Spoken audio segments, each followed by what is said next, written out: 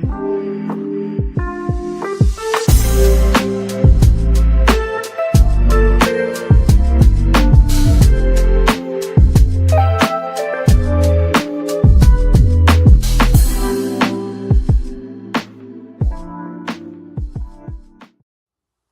of all, Ernest, I would like to start out by giving a shout out to FYF Sports Debates Podcast. I really love that podcast. I really do. I feel like slapping a nigga today. Whoa, whoa, whoa. I feel like slapping a nigga today. Whoa, whoa, whoa. I feel like slapping a nigga today. Whoa, whoa, whoa.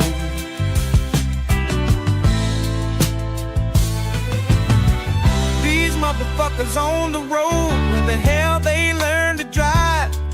Jive turkeys at my job, about to get a cool, cold, mean five. Should've took the day off, might slap my boss. My own damn kids pissing me off, as if I hadn't had enough.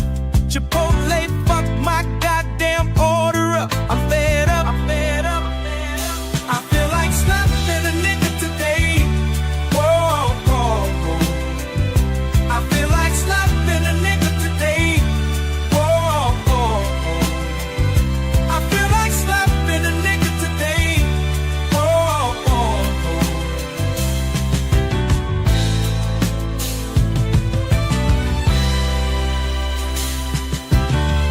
Bartender, don't you see me waving you down?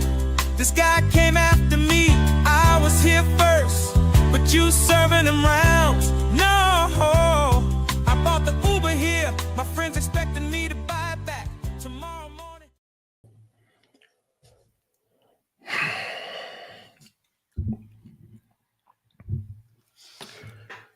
FYFSPORTS, man. Oh man, it's Lamont, man. We back, man. Salute to everybody in here, man. My apologies again. Live stream's a little late. My apologies. I shot the notifications out late.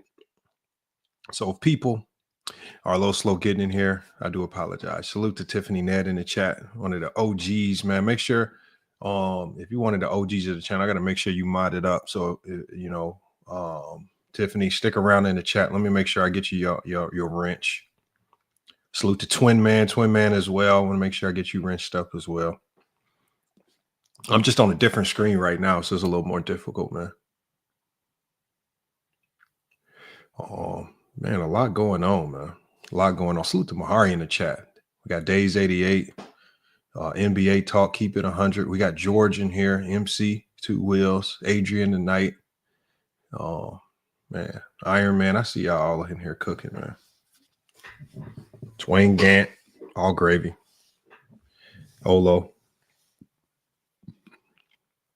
Hey, obviously we got a lot of stuff to talk about today, but y'all see the Twitter ban, right? And we see this Twitter ban was temporarily lifted. Obviously, Trump is going to do everything he can. He's a businessman. Trump is about the money. He's a businessman. I think there's some things that Twitter needs to clean up. I don't think it's generating too much money for it to be completely shut down. But I think the temporary ban is going to help TikTok get their act together. Yeah, I do mean TikTok. My bad. TikTok. And so I've been telling people, man, I mean, all content creators in here, because the one thing that I saw is I saw a couple people kind of making jokes saying, look, all y'all about to come over here to YouTube. And I've been telling people this for the longest. I don't know how much longer YouTube has, whether it gets phased out by better platforms or whether it's forced out because of legislation. But I mean, the same way they came for TikTok is going to be the same way they come for YouTube. Because YouTube has now become so political that there are, like, people research and they study and they follow trends on everything. And this algorithm that YouTube has that seems to have extreme favoritism towards certain content creators, not a very good understanding of what the CPM and RPM is for videos. So, you know, with the lack of transparency, it's just only a matter of time before the U.S. government comes to knock on YouTube's door, saying we need to look at the inner workings. And you know, it's sad. I mean, you know, because you hear all these people talking about, yeah, you post more, and it's just eventually gonna hit, and it's just not true. Right. And then, you know, you see all these people on YouTube. Like I clicked on one of those videos where YouTube says, look, you know, we'll give you some pointers. I talked with somebody from YouTube, and somebody from YouTube was like, yeah, if you upgrade your video quality, but there are channels out there that, you know, there are literally NBA players with channels out there that have a $50,000 setup, but their video's not getting kicked out and pushed in the algorithm. Even NBA players are struggling to really catch on in this algorithm. So, I mean, a lot of times if you can't bully your way in the door by completely bringing in an entire fan base, it's crazy. Hollywood said, Herm said, I'm switching up on Pippen. How am I switching up on Pippen? I'm always going to be a Pippen fan. Next to Brandon Roy, my second favorite player of all time. And that's what we're here for. That's what I wanted to talk about today. And Herm, you can come up and cook on this, but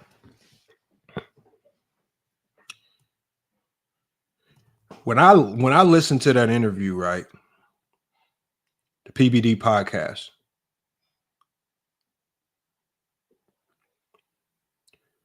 and I listened to the interview, there were certain parts where I actually had to listen to them twice, right, so I can get the full understanding.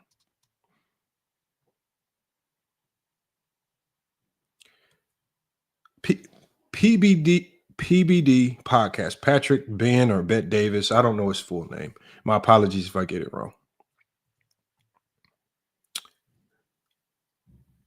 The interview felt like part 2 to The Last Dance.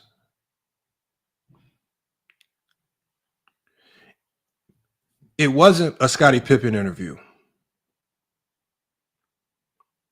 It was when you listen to the interview, right? Because I know that the guy who has the channel, he is extremely intelligent, right? I've watched him do interviews at an elite level with a lot of other people. He really breaks down the science of a lot of these topics. He even breaks down people. Like when you get an opportunity to interview somebody, the purpose, I feel like when you interview somebody, especially in a one-on-one setting, the ultimate goal is, let me dig into who you are. How did you get to where you were? If there was a fall in your career, how did that fall happen? And was there anything going on behind the scenes that may have led to that particular moment that the general public isn't privy of, that you want to open us up to?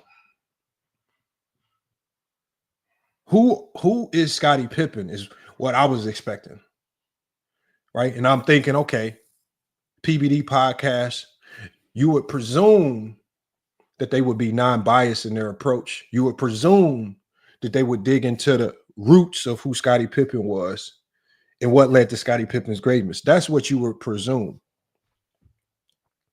But the only thing that I heard when I listened to the interview, and we're going to go through some timestamps, right, of some portions of the video that I was talking about.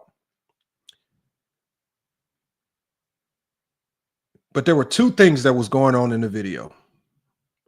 And I think the host kind of exposed his hand. One thing was, this was just a fishing expedition to try to get more information on Michael Jordan. Who was Michael Jordan? What made him tick?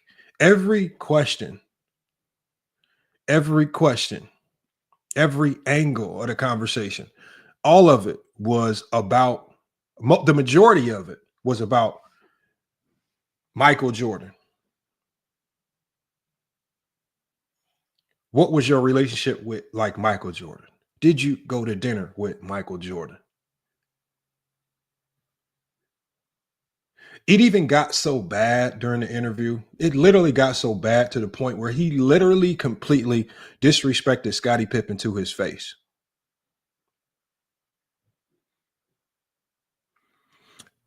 It's simply by saying LeBron had Kyrie Irving, Chris Bosh, and Kevin Love. He said all Jordan had was you. What does that mean? What do you mean all Jordan had was Pippen? That's all he had? Anybody, most people, and I don't expect all people to think the way I do, but I know a plethora of people feel like Scottie Pippen's a better player than Kyrie Irving. I do. I feel like Scottie Pippen's a better player than Kevin Love. I feel like Scottie Pippen's a better player than Chris Bosh. I think when you get to Anthony Davis, that's where it gets tricky. But the majority of LeBron James' elite teammates, you can say that Scottie Pippen was a superior player to them. What do you mean when you talk about it in that particular aspect, when you say all Jordan had was you? That was having Scottie Pippen next to a superstar and Michael Jordan was significant in the 90s because you're dealing with an era where having two top 10 players on your team almost single-handedly could put you in contention. We saw what it did for Shawn Kemp and Gary Payton. We saw what it did for Charles Barkley and Kevin Johnson. We saw what it did for Stockton and Malone.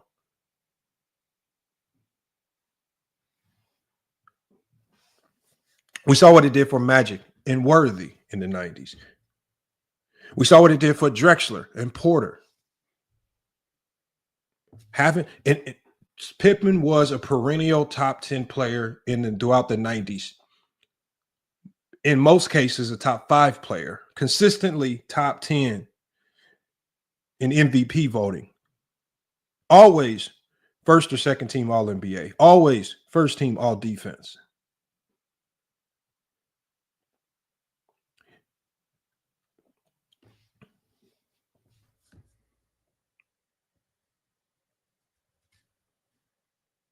But this is how Pippen is relegated. And I think Pippen did a real good job of exposing in this particular video the biggest flaw behind the 6-0 logic that's used for Jordan. Because Pippen consistently throughout this interview said what? I'm 6-0. That's what he said. Like, and remember, some of you guys remember when I had it wasn't even a debate. I would say a conversation with Elder before Elder kind of went off the rails, right? Because we were just calling out his inconsistencies. Elder, there's not too many people that challenge Elder's takes. They just ride with it just because he's old and it sounds intelligent. But when Elder said that his criteria was primarily based around winning, I said, if your criteria is primarily based around winning, if that's your logic, how do you not put Scottie Pippen in the conversation? Because just like Michael Jordan, he too is 6-0 in the finals. And then you'll have some people that say, well, Robert Horry. No, Pippen was not just a Robert Horry, because you don't find yourself top 10 in MVP voting over 4 times throughout a decade if you're just a Robert Horry. You're not consistently all NBA first team and all NBA first team defense if you're just a Robert Horry. You're not consistently in all-star games and all-star game MVPs and things of that nature if you're just a Robert Horry. You're not consistently looked at as a top 10 player of an entire decade if you're just a Robert Horry. So he did everything that he needed to do as a player. Plus he's 6-0 in the finals. So for the people that say 6-0 is the separator, why can 6-0 not be the separator for Scottie Pippen? See, 6-0 is just the separator that people like to use in a particular argument with two players. But 6-0 cannot be the separator for everyone, because if you use championships as the separator for everyone, then it completely throws your entire top 10 off kilter, because you will no longer be able to try to sneak and swivel Kobe into the conversation. You'll have to put other guys ahead of him. You'll no longer be able to keep Jordan at the top because you'll have to put Bill Russell ahead of him. And see, there were times in this interview where Pippen really called himself the greatest. And he hinged it on 6-0. And so then you have PBD Podcast sitting there looking funny because he knows, well, it don't make sense, but how can you fight against 6-0? Especially with a guy, Patrick Ben-David, who I feel is an extreme casual. I feel like he lied throughout the interview multiple times. I wish he would have just been honest. I mean, he started off the interview lying, talking about I stopped watching the NBA because XYZ. Stop lying, man.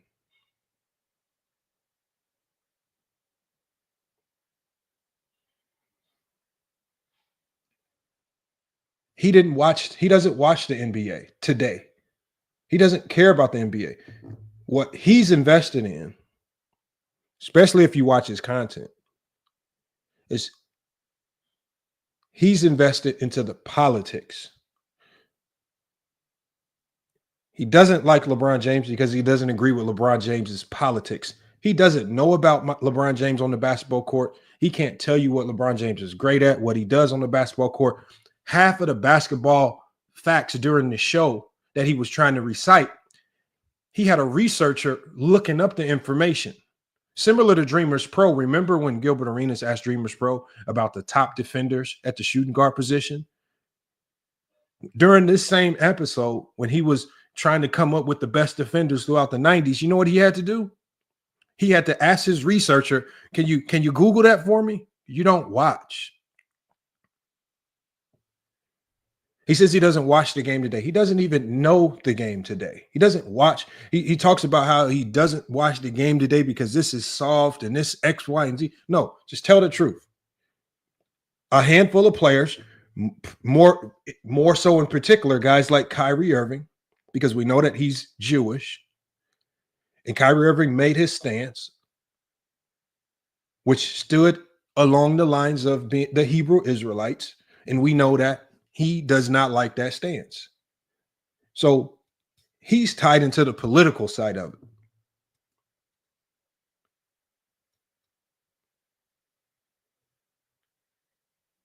But he pretends as if it's all these other elements that are on the basketball court.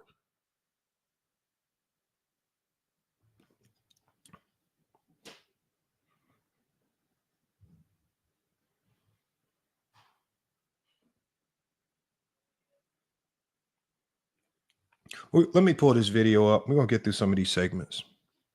As I pull this video up, make sure you guys support the channel. Support FYFs. Support FYF Sports. Hit the Cash App. If you have any comments, if there's anything about the video that you want me to highlight, I will highlight it for you. If you have any particular timestamps that you want me to go to, put those timestamps in the Cash App and I'll go to it. But what I thought that was going to happen was we were going to get an interview that really dug deep into who Scottie Pippen was.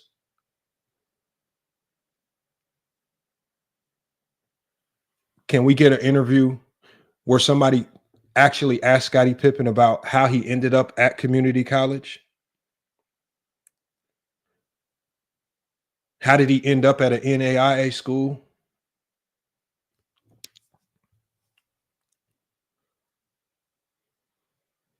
How did he not initially make the team, but was added to the team later? Tell us about how you even got to the NBA. We don't get any of the meat and bones about Scottie Pippen. It was just an expose about, well, what did Jordan's cologne smell like? Well, did you eat dinner with Jordan? What did you get along with Jordan? What did you go golfing with Jordan? It was just a Michael Jordan glaze session. And it got so bad that even during the interview, you could literally see the frustration on Scottie Pippen's face.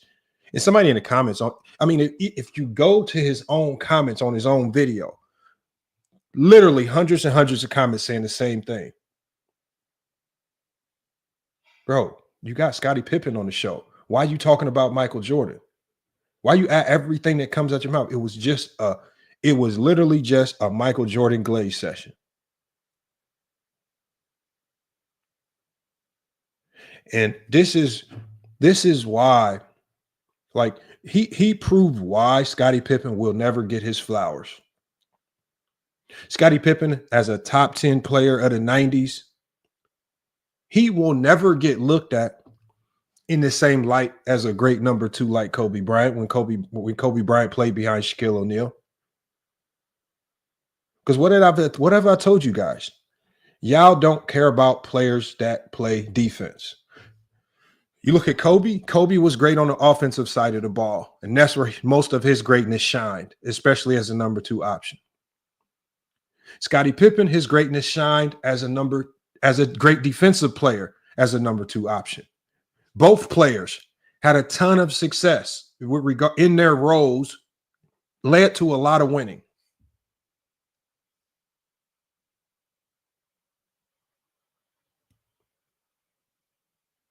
But because one guy scored the ball, because one guy defended, well, fans don't understand defense. This is why you have Kobe fanboy channels that will literally say in public that Kobe Bryant was a better defender than Scottie Pippen because they don't understand the game. How can we have a legitimate basketball conversation if you are starting your conversation saying that Kobe Bryant was a better defender than Scottie Pippen? This is the sadness. This is why, and y'all wonder why I'm always in huge support of a guy like Scottie Pippen. This is why. Jordan fans try to make it seem like, oh, you're boosting Scottie to tear down Jordan. No, because I don't care who you play with. Great players attract and play with great players. I don't penalize you in your career and anything that you achieved in your career just because you did it alongside another great player.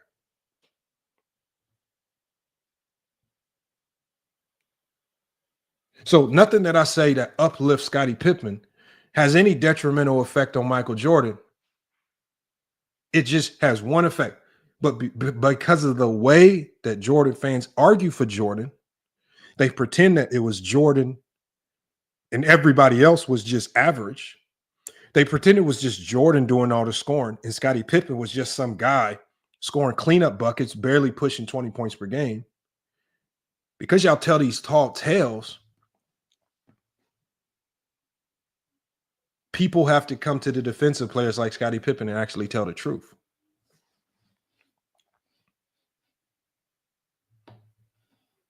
Let me share my screen.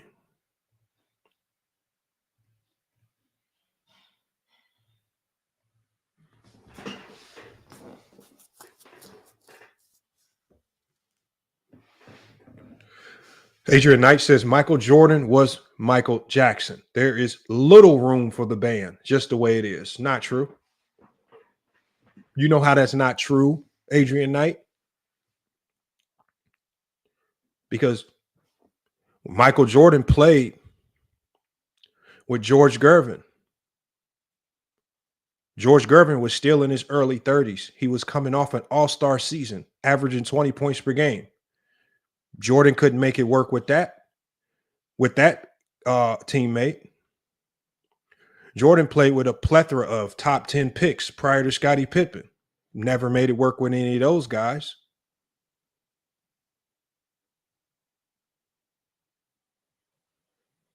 He played with a top 5 pick in Brad Sellers. You know what people say about Brad Sellers? They say Brad Sellers was a bum. We can go through all his teammates. All y'all do is say that they were bums.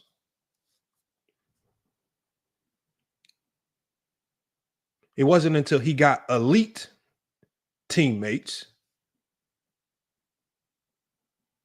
where things started to change. And it took having to try this elite player. Well, that don't work because this guy likes to score and Jordan likes to score. So that combination won't work. Well, let's bring in a veteran and George Gervin. Jordan fans will say, oh, George Gervin was old. No, he wasn't old. He just came off an all-star season, averaging 20-plus points per game. The Bulls truly and honestly believed that duo would actually be able to win. Why couldn't they win? Because they both were scorers. You cannot pair Jordan with another guy that wanted to score the ball. So certain things just won't work. Jordan needed a guy who was willing to sacrifice on the offensive side and elevate on the defensive side. Horace Grant and Scottie Pippen both did that. Do you on offense, we'll elevate our games on defense. What they did not know was that in doing that, they would diminish themselves to the public eye. They would diminish themselves to the casual fan. So the only people that truly appreciate Scottie Pippen and Horace Grant and even Dennis Rodman are going to be the Phil Jacksons, the front office, the coaches, even Jordan himself. But fans who don't care about defense never will give him his flowers.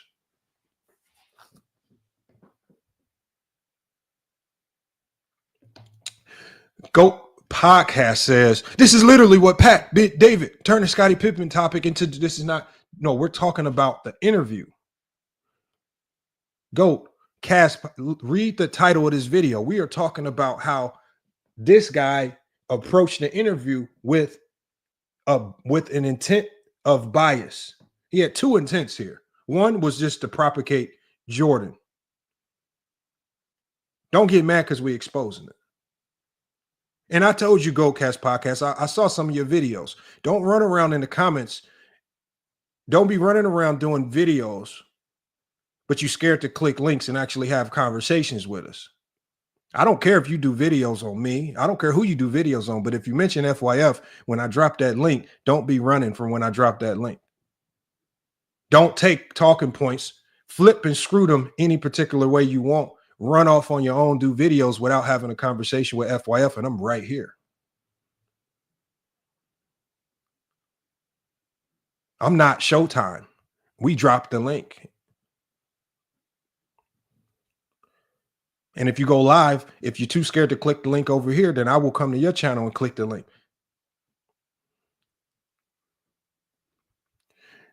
But you run off making videos. I don't care. Using sound bites, I don't care, but don't be afraid to click that link. See, because can't nobody, we can't go against your flawed talking points when you're recording something at your basement or wherever you're doing it.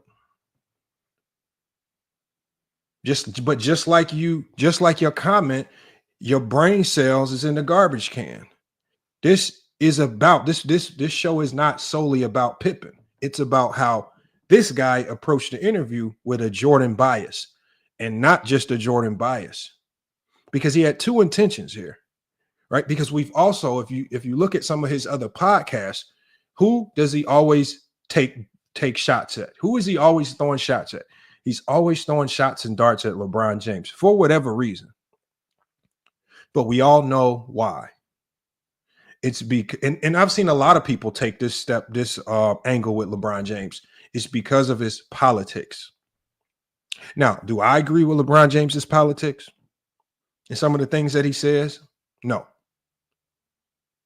But at the end of the day, I'm a believer in that you can take whatever political side that you want. It's completely independent of what you do on the basketball court. And he's one of the guys that he said multiple times on multiple podcasts. He said, LeBron James is ruining the NBA. Will you please explain to me how LeBron James is ruining the NBA? I would love for somebody that makes that claim. Please explain it to me. in basketball terms. I haven't seen it. I see LeBron still has a rabid fan base. How do I know this? Because it was just LeBron's birthday, and I saw people going out to bars having drinks to celebrate LeBron's birthday. What do you mean he's bad for the NBA? No, what LeBron James is, LeBron James has a political stance that's starkly different from yours, and you're choosing to vilify him on the basketball court based on politics. This guy right here on the screen, y'all, does not watch basketball. He does not care about basketball. I told y'all about these guys that pretend to speak the game. Went through a whole interview, did not talk about Scottie Pippen's defense. Went through a whole interview, didn't even know who the best defenders in the 90s was.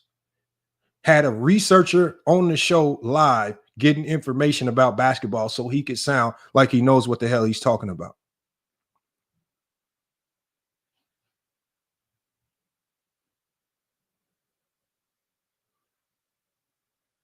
Go James Kingdom. I know.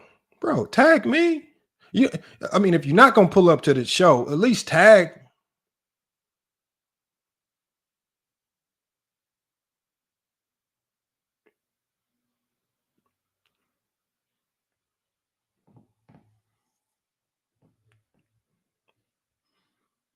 Man, it's sad, man. It'd be sad what people be doing. The link is always there.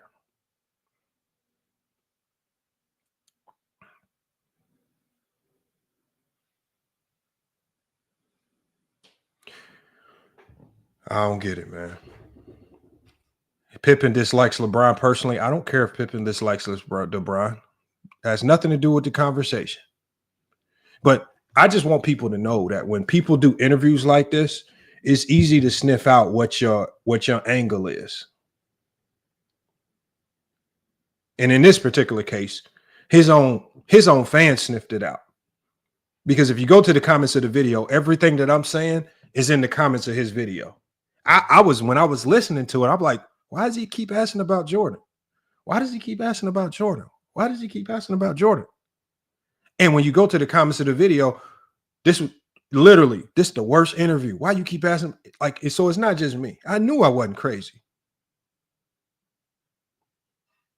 Salute Tiffany there. Yes, y'all get them likes up. And then we got Mr. Winters who comes in and says, the desperation for LeBron fans. Now it's about LeBron. It's not about LeBron. This is about the interview that the PBD podcast did with Scottie Pippen. Mr. Winters, at some point in time, you have to stop thinking about LeBron James. Can you go an entire show to stay on topic and not talk about LeBron James? Can you?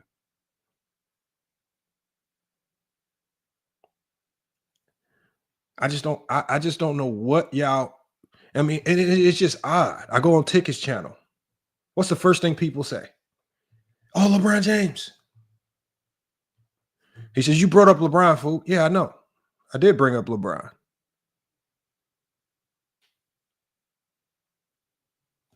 In the context of this topic, what is the main topic? Like Mr. Winters, we can literally ask you right now. I can literally drop the link and say, tell us what the main topic of this video is. You won't be able to tell us without talking about LeBron.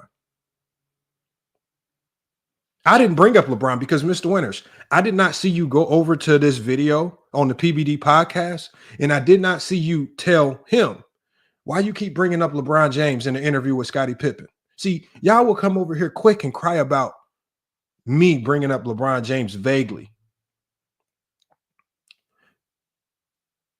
But in an interview about Scottie Pippen, you will never go over to his channel and to his comments and say, why you keep talking about LeBron James when Scottie Pippen is one of the greatest players of the 1990s? Why can't you just talk about? But you see, you only come over here to cry. I never see you on Ticket TV saying, Ticket, why you keep talking about LeBron? Can we talk about John Morant? Can we talk about Gilgeous-Alexander? Can we talk about Jokic? Y'all always come over here to cry about people talking about LeBron. And we actually doing it in a reasonable context.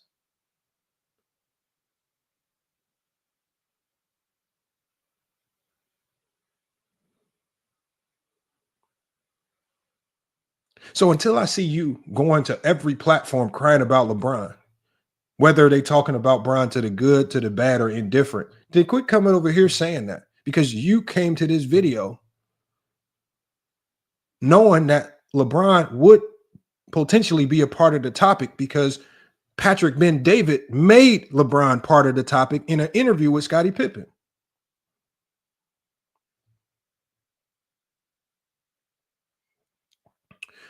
But see, Mr. Winters, you just don't watch the videos. That's all. You just don't watch them. When I did my Caitlin Clark video, you weren't there. When I did my Victor Wembanyama upload, you weren't there. When I did my Scottie Pippen defensive video, you weren't there. When I did the Kobe videos, you were just there crying about LeBron. You got to stop lying, Mr. Winters, because when I do videos that don't somehow can correlate back to LeBron, you are nowhere to be found. You only show your face when you know LeBron James could potentially be brought up. And you say the same thing. Why y'all talking about LeBron? Well, why are you here? Why do you always find yourself on videos about LeBron? Danny Mack says, Lamont, you only care about Pippen's interviews. Well, this is the first time I've ever talked about a Pippen interview because it's tied to Jordan. No. Danny Mack, this is the first time Scottie Pippen came onto a mainstream podcast on YouTube and did an interview. The PBD Podcast is one of the biggest podcasts on YouTube.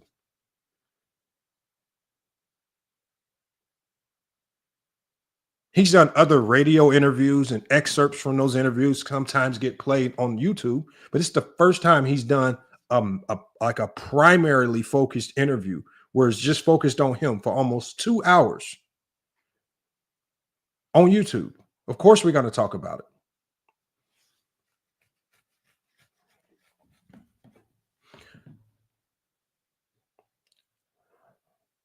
When he was hyping up LeBron, no.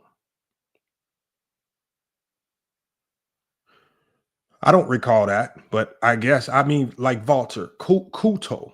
I want you to refresh us on this. He says, bro, you got Jordan in the title. You're not fooling anyone. Well, that's because that's part of what we're talking about, Trill. What, like, I don't know. I think some of y'all, I honestly and truly think sometimes you guys are slow.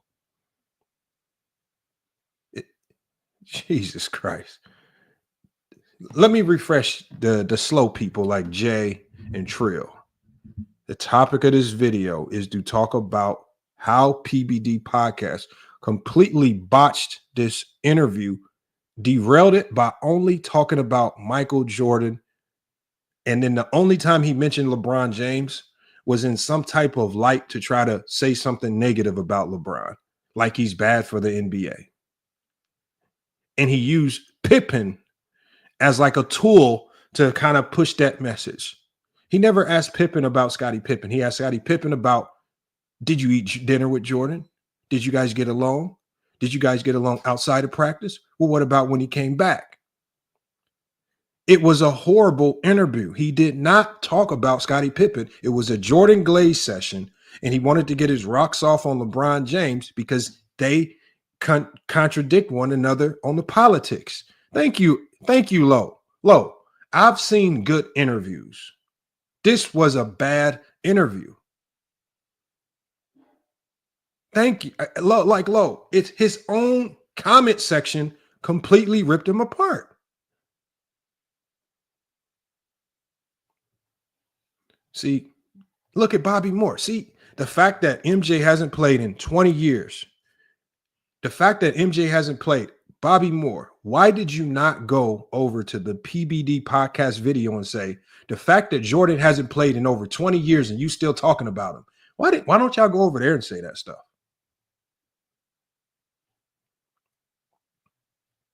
Once again, oh my God, Mr. Winters is weird. Like, I truly think, Mr. Winters, I truly and honestly believe you have some type of mental disorder.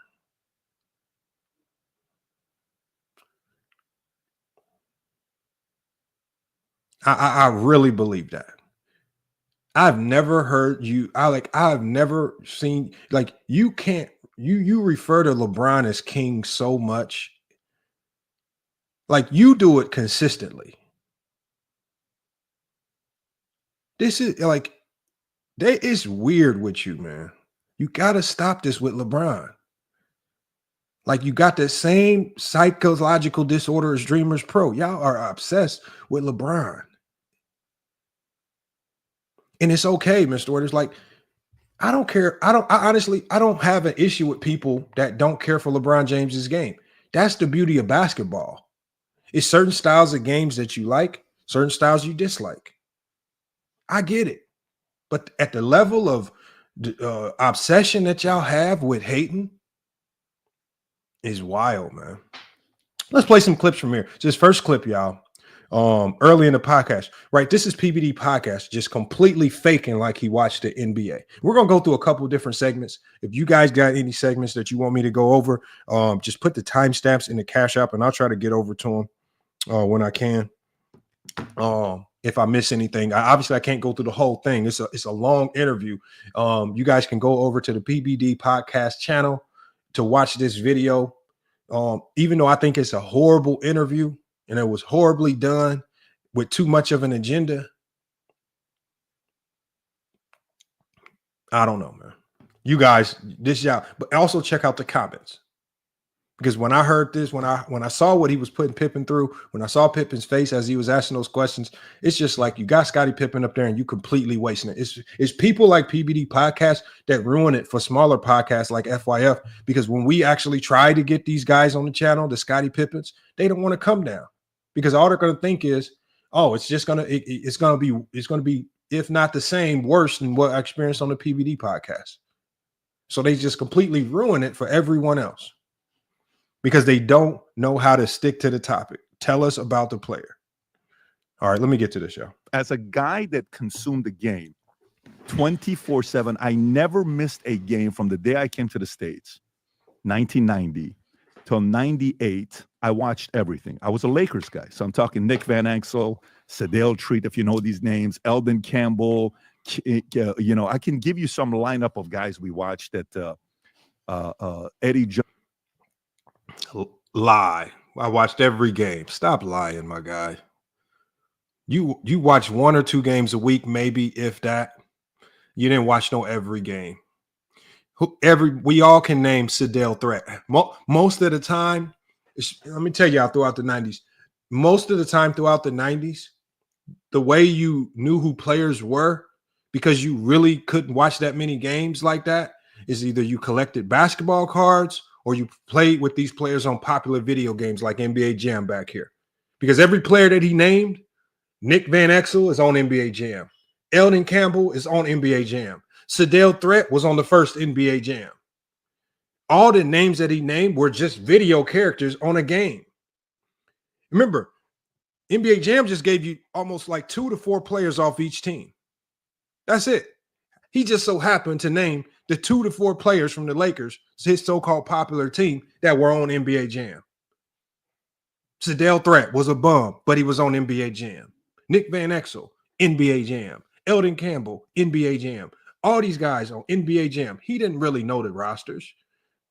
You either collected basketball cards or you played video games. But to lie and say you were watching every game, you're lying, man. Ike says, no, I'm not speaking for other people. There was just no accessibility to even watch every game as you grew up through the 90s. There was no channel that showed every game. I don't care if you had the most elite of elite cable packages. You were not watching every game.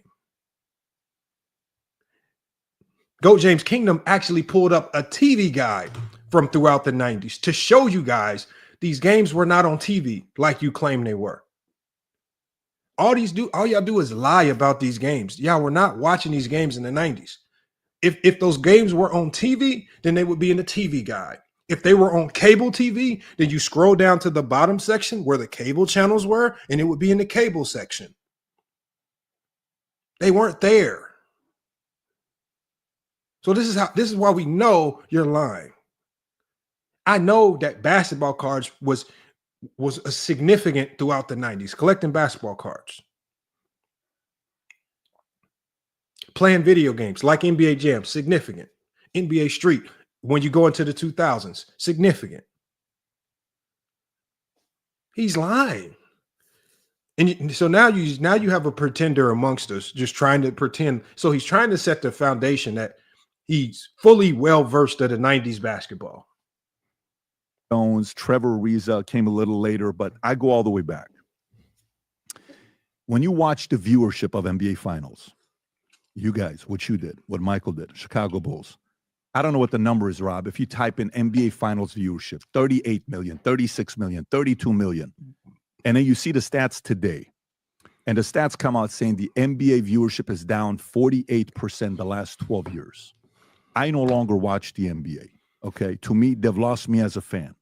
You, as somebody who was face known worldwide, what happened to the NBA the last 10, 20 years? Well, I feel like that the game changed. It became more of a perimeter shooter game, if I could say that. And I think and I remember right when I was leaving the game, early 2000, that the league promoted more scoring. They wanted to get more points up on the board. They felt like that would get the fans. Well, now Pippen is lying. The league was not promoting scoring in the 2000s. Going into 2000s, the league was wanting to promote defense, which is why they added, which is why they've removed the illegal defense, allowed teams to zone up. It was so significant that for a period throughout the 2000s, scoring was at a historically all-time low because the handcuffs were removed defensively. So now all the things that coaches have been thinking throughout the 90s on how they would be able to defend if they weren't handcuffed because of the legal defense, they were able to unleash all of that just like that. You know what did not catch up? The offense to combat these zone defenses. So we saw throughout the 90s, we saw great defenses, low scoring. What did we also see? Because fans don't really like great defense, people stopped watching. The ratings. Remember, there was a point in time where the Spurs, a great defensive team, kept making the finals. The Spurs and the Pistons. And what was the biggest complaint when the Spurs or Pistons made the finals? Oh, nobody's going to watch. Oh, viewership is down. Oh, scoring is low. All they did was cry about viewership because the great defensive teams made it boring to fans. Because fans, casual fans only care about what? Scoring. Goatcast Podcast says WGN showed most of the Bull games throughout the 90s from what I remember. No, it was not most. We have the TV guides. Just because you can only remember bits and pieces of glimpses from your childhood of you watching WGN, you were not tuning in to WGN 5 times a week to watch Bulls games. Stop lying. We have the TV guides. Do you know how people knew what to watch or what was coming on TV throughout the 90s? They used the TV guides, whether they went to the TV guide section in the newspaper, or if your family had a little bit more money, you can actually buy the little TV guide book at the register in the grocery stores. Most of us couldn't afford the little $5 TV guide book in the grocery store, so we had to siphon through the newspapers to hopefully get one of the TV guides that had an extended forecast of what was coming on. TV guides told. So now when we look back on these TV guides and we see that these games were getting played, you can't lie to us and tell us you had a super special satellite to watch the games. The TV guide was very thorough. The top section was for the poor people because the poor people didn't have cable. The people who had cable and satellite, where there was an extended section with all the extended channels. We saw what was on TV. You did not have some type of special box or satellite that was able to warp games to your TV that no one else had. Y'all just got to stop making stuff up.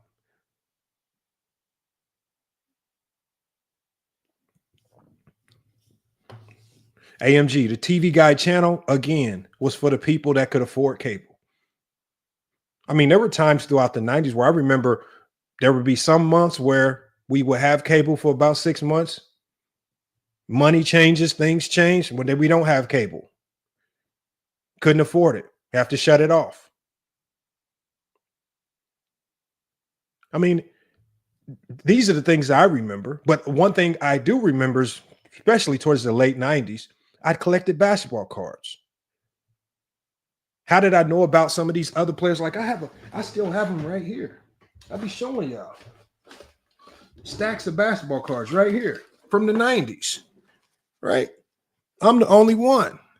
Like, let me show y'all this, man. Like I've shown y'all this stuff before. These are 90s basketball cards. Like, how else do you know about these guys?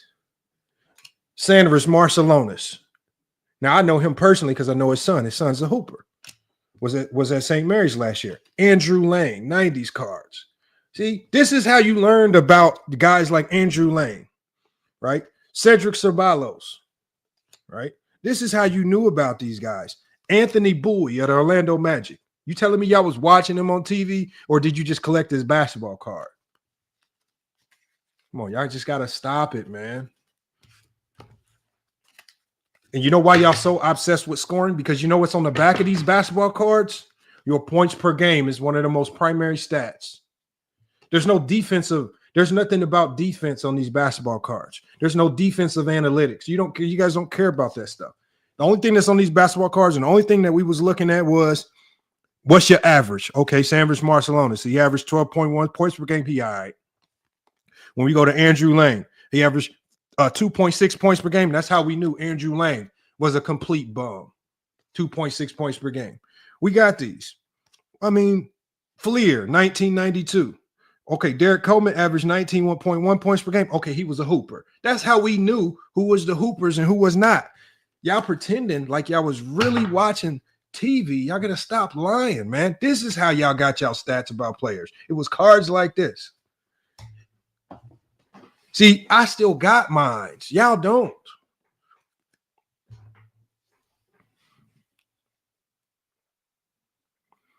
It's crazy, man.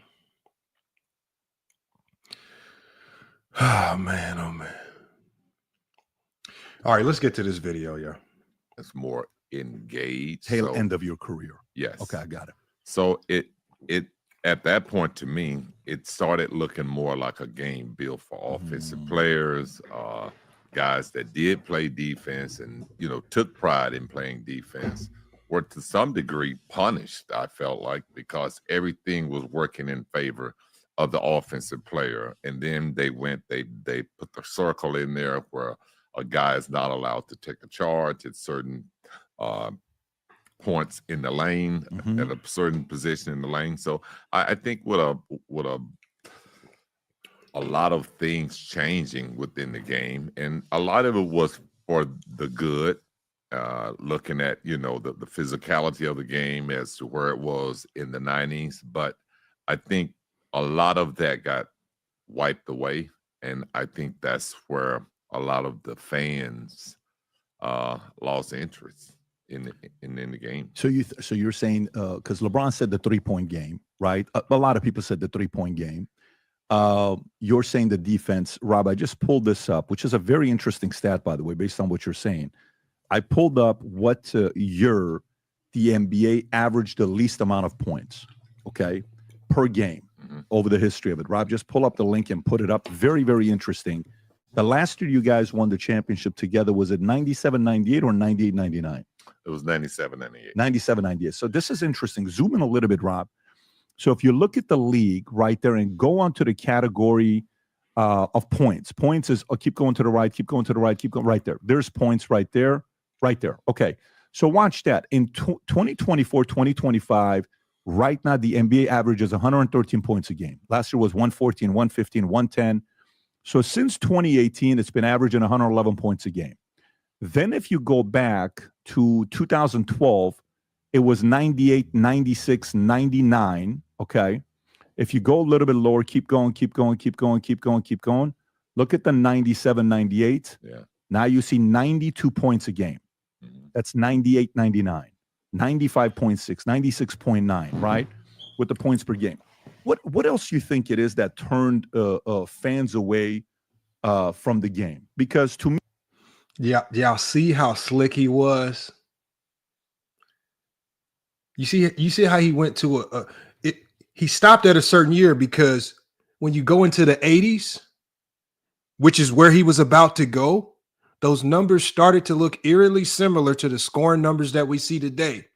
And we all know that the 80s was the new boom in basketball with Magic Johnson and Larry Bird really letting the NBA, propelling the NBA into a new direction and a new light. But he went to a segment in time where only Michael Jordan played. And he tries. So there's so many other factors that for a guy supposedly this intelligent, there's so many other factors that play into this, that he's just trying to hinge it all on points. The 80s was great basketball, low defense, high pace, a lot of scoring. No complaints when they do it in the 80s. Magic Johnson is applauded as one of the greatest of all time. Larry Bird is applauded as one of the greatest of all time. Kareem, who also played throughout the 80s, 70s mostly. Nothing there. No complaints. NBA was all great and dandy. Right? We go into a new era where teams start to abuse the illegal defense. The pace of play, the pace of play goes down because teams are just abusing the illegal defense, slowing the game down to a bore with a whole bunch of ISO basketball. It wasn't because of all of this stellar and great defense. You cannot play great defense with illegal defense. All they did was abuse the illegal defense rules to such a degree that Rod Thorne and the rest of the commissioners at the NBA level had to get rid of it because it was being abused. They slowed the game down to a bore because they knew that there was only so much the media could do to propagate and sell the NBA for something that it was. What also boomed in the 90s? NBA on NBC. The media finally pushing the NBA, right? Local news pushing the NBA. Like I said in my last video, throughout the 90s, even though the product was diminished somewhat because of the new teams coming into the league, where the talent was just watered down and thinned out, how do you still sell it? Well, you paint the picture. The media is the biggest proponent to this. The media painted a picture of what the league was, and they sold it to the people. The media told you guys what this was, and they sold it. NBA inside stuff. Why was that a show that we all wanted to watch as little kids? Ahmad Rashad, the highlights. They sold the NBA in a certain light. There was no conversations of people sitting down like this talking about, the NBA is a bad product. It's so trash. There was none of these conversations. If you had anything negative to say about the NBA, they were not putting your voice on TV. Your article was not getting published and put out in Sports Illustrated. If you weren't a part of the upliftment and building of the NBA, your voice was not going to be heard in the 90s. If you had anything to say of significant value or negativity about Michael Jordan, your voice got diminished. How do we know this? Because sports writers even talked about it. If you say something bad about Michael Jordan, your career's over. We've shown you guys those articles. See, but Patrick Ben-David is trying to pretend that it's the fans. No, it's not the fans. The fans are only doing what the media tells them. Fans, he doesn't realize that most casual fans don't have time to sit down and watch. They only have time to watch what the media tells them is great. And because we have stupid media, right? Charles Barkley, Shaquille O'Neal, they are also part of the problem too. because they want to sit down TV. They want to sit there and crack jokes about how bad the game is. Okay, keep selling that. Yeah, it's easy for them to sit back and say that because they're the ones getting paid millions just to sit there and talk on TV. Their checks are already paid. There are some times because they clown around so much that people just tune in to watch them joke around, and they're waiting for Charles Barkley to talk about fat women in San Antonio. They're waiting for Kenny Smith to push Shaquille O'Neal into a Christmas tree. We got Low up here. He says, Lamont, he also said he was dirt poor and couldn't afford cable in the Army in the late. Exactly. I know he's lying. That's what I'm saying. If we started fact checking and digging into some of the stuff he says, even if like I said, even if you have cable, you're not watching all the games. One. But his stories of coming from poverty to riches now, well, yeah, now he was but through all this being poor, you somehow had cable, the quality cable to watch all the games. Come on, man, like we don't go for this silliness. I'm gonna play a little bit more of this. We're gonna jump to another segment in this interview that I wanted to highlight, which were again just being completely disingenuous. How much of it do you think? And I'll ask these questions, and you're probably going to be more diplomatic than me because you're in the game. How much of it do you think David Stern? What is the different style of David Stern running the NBA versus an Adam Silver? I felt like David Stern era, he ran the game. I think Adam Silver's era, he's more or less allowing the players to have some input in terms of how the rules of the game are changing. Is that a good thing or a bad thing? Well, your own teammate influence the flagrant foul rule. Hold on. Does he not know that Jordan is the one that delayed the implementation of the zone? Jordan is the one that went to the league office and said, no, zones will affect my individual scoring. Let's not do that right now.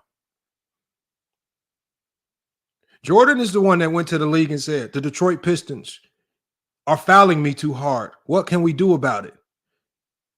The league, the league has always, in most cases, conferred with players, especially its top players, about rules and rule changes.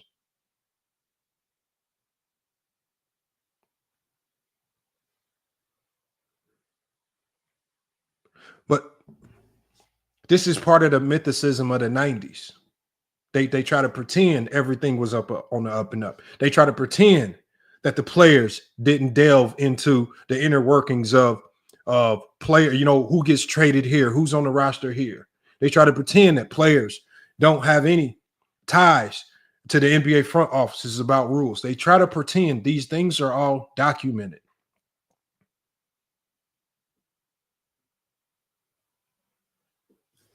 AMG, that's facts.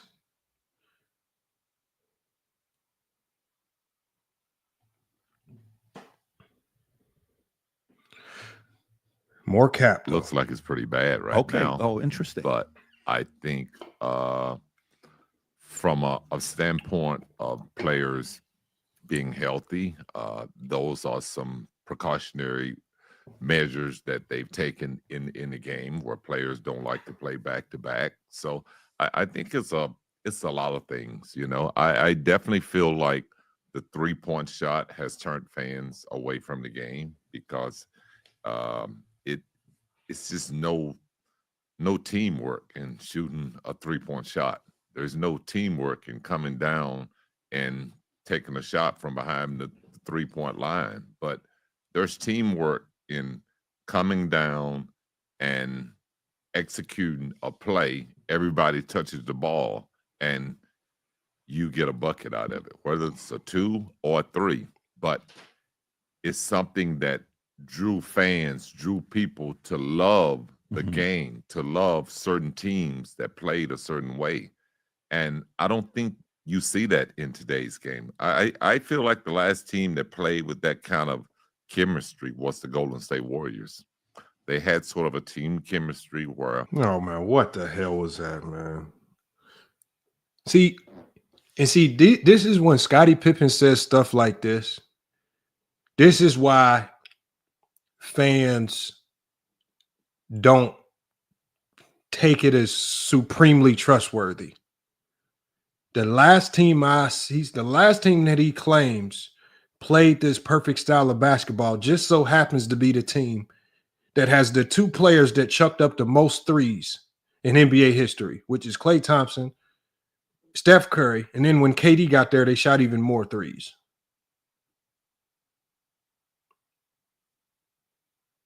See, Pippen's not going to tell you that the reason why he liked the Golden State Warrior offense, even though they shot a ton of threes, is because Steve Kerr implemented elements of the triangle. So he liked it more. They shot threes. They blamed Steph Curry and the Warriors for this three-point explosion that we see today. Come on, Scottie Pippen. You got to do better than that one. That was a bad one right there. That was bad. That was bad. I mean, you could have said the Milwaukee Bucks maybe, right? You could have said even, I mean, there's a couple other teams you could have went to that don't hoist the threes at the level of what we've been seeing some of these teams hoist them. But to say the Golden State Warriors, I mean, that just shows you how lethal they were. Let me go to another aspect of this interview right here.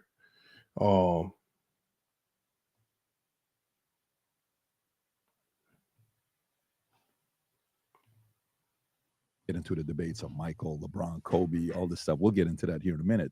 But the question I wanted to ask you is, when you guys played for the Bulls and politicians showed up, okay, say Republicans showed up, Democrats showed up, and they'd come and speak to you. And Michael made that one comment that we read about. I don't know if he said that or not. You know what I'm talking about, where it's like, listen, Republicans also buy shoes too, right? And Obama in The Last Stand said, I was kind of disappointed that he didn't come and support that one candidate. And even Michael's mother wasn't happy. You know the story. I'm telling you stuff that you lived it. So I'm more the guy watching it from the outside. As a comparison of face of the league to face of the league, not talent. We're not talking like who's the better team player, who's the better scorer, who's more dominant, who's a bigger winner, Michael to LeBron.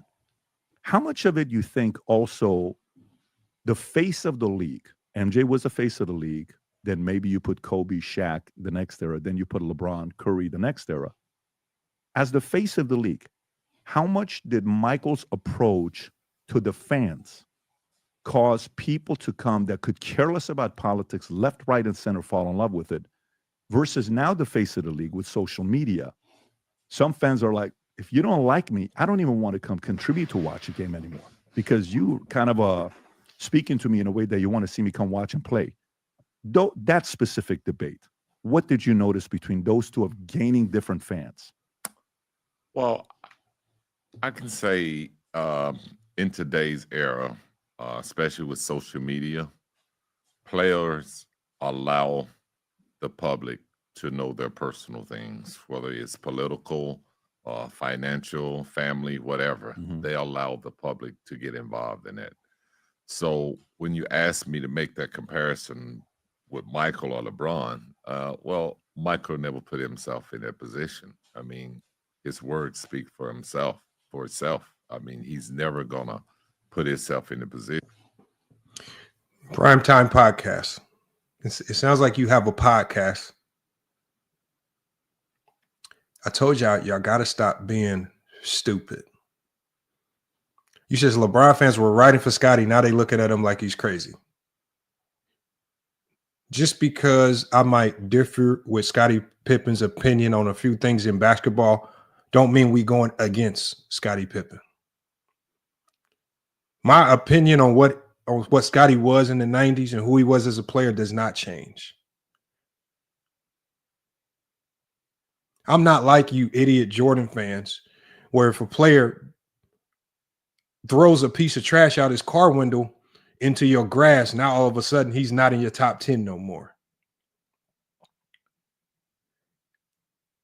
It's just like Mingo Jester. Me and Mingo Jester made, out of thousands of topics we didn't cover on FYF Sports, we might have agreed on one thing. I still have no issue with Mingo Jester. He's always welcome to FYF Sports. just because you disagree. See, y'all conflate, and this is where a lot of the y'all fanned out channels, this is where y'all get weird. Y'all think you have to agree with everything to like a player. For example, even with Kobe, if you don't think Kobe was God's gift to green earth, if you don't think Kobe was everything, God's gift to basketball, if you don't think Kobe did everything perfect, then you're not a Kobe fan. We say one thing critical about what Kobe was, and all you do is cry. Oh, you're a Kobe hater. No. Y'all got to stop thinking so shallow. I don't agree with everything Scottie says. That's still not the point of this video. The point of this video is that you have Scottie Pippen, a guy that won 6 championships, a top 10 player of the 90s, a guy that was highly critical of The Last Dance because The Last Dance was just about Michael Jordan and not about the team. And when you have an opportunity to right that potential wrong, you do exactly what The Last Dance did. You make this whole interview about Michael Jordan, which is odd.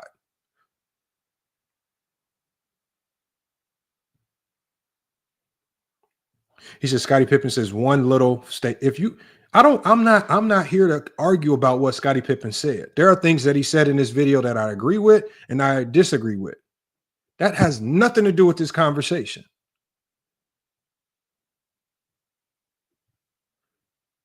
It's the point that the interviewer is asking questions that make this interview not about Scottie Pippen. He's asking questions to make the conversation turn with a focus towards LeBron James. He's asking questions to make this conversation turn towards Michael Jordan. He is not asking questions that take people's minds away from those two controversial talking points to focus on Scottie Pippen, a guy who goes almost forgotten in NBA history, who's an afterthought to most people, who's looked at as just a role player, who's looked at as less than because he didn't score 30 points per game, who was only remembered from The Last Dance because of the moment with Tony Kukoc versus the New York Knicks.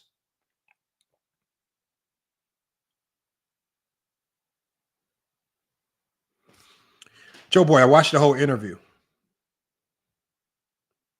twice. Where you know his political thinking, his political mindset.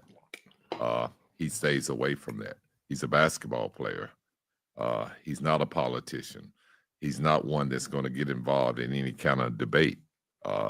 He's going to focus more on playing basketball and what it takes to win championships. And that's all he's going to speak around. Was he like that behind closed doors and on camera when he's being interviewed? Yeah, that was just his whole mindset because.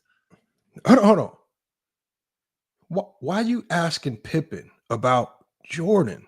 You just go get Michael Jordan on the podcast if you want to know about Jordan's politics. See, Jordan was smart in the sense that he knew that most casual fans were complete idiots, like Patrick Bet-David. They hinged their fandom on small things like politics. They hinged their fandom on stupid things. Where now Patrick Bet-David is asking questions about, because again, this is all steered towards LeBron. This is all steered towards his beef with LeBron over politics. He's applauding Michael Jordan because he did what? He shut up and just dribbled and didn't get into politics. He didn't make his politics public. He's highly critical of LeBron because he disagrees with LeBron's politics that LeBron makes highly public. So he says LeBron is bad for the NBA, but because Jordan knew how to shut up and dribble and not get into the political conversation, he's better for the NBA. This was the NBA. This is when the NBA was at its peak. And Kirk Royce, I agree. I don't agree with some of the stuff that Steve Kerr says politically, but does it change who Steve Kerr is? And it's not going to change my fan because I'm a true basketball fan, because I care about basketball. It's not going to make me like him more or less because of something that he said politically. No, most people like Patrick Bet-David, he doesn't know how to separate. He doesn't know how to separate the two because one, he's not a real basketball fan. He's a pretend basketball fan. Two, he has an agenda. Praise Michael Jordan because he stayed out of politics and kept whatever he thought to himself, as opposed to LeBron James, who's been vocal. That's really the only difference. This is why he brought this up to Scottie Pippen. You have Scottie Pippen on the show. You want to do a Scottie Pippen interview, yet you're asking Scottie Pippen about Michael Jordan versus LeBron James politics. How does that make sense? You know, as we look at it today, he had a big engine, a big brand behind him that he's always had to protect. But like, you know, as a young guy, you're coming up when he would give you advice, like different things that you guys spoke about. You know, I know the one thing you talked about with when you went to the Rockets, he said you should have never. We'll talk, you know, which one I'm talking about when he's like, you could have gone a different place. But did he give that feedback to guys coming up? Hey, guys, we don't talk politics here. Hey, guys, don't bring that kind of attention here. Because the head coach, Phil Jackson, when you study about him, and back in the days when he played for the Knicks, you know, he played with a couple of guys that all they talked about in the locker room was politics. So you get a Phil who's very political, but he keeps it to himself. He's philosophical. You get a Michael. Was it one of those things that it's a code?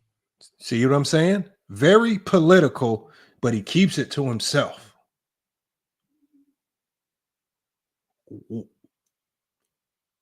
What? Oh, and King John III. Salute. Hey, I saw that, man. Definitely appreciate you. I appreciate the shout out, man. I meant to get on y'all last show and show my appreciation for that. I definitely saw that.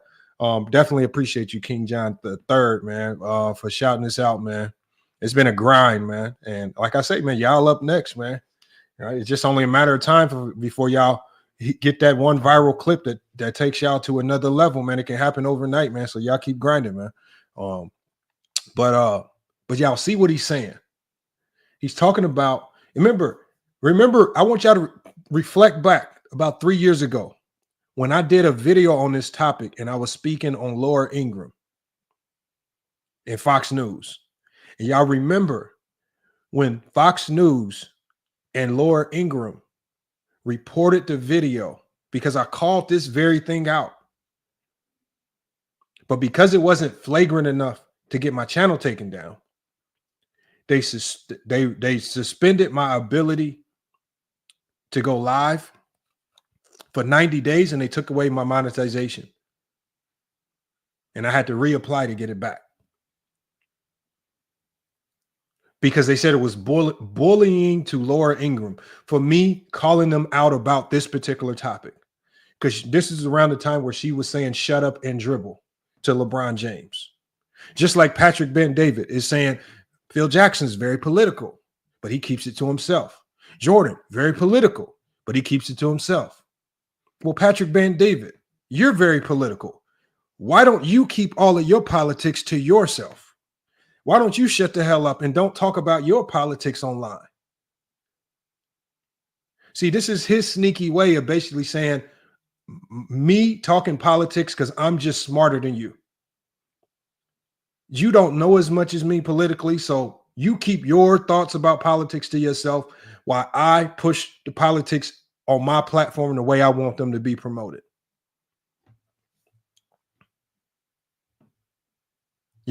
This is all he's doing.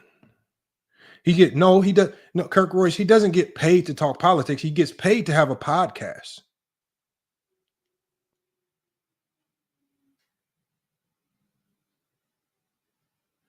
And the one thing we do know, Kirk Royce, is he don't get paid to talk sports. And if you get paid to talk politics, then why the hell do you complain about other people who talk politics? Because ultimately that just gives you more things to talk about. Why does it seem like a lot of people who get to that level always want to try to control the narrative around politics? And anybody this is what I don't like about the Democrat Republican stuff, the conservatives and all this stuff and liberals, is because it's just like it's like Bloods and Crips. Half the time y'all don't believe half the stuff each other say, but you will rock with one side even though you don't believe 50% of what they're talking about, but you just rocking out with one side because you Democrat and he Republican. So no matter what he says, even if it makes sense, I can't rock with it. This is why there's no bipartisan anything. Y'all can't come to terms or agree to nothing because y'all rocking and running around like gang. They need to do a RICO on Democrats and Republicans. They need to do a RICO act on, because y'all like the biggest gang.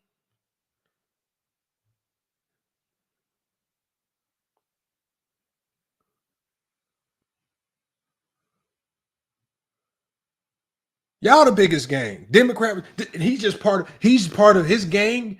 I'm assuming Republican that he wants to push. That's his gang. And he's just fighting for his gang. LeBron, who's openly Democrat, ain't in his gang. So he hate LeBron. He's gonna say LeBron bad for the NBA. Why does he like Jordan? Jordan's a Democrat that don't want to talk. I like the I like the Democrats that shut the hell up. I like the Democrats that just play basketball.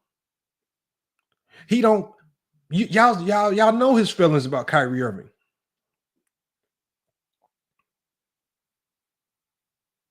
And thank you, Samantha Womack.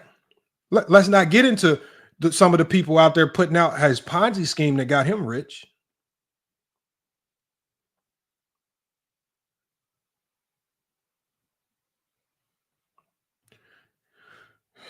Walter, I don't know why LeBron James is a Democrat, nor do I care, because I don't talk about LeBron James's politics. No, I don't know why you guys even care about his politics. Y'all only care is because it's just something you can complain about.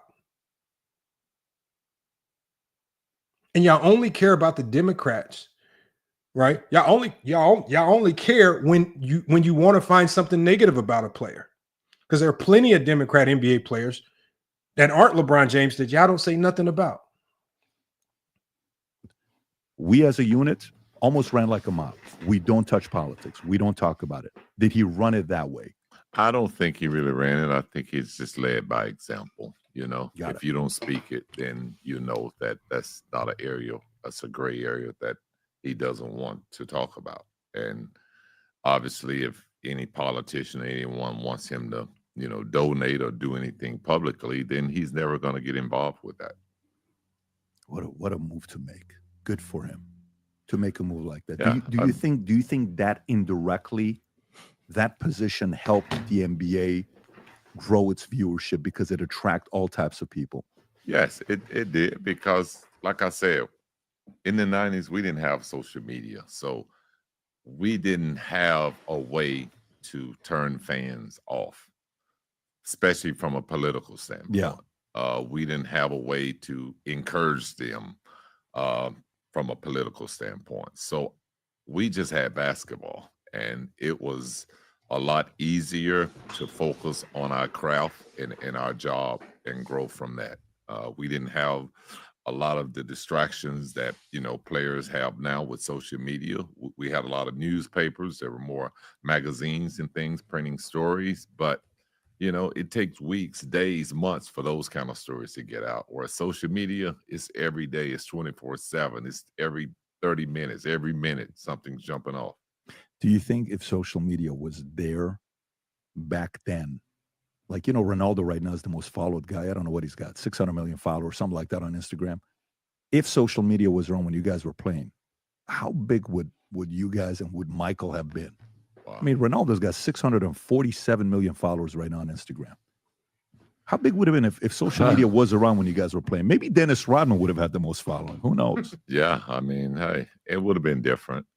Definitely, you know, with looking at these numbers, you don't know how, you know, being a player that played in the 90s, how these numbers come about and, you know, what they really mean, because we didn't grow up in this social media era. But definitely, you know who you're talking about.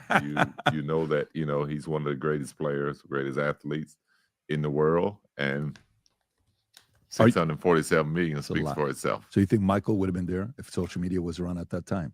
Michael kind of took the NBA to... I think he would have probably doubled that. I'm going to be honest. Seriously? Yeah, I would say, because basketball in the 90s, when it first jumped off, and just having social media back then would have just been amazing. I remember in 1987 when I was drafted, that's when the NBA signed.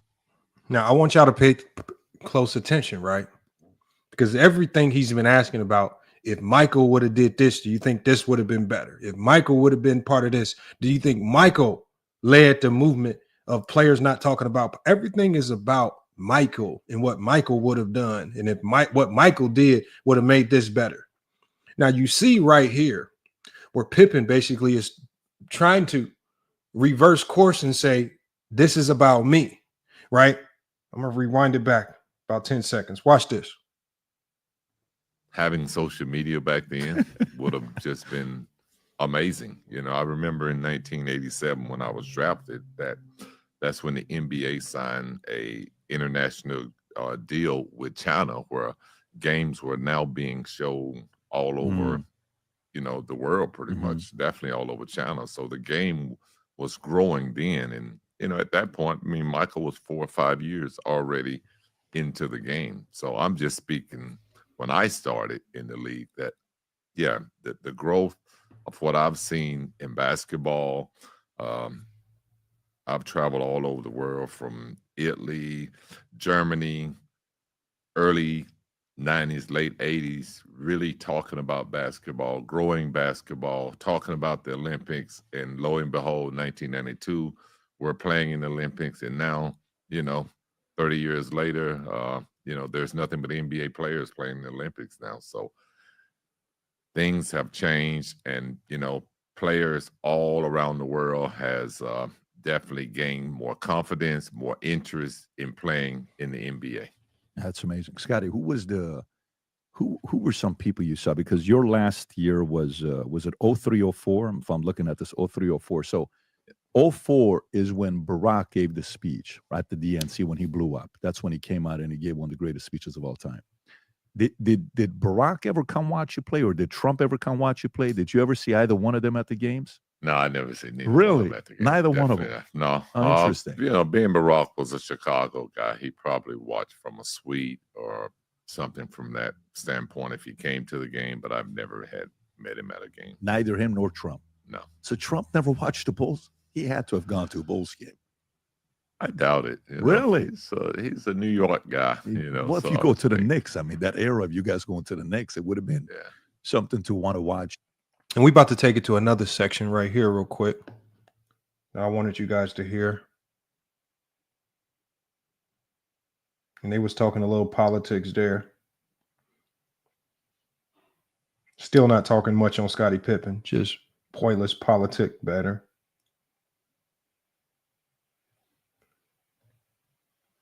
All right, here we go right here, y'all. Of all time. And this was the unguarded, and this came out November 9, 2021. If I'm not mistaken, The Last Dance came out during COVID. Was it April of 2020? I couldn't even tell you when The Last Dance came out. If you want to type in The Last Dance 2020 premiere, there it is. Okay, April 19th, 2020. Which, by the way, the timing of that documentary couldn't have been better than the way it did right after COVID, because we all watch a Sunday night, 2 episodes for 5 weeks straight. So you were glued to the screen, 8 o'clock East Coast till 10 o'clock, and I'd bring the guys to my theater room. We'd sit there, watch that documentary together. It was epic. But when you said that, this is the one part that I'm really curious from your end. You said, I want to be remembered as the greatest of all time. And there was kind of a little bit of the conflict where you were not happy about The Last Dance, about the stuff that was said, and maybe not enough being covered with you guys. You saying, I want to be remembered as the greatest of all time, how much of that was really what you believed in? How much of that was you trying to sell a book? And how much of that was somebody behind closed doors flattering you, saying you didn't get enough credit for what you did during the Chicago's run? What type of question is that? Was you just saying it to sell a book? Was somebody behind closed doors putting a bug in your ear to do these things? What? I want y'all to listen to how stupid this question is. Like, This is what I mean. Like the fact that Pippen sat here and actually just didn't throw his juice at him, walk out. I want y'all to listen to this question. Was you trying to sell a book? You saying, I want to be remembered as the greatest of all time. How much of that was really what you believed in? How much of that was you trying to sell a book? And how much of that was somebody behind closed doors flattering you, saying you didn't get enough credit for what you did during the Chicago's run? What type of dumb question was this?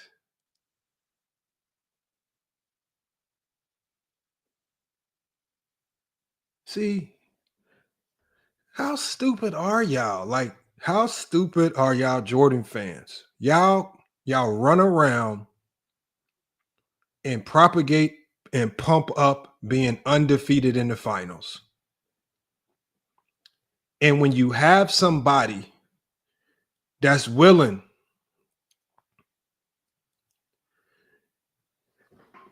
to go off script and say, I'm undefeated in the finals, I should be in these conversations, then y'all want to act like he ain't supposed to be doing this.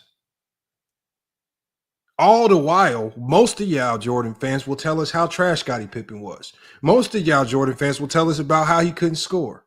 Most of y'all will tell us about how he disappeared and how he did X, Y, and Z, or how he was hurt in 1998. Most of y'all idiots don't have nothing good to say about Scottie Pippen. Yet when he gives himself a little bit of extra credit or praise, this is the type of stuff you got to ask him. I think it's just me believing in myself in the way that I played the game. That hey, Ike. He says, bro, you're caging all MJ fans' reasoning as GOAT due to 6-0. Ike, I've been doing this show since 2020. There's only about 10 people that I can put on my hand who are Jordan fans who have a reasoning for Jordan as the GOAT and it's not 6-0. That's it. Y'all, you act like this 6-0 logic is just hinged on one or two people saying it. Y'all be acting like I'm just making this 6-0 narrative up. No, the masses of people that have Jordan as the GOAT is because 6-0. Don't pretend like that ain't the most general perception of Jordan and why he's the GOAT.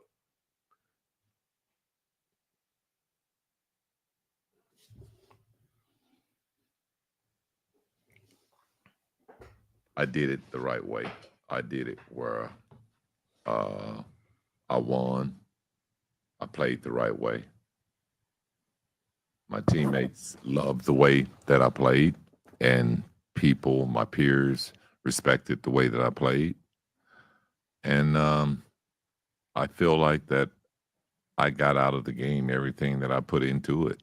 You know, I was a guy that I was a walk-on. You know, I was a guy that went to 3 camps just to get drafted and end up being the 5th pick. So I feel like the work that I put in over 15, 20 years, you know, before and during my professional career, that I played the game the right way, that I played it where I showed younger players how to be successful and how to enjoy the game. I showed men's, women who is not as athletic how to play the game and to play it the right way and to play it from a team standpoint. Yeah, but to say you know the technicalities of this game, and you know during a moment like that, like, you know, the biggest debate is always who's the greatest of all time. And last night comes out, and a lot of people, well, you know, Michael didn't highlight you. Michael didn't highlight Horace Grant, and Horace wasn't too happy about it. And, you know, I remember when Horace was in the league with him and his brother, right? If I'm not mistaken, his brother's name was what, Bryant? I think it was. Bro, this man talks about everything else. Hold on, let me go to another section for y'all. that I wanted to highlight real quick.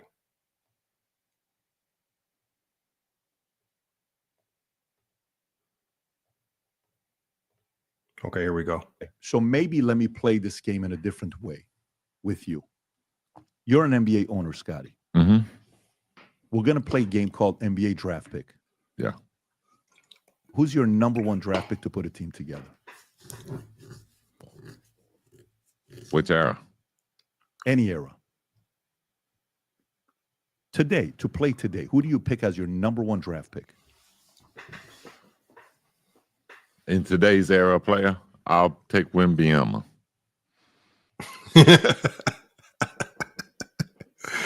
Do y'all know how surprised he was when Pippen didn't say Jordan here? Now, I want you to watch what he does, man. Watch this. The young player with San Antonio. So your all-time to pick your number one draft pick, you pick Wemby 1. Wow. Who's 2? Well, you saying now, so I got to look at this era and say, hey, this kid young. So He's got 1 year. Yeah. So you think Wemby I'll develop him. You think Wemby in this era does better than Michael would do in this era? Well, you asked me this era. That's why I asked I got you. See, you're only asking questions that ultimately lead to, we all know that most people are going to pick the top of the top. He only asked that. See, he didn't, because when he asked the question the first time, he didn't say all time. Pippen tried to clarify it. He said in this era. He said, yeah, in this era. He says Victor. Well, then he says no, all time, because he knows that if we ask all time, most people are going to pick the Kareems, Jordans, obviously younger LeBrons, Kobe's. That's what most people are going to go with. But when you're talking with a guy who won 6 championships with Michael Jordan, who the hell else do you think he going to pick? I mean, these are great questions, Patrick Bet David. I mean, you really thought these questions through. This is a hellified interview. Ask Scottie Pippen, a guy that won 6 championships with Michael Jordan. Michael Jordan is looked at as the greatest player of all time, who he would start a team with if he was an owner, if he had all-time players to go through. And this is what a revelation of a question that he's going to ultimately say Michael Jordan if you're boxing it in or if you're confining it to that. I actually initially liked the direction that it was going when Scottie Pippen said Victor Wembanyama. You know why? Because now you have to talk about what's right in front of us today. Now you have to tell the people about what makes Victor great to you right now and why people should go check out Victor right now in the moment.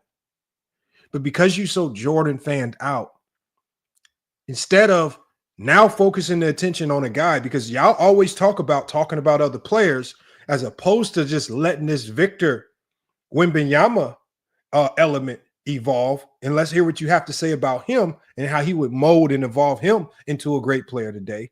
You reroute the question back just to get an answer that we all know Scottie Pippen will say, just to regurgitate more Michael Jordan bias nonsense. Well, like I say, the questions that he asked, I mean, great.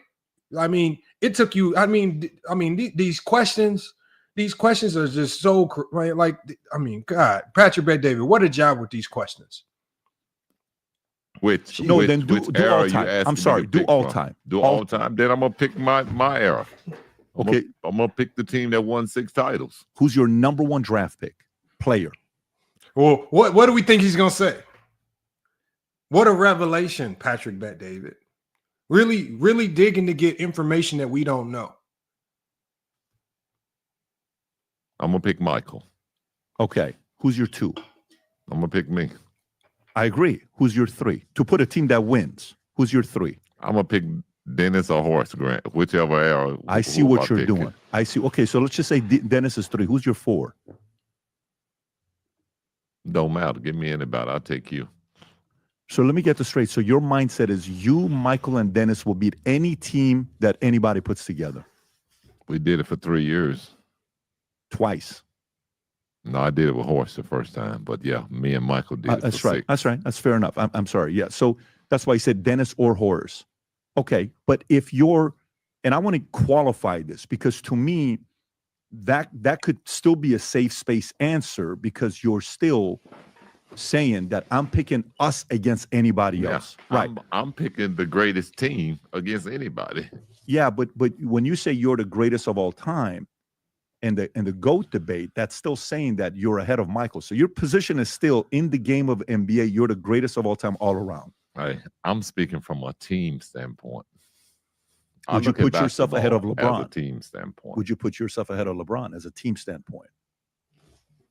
My success as a team is more successful than LeBron. I got 6 rings. Okay. So. And that's 100% correct.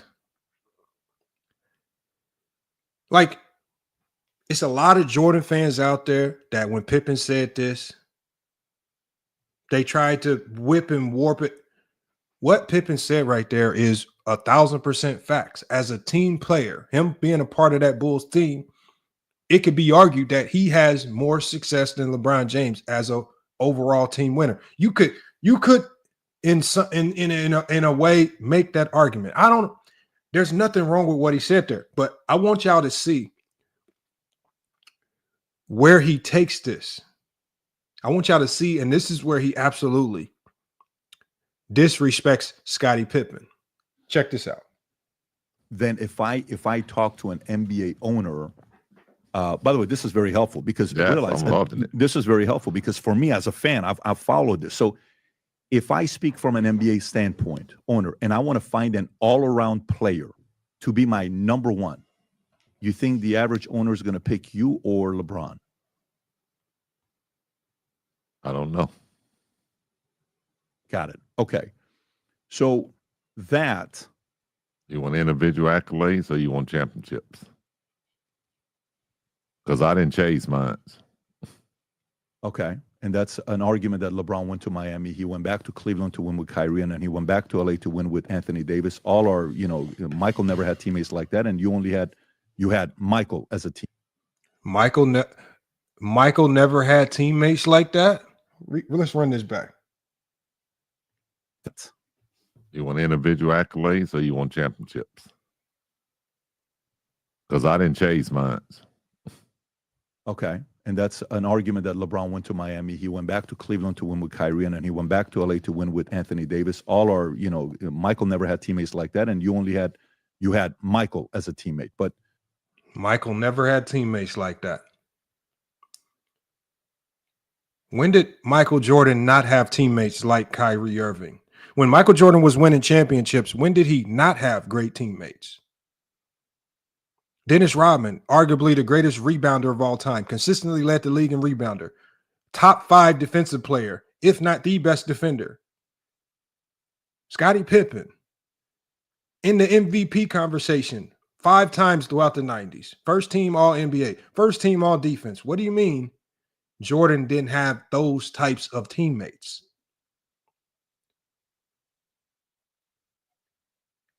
What do you mean? Like, and see, this is the links they will go. And this is how mumble jumble he is. You so hyped, you so caught up in trying to elevate Jordan.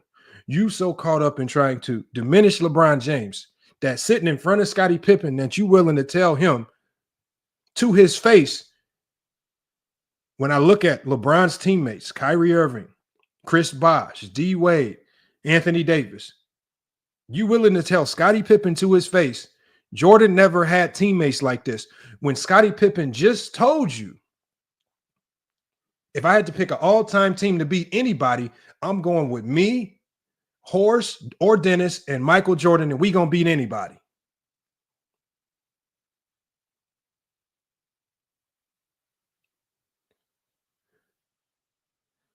Great teams win championships.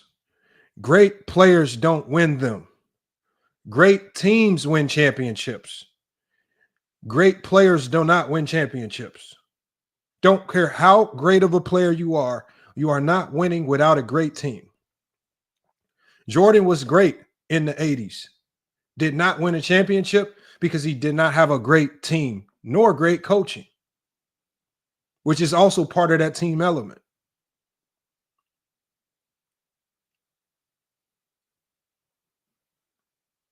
Run that back one more time, y'all.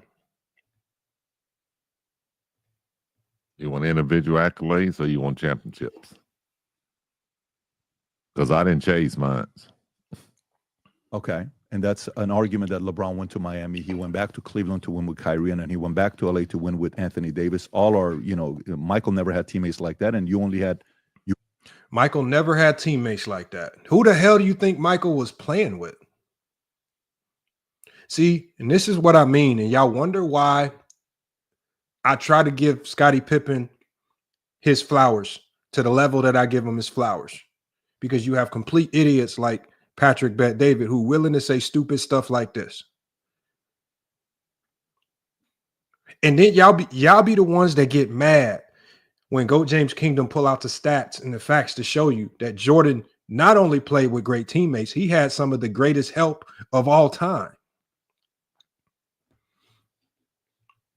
And we got Walter. Hey, Walter, if everybody's a bunch of clowns and losers, then when I drop the link, just be willing to come up on the panel and tell everybody why they clowns and losers. I mean, you saying this, is somebody supposed to get mad? Are we supposed to, what do you want us to do with this? Do you really think we care? The only thing we care about here is this, you willing to click the link and double down on it when people can actually contest your logic. When people actually ask you basketball questions, you have to open your mouth and defend yourself. That's all we care about, Walter.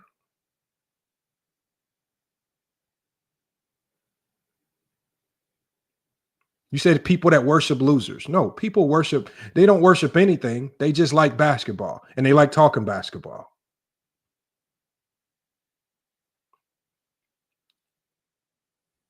Everything, it's just weird how y'all Jordan fans, y'all always talking about kings. Y'all always talking about people getting on their knees. Y'all always talking about worshiping somebody. Y'all be on the weirdest type of stuff I've ever seen. And all we doing, whether to the agree or whether you disagree, we just talking basketball. And y'all always have to stretch it and take it to a whole nother level that it ain't.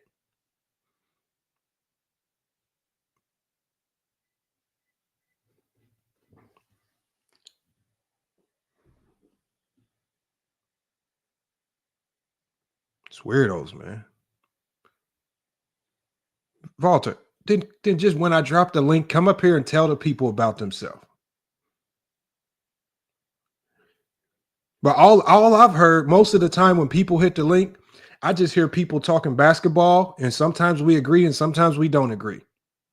It ain't about no worship. It ain't about none of that.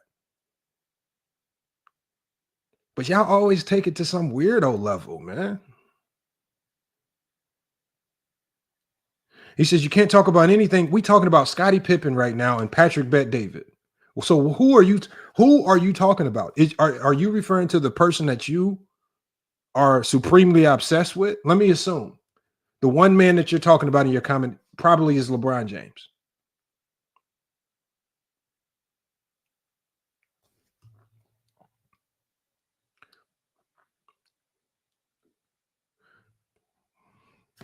I know. I guess, Walter. Okay.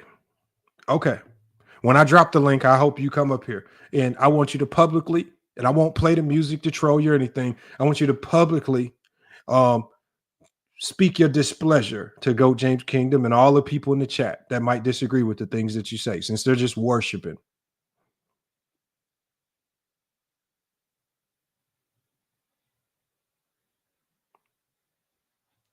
Y'all just got to stop being weirdos, man. Come on, y'all. Hit that super chat. Man, so why don't somebody hit the super chat to ban Walter, man? Man, Walter ain't been banned yet. No, I'm just joking. Don't do that to Walter.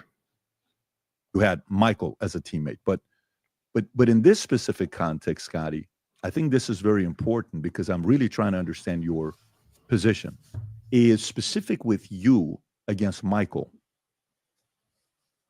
you're still saying Michael's the greatest of all time, but maybe you're saying you're the greatest teammate of all time. Would that be a better way of qualifying it? Still talking about Jordan. Still talking about his comments. Ain't asked nothing about Scottie Pippen. He didn't dive into who Scottie Pippen was. He never touched on Scottie Pippen's growth, his upbringing, how he came to greatness, what made him great, what was his internal drive. You don't ask anything about that. Everything's still been about Jordan. Jordan did this better than LeBron. What do you think about this? LeBron seems to be the problem here. Viewership going down. Jordan did the opposite, made viewership go up. What do you think about Jordan? Everything's about. Let's go to another section. Let's just go to another portion of this interview. Let's see if the narrative still is the same. All right. This is the last section I'm going to go to before we drop the link. Actually, I think we got 2 more sections to go to. All right, here we go right here. Let's check this out. Let's see if he's still crying and trying to glaze Michael Jordan. All right, we're over an hour into this interview. Great. And my son till today, he's met a lot of different people. His favorite athlete he likes to talk about is Shaq. Shaq is his. Dylan loves Shaq. Yeah. So, and then when you saw that one interview with Shaq and Kobe, they're sitting across from each other, right? That conversation that took place. And then you saw one with Magic and Isaiah. I don't know if you remember those. Okay, I like this. Okay, Shaq and Kobe talking about Isaiah Thomas and Magic Johnson. Okay, new direction. Thank you. At least we're not talking about Jordan. Okay, let's see where this goes, because I like this direction. We're not now just talking about Michael Jordan, even though I still would prefer that we get on Scottie Pippen. Let's get to, but this is, at least we're talking about different players. Let's see where it goes. Interviews that they did like 10 years ago, something like that, 8 years ago, 10 years ago. It was great to see Shaq and Kobe together. It was great to see It was awesome. Isaiah and Magic together, where Isaiah got emotional and he got up and they hugged each other, and you know that whole thing with the two of them. Why is the tension so high with anything related to Michael? You and Michael, Barkley and Michael. Well, why is the tension so high with anything related to Michael, him and Michael, Barkley and Michael? So it went from Kobe and Shaq, Isaiah Thomas and Magic. Why is tension so high? Let's see where this is going now, because all of a sudden we still aren't talking about Scottie Pippen. Now he's asking more about Michael Jordan. He's asking Scottie Pippen about why tension is so high with Michael Jordan. More questions about Michael Jordan. Like I said, this is just a Michael Jordan fishing expedition, and this gives us no new information about Scottie Pippen, right? The Last Dance gave us all the information we needed about Michael Jordan, all the insight. What new information are we going to garner from this about Scottie Pippen? Let's hear. I don't know. I mean, I just think that Michael is a very difficult person to deal with. I played with him for years, so I know that, you know, when it's time for you to move in your direction, then go in your direction. Don't sit there and try to procrastinate or stretch it, that the relationship is not where it was or not what it used to be, and it's never going to be the same. So why try and make something out of nothing, or try to make something that was never there? So, yeah. Great teammate, but we just never were great friends. Never, even when you guys played. No. So when you guys were at the Dream Team, that one clip when Ahmad Rashad asks and says, you know which one I'm talking about, when Ahmad says, hey, Michael, question for you. 3 seconds left, fourth quarter. Who do you want to get the ball to go shoot whatever? And he says, me. You know which clip I'm talking about? He says, Ahmad Rashad, and he says, yeah. No, you says, yeah, what kind of a question is that? And then you guys are getting off the bus. He says, Scott, this is the one right here. I don't play the clip. Actually, you know what? You may be able to play the clip. Yeah, play the clip here. Do we have audio or no, Rocks? I can't hear that. Back up a little bit. Who would take the last shot? Me. That's a dumb question to me. So, and then if you want to pause it, and this is, I think it's the right moment while you guys are getting off the bus and saying, "Where's Scottie? We got to go play golf. Where's Scottie?" I think he's having a conversation. Did you guys golf a lot together or no? Never. You guys never golf? No. So who was he talking about to go golf with him, Rob? Wow, you guys never golfed together. No. So when you guys played together, how often was it for you guys to have dinner together? Now, this is the portion of the interview where you can tell Scottie Pippen is done with this interview. We are over an hour into the interview. Now this man is asking about if he played golf with Jordan, X, Y, and Z. Why would Jordan say this? X. Still about Jordan.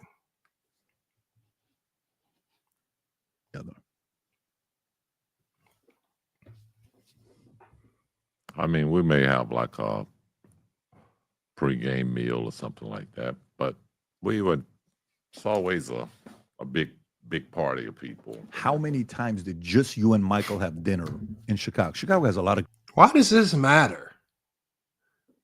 How many times did Pippen and Jordan have dinner? What does that do for anything? Like, as basketball fans, what does that do for us? And at the end of the day, I know some of y'all said Pippen needed the money. That's why he sat through this interview.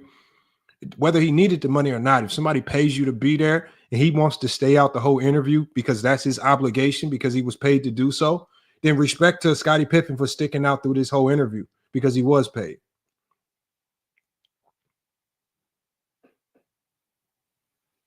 That's just more respect to Scottie Pippen for just being a man of his word, saying, look, I was paid to be here, so let me just go ahead and stay. What do you mean he needs the money? That's just more disrespect that y'all trying to throw at Scottie Pippen as if he running around here broke. The man got 2 sons that's in the NBA. Y'all really think he gonna be broke? Stop it, man. Great. Scottie, stop it. Scottie, stop it. Never. You and Michael never had dinner together one-on-one? No.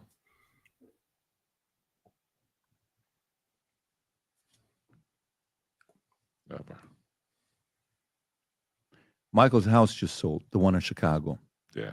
Right? I think it sold for like 9.6 million or some number like that, if I'm not mistaken. We like the house. We were interested, but possibly doing. The hell does Michael Jordan's house got to do with this? What the hell does Michael Jordan's house selling have to do with Scottie Pippen? Something with that, because the history in it. How often did you guys hang out in that house, go shooting, basketball, talk? The man just said him and Jordan didn't even eat dinner together.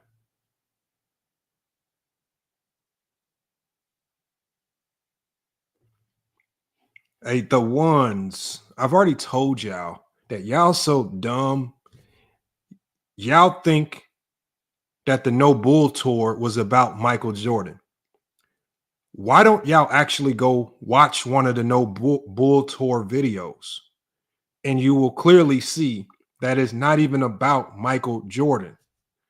But because somebody on YouTube told you, oh, some of the Bulls players are going on tour, and we think they're going to be talking about Jordan and how The Last Dance made them look bad. When all of the players a part of the No Bull Tour have said it's not about Jordan nor The Last Dance. Y'all just dumb. The No Bull Tour had nothing to do with Jordan. Go watch one of them. They don't sit there and talk about The Last Dance or gripe about Jordan. That's not what the No Bull Tour is. They do more bigging up Michael Jordan in the No Bull Tours than anything. Y'all just y'all liars, y'all idiots, y'all do no research, y'all run with narratives. And most of the narratives come from people like Patrick Bet-David, who probably said something to that degree, and you just ran with it.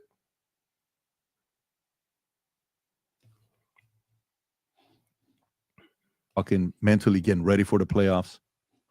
I never shot basketball there. I actually would go over in the morning when Grover was training. We would train together. Scotty, can you get the mic a little bit closer? I'm sorry. Yeah. I was actually I would train with Michael. I guess the last 3 championships that we won, we trained together at his house. But other than that, we didn't really put a lot of time in away from basketball. Most of our time was spent, whether we were working out or on the practice floor. That's so wild to me because, that feedback was given sometimes about Kobe. That Kobe wasn't a guy that hung out with his teammates. First run that he had. And then Phil, the story about Phil brings Michael in and he says, hey, Michael, I want you to meet Kobe. And Kobe says, I beat you 1-on-1 if we played 1-on-1, right? That exchange. And then Kobe eventually, you can tell him and Pau became best of buddies, brothers, family. You see Pau with Vanessa, with family. It's emotional, all of that stuff. Wow. That's hard to believe, Scotty. Would you say he was such a, oh man, that's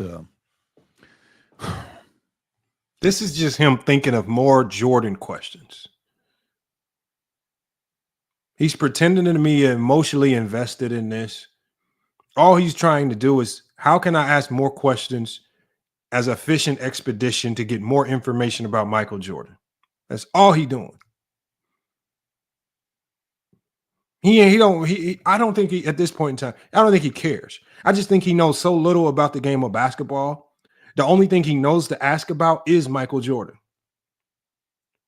He don't know nothing about the game of basketball. You're reduced to talking about how many times Pippen went to dinner with Jordan. This is the best you can give us when you finally get Pippen for a sit-down interview. These are the best questions you can ask. Now he's sitting here pretending to be emotionally invested, and all he's doing, he's now lost. He's now completely lost.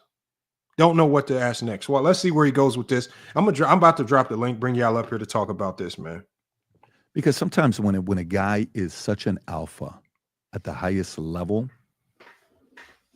the idea sometimes to lead your guys is be close enough to influence, but far enough to not make them too comfortable with you. The Prince Machiavelli talks about that. A lot of leaders talk about. No, you coming up with all this extra BS. The Chicago Bulls, Bill Winnington, Steve Kerr, Scott Williams, all these guys already have come out publicly and said we felt Scottie Pippen was the leader of the team. Don't try to take that away from him too. Don't try to say Jordan, with his distance from the team, with him not being cool with any of the players, because Scottie Pippen just said that was all fake news. All the Bulls players have already said, what did they say? They said Pippen was the leader. Pippen's just saying it was all fake news. He was not cool with none of us. He wasn't close with none of us. That's all he's saying. You can't, and this is just them trying to give more to Jordan than he actually deserves. Hold on, we got Goat James Kingdom in here. Let me add him up. What's up, man? Oh, hold on. He must be away right now. Let me go ahead and play some of this, man. A professional chemist. This is sad. It's sad. Hey, what up, Lamont? I can't hear you right now. I don't know why I can't hear you. Let me come in and out. I can't hear you in with my headphones. All right. We're gonna let him drop down. All right, watch this, y'all. About that, and it doesn't make sense to the average. It's kind of like, what are you talking about? Is go build a relationship, go build a bond, et cetera, et cetera. Some guys go that route.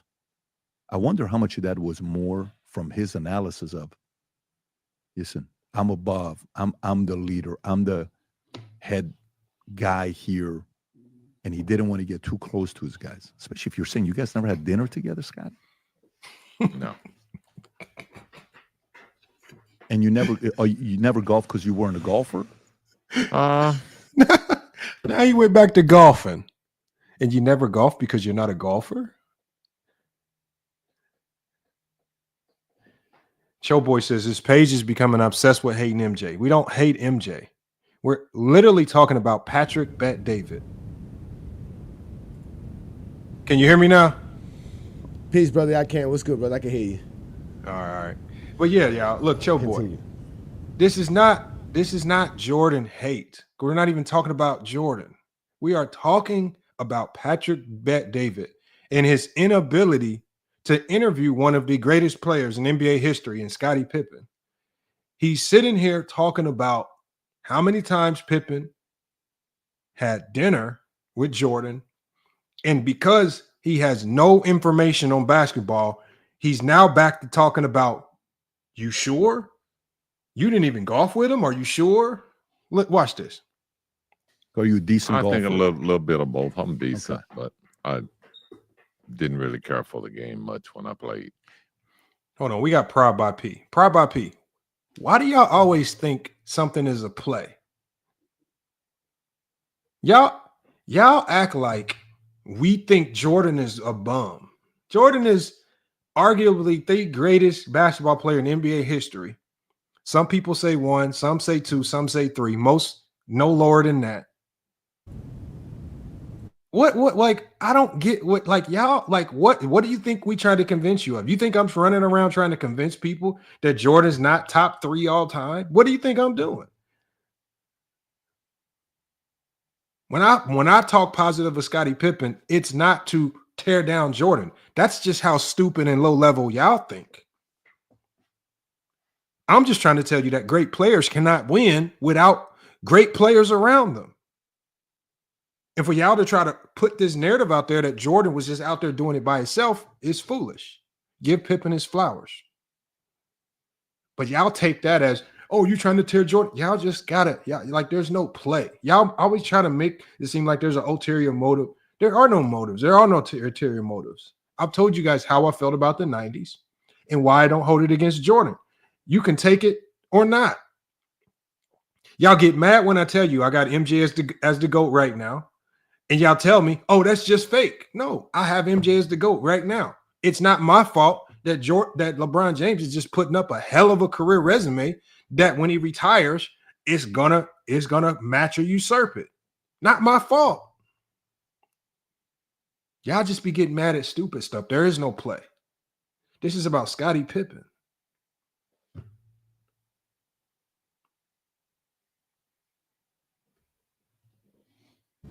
When season ended and it's off season, how often did you guys hang out on off season? 0. Who was More questions. your guy? Was it more Horace? More questions. When the season ended, how much did you hang out? He just told you they didn't hang out very much. How many times did you have dinner with him? He just told you don't have dinner with him. How many times you golf with him? He just told you earlier in the stream, I don't golf. We don't go golf with him. Now we back to this same stuff. What does this have anything to do with Scottie Pippen or even his book, anything that he has, anything that he's trying to push or promote, whatever Scottie Pippen has going on? What does this introduce to us about Scottie Pippen?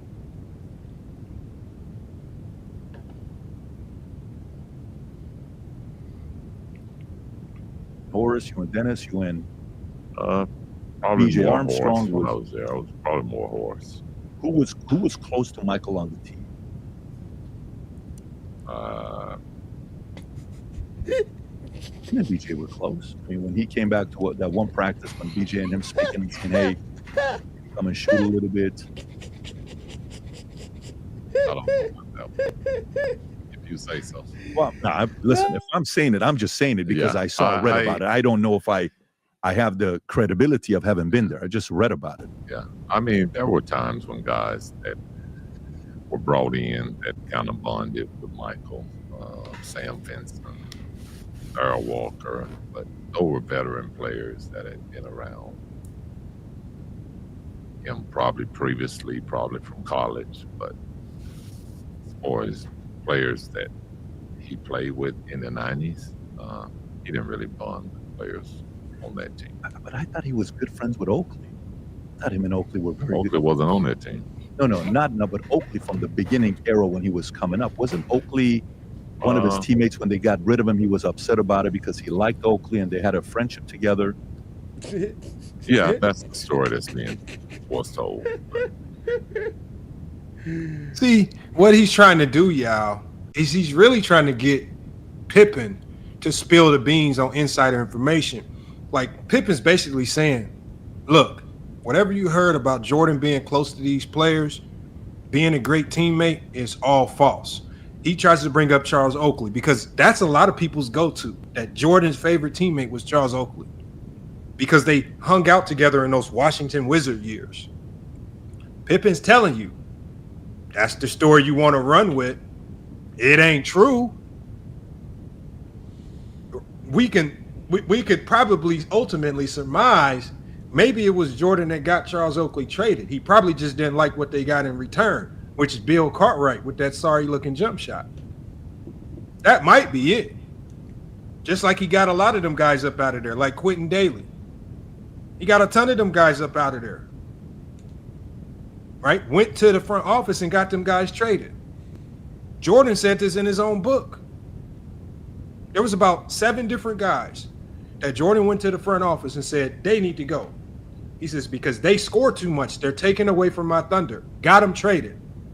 Y'all don't talk about that stuff. This is something Jordan said in his own book.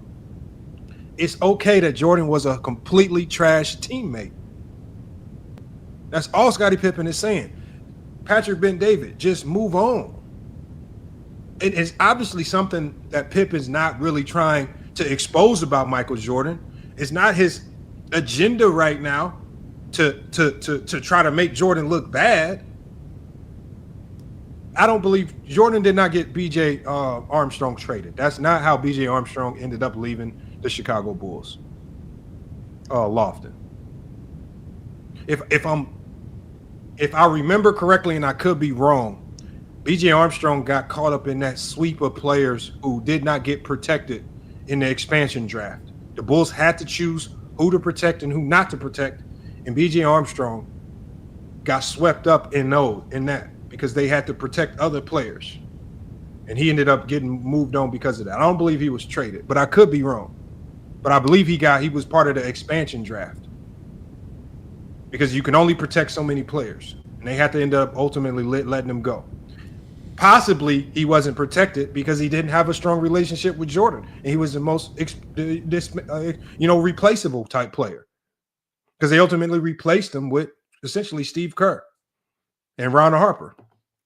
We want to play a little bit more of this. I'm gonna drop the link. We obviously got Goat James Kingdom already here. I'm gonna drop the link here. We're gonna bring some of y'all up here. Let's hear a little bit more of this. I don't know where that relationship is today. Oh, okay. Well, I don't know what that relationship is today, but I don't know which story it was when one time you guys were playing the Knicks and he says, hey, let's go have dinner together. Oh, this was part of his Hall of Fame speech, if I'm not mistaken, when Pat Riley said, was it Pat Riley? Was it Pop? That didn't want the Knicks players hanging out with us. Pat randomly mob boss. Pat wasn't a regular, he was a and then Michael's like, what do you mean? No, I can't because I'm with the Knicks. So Pat Riley often the greatest respect you can have for great players to show them none. During the Knicks conference finals between the Knicks and the Chicago, Riley's comment was in response to Bulls complaints about officiating. Go a little bit lower. Riley believed that players should be hardworking, disciplined.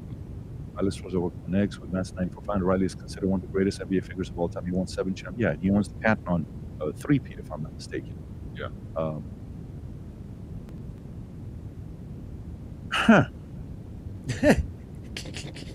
Patrick Ben-David, he thinking. Rob, How do I make Jordan look good? His best friend in the NBA.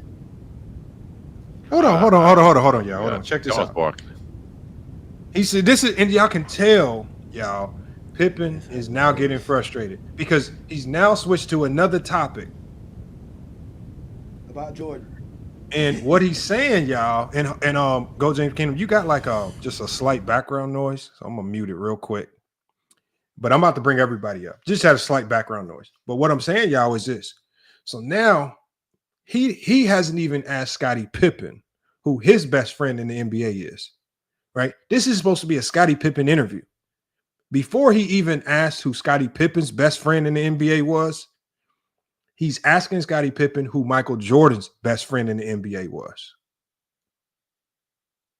Right? Pride by P says, LeBron fans just mad MJ gets more glaze in popular culture. I don't know where you get this from. I don't know what you are talking about. I mean, if you think this is what kids right now are in gyms are sitting around talking about Jordan, if you think that's what goes on in these circles, you can have it. But try to stay on topic. I don't know what the hell. Y'all talk about LeBron and y'all talk about the weirdest stuff so much. It's just so weird. We're talking about right now in this particular interview. But Lamont, ain't that the problem with us, that we're supposed to be glazing LeBron too much? So now what is it? Is it glazing somebody makes you better or not? I don't get this. So Jordan gets glazed, that's okay. That means he's the GOAT. But if you glaze LeBron, it's not? There's something wrong with you? Well, I don't even know what it is. So, I mean, obviously, if you have a great player in the moment playing, you can expect that tons and tons of people are going to talk about what they're seeing. It's the same as what we saw in the 90s. Nobody called it glaze in the 90s. When everybody in the world talked about Jordan's greatness, when everybody, for the most part, labeled Jordan as the GOAT, well before he won 6 championships, right? When players in the league said they feared him, when players in the league called him the Black Cat or Black Jesus, when they glazed him in the 90s, you guys were all for it because in the moment, the best player is just going to get the most fandom, and we get that. But they say being a fan of LeBron, they make it seem like being a fan of LeBron is abnormal. And being a fan of Jordan is okay. So you can be a Jordan fan, even though some of them say, hey, I'm not a Jordan fan, but they're okay with Jordan having his fan base. But no, it's not that. It's not that so here's the problem. It could have been anybody. The problem is that LeBron's resume has now approached a level to where it's comparable or better than Jordan's. And so now that, and this is why I think Jordan fans love Kobe. I believe that Jordan fans love Kobe and they love Magic and they love Bird because I don't believe those guys have a significant case to be better than Jordan. They don't have a resume better than Jordan. They don't have they didn't do anything historically that could pass Jordan. So I think, literally, if the next person up if the next person up is, let's say, Victor Wembanyama, if he wins 5 championships in a row, if he wins 5 MVPs and 5 Defensive Player of the Year awards, he's going to be the next player to get vilified. He's going to be the next player that gets torn down. He's going to be the next player. Oh, you can't be better than Jordan because of this. You can't do, and they're going to come up with a whole bunch of narratives and reasons just to completely tear him down. Oh, he's a Frenchman. Oh, they're gonna bring up. They're gonna say Jordan wasn't 7'4". So at the end of the day, it's all about who gets closest to taking him down, who has the best argument. And I think with Kobe not having the MVPs or Finals MVPs, I think Jordan fans always knew we're safe with Kobe. Because Kobe, without the MVPs or Finals MVPs, will never have a true case. Like, you can say the game looks similar all you want, but without the hardware, never gonna have a case. Right? Shaquille O'Neal, his run was too short, never will have a case. Bill Russell, we can always lie to the people and say, oh, he had too many great teammates, so he will never have a real case. Oh, we can trick people and we can try to say, oh, he only averaged X amount of points per game. Pretend that defense isn't more important than great offense. We can trick them on defense. He basically tell people we can trick them with the defense because we always got Jordan's points per game. But Wilt Chamberlain, oh, we can flip it and tell people it's not about the individual statistics. It's about winning. He was 2-4 in the finals. With Kareem Abdul-Jabbar, oh, now we can go to the analytics. It's whoever's the closest is gonna get the ether from Jordan fans. And as long as you stay right underneath, as long as your resume doesn't come too close, they're gonna love you. They're gonna love you. And you know, Kobe, once he started getting injured towards the end of his career, and they knew he was never gonna do any more significant winning or winning championships. We love you, Kobe. We love you, Kobe, because you're always below. They're going to love you if you're beneath them. They hate you if you come too close. That's just how it is with Jordan right now. And Jordan, man, we're going to play a little bit more of this, y'all. I'm dropping the link. Let's see if he even starts to have some semblance of getting to talking about Scottie Pippen. See, this Scottie Pippen, if you ever see this is why you need to come over to FYF Sports, right? Right? You salute for Pippen for hitting me back on IG. Hopefully this is something that can ultimately evolve to getting him on the podcast. But this is why Scottie Pippen, you should come to FYF Sports, right? Where you can get a real interview. And we're not going to sit there and ask you 17,000 questions about you eating dinner with Jordan, you golfing with Jordan.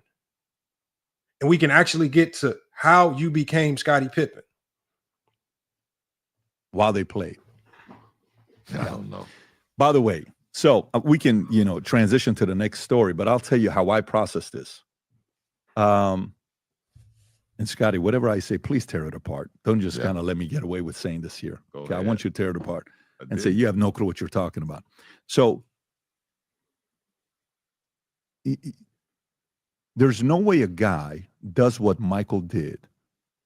The number of scoring titles, finals MVP, one guy who was the MVP, finals MVP, defensive player of the year, and he's only 4 people have ever done that, and he's the only guy that's done it 4 times. The one that we all read about and we all see about. And a number of seasons, he played 82 games, and the phrase about the fact that I'm not going to miss a game because a father, maybe the only game he's bringing a son over to the game, that I'm going to go out and give my best because I owe it to that father that brought his kid, and being a guy that was a sportsman, the face, taking it to different eras. There's something that he said at the end of The Last Dance. And I'm curious to know how you process this, because I don't know if anybody's asked you of this. Remember at the end when he gets emotional and he steps away and he says, look, if you can't understand me, that we did this and I wanted to win and I wanted to do this and da-da-da-da. And that was the only time that he got emotional and he got away. How did you process that moment when he's looking at that iPad and he's kind of giving a message and he needed a break? How did Scottie Pippen process Michael Jordan getting emotional on The Last Dance? How did you process Jordan getting emotional on The Last Dance? Look at Scottie's face. Look at Scottie's face.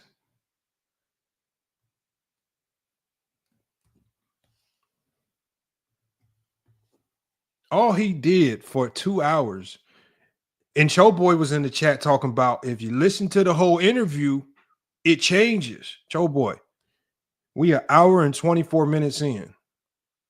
We have stopped about 9 times at 9 different segments, and he is asking Jordan question after Jordan question after Jordan question. So, Showboy, are you expecting us to believe that for the last 40 minutes, he's going to reverse course and stop asking about more Michael Jordan questions? Let's hear how Pippen answers. Break.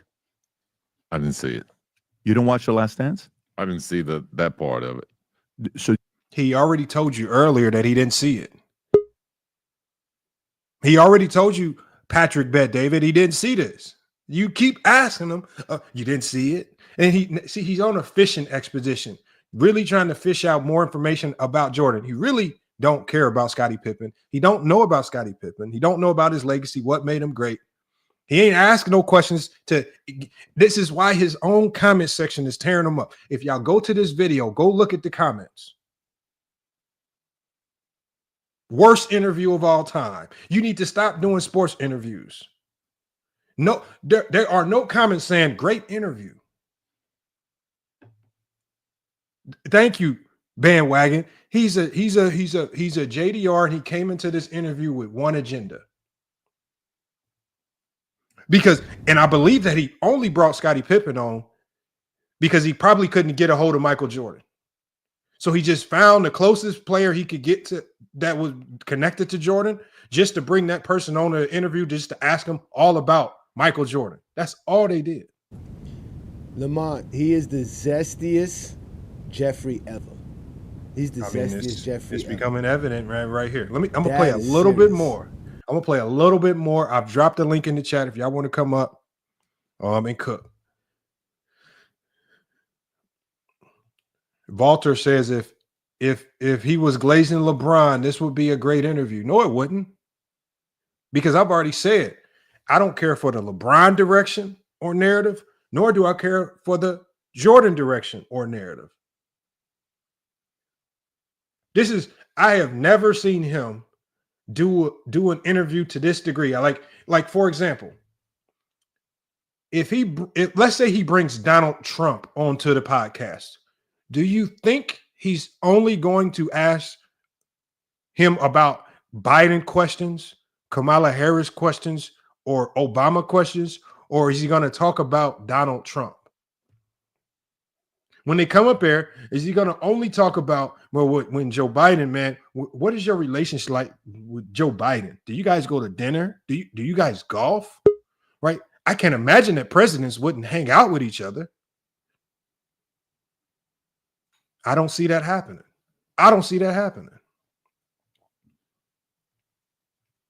Play a little bit more. You didn't watch all the 10 episodes? No. After what episode did you stop watching it? Probably, I don't know, probably 6, 7. The Kukoc episode. Yeah, something like that. You saw that episode. Was that the one where you're like, you know what? Screw this, I'm done. Yeah, I didn't want to see it. My kids got turned off on it, so it's kind of turned me off. So I didn't have any interest to watch it anymore. Yeah. Well, very interesting. Very interesting. But to me, sometimes it's when a guy that comes in and is the lead dog and got a lot of the thorns that came in, it's very hard to be a Michael. And I think it's also very hard for anybody to understand Michael. To understand Michael. I think there's only a few guys that can probably expound on that to understand the level of, craziness to compete and the drive, and it's not a. Hey, look, Monetization, I don't never come disrespectful like that. I always have to maybe a Brady and a couple. This man is sucking Jordan off more than any wife he ever had in his life, dog. This is the most disrespectful interview I've ever seen from NBA legend. Now, hold on. That's disrespectful to SB, bro. Now, SB, you do radio. Mm-hmm. SB, you do radio. Right. This is a terrible interview. It's by far terrible. In defense of Mr. Patrick David here, you really think Scottie Pippen didn't know these line of questionings were going to come his way? He told Scottie Pippen, when you have an interview like this and you're paying Scottie Pippen this much, trust me, he told Scottie Pippen we're going to ask you a lot of Jordan questions. No, I believe that. I believe that. Not to this extent. Not these type of questions. He probably did this because, again, like Lamont said, he's fishing, he's thinking, because, again, Jordan fans ask a lot of questions that they think are rhetorical, meaning that there's obvious answers to the questions that they're asking. When someone gives them a different answer, they don't know how to hold the conversation no more. You can tell how he's even pausing an interview, because I wouldn't say this guy wasn't prepared. Obviously, he's just not a sport guy, but you could tell that he didn't have nothing for this interview, didn't care to ask Scottie Pippen nothing about this interview. This is terrible. Like, if I was in media school, if I would have turned this in for my report or interview, I would have got a fucking F. This has been terrible. This guy didn't go to media school. Hold on, let me finish off this last segment right here. I want to at least hear what he has to say. Like I say, because we're gonna have a ton of people that say after this is over that I cherry picked portions, but this is a lot of portions of this that I've went through, and we don't know nothing about his upbringing, how many brothers and sisters he has, right? We don't know nothing about his NAIA career. How did he grind through not getting recruited by major D1s to find his way on NBA? How he developed his son to be an NBA player? None of this stuff. If you had to take a estimated guess, how many times did he say Michael Jordan's name in his interview? Well, I mean, if 2 hours, at least.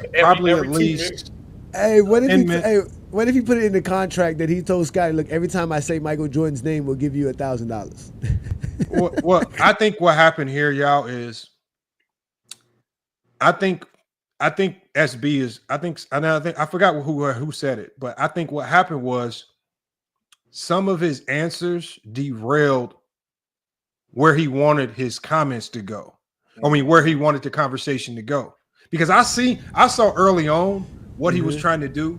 Early on, he was trying to pit Jordan versus LeBron. Early on, he's trying to use Scottie Pippen to tell people why LeBron is not worthy, but Jordan is. He's tried to use the leadership, but when he started talking about leadership, that narrative didn't really pan out, because the narrative around LeBron is that he's a great teammate, that he is a floor raiser. He makes players that aren't as good better. But then when Scottie Pippen doesn't really jive with that. He really says, no, he really didn't get along with anybody. He was kind of solo on his own. You know, even some of the players have come out and said, well, yeah, Pippen was the leader of the team, not Jordan.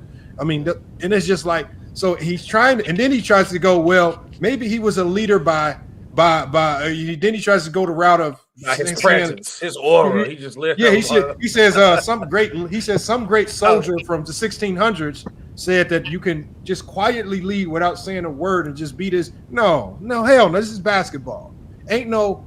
I mean, as much as people want to try to say that Tim Duncan was this quiet leader, I promise y'all he was not a quiet leader.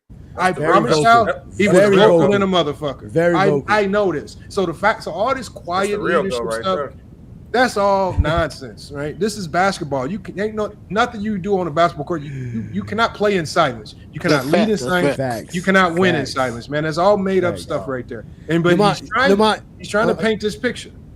No, he was trying to do this. Is what he honestly was trying to do. He was trying to get Scottie Pippen to either praise Michael Jordan or discredit Michael Jordan, and Scottie did neither. That's why he was lost in the interview with Scottie, because he was trying to get Scottie to praise Michael Jordan for being Michael Jordan. Scottie was like, nah, that's just Michael Jordan. Like, whatever you want to, Scottie about whatever Scottie. You want to, no, basically whatever you want to attach to Michael Jordan, you got to attach it to me. Even when he told him, he was like, yeah, I didn't win the MVPs, but somebody I played with won MVPs, right? So even Scottie Pippen was taking credit for Jordan MVPs. So he never really praised Jordan, but he never discredited Jordan either. He said Jordan was his best teammate ever. Like, you know what I'm saying? So like he just basically said, I don't know all this stuff you're talking about. Like, you're asking me stuff that I know nothing about. And the guy couldn't accept it. It was hilarious. Bro, I don't understand how you got one of the greatest two-way players of all time, one of the most popular players in the 90s of all time, and not prepared to ask him anything else outside of Michael Jordan. I feel like, bro, Scottie too much a legend to be disrespected like that. Like, he ain't no disrespect to Kenny Smith. He ain't no Kenny Smith type of dude. He ain't no role player, bro. Scottie Pippen was one of the greatest players in the 90s, bro. The disrespect guy like this is crazy to me. Like, yeah, like people act like Scottie was a bum or something. Like, Scottie was cold. No, I think I would say Scottie was the Kobe opposite, right? Mm-hmm. This is why I say that. Especially when Kobe played with Shaq. They were both historically great number two options. They were both number two options to where if you gave them their own team, they could definitely lead that team ultimately to some type of level of greatness, right? Yep. Kobe, offensively great. Pippen, defensively great. They both historically great. One defensively on the defensive side of the ball, Kobe offensively on the other side of the ball. They both will go down as greats in NBA history. So, like, I just think that fans do a lot of pretending with Scottie Pippen. That's all I know. Especially Jordan fans. Jordan fans pretend as if I know. I can say with absolute certainty, if Pippen does not join the Bulls, Jordan doesn't win. Jordan has 0 championships. That's not fair. One, agreed. Not two. Doesn't be no GOAT debate. He doesn't come close like Hakeem did. He has 0 championships without a guy like Scottie Pippen. Because when you look at the players that would have been in his place, if you don't make the trade and you're stuck with Olin Polynice, Jordan does not turn Olin Polynice into a great. Just like he didn't turn Brad Sellers into a great player. Just like George Gervin didn't become greater. Just like Quentin Daly, right? A lottery pick, did not become greater. he would have just continued losing with a whole bunch of lottery picks. Pippen is the one that made. Pippen is one that and this is all Pippen saying during the interview. When I came, things turned around. There's nobody responsible for my greatness other than me. This is why Pippen can proudly say, I'm 6-0 too. So when you put him in those conversations with LeBron, he can say, well, if you're going to say Jordan's 6-0 and that's what makes him great, well, shit, I'm 6-0 too. That's what also makes me great. And see, what happens is when Pippen uses that argument, Jordan fans start to see how illogical the 6-0 actually is. That's what happens. And that's why Jordan fans get so mad, right? And that's why also people got mad at Gil when Gil said, if you're going to use championships, then we start to have to put a grade on how you got those championships. Because if you start to say it's about the championships, now we have to degrade the value in Kobe's 3 championships with Shaq. How do we grade that if you're a number 2 option? And so, but then you hate that. Then y'all get mad when we look at it like that. Then y'all pretend he wasn't a number 2 because he scored points and he wasn't Pippen on the defensive end. And then low-key, that's right in the chat there too. That's the other thing I hate that people do take advantage of Scottie, because Scottie do be like chill. He'll never say nothing. Guarantee if this was like Kyrie Irving, this position, they try to do that with like LeBron. Kyrie Irving probably cursed the interview out before he wouldn't even get a chance to do Kyrie like that. No, another thing, Lamont, how you develop a player, build a player you never hung out with, you never did nothing with outside of practice in the game. That's exactly. So how you responsible for building them up? That's what I'm saying. Like that's why he was so shocked by all of that, because he was like, "Damn!" So you telling me like, wait a minute, if y'all didn't like do nothing outside of practice, and like he said he only went to work out with Jordan and Grover the second 3-peat. So all the time that Scottie Pippen was supposed to be being developed in the late 80s by Michael Jordan was taking this little young pup and building him into be this big dog is a lie. Because they didn't even hang out. There's no way. They were not friends. Jordan was not close with nobody on the team. The idea that Jordan was just building Scottie Pippen up and making all these young guys better is just not true. Exactly. That's what I'm saying. All those are just lies. They are upset. They really upset about this interview. This is what I ask people. This is what I ask people. Hey, wait, hold on. Ain't this the dude that said Joker's a better defender than AD? Hold on one second. I didn't say that. Jesus Christ. Hold on one second, Coach James. Jordan played with the number 6 overall pick, Orlando Woolridge.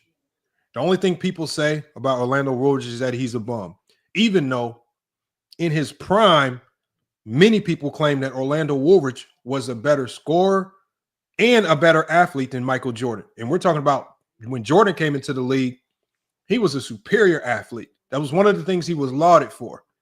Jordan even said in his book that it was Orlando Woolridge who was one of the people responsible for him developing his jump shot a little bit better, right? But you didn't make Orlando Woolridge better. Yeah, everybody just called him a bum, even though he was a number 6 overall pick, a lottery pick. You didn't make Quentin Daly any better. He was a number 7 overall pick. You don't make him better. Sidney Green, you don't make him any better. Sidney Green was a number 5 overall pick to the Chicago Bulls, right?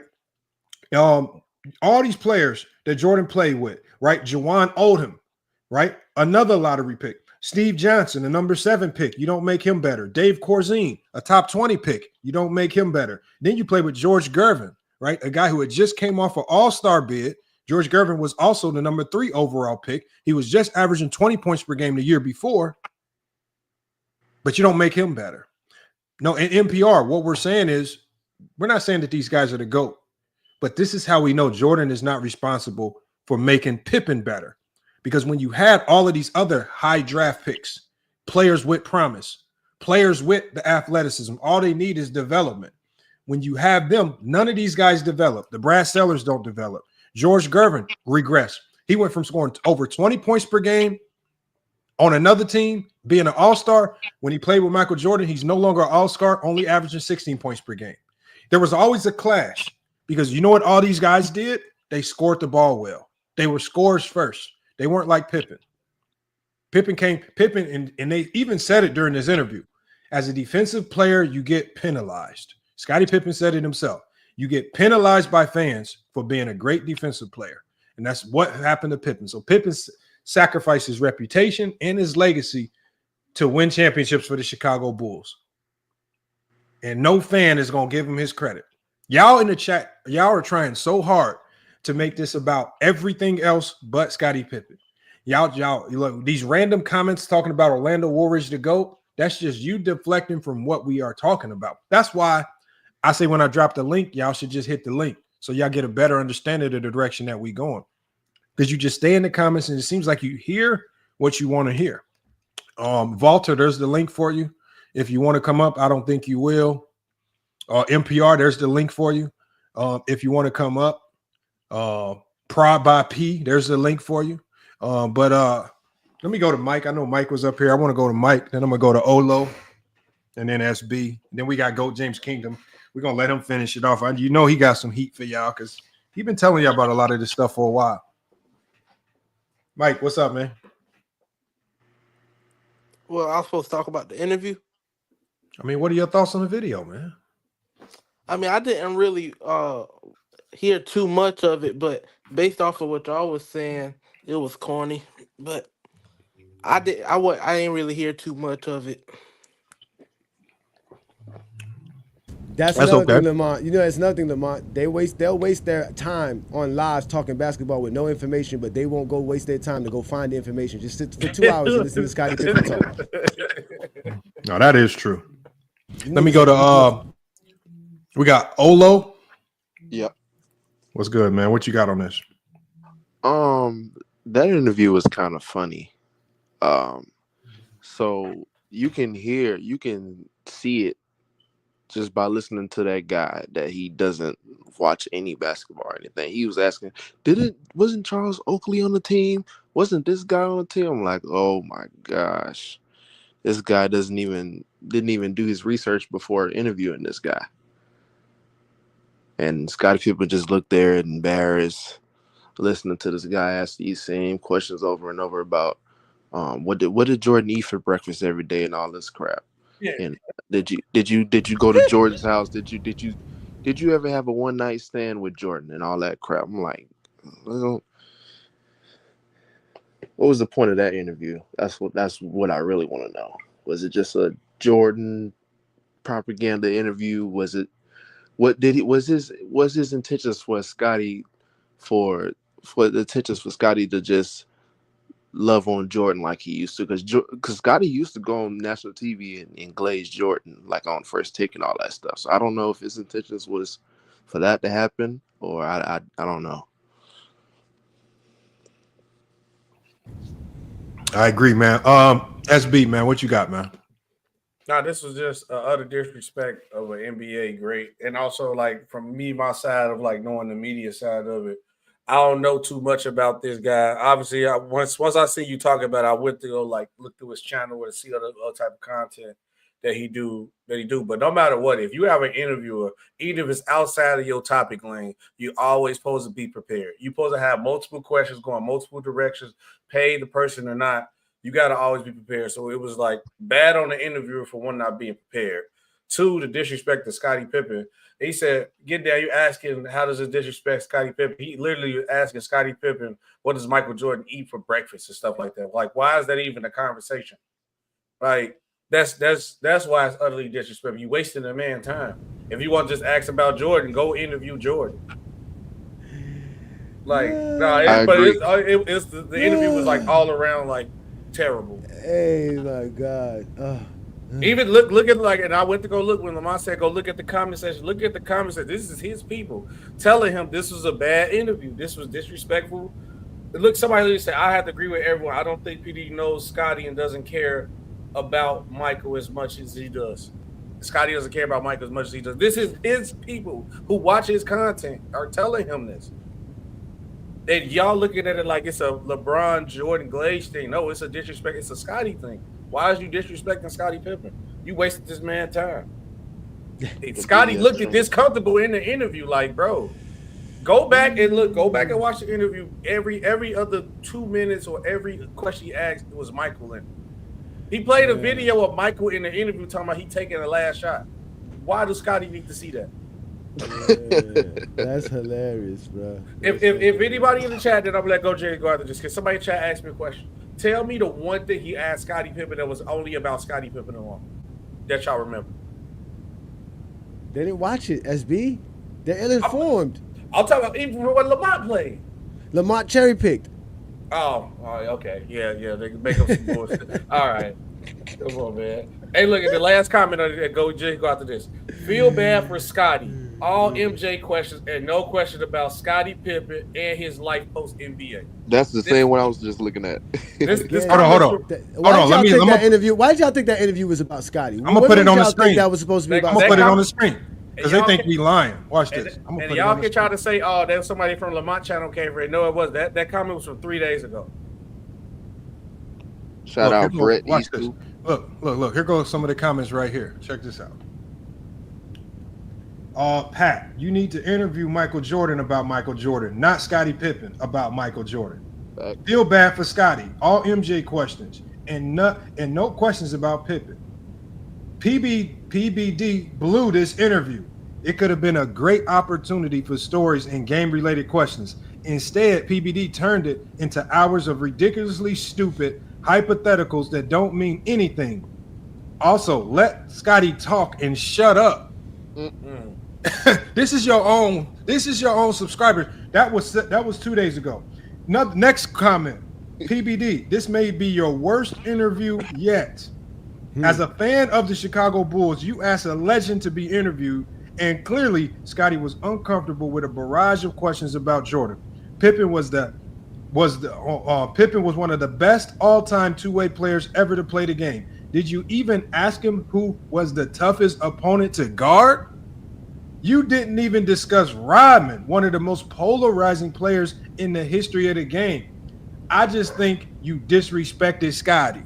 Look, y'all, this has 585 likes. Come on now. Again, Scottie Pippen. It's right not here. Hold on. It's not about Scottie. That was not an interview about Scottie Pippen. No, that interview was about that was an interview that man gave Scottie Pippen a chance to clear his name about what everybody thinks about how he feels about Jordan. What I'm trying to clarify is that episode there's gonna be a ton of people that say they're gonna make it seem like this is just me just trying to point something out to diminish. No, if you go to the comments, these are random people. It says Scottie doesn't want to talk about Jordan. Come on, PBD. Read the room, right? We can. It says, I agree with everyone on here. I don't think PBD knows that Scottie doesn't care about Michael as much as he does. 109 likes, right? It says right here, I like when PBD tries to scale Scottie, a 90s Bulls historical event like he was himself, like himself wasn't there, right? This is crazy. Like all these comments, y'all. I want y'all to go read his own comment section, his own channel, his own people are cooking them, basically saying you botched this entire interview, man. You did, not me. So he only botched it because they didn't get what they wanted to get, which was Scottie Pippen either discrediting Jordan or actually praising Jordan. Again, the point of this man bringing Scottie Pippen on was because he feels Scottie Pippen has disrespected his own legacy by coming out and saying the things he's been saying about Michael Jordan these last few years. If you guys know who this is and do your research, this man did an interview with Kobe Bryant and did a brilliant interview with Kobe Bryant. Hey, go James Kingdom. Look at Walter. Look at Walter. See, Walter. See, because I actually like the game of basketball, because this actually was one of my more favorite series of all time. One of the reasons why I like this series versus the Pacers, the series where Jordan said, this is the series where Jordan said this was his toughest opponent in the playoffs of all time. The one thing I like about this series, Lamont a Pacers fan, don't let him is that no. The one thing that I like about it is that the person that closed it out for the Bulls in a game 7 when they needed it most wasn't even Michael Jordan. It was Steve Kerr that closed out that series when the Bulls were down and it was looking like they was going to lose that game 7. It was Steve Kerr that went on a barrage to get the Bulls the lead back and close that game. Steve Kerr closed that game. It wasn't Jordan, and it wasn't even Scottie Pippen. It was Steve Kerr who went on the barrage and closed that game, right? When you look at that series, it was Scottie Pippen's defense that changed the series. On who? Mark Jackson. Because Mark Jackson was the one that was controlling that series, making things work. So I love that series because that series, it was a lot going on. I believe that even though the Bulls won that series, you could make a case for the Pacers still being the better overall team if you really wanted to. If you're just talking about team and the depth of that Pacer team, I think you could make a case for that Pacer team being better. Yeah. But see, when Walter, the problem is, here's the thing, y'all. Walter's so stupid, he think I'm talking about one play. I'm not talking about no single play where Jordan passed the ball to Steve Kerr. Not what I'm talking about. Steve Kerr went on a run by himself at the end of that game, game 7, and scored the most meaningful baskets, bucket after bucket after bucket. And it's not, and it was, but see, the thing is, y'all will pretend that Jordan closed that series out. Y'all will pretend as if Jordan, the most clutch player of all time, had the intestinal fortitude to just start taking all the shots, and he didn't. Y'all won't give the Indiana Pacers, arguably the best defensive team in the league that year next to the Bulls, y'all won't give them any credit for the job that they did of making life miserable for Michael Jordan. Right? But if we let y'all tell it, Jordan closed that series out. I've never heard a Jordan fan come up here and say, you know what, Jordan didn't close that series out. If it wasn't for Steve Kerr, we would have lost that game 7. Never heard a Jordan fan come up here and give Steve Kerr his flowers. Never heard a Jordan fan come up here and talk about some of the series where Scottie Pippen saved the Bulls and talk about we wouldn't have won this series if it wasn't for Scottie Pippen's great performance in this closeout game. I ain't never heard y'all say that. So that's why I say, Walter, why don't you come up here and start talking the game? You be acting like we don't know. You be acting like we really don't watch. Stop it, man.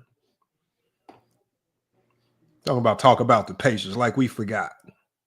Come on, man. Oh, man. Let me drop this link. Let me see if Walter come up here, man. Go James Kingdom, man. What's going on? You got to deal with this more than any of us, man. What you got on it? Well, no, I mean, that's obvious. As soon as that came out, Lamont, that's why we don't choose a topic for our show till about late in the week so that we know what we're going to talk about.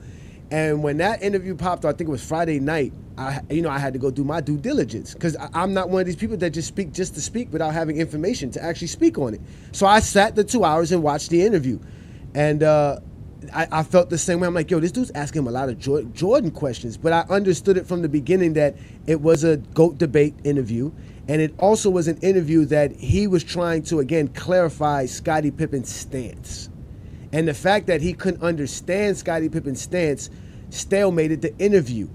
Because, see, when he was able to talk to Kobe, he understood how to talk to Kobe. He knew Kobe would understand the language. He spoke Kobe's language. They would talk about killer mentality and all these things. And he got great bits from Kobe. It was a great interview. I mean, that was a great interview he did with Kobe. And he's a smart man, like you said. If anybody knows who that man is, he's a smart, intelligent man. So it wasn't like he didn't know what he was doing. He just was perplexed that Scottie Pippen and Jordan never got along. That Scottie Pippen doesn't see Jordan the way we all see Jordan. Like, he wanted him to praise Jordan so that he can say, okay, Scottie, you're one of the greats, but that's because of Mike. But he never gave him that leeway. And then on top of that, he never gave him the discredit in Jordan. Because another thing about Scottie is he's a teammate guy. He's not going to talk bad about Jordan. Jordan was one of his teammates.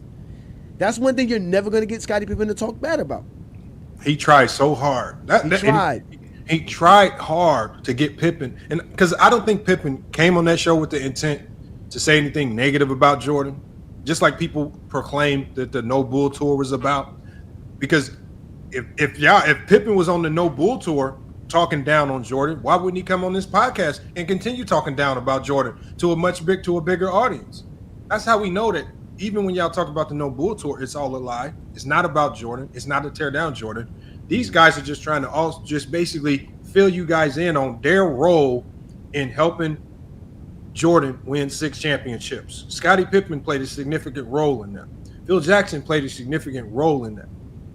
Right? Even Horace Grant, the first 3. Dennis Rodman, the second 3. We all saw with our own 2 eyes Rodman's impact. There's no second 3-peat without a Rodman if you don't replace Horace Grant.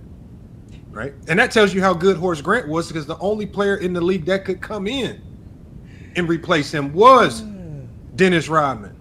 So that just tells you how much you guys have slighted Horace Grant. No, but that also tells you how much of a true teammate Scottie Pippen is. And shout out to Scottie Pippen. He also is speaking for the team.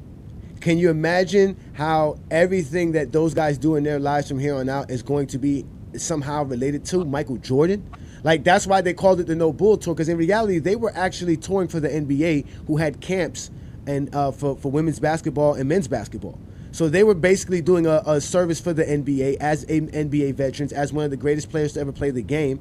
And they know that anywhere that they go, people are going to ask him about Michael Jordan. So it's the No Bull Tour. If y'all going to sit there and ask us a bunch of questions about the Bulls, y'all going to get the truth. We're not going to tell you what you want to hear. And that's the problem. They finally gave him a space to say what he wanted to say. They didn't want to hear what he had to say. That's America's problem. These Zesty Jeffries are a problem. I keep telling you that. They're a problem. They're a problem. They're even mad now because he gave us LeBron James takes for days that they can run with, but they can't take it and run with it because nobody cares about chasing championships. That's a bullshit narrative. But people care that Michael Jordan and Scottie Pippen never sat down for dinner.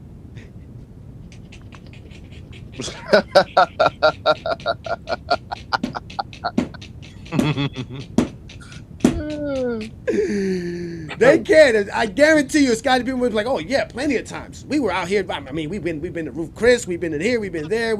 I got a story. Right, one time I was with Charles. Oakley. Oh my God! What? Exactly. Exactly. They want what Gilbert Arenas did. They want the Gilbert Arenas story of Michael Jordan punking Kwame Brown. They want stories like that, and Scottie don't got none of those stories because he never hung out with Mike like that. I don't know why people think you got to be best of friends to win. And so like that. But no, to a certain degree, you have to have chemistry. Again, ladies and gentlemen, it is basketball. You have to get along. Nobody said Jordan didn't get along with his teammates, but he didn't have a bond with them. Jordan is his best friend. And it's hard to have bond with Jordan. It's hard because Jordan can't just go any normal place. He can't go the same place as B.J. Armstrong could walk into. He can't do that. Jordan can't do the normal things. So I get that aspect of Jordan's life. You know what I'm saying? But still, at the end of the day, Jordan wasn't this all-world team mate that everybody loved and respected or feared. He was just Jordan. They just understood his power and his presence in the NBA, and they respected that as that. But as a team, I got a job to do. I got a contract I got to fulfill. Jerry Krause is an asshole. Excuse my language. If you don't please him, you're not going to be back on the Bulls. Jordan got nothing to do with this. Hey, Lamont. Yeah. Hey, hold on. You said something that's not true. You said Steve Kerr hit shot after shot, went on this big run. That's not what happened at the end of that game. Oh God, Mike, let's give you an educational lesson. Hold on, let's educate you, Mike. The biggest shot of the game was hit by Steve Kerr in the fourth. The biggest run in the game was led by Steve Kerr in the third. Right, when they were down and when they were losing. Right? So, again, clutch ain't just a buzzer beater, right? Clutch ain't just the last 2 minutes of the game. Clutch is when we down, things are falling apart, nothing is working. Who can go make something happen? And when you look at what Steve Kerr was able to do in the third, 2 clutch baskets, right? When the Bulls couldn't generate no offense, and then in that fourth quarter, right? And Lamont, are you talking about Game 7? Lamont, you talking about Game 7 in 1998? Yes, because the Bulls in that third quarter were down by 7. So the Bulls were.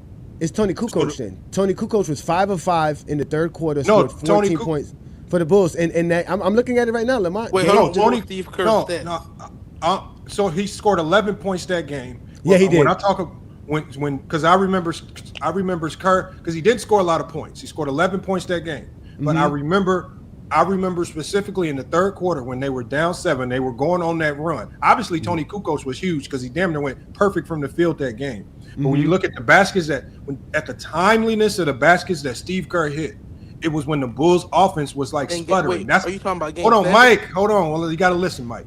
When the Bulls were down 7 in the third, Steve Kerr scored 5 points, right, that helped them regain the lead. And then when you go into the fourth quarter, because it was a low-scoring game, I think it was in the 80s. It was a low-scoring game. Who hit the biggest shot in the fourth quarter? So when you look at the 2 runs, obviously Tony Kukoc played the best that game in the elimination game, right, as far as his efficiency. And when you look at the third quarter, who hit the most timely shots in the third quarter? Who hit the most timely shot in the fourth quarter when they needed it most? It wasn't Jordan and it wasn't Pippen. It was Steve Kerr. And Tony Kukoc was the most consistent player that game. No, I mean the reason I'm saying that, Lamont, because I'm looking at it now. Jordan was 3 for 12 in the second half in general. So it wasn't Jordan, but Kukoc was 5 for 5 in the second half. That was that third quarter run that the Bulls had. But Kerr only hit 1 shot that whole second half. He was 1 of 4. But that's and what I'm saying. He didn't go. He hit a 3, but he did hit a big 3-pointer. That 3-pointer he hit was a big 3-pointer. It was a critical moment of the game. But that run that they had in the third quarter was basically all Tony Kukoc, because Michael Jordan was 1 of 5. He scored in that quarter. In the third quarter. He scored 0 points in the third quarter. As far as Steve Kerr, he scored nothing. Steve Kerr scored 5 in the third quarter, and he scored. Lamont, are we talking Game 7, 1998? Indiana Pacers versus the Bulls. Conference Finals. What are you looking on Basketball Reference? I'm on Basketball Reference, sir. I mean, I do remember what you're saying, but I do remember Kukoc saving the Bulls a lot around that time as well, too. There was a lot of games Kukoc stepped up for the Bulls as well, especially in the playoffs. But as far as it wasn't Jordan, so for somebody to bring up the Eastern Conference Finals to bring it like it was Jordan, I got it right here. I'm reading the article right here.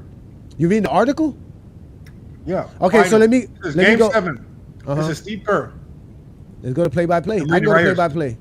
I mean, Basketball Reference can't be wrong. I'm not going to say Basketball Reference. Let me just read it. No, they can't be wrong. They don't even have the Pacers-Lakers series correct. You see, Steve Kerr played a key role in helping the Chicago Bulls rally when they were trailing in the third quarter against the Indiana Pacers. Also says he was remembered for his clutch play in the fourth quarter. Third quarter, says he hit a critical 3-pointer down the stretch as the Pacers built momentum and the Bulls were struggling offensively. The shot helped narrow the gap and energize the team. Kerr also sank a mid-range jumper that contributed as well. That's the 5 points they were talking about, right? You move on. And it says right here, it says the Bulls in the third. The Bulls were trailing by 7 points. It says Kerr's ability to hit the timely shot helped provide the spacing to keep the Pacers from extending their lead further. Let me go further. It talks about Tony Kukoc and a whole bunch of other people. It also talks about. You sure that's Game 7? Or that could be another game. I don't think that's Game 7, sir. That's the whole point. It says, this is a Game 7. It says Game 7. It says Game 7 recap. Final score 88-83. So I know I'm talking about the right game. Was 80? I'm just telling you. Right. No, it's 88. It's 88-83. This is the Indianapolis. This is the Indianapolis Star. This is from the Indianapolis Star. Game 7 recap. All right, so let's do this. So they go into the fourth quarter. The Bulls are actually up 69-65. This is from Basketball Reference. So Basketball Reference is wrong. I know, but I'm going by play-by-play. I'm reading it from the Indianapolis Star. I got you. A day after the game was played. I know, I got you. But let's just see what they're saying, because let's just see how that would fit in. Because again, the Bulls were leading, but the Pacers made a run. So it was 65-69. The Pacers eventually go on a 7-0 run. They go up 72-69 on the Bulls. Jordan makes a layup supposedly at 7:46. So the Bulls go scoreless for the first 4.5 minutes of the fourth quarter of this particular game. So Jordan makes a layup, and it's 71-72 Pacers. Then Jordan makes a dunk after Rick Smits makes 2 free throws, or makes one of his 2 free throws. So now it's 73-73. Then Jordan makes a free throw. Then the Pacers make a jumper and a free throw. So they're up 76-74. Then they make another free throw. They're up 77-74. And this is where Steve Kerr hits the crucial 3 with 6 minutes left to go. And they're now tied 77-77. And then from there, it's a bunch of Michael Jordan free throws, a Scottie Pippen jump shot, a Luke Longley jump shot, Michael Jordan free throws, Scottie Pippen layup, and a Ron Harper layup, and the Bulls end up winning 88-83. So that's the play-by-play off Basketball Reference. I don't know if we can find it on NBA.com. It wasn't no big run. All I'm reading is from the Indianapolis Star. That's why I don't go to.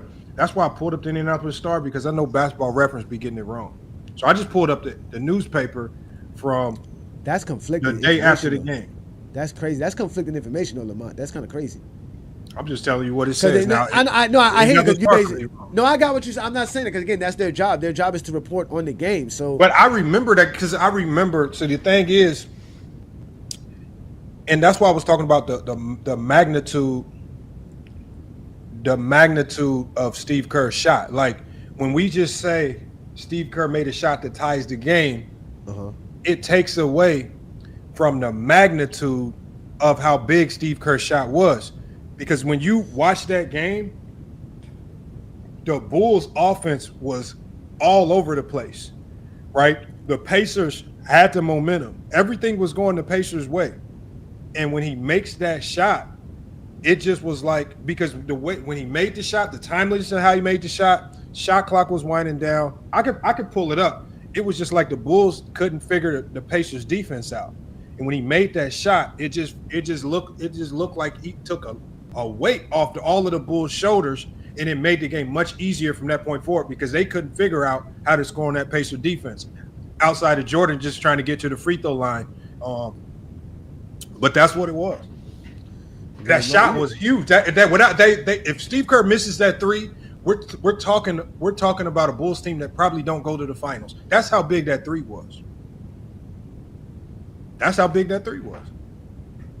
I can pull the three up. I can pull it up. I promise you. And Jordan missed free throws in the crucial moments of the game too. Back-to-back free throws. Oh. Shit, Scottie missed that last free throw. Or one of the last free throws. I know he scored the last bucket. Scottie missed he got fouled, and then he missed the free throw. Then he missed the 3-pointer. And he missed the jump. No, Jordan missed the jumper. Longley missed the jumper. And like I said, then Jordan got the defensive rebound. Yeah, because I'm watching it right here. Scottie made that last layup to send him up to 87-83. Oh, trust me, Scottie made some plays. Trust me on that. Yeah, I'll be tripping on Scottie. That's the problem. They want Scottie to be this second fiddle dude. Scottie's not trying to play that role. Scottie knows what he did. Scottie knows what he contributed to the Bulls. He knows what he contributed to Michael Jordan's career. He don't have to explain nothing to none of us. Let's see what Scottie had for that game. Scottie had 17 points and 12 rebounds. Yep. So again, Scottie Pippen always did his job, and he was the one that slowed down their offense because they used to put him on Mark Jackson. They used to make him do half-court traps on Mark Jackson. Him and Ron Harper were brilliant for doing that. Yeah, slowing down teams' offenses. Yeah, that's good. Slowing down teams' offense. Yeah, slowing down teams' offenses and making it hard. Because again, if your point guard's job back then, like people know it is traditionally, is to set up the play. If it takes him longer to get to his spot and harder to get to his spot, so that y'all can run the set, it bodes well for us on the defensive side. Mm-hmm. All right, here it is right here. Hold on. Watch this. Like when you watch it, you can feel the magnitude of what he was doing, of even all his points. Hold on. Because like I said, I know that these people in the chat pretending that they watch were not watching. They was at work. They was doing something. This is let me move. Let me change this around. So this is 1998 playoffs, Bulls versus Pacers, Eastern Conference Finals, Game 7. So y'all know what game it is. Jordan's still a spectator with 10 minutes to play in the half. Oh, Jordan's a spectator to the Bulls making a run? Coach, out to Jordan. Puts it on the floor against McKee. And the fadeaway is good. Only his second field goal. Best open for three. Wide open. Jordan back the other way. It's Kerr. His three. Oh, yeah, I remember that. Yeah. This is the fourth quarter? No, this is the whole game. This That was is the game. focus on Steve Kerr. It was the second He had quarter. 11 points for the game. Having a very quiet series, but a big bucket there that brings them to within 2 after they had trailed by 13.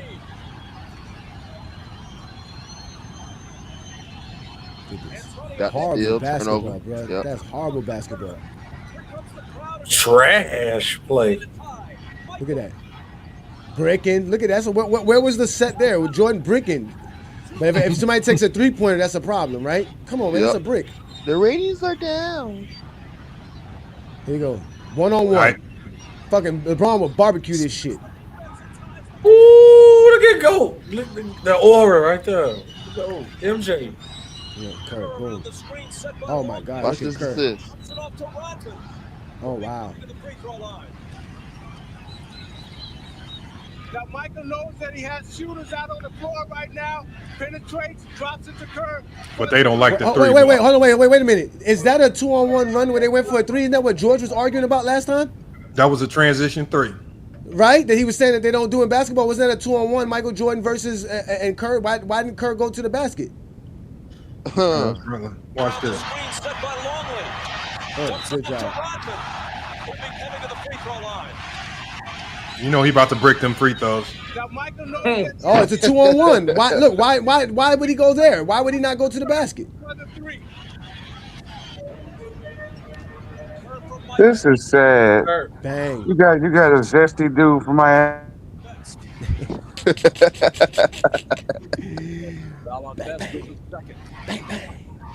Third nearly automatic from the free throw line. Hits the Oh, here comes Pippen to save the day.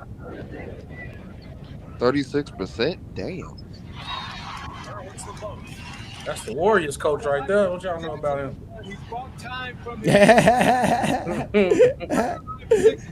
Look at this. Breaking. See? The pace is trash. Horrible. Hot garbage. Look at this. Look at this. West defense. What defense is that? Let that joint get all the way to the rim. Oh, what a pass. Look at that. Wide open. Leaving Kerr wide open. Who does that? I don't know. Hey, The Mike horrible set that paces. up there for that first pass, though. Put Wait, respect that on was Mike. Reggie Miller, man. Oh, that was? Reggie Miller was horrible. That was Hold on, terrible y'all. closeout.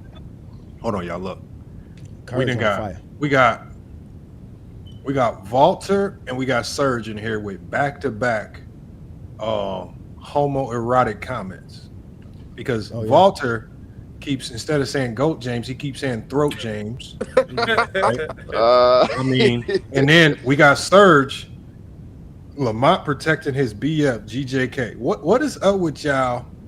Y'all can't just hit the link, but y'all stay in the Lamont, comments. They thought us collaborating was gonna be a failure. I don't You know what- they like failures. You know that. Mystery love company. You are a failure. That's why you're over here on Lamont's show. All right, George. You right, George. I should follow your life motto and be like you, George. Should be just like you. That's why you over here. You got cooked. Hold on, George. I didn't get cooked. Hold Nobody on, got cooked. George. Mike, you showed up for me. George showed Hold up on. for me. So I don't know what y'all talking about. George, can I ask you one question? George, What's wrong with y'all? Look, man, how y'all gonna say with 6 minutes left? That was a. can I ask you a question? We gonna give you a chance to Can I ask you a question, George? Yeah, go ahead, bro. Hey, George, They George, upset. I will anything that you say, if you can answer this one question, You can't. Here you go. I'll be fine with any other GOAT James Kingdom jokes you want to throw his way, all right? Okay. Before I even connected with GOAT James Kingdom, he had 100,000 followers on Facebook. How did that happen? I don't do Facebook, so I don't know. Okay, You don't do George, I nothing. care. You don't George, talk I don't care what basketball you don't. either. Hold on, George. I mean, if you're gonna call especially if you're calling another content creator a failure, right? It's hard to get 100,000 followers anywhere. If you're gonna call him a failure, you got to explain to me how you had 100,000 on Facebook before we even connected. I can't come on here and crack a joke without you being serious. George, I'm just asking you a I question. mean, wow, bro. He said, look, that's how they take it. Lamont, let him crack I'm just jokes. I can asking do you better than questions. him. I can rank. Listen, Lamont, I can do the Dirty Dozens better than George, man. I'm from the South. Let's do this. Let's go. I got a lot of ammo for George. It was a joke, Lamont. It's not a joke. You the joke. Nigga, you the joke. That's what Lamont is telling you. He's telling you the joke. He's telling you can't even get 10 followers on Facebook, let alone 100,000. Why are you hollering? Because that's what I do best. Get a better mic. Get a better mic. It's not my fault. Get a better mic. You are a fraud copy of the locker room. Lamont. This is a locker room. Lamont. The locker room's a failure too? He got over 10,000 I said you are a fraud copy of him. I ain't call him a failure. Whatever. You watch us all. That's what you do. Keep watching us. No. Yeah, because y'all are entertaining. It's funny. That's what we're supposed to be. Entertaining. Exactly. Lamont, explain to me, how can a shot be crucial with 6 minutes left? Well, we're about to play it. We about to see. All right.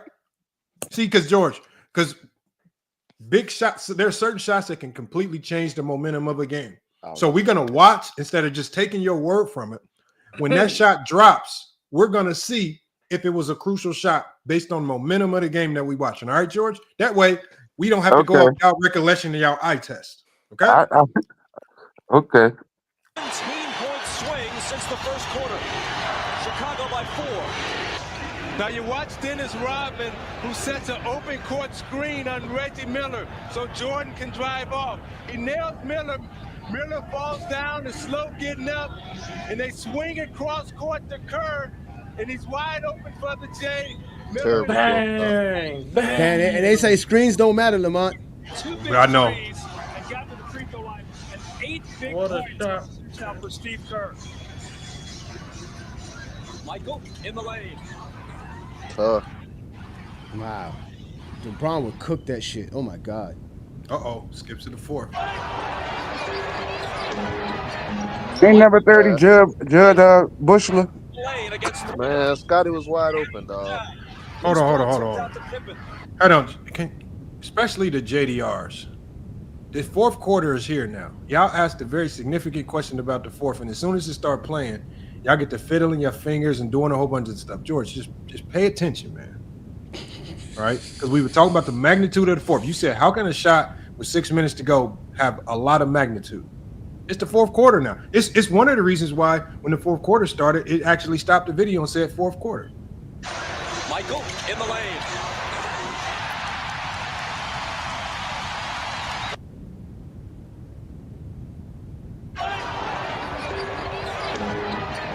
Michael, head fake on Smits into the lane. Somebody say illegal defense. Illegal defense. Yeah, somebody say illegal defense. Yeah, somebody was begging for it to be called illegal defense. They begging for the illegal defense to get called. Well, you just talking about that's how you know the Pacers got good defense. If you got people begging for the illegal defense to be called. Oh, gosh. We heard them call for the legal defense. Michael, head fake on Smits into the lane against 3 defenders. Can't put it down. Loose ball tipped out to Pippen. Kerr. Bang! How you leaving Kerr wide open like that? Hey, player. And that shot that tied the game, because when you saw Jordan force that shot and missed it, like I told y'all, the shot clock winding down. It was a stretch of the game where the Bulls was struggling to score. Pacers had the lead. Pacers won a 12-3 run. Pacers won a 12-3 run. Yeah, that's what I'm saying. They were struggling. And that's why I say that shot, it kind of like calmed everything from that point going forward. Oh, because it's like, okay, damn, we out of this jam. The game is back tied. Even though we just had a bad stretch, we good now. A 12-5 run. I'm sorry. You don't get a jump ball that you don't get. Steve Kerr spotting up. He's been big today. This is his 11th point of the game. Bang. That's a huge shot because you give up a jump ball. You heard what he was about to say. That's a huge shot. They said it in the game. They said it's a huge shot. Because, and again, just like Johnny said, 12-3 run, you giving up a lot. Pacers is real on a run. You got to find a way to put out the fire. Let's see how they close the game. Oh, look, Kerr takes the charge.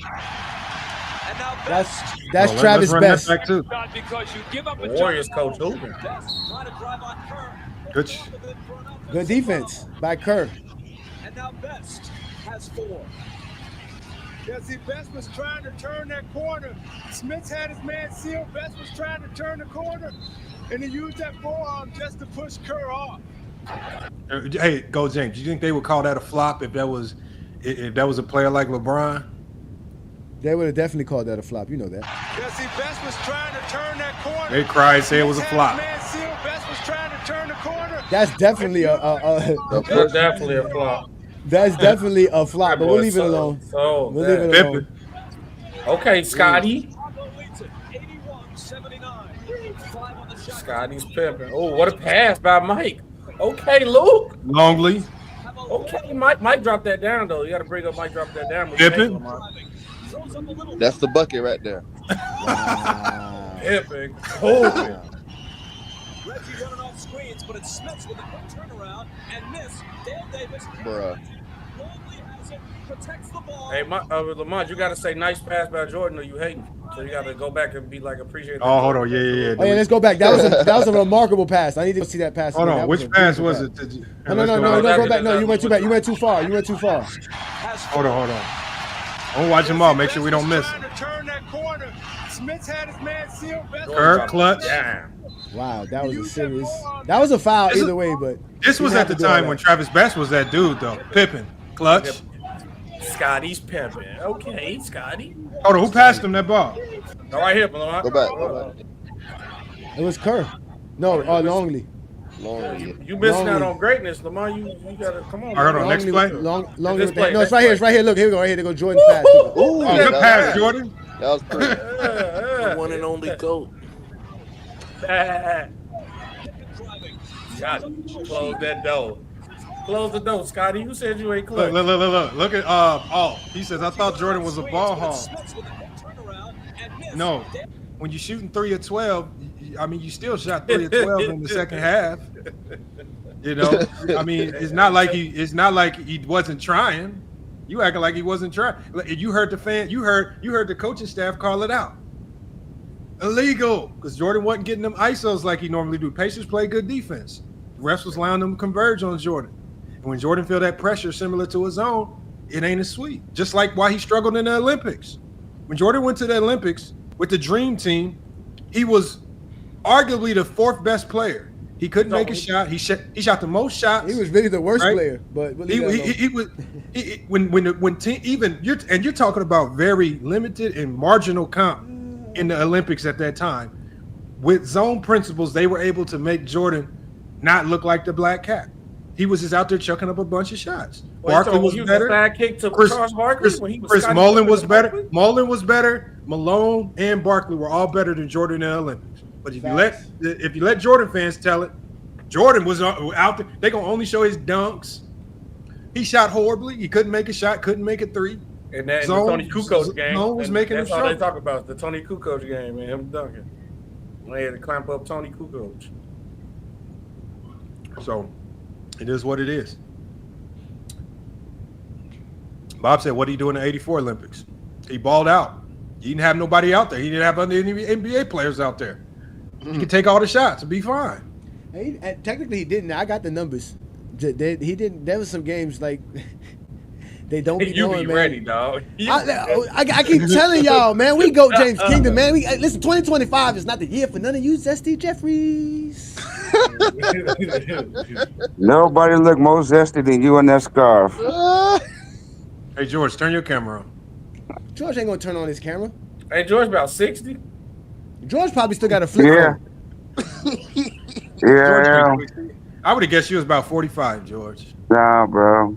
No, George older than that. I think George You can said tell that. George older than that. older You can than tell that. George Yeah, older than that. Yeah, George. He That's why I called it the dozens. That's why I called it the dozens. He knows exactly what I'm talking about. Tearing it right down. I'm trying to gas George up. Y'all just tear it straight down. Now George really 60. I don't know how George be hating. He's seen all the old people play, man. He done seen people I'm trying to play give in the George 70s. some. That's the main reason. The only reason I came on here because what Lamar said that a shot with 6 minutes left was a game changer when it wasn't.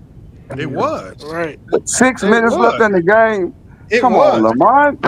It was. The Bulls were down. The Pacers were on a run. The Bulls could not forget any offense. Jordan, the offense ain't working. Who else supposed to get some? As you seen on that play, Jordan took another tough shot. The Pacers kept converging on him with 3 players. He missed it. Pippen got the ball at the end of the shot clock, and the Bulls were reeling at the time because they couldn't get any offense going. It wasn't even just that play. If you look at the whole sequence of plays before, when the Pacers were on the run, And when Kerr hit that three, you get the crowd going finally after reeling. He ties the game, and now that weight is off your shoulders. And then who closed out the game? George. Who finished the Pacers off? Scottie. I don't even know and don't even care. All I'm saying is 6 minutes left in the game doesn't make that a crucial shot, bro. That is wild. But he knows James 6 Kingdom's a whole failure. minutes.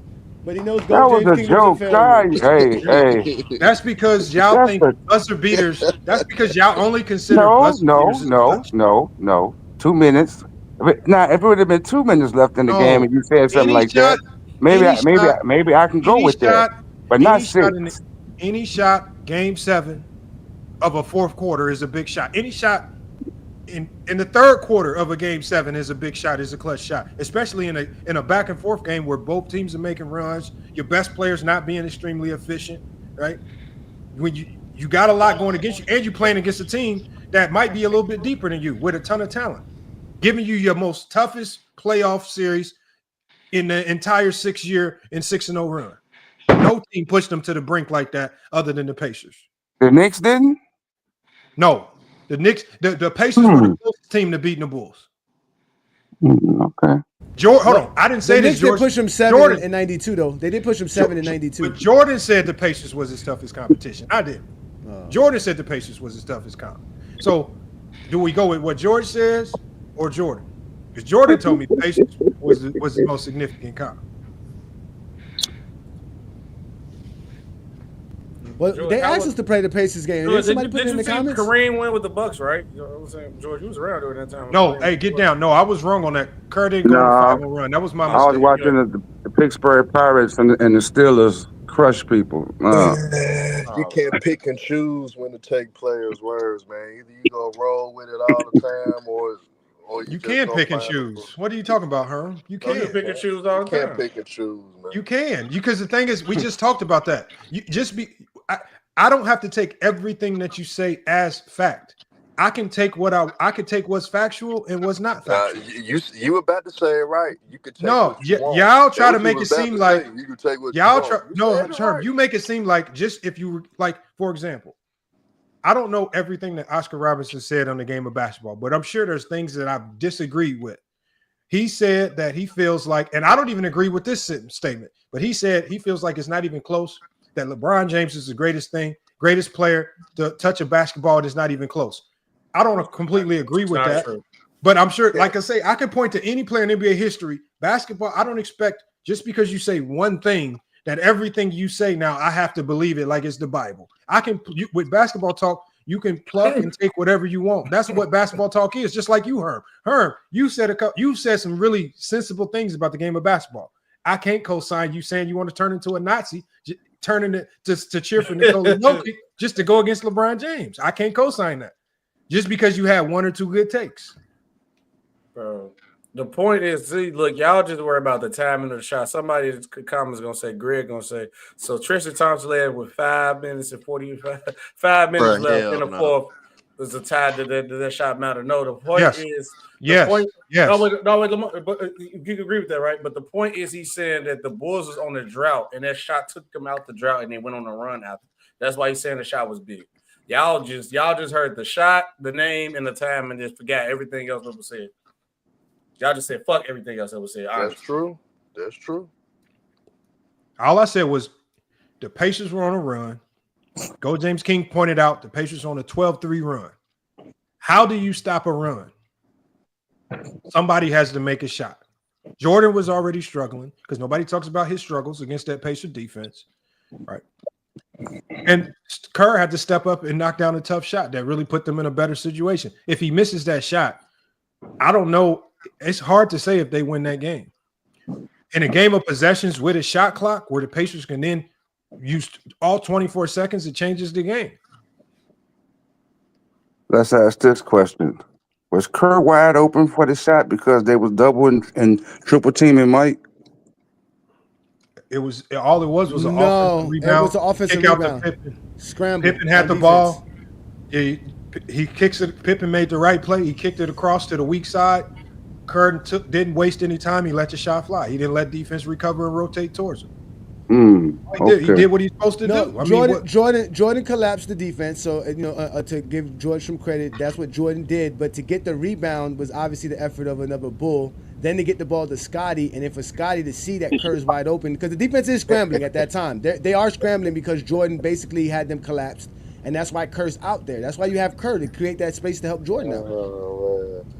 Kerr did his job. If that's the case, I could give a breakdown when Chris Bosh got the rebound, scrambled and got the offensive rebound. It was a good awareness for him to recognize Ray Allen was in that corner. And that was clutch. That was facts. Clutch. And everything you just said is facts. And how much time was on the clock? And how much time was on the clock? Like 15, don't matter how much time 15, it's on the 10, clock. 10, less than 10 seconds. What y'all pretend to act like, George, is that LeBron James bombarding the Spurs that entire fourth quarter leading up to that moment. I think they had to come back. Hold on, George. That was a crucial shot, just like a Kerr shot. It was both crucial shots. LeBron James had a whole bunch of crucial buckets the whole duration of that fourth quarter. Are you sitting here trying to tell me that LeBron James, who was on a tear that fourth quarter, those buckets he was making were not clutch just because it wasn't the last 2 minutes or the last? And LeBron James still was scoring even in the last 2 minutes. That's what I was going to say. Ray Allen just hit the shot to send it to overtime, but they not even in a position. He hit the last shot. They not even positioned. They not even. Wait a minute, Lamont. Didn't Bryant hit a clutch three to tie the game or something like that? But we know how great LeBron was. What I'm saying was LeBron was on a tear that whole fourth quarter. Every bucket he made in that fourth quarter was clutch. Every bucket that he made in the fourth quarter was clutch. Johnny, Ray Allen's shot means nothing if LeBron don't have a great fourth quarter. No, because we don't discredit Ray Allen. We say Ray Allen gets his due credit. We don't discredit. You're discrediting Kerr. That's y'all problem. We're not doing what y'all do. Y'all trying to bring it up that the idea that LeBron had guys hit jumpers. We know that. Of course, LeBron. It's a team game. In fact, if it wasn't for LeBron being so versatile and playing the power forward position and putting Bosh at the center, they don't take Tim Duncan off the floor. That way, you have a better rebounder out there. But you have to take Tim Duncan off the floor. If not, the Heat are going to get a way better shot. They don't even need Ray Allen. Too comfortable. The Spurs out there. No, because he would be a liability at this moment in time. You have to take him off the floor. He cannot guard this team.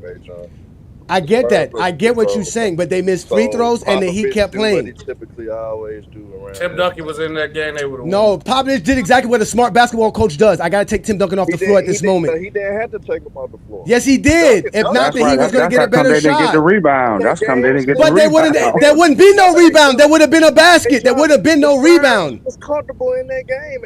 How did Bosh get the rebound? Because again, Bosh got the rebound because you have to take Duncan off the floor. If not, the Heat get a wide open. Yes, you do. If they're gonna get a wide open three, control most of the game, Johnny. But we're not talking about most of the game. We're talking about this moment right now. How do I stop the Heat from getting an open three, Herm? God, you don't let niggas speak, bro. God, nigga, you speaking more than me, nigga, because you louder than me. So what? Go James Kingdom, go, and I'm gonna let Herm go next. Go ahead, go James Kingdom. Go ahead and finish. Again, Herm is arguing something I'm not even talking about. I brought up the idea that you have to take Duncan off of the floor because of the play style that the Heat were running. The fact that Bosh is out there and can drag Tim Duncan away from the rim is something that is a liability towards the Spurs stopping the Heat on that possession, that crucial moment. So you have to take him off the floor. Tim Duncan's not the only person that can rebound on the Spurs. So, and as a coach, I'm thinking, okay, yeah, I'm taking him out. He's my best rebounder. But still, y'all got to rebound if they miss because they need to miss this shot. We need the ball. We stop them, we win. They didn't do that. And then on top of that, they had 5 minutes of overtime with Tim Duncan. What happened then? They lost. With LeBron James hitting jumper after jumper. Stop it, y'all. LeBron James was there in crucial moments in that part of the game. It's not the same as what we're talking about with Kerr. Like, stop it.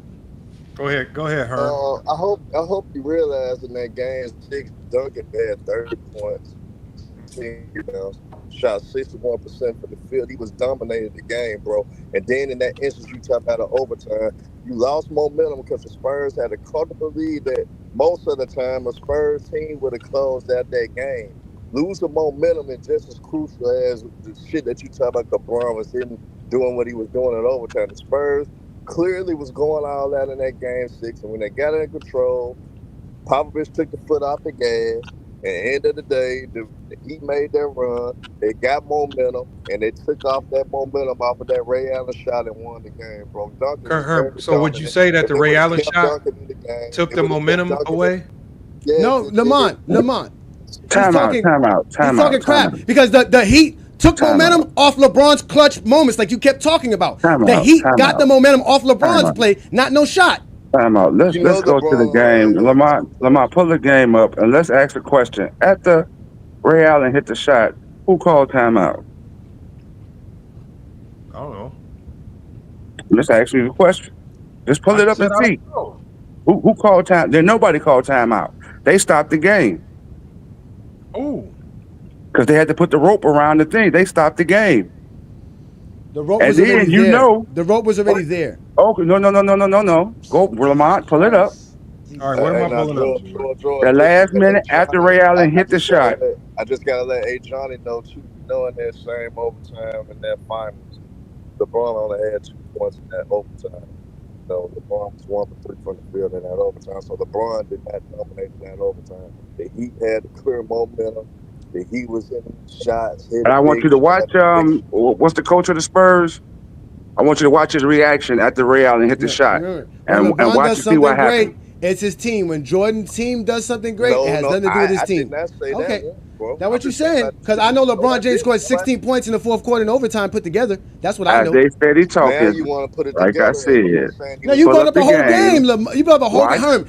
You want this Friday night, sir? Don't come up here looking for me. When they stop the game, man, you easy watch his reaction. Who called timeout? Hold on, George. I'm about to play it, man. I ain't gonna lie. I don't even know what this means. What George is not. Ray Allen tells him to take the rope up because they already put the rope there. The rope was already there. I don't know what he's talking about. I know what's the purpose of this, George. You said the play stopped. What does that mean? The play stopped because that means they got to inbound the ball, and who gonna stop Tony Parker from scoring? Okay, hold on. Yeah, let's see. He stopped himself. Nope.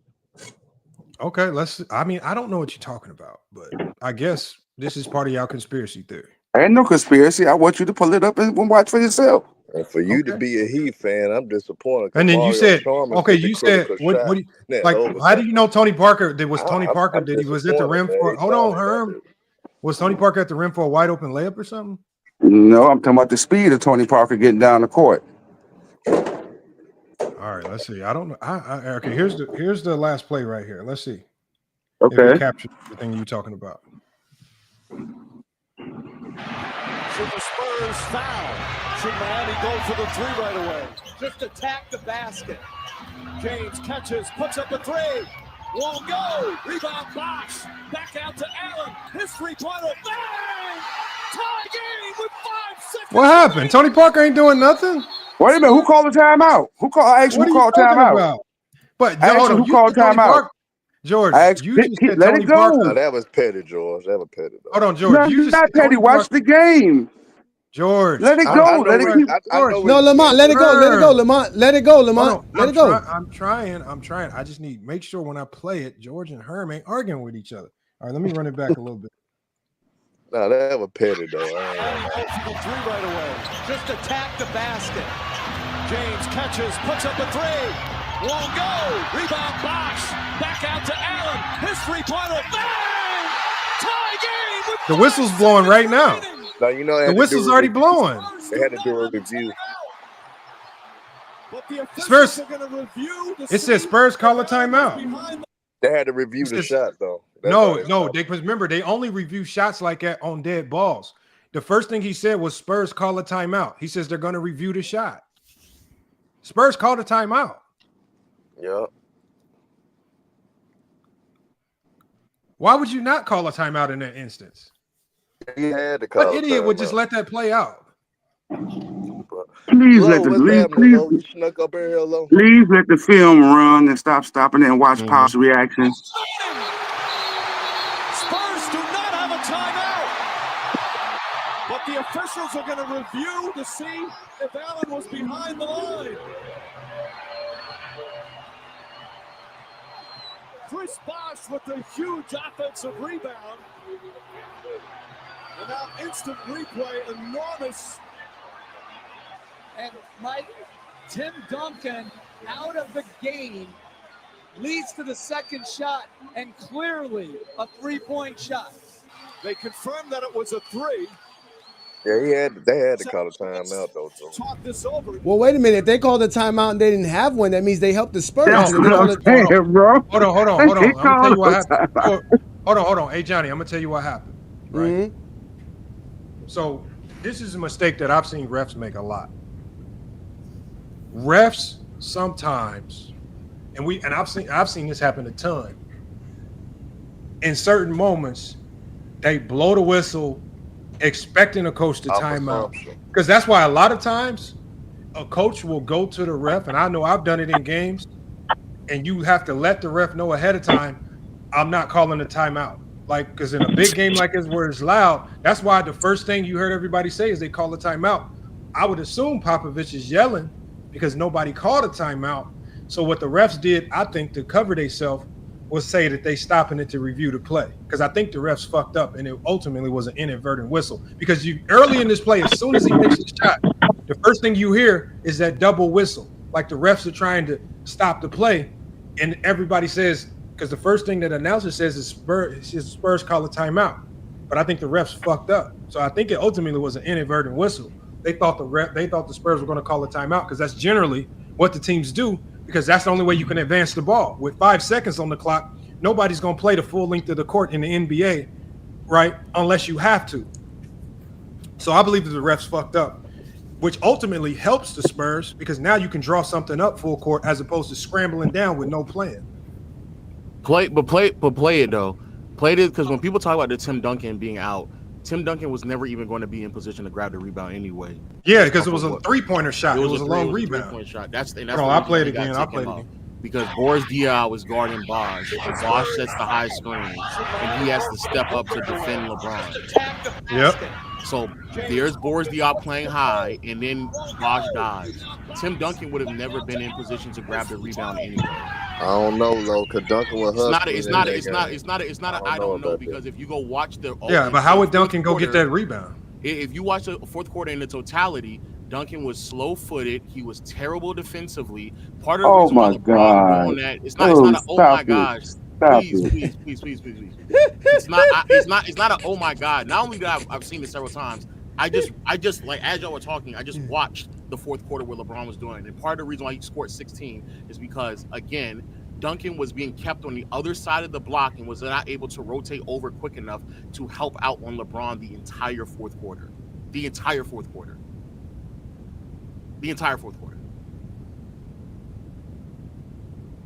So Loca say that and everybody's fine. Everybody shut up. But when Johnny says something like that, it's me being a Glazer jock sniffer. It's not fine. I was giving the man the courtesy just to sit up there and give his explanation of what happened.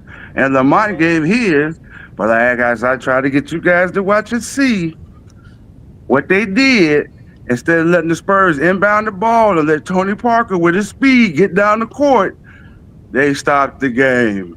Hold on, wait. Let's see if anybody does call a timeout. Hold on, wait, Lamont, play. Let's see if somebody calls a timeout. Let's see if there's anybody on the Spurs team that called a timeout. They didn't. Watch Pop's reaction. George, listen to the whistle. The refs, I think the refs, because in almost every NBA game, when a big shot is made, the other team is always going to choose to advance the ball because what happens is. But there's no timeouts left, Lamont. I know. Hold on, listen. But the refs don't know that. The refs can't. Listen to what I'm saying. The refs are supposed to know that. This is what I'm saying is I think the refs messed up because you hear the whistle almost immediately blown as soon as the shot is made. So I'm thinking the ref who blew the whistle is thinking that the Spurs, because it's loud, the fans are crazy. If the refs get caught up in the emotion of the game too. And so I'm thinking it was an inadvertent whistle. And so instead of saying that the Spurs called a timeout, which I don't think they did, I think because Popovich covers all his bases. These guys know if you're on the Spurs, there's no timeouts left. I think that's why Popovich is upset because he's saying I didn't call a timeout because if anybody on the Spurs does, that's a tech. And the refs have to give a reason as to why they just blew the whistle to stop play. And I just think the refs screwed up, and it was an inadvertent whistle, thinking that the Spurs were going to try to call a timeout to advance the ball, because there's no team in the world that wants to play full court with 5 seconds left at the NBA level. It's just it's like a lose-lose situation. It's a very low probability to even get a clean shot off. First, you got to get across the half-court line, then you got to be able to get a clean shot off. Every coach is going to advance it if you have a timeout. So I just think the ref messed up. I can run it back again. Watch. No, run it back. Let's watch it, please. 5 seconds remaining. No, you got to rewind it. Spurs do Oh, my bad. But the officials are going to review to see if Allen will. Who called a timeout? Should the Spurs foul? Should Miami go for the 3 right away? Just attack the basket. James catches, puts up a 3. Won't go. Rebound box. Back out to Allen. His 3-pointer. Bang! Tie game with 5 seconds. Hey, and look, you know what? Wow. You know what also made it look like a timeout? Look at how the players look like they're walking towards the sideline. If you look at Ginobili, there's like 3 players walking towards the sideline, almost as if they know a timeout's being called. Like everybody, it looks like everybody was fooled. And I think the ref even made a mistake. No, because the dude went to go get the ball. He knew he had to put the ball in play. I know, but look at what the other players are doing. Look at Ginobili and look at Neil Watt. I don't know. I don't know. Listen, I don't know what. Which referee blew the whistle? The guy that saw it was a 3-pointer? Because the guy who saw it was a 3-pointer doesn't need to review it. He saw it. I'm not. But I think what I'm saying is they said they were reviewing the 3-point shot as the cover for the inadvertent whistle. That's what I'm saying. I'm saying the ref made a mistake by blowing the whistle, anticipating that the Spurs will call a timeout, but the Spurs know they don't have any, so it was so they blew the whistle by mistake, thinking that the Spurs were going to call a timeout to advance the wall. I think it was a mistake on the ref. That's all I'm saying. All right, so play it. So I don't believe the Spurs, because I think a couple of these players thought a timeout was called too. Hold on. I don't know. Watch. Which ref calls the whistle? I don't think that matters. Hold on. Won't go. Rebound box. Back out to Allen. His 3-pointer. Bang! Tie game with 5 seconds remaining. I can't tell which ref called the timeout. It looked like the referee that called the 3-pointer called that one right there, the one that's standing with his hands up. It looks like he's the one that's saying stop play, whistle blown. It looks like it. So he's the one that's stopping play. But look at how the Spurs are reacting. Because if they were looking, because George said that Tony Parker was about to burrow down the court and score a layup, it does not look like Tony Parker was about to burrow down nowhere and score no layup. Ray Allen's right there. Okay. Look at Pop. Look at Pop. Look at Pops. Nobody can see Pop. Pops is right there by the scores table. Okay, where's Tony Parker? They only one player looked like they were bringing in the ball. Where's Tony Parker, George? Right there. He right there. Where? Tony Parker is not running to the ball to go get the ball to go. He's not. Tony Parker's not doing anything to get the ball. They all are walking. He's ready to Lamont. Look at Pops. Popovich looked like he's upset about something. No, watch Popovich. Let it go. Let it go. Popovich is mad because Parker literally has his hands on his hips. That nigga is not running to go do anything. That's facts. That's facts. I'm gonna tell you right now. Popovich is mad because Popovich, as a coach, knows. Popovich is like, why did we stop play?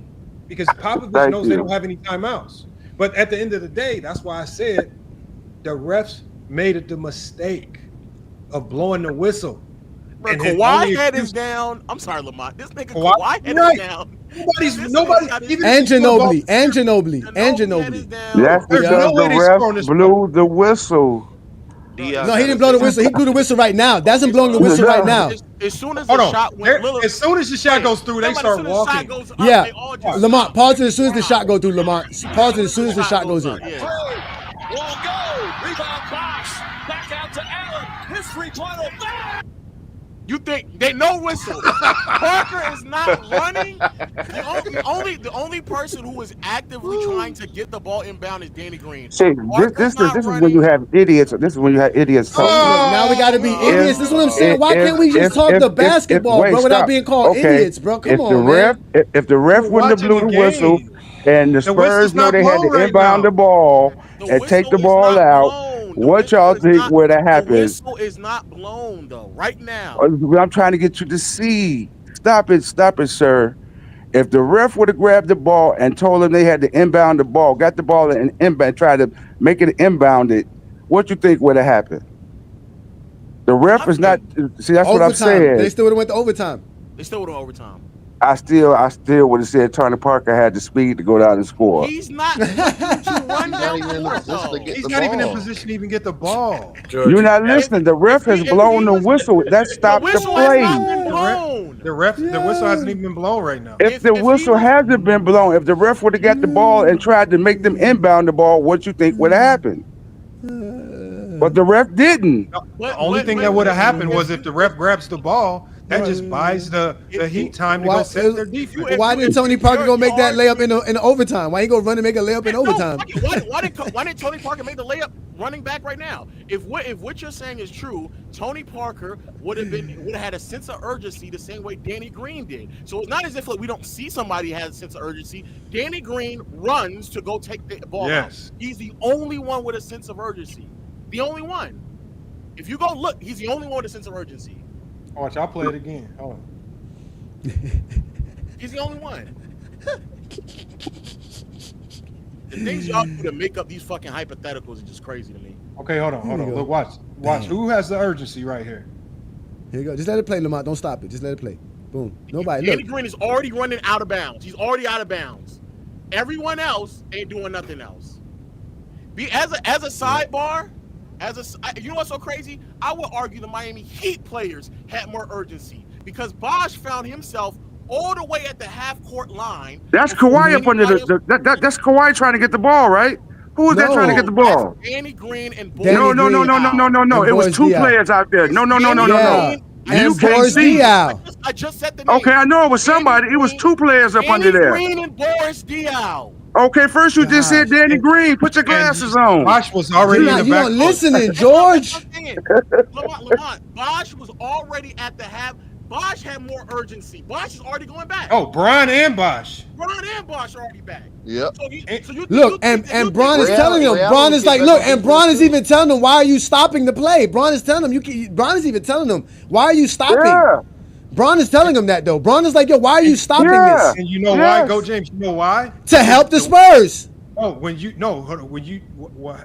wants the clock to run. He knows. Yeah, exactly. He knows that. Don't give him a chance to draw up a play. Yes, that's why he wants them to try to go the full length of the court.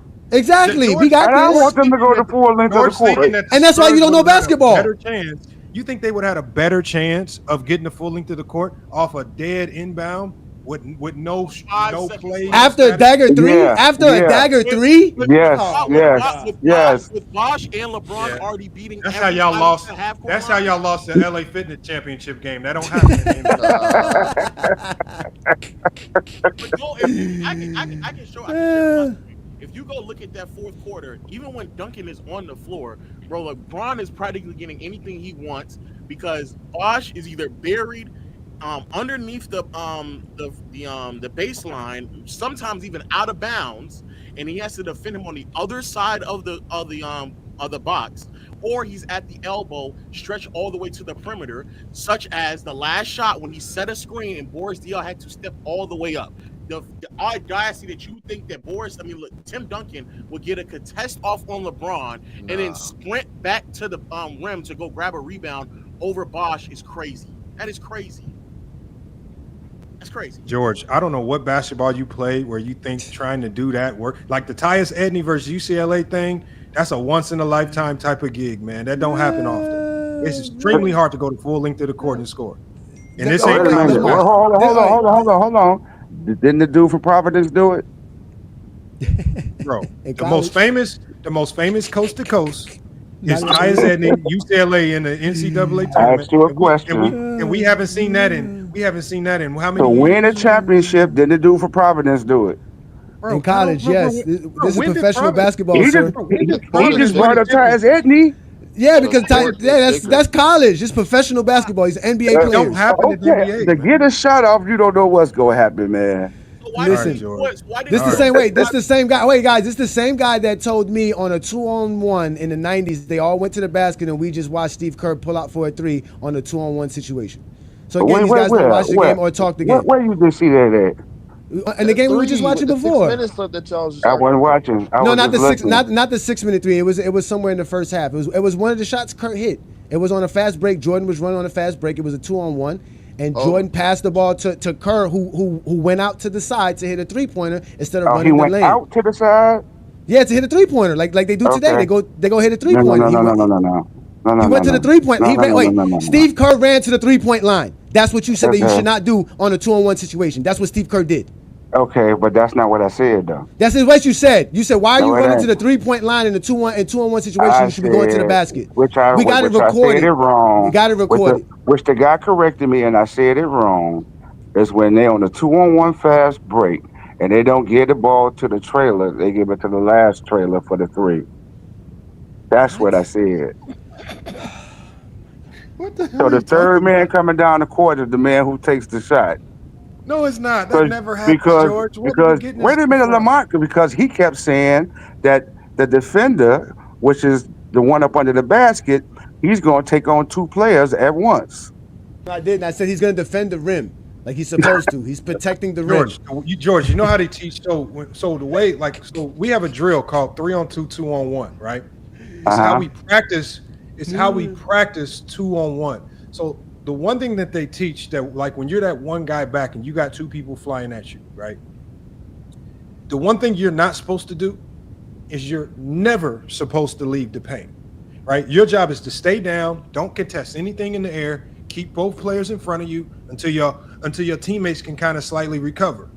What you will never guard is a guy at the 3-point line. So in this era, when you're dealing with elite shooters, why drive into an active defender who can take a charge, who can do all types of crazy stuff that's advantage to the defense, as opposed to taking a wide open, high percentage 3 in transition, where generally those rebounds, if you miss it, favor the offense because your offensive players are streaking down court. So that even a long rebound is going to favor the team that actually shoots it in transition. It makes no sense to just play low grade basketball by just trying to burrow through players at the rim. It don't always work like that. What do you mean, Lamont? It's a 2-on-1 fast break. If you telling your players, if you got 2 players coming down the court and there's 1 defender, you want me to get the whiteboard and draw it up? Wait a minute. And that player who's dribbling the ball on the break and he jumps and acts like he's going up for a layup, you're telling him to throw it back out to the 3-point line instead of giving to the player that's right beside him up under the rim. First of all, what do they teach you to do in transition? The first thing you got to do if you don't have the ball is you start out, you get wide. No, you don't just straight rim run right out the gate. The first thing you want to do is you want to spread the floor because you want to stretch it out so much so that one defender can't guard both of you.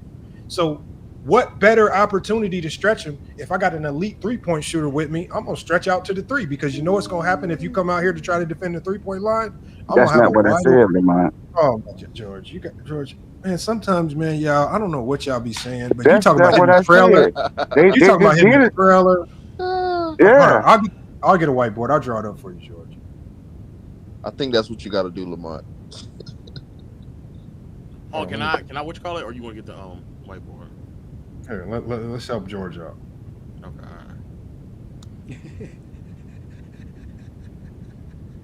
I ain't gonna lie. I ain't think the way that y'all make excuses for why, like Tim Duncan can go 0 for 3 in that fourth quarter, not box out, grab rebounds, look slow-footed, but you got every excuse in the world for why he may have underperformed. But LeBron, nah.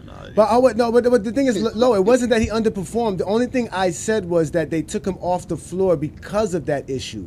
Because he wasn't, you know what I'm saying? Like he wasn't capable of helping them in that situation. You feel what I'm trying to say? Like in that situation. I agree with you, but I'm just saying. Yeah. Part of the reason why they took him off also is because like he was just, if you just go back and look, like they were just putting him. Hold on, let me do it like this because it might look better if I do it with my finger. They were putting him in space, and he had to guard Chris Bosh because anytime he rotated over, I mean, that's crazy. Hold on. Okay, hold on. Well, George. Huh? No, look, George. Now explain to me. So hold on. So hold on. Explain to me, George. So we got X with the ball, and he's attacking this way. Okay, where's the other guy at running with him in transition? So this is your defender here in the paint. All right. No. We passed all that. We down past the circle. Yeah. Okay, so hold on. We just dealing with. Hold on. So we just dealing with. Hold on. So half court. Yeah, it's half court. It's a fast break. It's a 2-on-1 fast break. When he said there was supposed to be a third man, all of a sudden, I don't know where the third man comes. Okay, so where? So you got one guy attacking the middle. That's generally the guy with the ball. Where's the other guy at? He's back. No, come on. Bring the X in and bring the center, whoever's guarding, whoever's going to stop the fast break. Put him down. Okay, this is no longer a fast break, man. What are you talking about? That's why I was trying to tell him. See, you trying to change it. No, hold on. No. Okay, so George. So where's the other guy at? Where's his teammate? Where do you want his teammate? Okay, like I said. So here's what happens, George. Let's say, for example, let's go with your theory. Oh my God. If you put his teammate right here, which is you want him to take a layup, whoever's defending can play two. I can play two. Makes no sense. Or you can make life easy and you can send that dude out here, which is what good teams do. You make him play one. If he commits to the ball, I'm kicking it out. You're still not doing what I asked you. You're still drawing your own plays. Okay, so George, where do you want me to put you? I want you to put the defender up under the rim. Up under the rim, all right. Okay, so hold on. Here's the rim. Put the defender. Put the defender up under the rim. Yeah, put the defender right there. He's right there. That circle. Yeah. Okay. The tiny circle. Now, put the guy who got the ball in his hand on the break. Put him approaching the rim, and I want you to put another guy. I want you to put another guy at the free throw line and put another guy at the 3-point line. Huh? So it's defender. Yeah, that's what I was trying to explain. It's a 3-on-1. He says now it's a 3-on-1. Remember, he's adding That's what I was trying to explain. They kept changing it. George, tell me where all the offensive players are. They're behind one another in line. So that means there's going to be one guy at the rim, one guy at the free throw line. Yes, that's how he thinks. Yes. Nigga, are you running an I formation in transition? Nah, he running an I formation. You're not listening. That's what you said. That's what you told us to draw. That's what you told us to draw. No, it ain't. No, it ain't, Lamont. Lamont, you listening to him? Now you want to crack jokes? I'm gonna start cracking jokes. Okay, stop. I told you I got ammo. I got all day. That's not what I told you to draw, Lamont. That's not what I told you to draw. Oh no, Lamont, erase the offensive player. Erase the X. I want you to put the other. I want you to put the. I want you to put. Stop talking. I want you to put the first offensive player attacking the rim. Okay, so right here. No, Lamont. Yeah. George said yeah. Right there. Okay. There's the next offensive player. Wait, I don't see him. No. He's the X. Exactly. I told you, Lamont. Put him at the rim. He's supposed to be at the rim, Lamont. Put him at the rim next to the defender at the rim. That's what he's trying to explain to you. Right. Go. Yes, he's actually up for a basket right now. We're in a still shot moment. Right. This guy right here with the ball is making a layup or jumping at the rim. That's what this is. Okay. George. Hold on. See, this is the thing Lamont is doing. He's putting the guy right in front of the guy who's protecting the rim. Okay, George, no, I told you. Where you put him on the side, Lamont, like he's trying to make a layup. Don't put him right in front of him. Okay, Lamont, put him on the right block, Lamont, like he's doing on the right. He's about to make a left hand layup. He's about to make a left hand layup on the right block. You want to put him on? But that's the left block. Okay, so he's on the left block. All right. Okay. The rim protector is still protecting the rim. Now, where's the other defender? Where's the other player?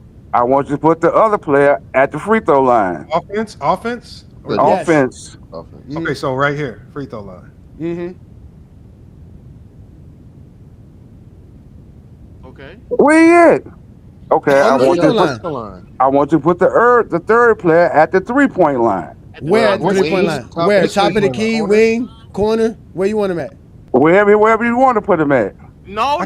George. That's what you said. Yeah. I have seen basketball games like this. I have seen them on fast break throw the ball back out to the 3-point shooter instead of giving the ball to the second man. Where's that 3-pointer standing at? Where's that 3-pointer player standing at? Wherever you want to put him at. Okay, but why if you're saying that, I want to be clear. The person handling the ball is going for a layup while there's somebody already at the rim. Yes. Right. Yes. Right. You're saying that they should then dump it off To either the second guy. At the free throw line. Right. But they throw it back out. What is that guy going to do? He's gonna. What you think he's gonna do? I'm asking. I'm not trying to assume here. What is he? Okay, man. So let's say the 3-point shooters take a out here. contested. Where? Low. Take a contested layup. Right there on the right They're gonna corner. take a contested layup or a contested jumper. So George, hold on. So George, you're saying these two guys, right here and right here, they should pass to each other to get a layup? Yeah.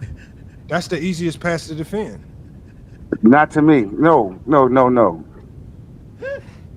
You're saying this like they're running in slow motion. George, this is going at game speed. You are not going to be able to guard the second guy. Oh no, George, check this out. Like we just had practice today, and I got on one of my players because I said, once you get inside of the painted area, inside the free throw line, there is no more passing because it's too hard, especially with the way, because this guy right here on defense, right here, that's under the basket, on 3-on-2, 2-on-1, this guy is trained to not jump at anything. He's only playing passing lanes. It's the defense. So if you make any pass, because remember, 3-on-2, 2-on-1 teaches whoever's the first person back, you can't contest anything in the air. You have to contest everything on the ground, and you play passing lanes because you try to bait. What you do is you're jabbing at one guy, and then you jump back in the passing lane because you're trying to bait him and trying to throw a pass in a small confined area because it's easy to steal. So if you're telling me that this guy instead decides to kick it out to a 3-point shooter, well, that's a still advantage offense because even if he takes the 3, you got 2 rebounders who can rebound for you. I understand what George is saying, but the way that this will work is that, like Lamont is saying, the person who's the defender in that situation would effectively have to make a mistake and jump and put himself out. But the only way it works the way George says it, this is the only way it works. It only works. I didn't say it works. I said what George. they do. Hold on, George. I'm trying to help you out. The only way this works, let's say this is defender back. The only way this works is if he passes it before they get to the 3-point line, and you pass it now. Because once you pass it there, this guy starts to drive, you really have to make this guy commit to something. And if you make him commit and this guy's trailing down the lane, we see that dunk all the time in the NBA. When you get him to commit and that guy's still flying down the lane and it's a power dunk on you. This is how people get dunked on, to be honest. You remember how Jason Terry got boomed on. He got boomed on because of a situation just like this. But the thing is, it gets tricky. It gets tricky because you're asking this defender. This defender has a lot on his plate right now. And these defenders aren't trying to make mistakes. And a good defender is just going to play the passing lane. But, George, what you're seeing, I don't know. I'm never teaching a player to pass the ball under the free throw line. Lamont, erase everything besides the court, right? All right, draw a line directly down the middle of the court, directly down a vertical line, straight like that. Boom. Okay. Now draw one on each corners, straight down like that. Where? Like right draw here? a straight line, like on the corners, right there. Go ahead. Draw another one there. All right, and now draw a line in between each one of those, and like in the wing slots. Where? Like in between both these lines. All right, you see the middle line and the left line. Put a line in the middle, like where the wings spot right there. Boom, and do the same thing on the other side. Yeah. Oh. Okay, these are the lanes that you run as a basketball player in a fast break situation. That's true. Whether it's a 2-on-1, 3-on-1, these are the lanes you run.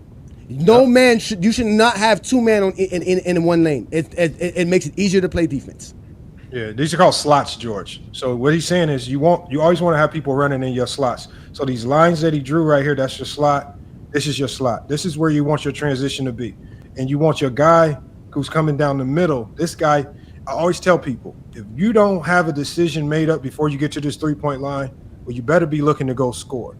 But it's not a bad shot. It's no longer a bad shot with the skill of today's player to space the floor out at the 3-point line. Because of the elite skill of today's player, I can now send guys here, while one person is going down the middle.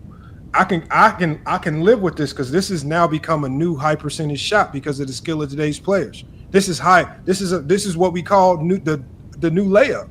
Because sometimes when guys are wide open at the 3, what do you hear everybody yelling? Layup. It's the new layup. That's how easy that shot is, and that's what Colin Cowherd was saying to Adam Silver in that interview that I played. He said they're taking the 3-point shot now because it's become too easy for them. He says the only way you rectify or solve this 3-point problem is you push the 3-point line even farther back, because this shot now, he said, guys are just flicking it up. They're so good at it, is going in. Everybody, more players than ever are shooting close to 40%. Run them off the line. Run them off the line. So, I mean, all you're doing is. I'm sorry to cut you, but are we arguing that this isn't efficient way to run like transition plays? Because this was a discussion we had on Goat James Kingdom with George about basketball, because again, George likes to talk about the game and doesn't understand it, so we just have to explain these things to him. I'm telling you what I see. I know, but you don't see these simple things that we're telling you. This is grade school basketball conversation. That's the way you draw it up. But as you watch the game, Willis and Stacey Augmon running down in the wings. I just showed him Jordan going right down the middle and Kerr running in the slot cut to the right side, did not go all the way to the paint. Transition. He had a transition 3. What this guy is saying, that everybody should be running to the basket, and that's easy to play defense. I just got to wait for you to get here. But people are producing more points in transition now than they were like 10 years ago. I don't know why. And Zeno 93, he's saying bad defense. Zeno, this is see what y'all call bad defense is the defense's job is now harder. See, this guy right here now in transition, he has to now figure out how to defend this. Yep. How do you defend that? And then also, let's say, like, even if he takes that shot, let's say you don't defend it, how do you even get the rebound when you got 2 guys on the offensive rebound on your neck? So at the end of the day, no matter how you defend it, you at a significant disadvantage, make or miss. So if you have a solution, Zeno, on how to defend the transition, a 3-on-1 transition, a 3-on-1 transition with guys who can make threes at an elite level. I mean, you gotta have a job in the NBA tomorrow if you can figure that one out. This lends to the whole point of you having this show about how the reason they can't respect Scottie Pippen is because they don't understand defense. They don't respect defense. They are equating that it's bad defense. They're not equating that one guy is going to be playing the best defense he can play, and if he's an elite defender, he can actually affect this 3-on-1 or 2-on-1 fast break. Like, they don't equate that. Like, they just think, that he can't do nothing. It's a 3-on-1. It's an automatic basket. That's not how it works. There's a defender there. They don't equate that there's a defender there. They don't put that in their calculations. Yeah, I know. Trying to find the best way to guard a 3-on-1, I think is. It don't matter what era of basketball, you're at a disadvantage. It's a 3-on-1. We agree, but you have to also do it correctly, right? Because that's what LeBron talked about. No, yes. Yeah.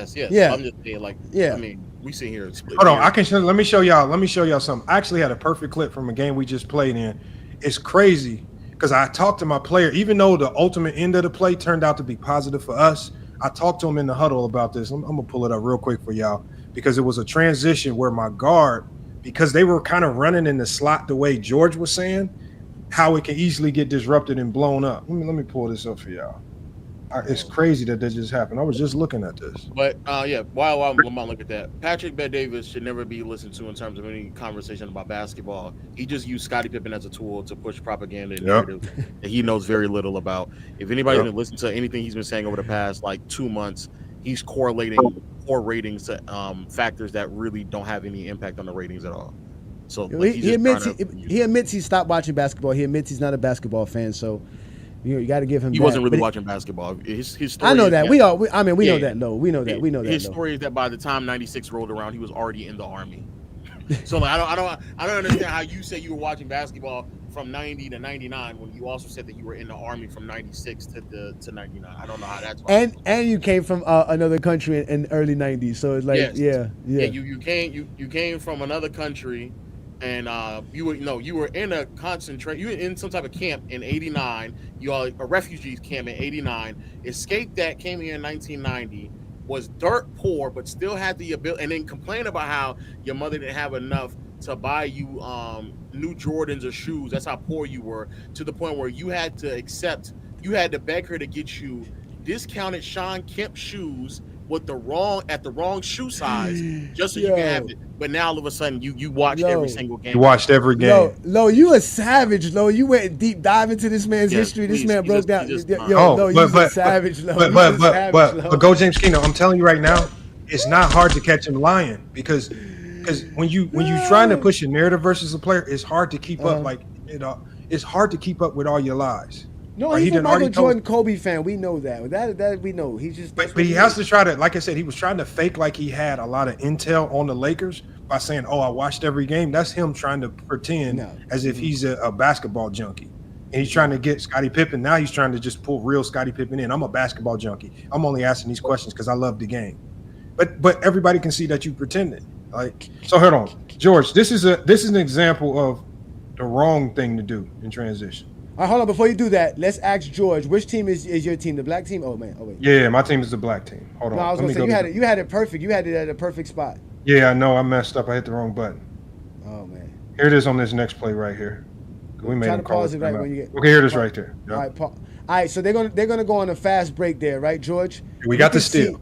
You can see number 14 is compromised. So who's number 14 is sticking has a chance to get in front of him. Number 0 needs to get back on the other side, right? On that left side, right? Mm-hmm. So what should Lamont's players do? There's 5 guys in black, George. What should they do in this transition? There's a guy with the ball at the center. He's about to start the transition break. What should those other players do?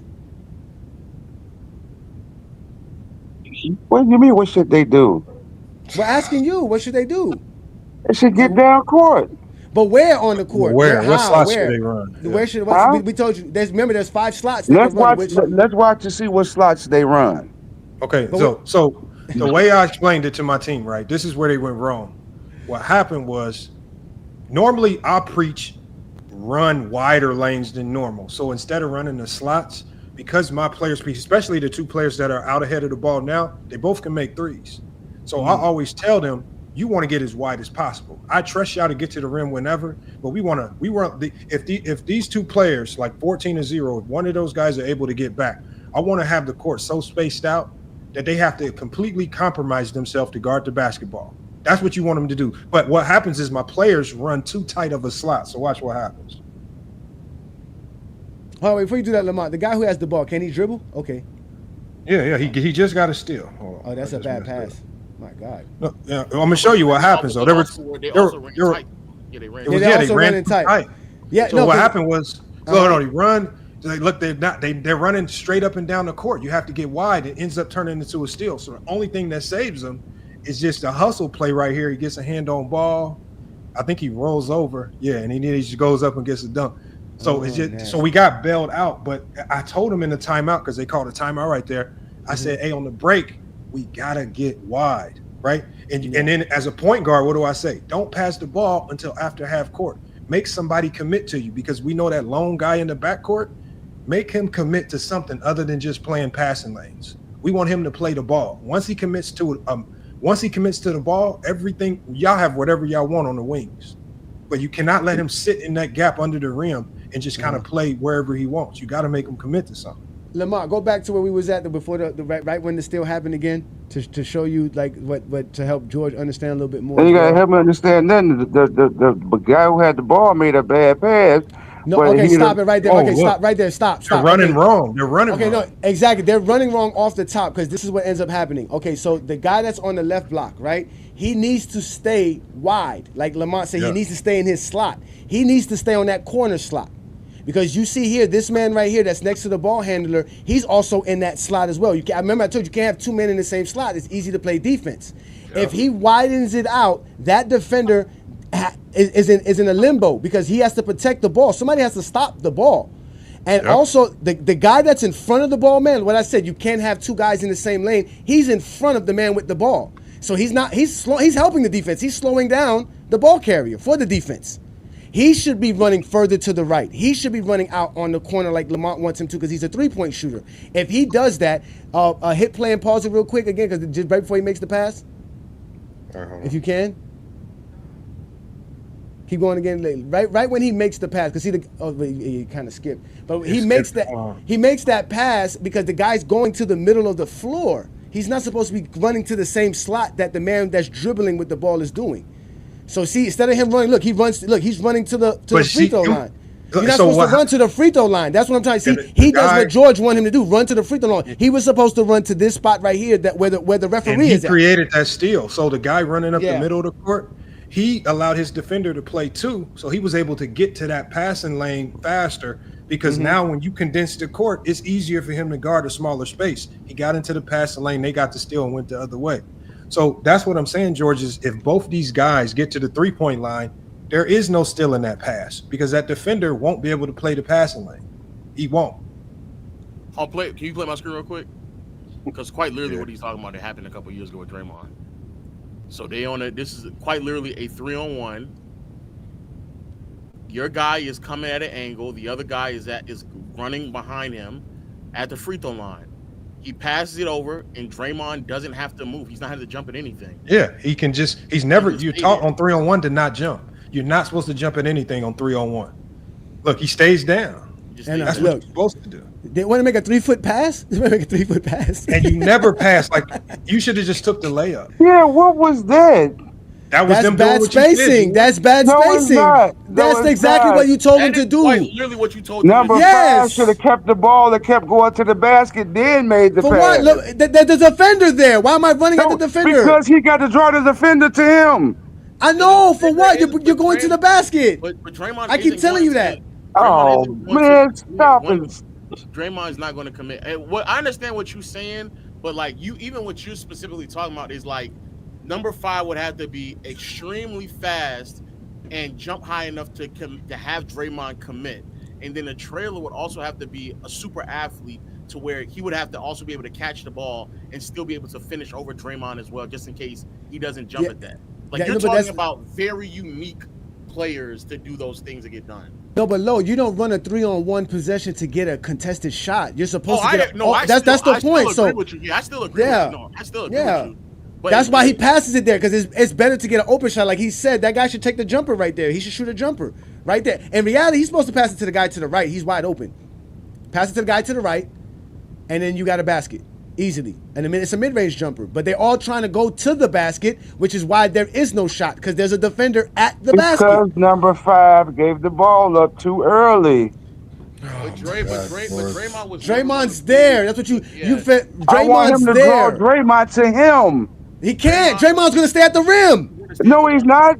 Yes, he is. That's what he did. That's what he did. Like I told you, he's going to protect the rim. Stop hollering, bro. Not if he attacks the rim, Draymond is going to go to him.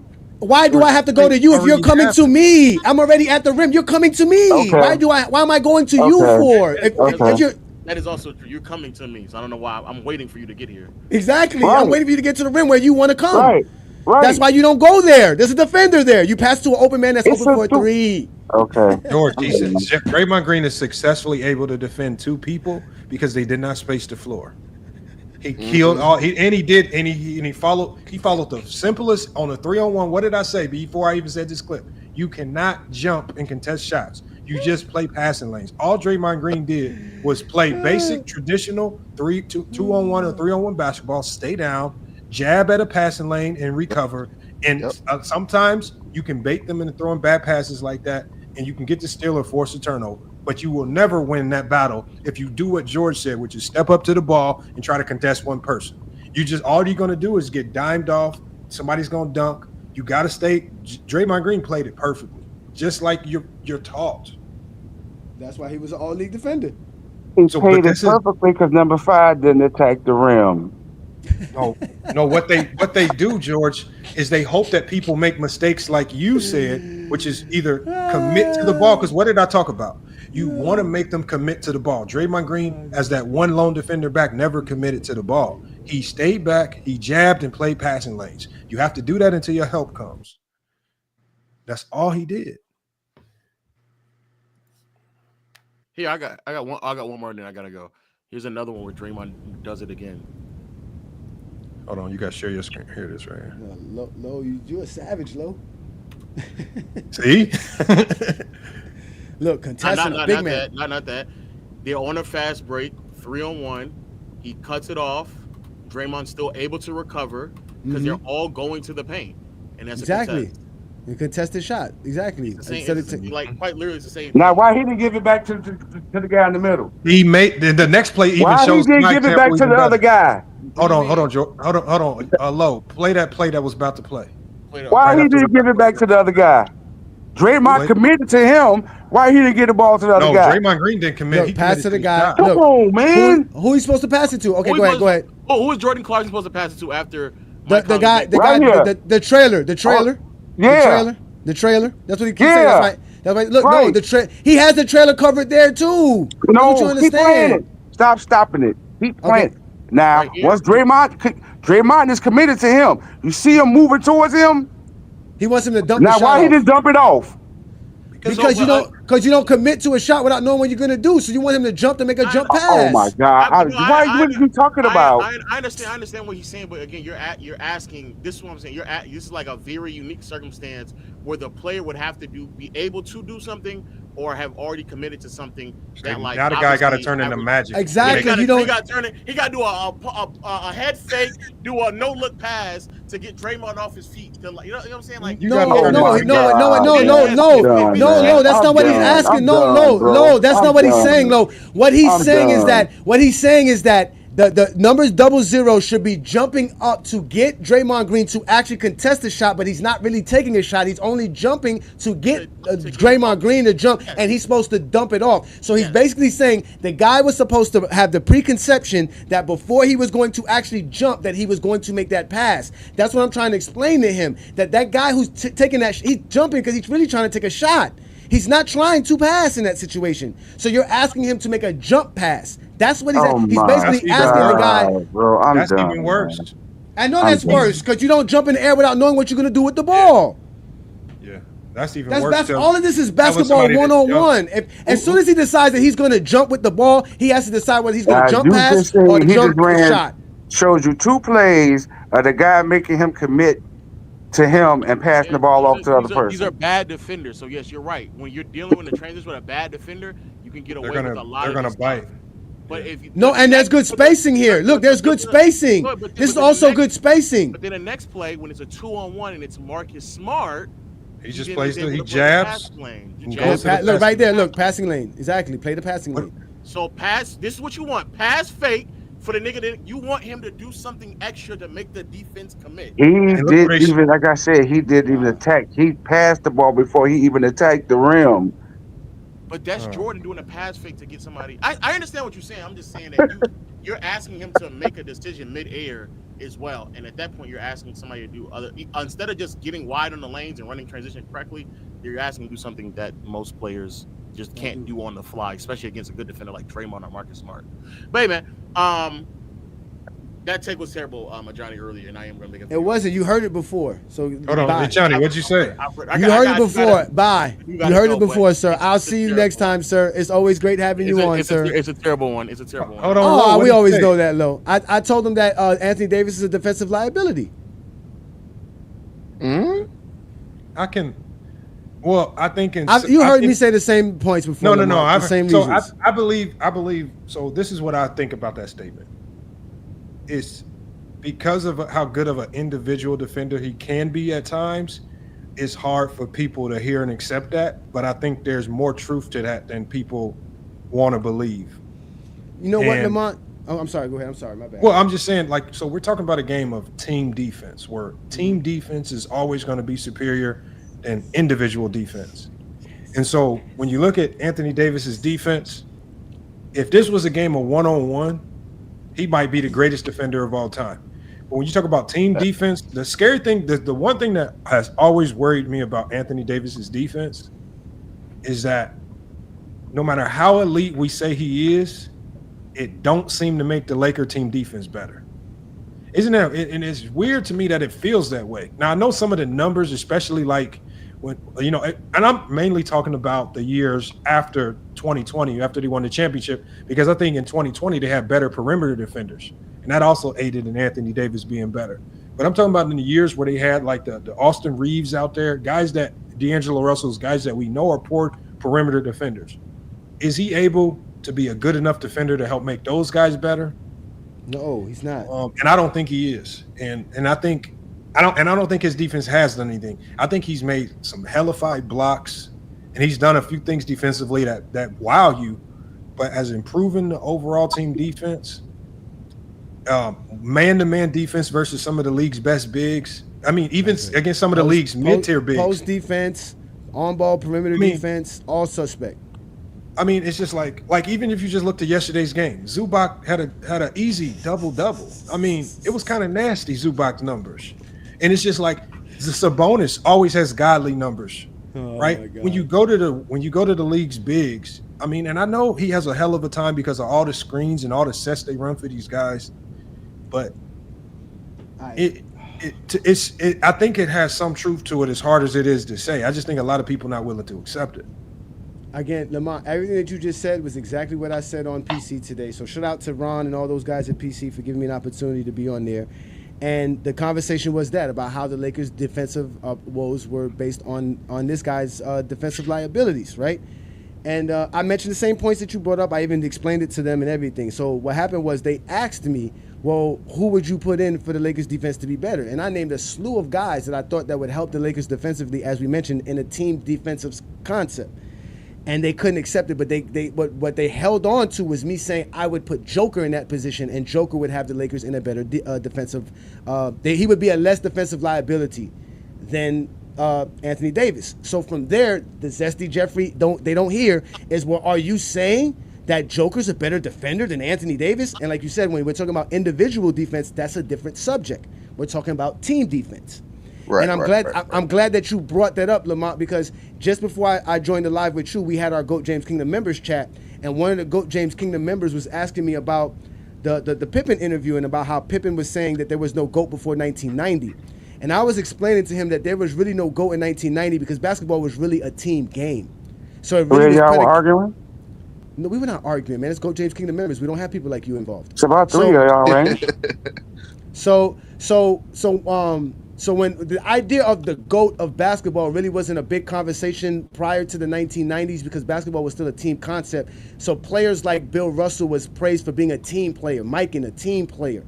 The guy that got the GOAT title or the GOAT name was really Wilt Chamberlain because he was able to separate himself from the team. He was so dominant as an individual that it wasn't no longer him being great in the team concept idea. It was him being great as an individual player.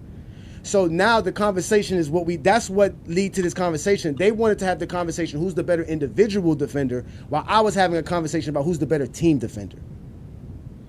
You understand what I'm trying to say? Like outside, because I think with Jokic, I think it's easy to build a defense around Jokic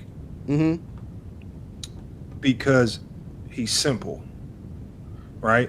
If he's not a supreme athlete, so you're not asking him. So when teams go into, for example, a pick and roll, there's really only 1 to 2 different things you can do with Jokic. He simplifies it. So everybody, with Anthony Davis is so good defensively, the problem with the Laker perimeter defenders is on every possession you see them doing 10 different things.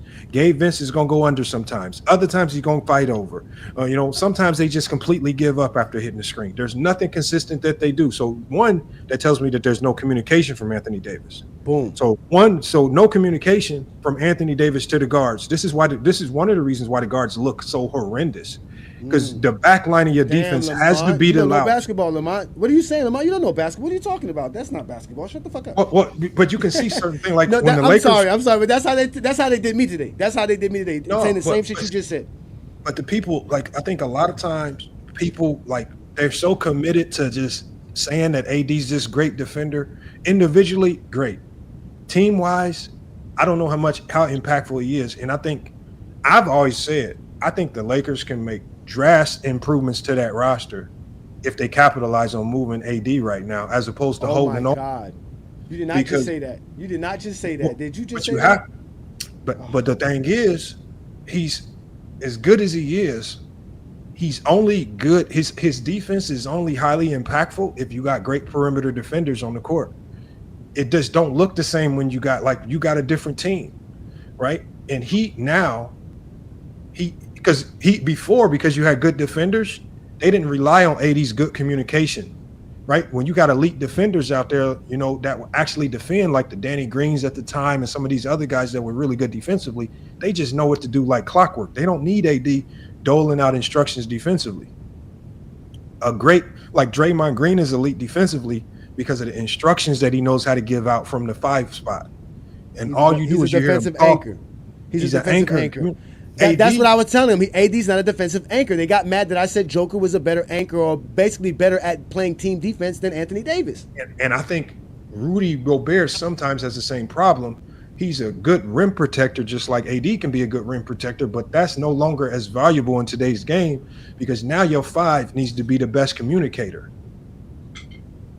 And this is why Bam is really good, great communicator, and all the best defenders at that spot. You can visibly see them actively communicating, and that guards are very consistent. Even guards like Tyler Hero aren't as much of a liability now because you had that 5 always communicating with them. Do this, do this, do this, and they get more consistent on the defensive end. There's just no consistency with the Lakers because the guards are doing something different on every single play.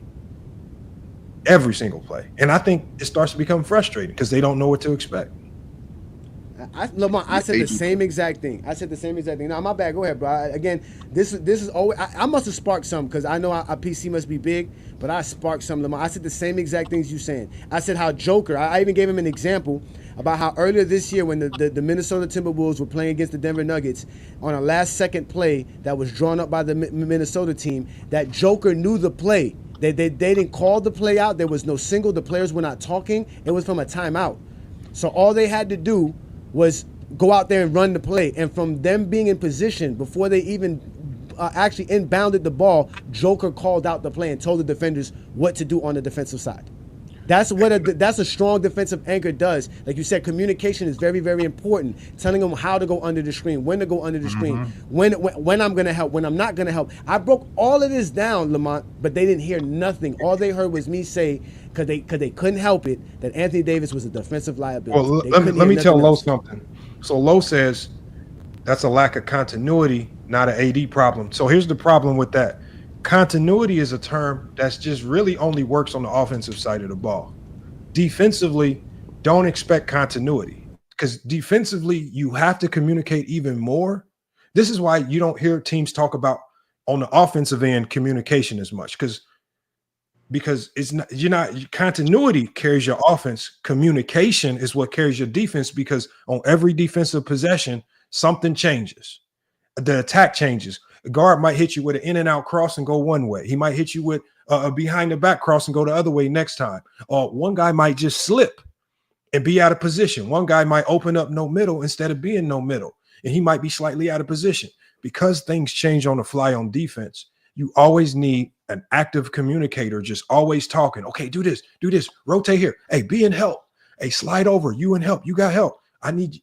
If you strong side, you need to be like, if you like whoever's in the corner, you need to be yelling, hey, Reeves, stay. You got strong. You got to be constantly talking. So guys don't make mistakes. And what do we see with the Lakers? We see strong side always reaching at the ball.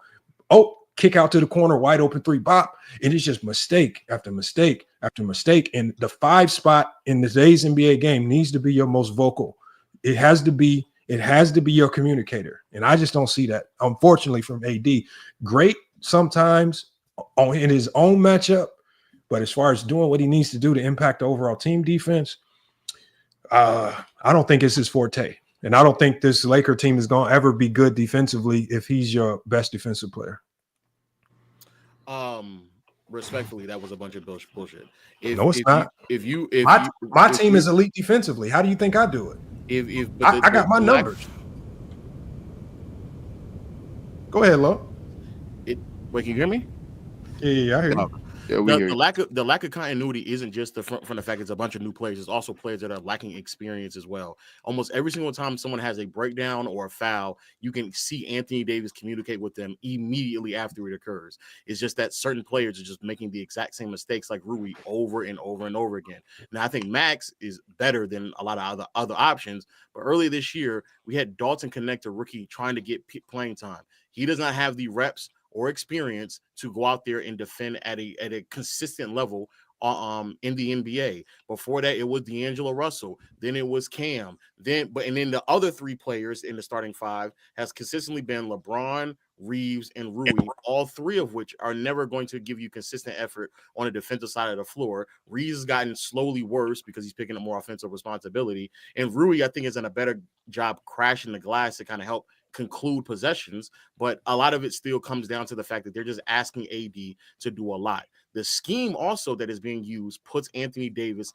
out of position to close possessions, which helps out what everyone is doing defensively. Part of the reason why Jokic on paper looks like he's a better defender is because he doesn't have the responsibility to go out there and try to defend on the perimeter or try to pick up wings off of switches. He's normally playing drop. They play the numbers game and allow people to just kind of get off in the mid-range area, and they live with certain shots because they know they're not going to ask Jokic to play too much. But I have it right now. We can watch every single last shot that Zubac made. If you watch, I want to say only one of them from last night is one where Anthony Davis made a mistake. But every single time that Zubac made a shot, it was because either a switch or an offensive rebound where Anthony Davis, unless you think that Anthony Davis was to cover ground from one side of the court to the next. No, below. I think you're missing. What we're saying is, I know AD individually is an elite defender. That's not what that alone used to make you a great defensive team. But in today's game, you cannot just be a lone elite defender and expect to have a significant impact on the overall team defense. I'm gonna take a guy that is the most elite communicator as opposed to the best on-ball defender any day of the week. Because if you're able to, everything that you talked about with Rui, everything that you talked about with Reeves and the mistakes that they're making, 9 times out of 10, these mistakes are happening because there's absolutely no communication from your back line. Your back line is the eyes. You see everything. You see the screens before they're happening. You see the pin downs as they're happening. You got to be the voice. And if you're not willing to be that voice, right? If you're not willing to be that, and I know sometimes for AD it gets tough because teams pull him out in the pick and roll, but there's just too many times where I see him as the back line. If you are the anchor, your job now is also to be the voice of this defense. And if you said, for example, you just said you're dealing with a ton of guys that lack the experience and they have all of these things that they lack. And that is true. But that's even more the reason why you have to be a better communicator. Because I just told you back in 2020 when they had elite perimeter defenders, well, he didn't have to talk to those guys as much because they already know what to do. They're clockwork. They're great defenders. Caruso, great defender. You don't have to tell him as much because he has a natural inclination to do the right thing. But when you have worse defenders around you, right, you have to now be even more good at communication, right? And if you look at how what Draymond Green was like. I never looked at Wiggins as a defensive player until he played with Draymond Green. Now all of a sudden he looking like a lockdown. It's no coincidence that guys get with Draymond and now they get a defensive stat added to their badge. Because they keep Draymond back line. They don't keep Draymond Green is the best communicator. Anchor. Let me be fair. No, Draymond does communicate. I'm not denying he's that. The best communicator. It's easy for Draymond to communicate because they keep him back line. That is a staple of their defense. Gentlemen, attached to the rim. But we can play the clips right now. I want to see Lo play the clip if you got the time. Hold on. I'm gonna let you play this clip, Lo. West Coast. I haven't seen him on here before, so I want to let him get one take off, and I'm gonna bring your clip up real quick. Go ahead, West Coast. All right, yeah, real quick. What's up, Lo? What's up? Johnny know who I am. He knows me as Reaper and all that, whatever. But good evening, gentlemen. I was gonna say, in my opinion, the way Bron is just talked about the roster against after we lost to the Clippers, it sounds like he wants a trade, right? Now, in my opinion, just like Lamont brought up, the Lakers peaked best when we were more of a defensive-oriented roster. So it sounds like if we go that route, we'd have to trade multiple offensive wings or pieces to get another defender, preferably another either a 3, 4, or a 5 to pair with Bron and AD. That's what we've been missing. In my opinion, that's our best bet if we want to make a push. Otherwise, we're damned if we don't. Because right now we're looking honestly just mid. We have nights where we look good, and then we have nights where we look horrible. Like when we lost to Dallas without Kyrie, and when they didn't have Luka. That was a terrible loss. I honestly don't think there's an excuse for that. West Coast, let me say one thing that goes along with that fact right there. Because all last year, I called the Lakers a front-running team. And this is what I mean. When the shots are falling, they somehow magically look like one of the best defensive teams in the league. But when the shots are not falling and everything's going against you, we see them lose that energy and the ability to communicate. And so that to me is the indication of a bad defensive team, because even on nights when the Boston Celtics them threes ain't falling, they are always defending. The same thing with Cleveland. They will always lean on their defense, whether the shots are making or missing. but they defenders are out there actively talking and communicating, because no one's going to say Donovan Mitchell's a good defender, right? No one's going to say some of these guards on that Cleveland team are good defenders, but they are defending because their back line is simplifying the job for them by elite communication. And I think that's what Kenny Atkinson brought from Golden State, right? This is why they were able to transform that team night and day, right? Because he was able to talk to Jared Allen and Mobley and say, look, if you want those guys to be better, you just got to talk them through these reads a little bit. Talk it through early and often. Make sure they in help. Yeah, I just think there's no other way to go about it, Lamont. The way, like I'm saying, the way Bron said that after losing to the Clippers, that's the exact same thing he was saying in, I believe it was 2018, once Kyrie was already gone. Hold on, go ahead and talk us through this, Lo. Yeah, I'm not going to entertain a LeBron James trade talk.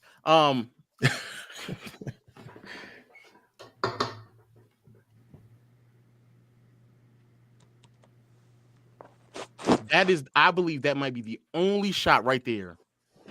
That might genuinely be the only shot. So then if we watch the rest of his shots, AD is again on the perimeter because they've already made the switch, and now AD has to pick up Harden on the perimeter. So when you're saying that Zubac gave him an easy double-double, offensive rebound over Rui, hook shot. Then next possession, AD is switching. Yeah, switching like he's contained it. Unfortunately, didn't grab the ball, but they've already made the switch. Easy hook shot. Freaking Austin Reeves on. There's so many things y'all can do early. So, like, I think you're making excuses, Lo. You're making excuses for him. The early defense is what's killing them. Like, right here, Lo. What Anthony Davis needs to do is allow Christie to get over that screen and hesitate. Now he needs to stop the pass. He needs to make sure Harden can't make that pass as well. He's not going to be able to do that. He's not good at that. But look, simple pass. That's that's on Christie right there. That's not a simple pass. Hold on, wait again. No, that's not on. Again, he has to. Again, Zubac is open. Christie's not supposed to be sticking Zubac here. Anthony Davis is playing. Anthony Davis is playing to protect the driving lane and the passing lane. He has to protect the passing lane. That's on Christie. Hold on, y'all. Actually, the mistake right here. Who picks up the roller? Is Reeves is supposed to right now. The first thing that Reeves is supposed to do is he's supposed to tag the roller. Yes. So there's no tag on the roller. Bryant would pick up Austin Reeves' man on the 3-point line in case they kick it there. But see the hardest thing to guard right now. But no, that's not the rotation. Look what LeBron does. LeBron left his man early though. No, LeBron was the one that because LeBron leaves his man well before that. Look, watch LeBron leaves his man right here. Tag the roller. I get that. But my point is that if Reeves was supposed to do that, LeBron is supposed to be further up the floor and making sure he could cover Reeves' man, but he's not. That means Reeves was a fake. That was not real. Reeves' job was not to do nothing but. Hold on, go. Look, I'm gonna tell you why Bryant's not supposed to go up. So right now, if you defend this properly, if you pick up that roller, because of AD's length, right, that pass over to the shooter on the wing is the hardest pass on the court. His easiest pass, if Zubac is picked up, the next easiest pass would be James driving, ripping it across the baseline, where LeBron James needs to stay to protect the baseline pass. So Brian is right, because whenever you got two on the ball, there's always going to have to be something open. That wing right, that I don't know who that is. It looks like Amir Coffey. DJ, we talking at the top or on the side? No, right here, the other guy. This is Coffey. Yeah, DJJ. Yeah. So Coffey right now is the guy you leave unguarded. The guy in the corner that you had to arrow on first. LeBron LeBron is playing it perfectly. Reeves' only job right now, he's supposed to go in and do something called tag the roller. That means when you tag the roller, you buy Christie that extra second to recover. Back over, yes. And because he didn't tag the roller, James Harden, who's an elite passer, makes a hell of a pass to an open Zubac. But this is communication. This things like this don't happen. For James Harden. But what I'm saying, that's not a simple pass. But that is a simple. James Harden could do that in his sleep, brothers. Yeah, but okay, back it up, Lamont. Okay, no, it's not me. But before he makes that pass, Lamont, what passing lane is Anthony Davis has to cover at this moment in time? Anthony Davis right now is playing it perfect. I'm not going. No, okay. My question to you is, what passing lane is Anthony Davis supposed to cover in this situation? So hold on, I'm gonna explain. So Anthony Davis right now is in what we call no middle. So he understands there's no middle. You got Finney Smith, who's his help, right? He's in no middle position. You see, secondly, you see his hands are up. So with his hands up, a pass to Amir Coffey's dead. The only thing, actually, Christie's doing it perfectly too, because Christie, his immediate job right now is I have to recover to James so that AD can now get back. But in the meantime, the help defense has to pick up the roller until everybody recovers. Reeves is the rogue. He has to pick up the roller. No one else on the court has any response. And so you can see Reeves. Reeves is playing in between. He jabs at it, but he doesn't do it all the way, and he creates. Harden knows exactly what he's doing. Harden is going to the right spot. That's the problem. Anthony Davis is not stopping Harden he's not stopping Harden. That he has to. That's his job right now. That's what he's supposed to do. Harden needs to be pushed more to the 3-point line and pushed further into the out of bounds line. Don't give him that lane. Right here. Anthony Davis needs to. Look what he said to screen. You have to again. He needs to push that man further to the 3-point line, not let him get into this spot right here. Watch his way listen. Right here, James Harden knows. Bro, this is Zubac is open. Zubac is open. It's not AD's fault. I'm not saying it's not 80 fault. What I'm saying is that this is why the Lakers defense is horrible when they have to make so much. He's supposed to cover that space so that you don't need to have all this help so that you can play better defense. I think the problem here is on this play. The back line of the defense is LeBron. It's LeBron's responsibility to tell Austin to pick up the roller.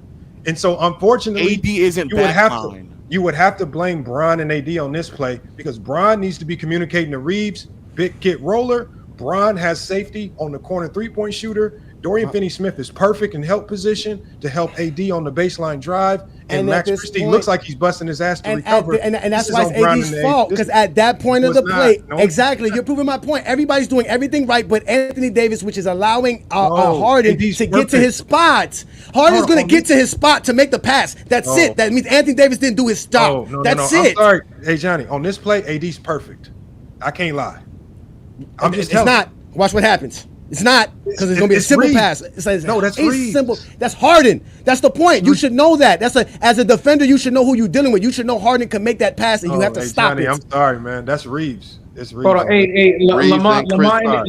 Lamont and Johnny, can I ask Lo a question real quick? Go ahead.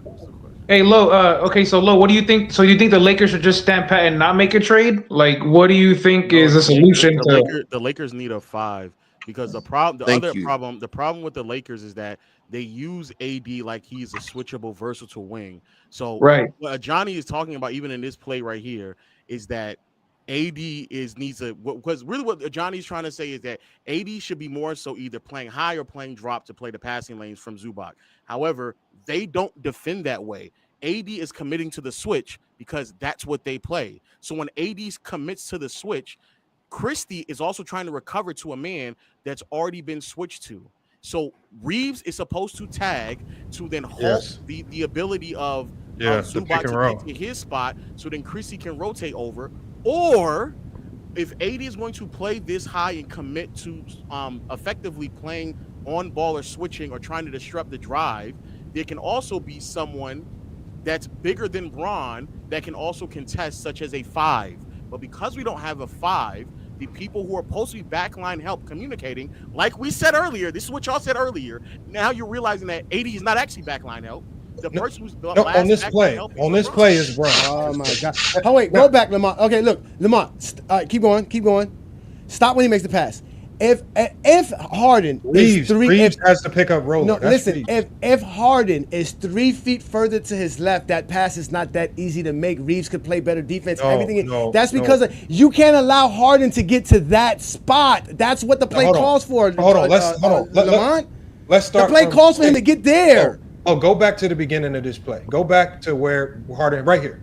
Okay, go back to when Harden gets it and drives. So Harden drives. What is Harden? What is Harden's? Okay, stop the play on offense. What is Harden supposed to do on this play? Is he supposed to attack the basket or not? Hold on. Let me just explain it to you. Right now, I'm only focused on the defense because you cannot, as a defense, you cannot try to anticipate. You just have to stick to your principle. Well, you can answer that question of what he's saying. Harden's job right here is to drag Anthony Davis as far away as he can from the action. So when he makes the read, it makes it harder for AD to recover. So it makes the responsibility of either Christie recovering or Reeves tagging. So and Harden does this as well as practically anybody in the last 15 years. So when he's in pick and roll, he drags a person that he's switching or helping or blitzing from away from the action to make the read. That's what Harden is doing.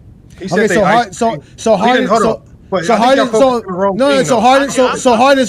on this play, what you're saying is that once they run this pick and roll, Harden will be setting up to make a pass. Am I correct? Yeah, more than likely Harden is already. Yeah, but okay, that is also that lends to what I'm saying about how Anthony Davis doesn't play the passing lanes, because if he knows the play, like he's supposed to know this play, he's supposed to know that Harden's passing this. Wait, well, let me clear. This isn't a play. Harden is like Lamont said, Harden is on the fly. Harden is talented enough to when he comes off a screen, he's reading things in real time. And so you have to react in real time. Harden is a good enough scorer to where if you play the passing lanes too much, then he's going to be able to make a move, probably a step back three into the corner and take that shot. Harden is good enough and dynamic enough to make a read on the fly. Not that this play in particular is meant for somebody to do something. Harden is reading on the fly. This is what we're missing, though. Here's what we're missing. I think the Lakers on just watching this play alone, they're tipping what type of team you are. And so there's only two types of teams in the NBA: a no middle team or a middle team. There's some coaches that love middle. There's other coaches that go no middle. Looking at Anthony Davis's feet, which is what I preach. They're a no middle team. So no middle teams. When you're a no middle team, they're doing a perfect job of forcing Harden away from the middle. But when you're a no middle team, your weak side has to always pick up rollers, because the rollers will expose you in the middle. So for example, when I run offense, we run an offense called 4, where I always do something called a short roll, where I'll roll my big short, because a lot of times they'll try to blitz my guard. And so I'll short roll my big just so we can dump it over to him. And now we have a playmaker in the middle of the floor with the ball where we can barbecue. What you never want as a no middle team is somebody with the ball in the middle of your floor. So what I'm saying is, I know for a fact, as a no middle team, it is Austin Reeves' job to pick up roller, because as a no middle team, you never want anyone with the ball in the middle of the floor. It's the most lethal thing in basketball. Having the ball, and I don't care who you are, 1 through 5, ball in the middle of the floor never ends well for the defense. And so when Reeves, because of Reeves, partially his fault, because he's looking dead at the action, there's no communication, it seems like, from LeBron, which, I mean, there's a lot of blame to go around on this play, but the last person who's at fault on this play to me is Reeves and Christie and Dorian Finney-Smith. They are all perfect. Even Bryant is perfect outside of the no communication. It was just Reeves. You have to pick up rollers. You pick up roller, that play is blown up, probably a turnover. So here again, you had both guards come up and DJ slips. He slips the screen. That's a short roll. That's called a short roll. Yeah. He flips a short roll, but both of them are committing to Harden. Christie he's already fell for the slip and he's trying to recover. Harden makes that pass. AD rotates over, contests the shot, but he can't also contest the shot and grab the rebound as well. That was Hachimura. He didn't help. That was a good contest. Hachimura didn't get a good position to box him out. No, it's called help the helper. Help the helper. No, he was supposed to get to Zubac to box him out, but he didn't get there quick enough. Zubac got right. That's helping the helper. He didn't help the helper. No, he didn't rotate. The rotation was bad. So now Gabe is already being beat at the top of this possession. Yes, he's beat. AD is initially guarding Zubac, playing the passing and driving lane. Come over and try to contest, but not jump high enough, because if he jumps too much and he puts himself out of position to grab an offensive rebound, and he still is hard to do that. No, that's difficult. That's Okay. a bad. That's on Christie there. But what's the common theme we see here, Lo? These breakdowns are all communication issues. Exactly. This is all communication. That last one, Gabe just got beat. No, but Yeah, I mean, Gabe I was doing appreciate Gabe. something stupid. But, Yes. but when I look at this right here, these are all telltale signs of a team that does not talk on defense. There's no way you're communicating and you have these types of breakdowns consistently because you're a no-middle team. Like, it's easy to defend you in no-middle. How did Christie end up on Zubac on this possession? This isn't Christie, that's Jackson Hayes. That's We're Jackson running, Hayes. Oh, that's we're Jackson running, Hayes? We're running Okay. a double big lineup here. So Okay, even okay. we're running a double big lineup and AD is So hold on, off. Christie's right. Not Christie. Hayes is right because he's forcing no middle. Now, what is the first thing you have to do in 80 spot when you force no middle? You cannot la. You cannot hang around in no man's land He's looking to get a block shot. No. He's block a shot. AD. He's trying not to cause a violation. He's about to 2-9. He's about to 2-9. No, he has the 2-9. You have to 2-9 aggressively right here. That means you have to get over there and really apply pressure. Right here, Batum is the least of your worries right now because you got Reeves and Dorian Finney-Smith who got their responsibility now that ball is in the corner. Reeves has low help if AD goes to help. I mean, it's a lot going on. It's hard to explain because I know defense is boring, but AD needs to be. The only thing I would say is that AD needs to get over there. AD should say, hey, you stay over here because the spacing is bad, and DFS can defend 2 here with KPJ and Batum. I would agree with you on that. However, I mean, that's AD on this play. I get what you're saying, but at the end of the day, I mean, this nigga Jackson Hayes gets blocked. So no, he does. So, but here's the thing: if you go back to that, because look at before he even started making his move. Stop right there, right here. Stop right there. See, right now, pause. Anthony Davis needs to go double help. He needs to go help. No, AD needs to be yelling at Jackson Hayes. Look, don't fight with them. I got your baseline help. Just stay no middle. Don't let them turn middle. I got your baseline help. So right now, Jackson Hayes has now got into a bully match with him because we saw that Zubac hit him. So Jackson Hayes wants to play the physicality match. What Jackson Hayes needs to focus on is all I got to do. I just need to angle off the middle. AD needs to shade up to go baseline help. You have plenty of backside help to protect the pass. Plus, you want to turn Zubac into your Magic Johnson. Anytime you have a center with the ball on the block, you want to see if the first thing you want to do is, can you pass? I'm not going to let you do what you want to do, which is a post move. I want to see how well you can pass out of this double team. And unless you could be Magic Johnson, you ain't going to beat me. And most bigs struggle with that pass. And so AD should have just went. He should have told Jackson Hayes, you got no middle, right? That means you got to play the high side. I got low help. If he spins baseline, we're going to trap his ass. And there's just no communication. I hear what you're saying. They didn't do it. He didn't guard high side. He's just trying to guard him straight up. What you're saying is correct. I understand what you're saying, but almost after every possession when Jackson Hayes or something like this, LeBron, AD, Reeves, even sometimes Rui will walk up to Jackson Hayes and put their hands up and say, hey, just stay high, stop jumping. That's something that it happens, and that's an issue with Jackson Hayes where he just puts himself out of position.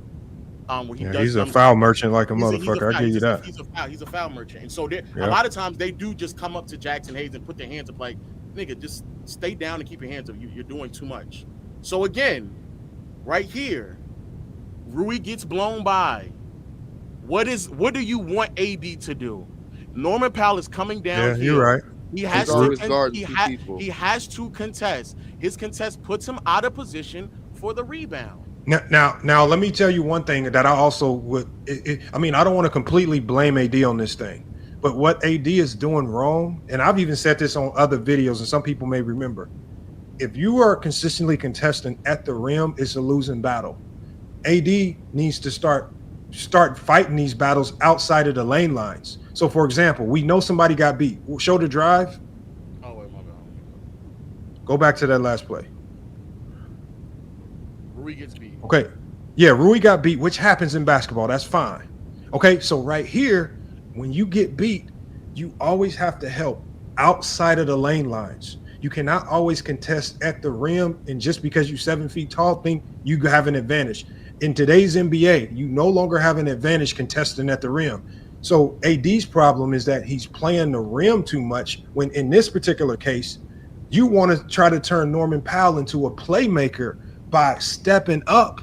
Anthony Davis doesn't play passing lanes good, Lamont. Stop it. He doesn't think about that because he can't do that. I can block a shot better than that, man. Listen to what I'm saying. It's not his job to play the passing lane. Your job is to make the guy with the ball do something other than go try to score. So if he helps outside of the lane lines, okay, he might try to slip that pass through, but then it's Austin Reeves' job to now rotate over and see if he can get a hand on ball in that pass flying into Zubac behind. This is called helping the helper. But when there's no communication, these are the problems that happen. So I think AD just got to start. He keeps trying to meet people at the rim, and that no longer is efficient in today's NBA.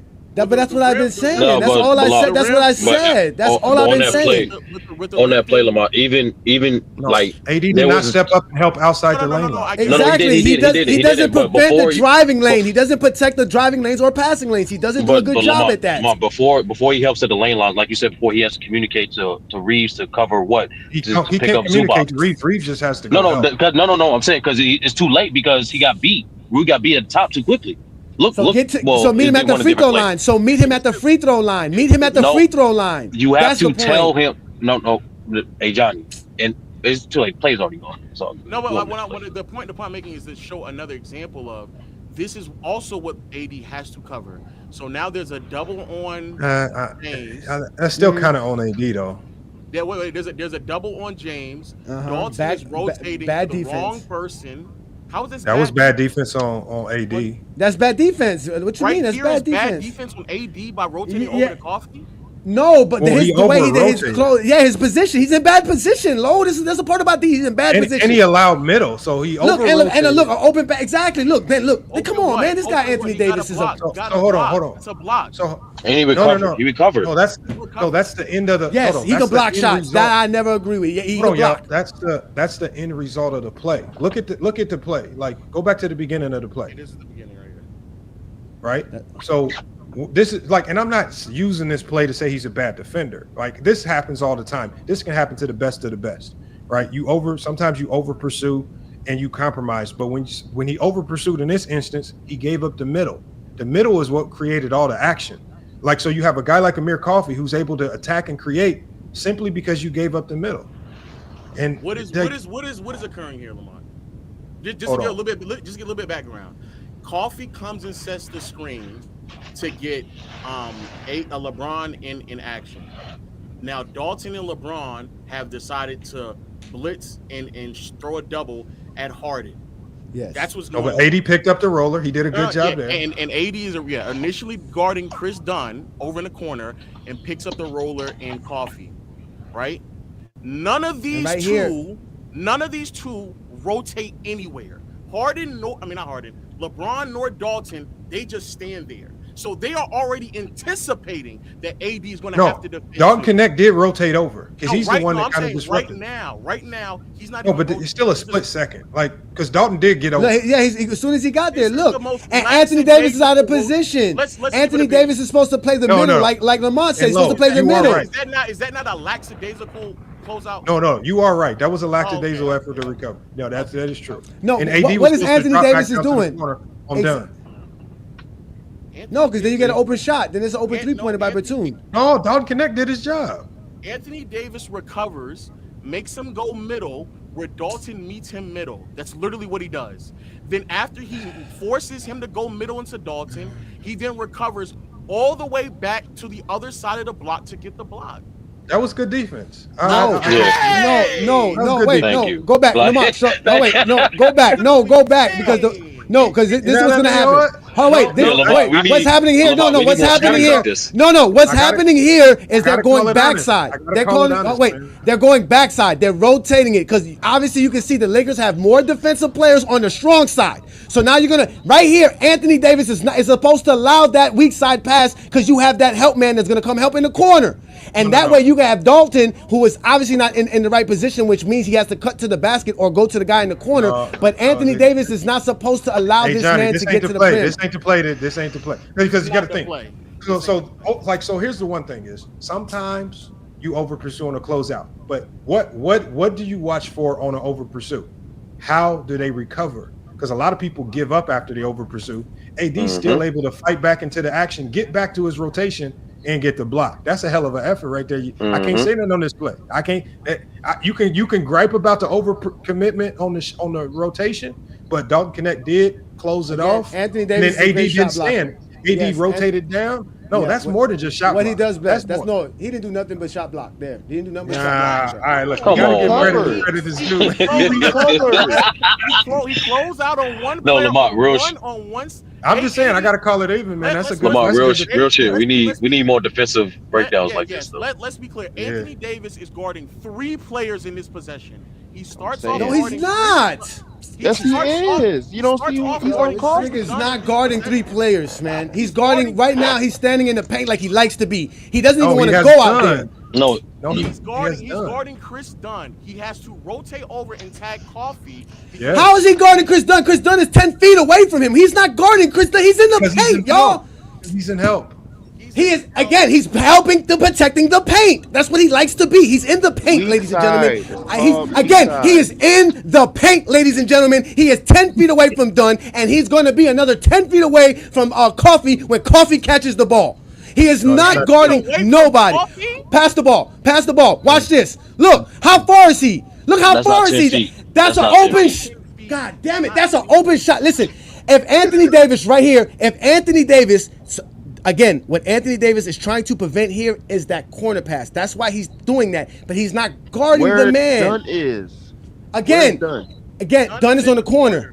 Exactly. That's why Anthony Davis is out of position. Again, this was a bad offensive set by the Clippers in this position. On defense. Because they could have got a better watch. Oh, wait. No, go. Keep going because now I'm getting my pass. I'm moving the ball. The ball is in rotation. I find the open man. So you didn't do the open man. Look, that's what I'm trying to tell you. This guy saved him. This guy saved the Lakers. There's always going to be an open man when you start the possession putting 2 on the ball. That's where the communication goes at because you don't always stay that way. That means there's a rotation that needs to be known about. Right play to call AD out on. I'm not saying to call AD. I'm not talking about calling AD out. I'm talking about how at the end of the day, Anthony Davis is a liability at the end because he's supposed to be the anchor that knows, so everybody knows what they're supposed to be and do. Somebody that Dalton Connect needs to know that Anthony Davis is guarding the weak side. So don't come over here and help me. Go run over here and play defense like you're supposed to. If he does that, if he does that, Anthony Davis is not. Again, the guy picks up his dribble because of Dalton. He's not gonna pick up his dribble because of Anthony Davis. So if he's not guarding, if he's not helping Anthony Davis here, he don't pick up his dribble. The guy goes right past Anthony Davis. Johnny, that's not what's happening. So Dalton Connect is only rotating over because that's his man. Because he knows AD needs to get back.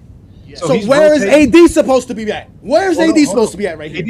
AD so right here. Go do it slow.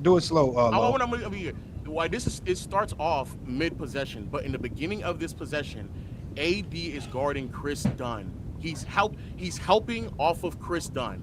Yes, he's protecting the paint. He's protecting the paint. I got you. Yes, he's protecting the paint. He's not really protecting. Yes, because Coffee rolled to the paint, and now he's gonna go. Yeah. He picked up the tagger. That's AD tags the roller. Again, that's not what I'm talking about. Go continue. Go ahead. I'm listening though. Tagging the roller though. We can see. Okay, boom. Okay, right here, when the ball is in the possession, when what is the scouting report tells the Lakers team to do on this situation? Should Anthony Davis be running to the ball or should he be running back to his man? He should go to the ball. Okay, so he's going to the ball. If that's the case, Dalton Connect needs to know that Anthony Davis is running to the ball. He has to go run in rotation because there is a man open. That's the point. Okay, no, he didn't. He went to the same man Anthony Davis went to. It seems to be funny that yes, he did. He went to go help Anthony Davis right here. Go. He's not helping. He's not helping. What is he doing? Lamont, explain to me at this point in time of this position in this place right now, who is Anthony Davis supposed to be guarding? Right now, the most important thing to defend is the ball. AD's first to the ball. Now, similar to it, this is like a zone principle. So what Dalton Connect needs to do, he now needs to provide relief because AD has 2. Because somebody made a good point earlier. AD is out of position because he has to jump into that passing lane to protect that corner 3 pass because Jackson Hayes, that's a lot of ground for him to cover. So AD not only takes away the corner 3 pass, he buys time for Dalton Connect to recover and he rose back into the paint, back to his original man to help Jackson Hayes, who had to go over there and cover Chris Dunn. This play, What happened to no middle? What happened to no middle? There is no middle. He's driving him. He gave the man the middle. He's giving him the middle because Dalton is right there. What are you saying? Y'all keep telling me that Anthony Davis is still guarding the man with the ball. He's not guarding. Who's guarding Dunn now? Obviously Jackson Hayes is, because Jackson Hayes did his right rotation. The right rotation was for Anthony Davis to play the man with the ball and keep the man from the ball from actually getting anywhere with the ball. Anthony Davis didn't do that. So now Dalton Connect, who's out of position, helped him out. But look, now you got one man covering two men. This is not good defense. This is why they got a good shot. But Anthony Davis is athletic enough. Anthony Davis is athletic enough, and he's a great enough shot blocker to defend the rim. Play, man. We can't use this play. This is elite defense right here. Yes, this is you're right. Elite shot blocking defense. Go ahead. You're right. He's a shot blocker. He's an elite shot blocker. That I give you. Can I ask a quick question? I'll give you that. I'll give you that.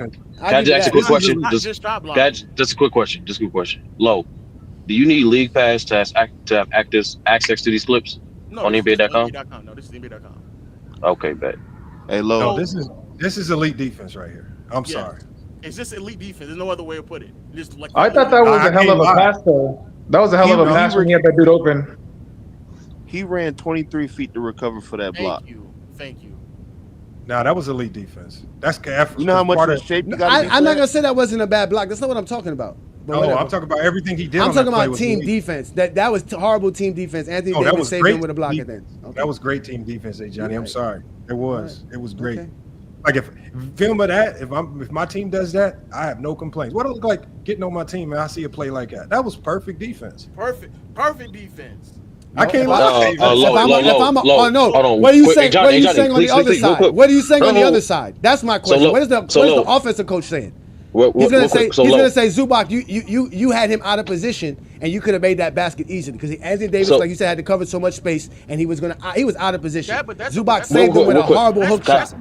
Real quick. So Low, an elite player would have split the two and got to the middle. That's what an elite player would have done.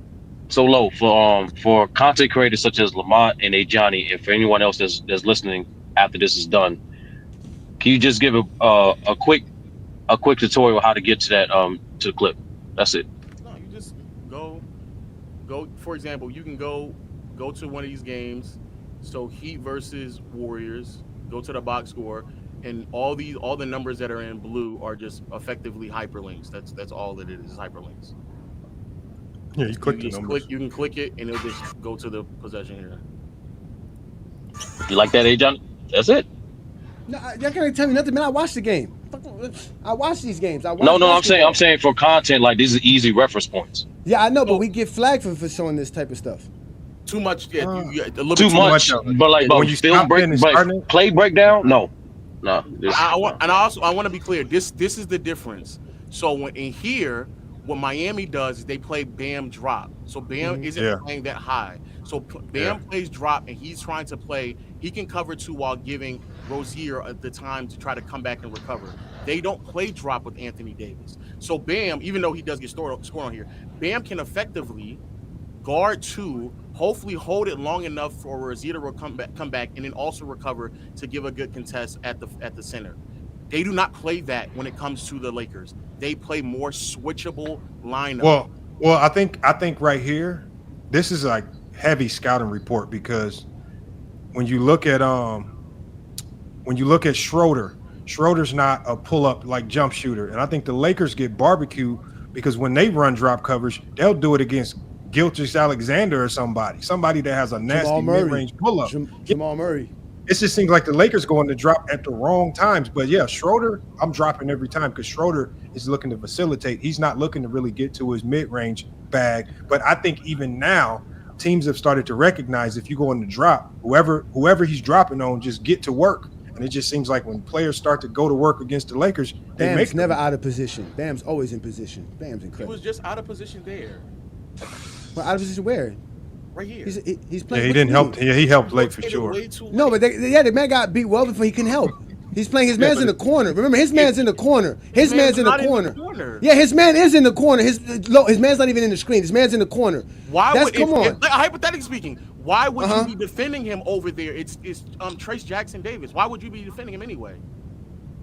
Well, he's playing as far as he can. He's making sure that he can play between the man and the ball. But at the end of the day, Tyler Hero, like I always tell you, is a bad defender, and that's what happens to the Heat. But we still have better team defense than the damn Lakers, even with these bum ass players that Bam has to deal with left and right. You also have a because Bam communicates. Because you have a way better. I'm not saying you don't communicate. All right, Bam. Here, y'all keep blaming people but Anthony Davis. Excuses. Anthony Davis had 3 coaches, and I've seen the same thing with 3 separate coaches. No, you didn't see it with Frank Vogel. No, you didn't. I did. Yes, I did. Because when I saw with Frank Vogel, they had a KCP. No, you didn't. And wait, in 2021 and 22, the Lakers were not that great defensively, ladies and gentlemen. And when they had KCP and of course Alex Caruso and Rondo and Dwight Howard and all that stuff, stop it, ladies and gentlemen. Listen, 22, Caruso wasn't on the team anymore. I'm saying again. That's what I'm talking about. The times that the Lakers had a good defense was when those players were there. Anthony Davis, at the end of the day, does not have any top defense without those players, just like Lamont stated earlier. Just because I say it more aggressively, that doesn't mean I'm saying it wrong. Didn't they have a good defense in 2023? They did. No, they didn't. They were 20. For the second half of the season, second half of the year. Yeah, because they picked up Vando and Rui. Yeah, good defenders. My nigga. No, don't say that. Don't say that, Sturdy, because I was on PC today and they got mad at me when I said Rui was a solid defender. I didn't even call him a good defender. Vando is a good defender. Vando has always been. No, Rui's a solid defender. They put Rui on Joker because obviously AD can't handle him. No, but in general, They put Rui on AD. I mean, they put Rui on Jokic so AD can roam because they know it takes 2, and they're not going to expect Rui to roam off correctly while helping and also exactly. Let Anthony Davis roam while the Lakers defense is horrible. That works in the 1900s, low. Like Lamont said, it's team defense. That's horrible defense. As a sidebar chat, that is how everybody in the NBA has to guard Jokic right now. The way that the Sixers have had success when they played them a few years back when Embiid was actually healthy is in the first half Embiid was getting torched, and in the second half Doc Rivers put PJ Tucker on Jokic while having Embiid roam around, play passing lanes, and coming over to rotate. You have to play Jokic with 2. Doc Rivers do have a winning record against Jokic. You literally have to. So are you saying that Rui Hachimura is on the same level as PJ Tucker? Correct. That's how good Rui is as a defender. No, he's talking about the scheme. Yes, because that shows you how good Rui is, because that scheme allows Rui to play that. That's how Rui is good. That's how it shows you how good Rui is. That's the point. If you think that the reason why Jokic isn't able to get off is because Rui's defending him, you don't know. That's not what I said. I did not say that. That's not what I said. Again, y'all keep saying. I did not say that. Look, when did I just say Rui stopped Joker? I just said that they put Rui on him. Why Jokic is slowing down because of Rui? You don't know what you're talking I didn't say that neither, Lo. That's not what I said. They're not. That's why they got blown out, because the Lakers don't slow them down. They have a horrible defensive scheme because they have to cover for Anthony Davis' liability a lot more than anybody else on their team. That's the point. You don't do that with a defensive anchor. You don't have to change your defense to help your defensive anchor. Your defensive anchor is there to help your defense. It makes it easier to call your strategies. You don't get that with Anthony Davis. You do what? Sounds like your exposure is getting exposed, Lamont. No, it's not, because Lamont said the same thing that I've been saying. All I'm talking about specifically in these clips that I'm seeing, I can only call them based on what Lo is showing me.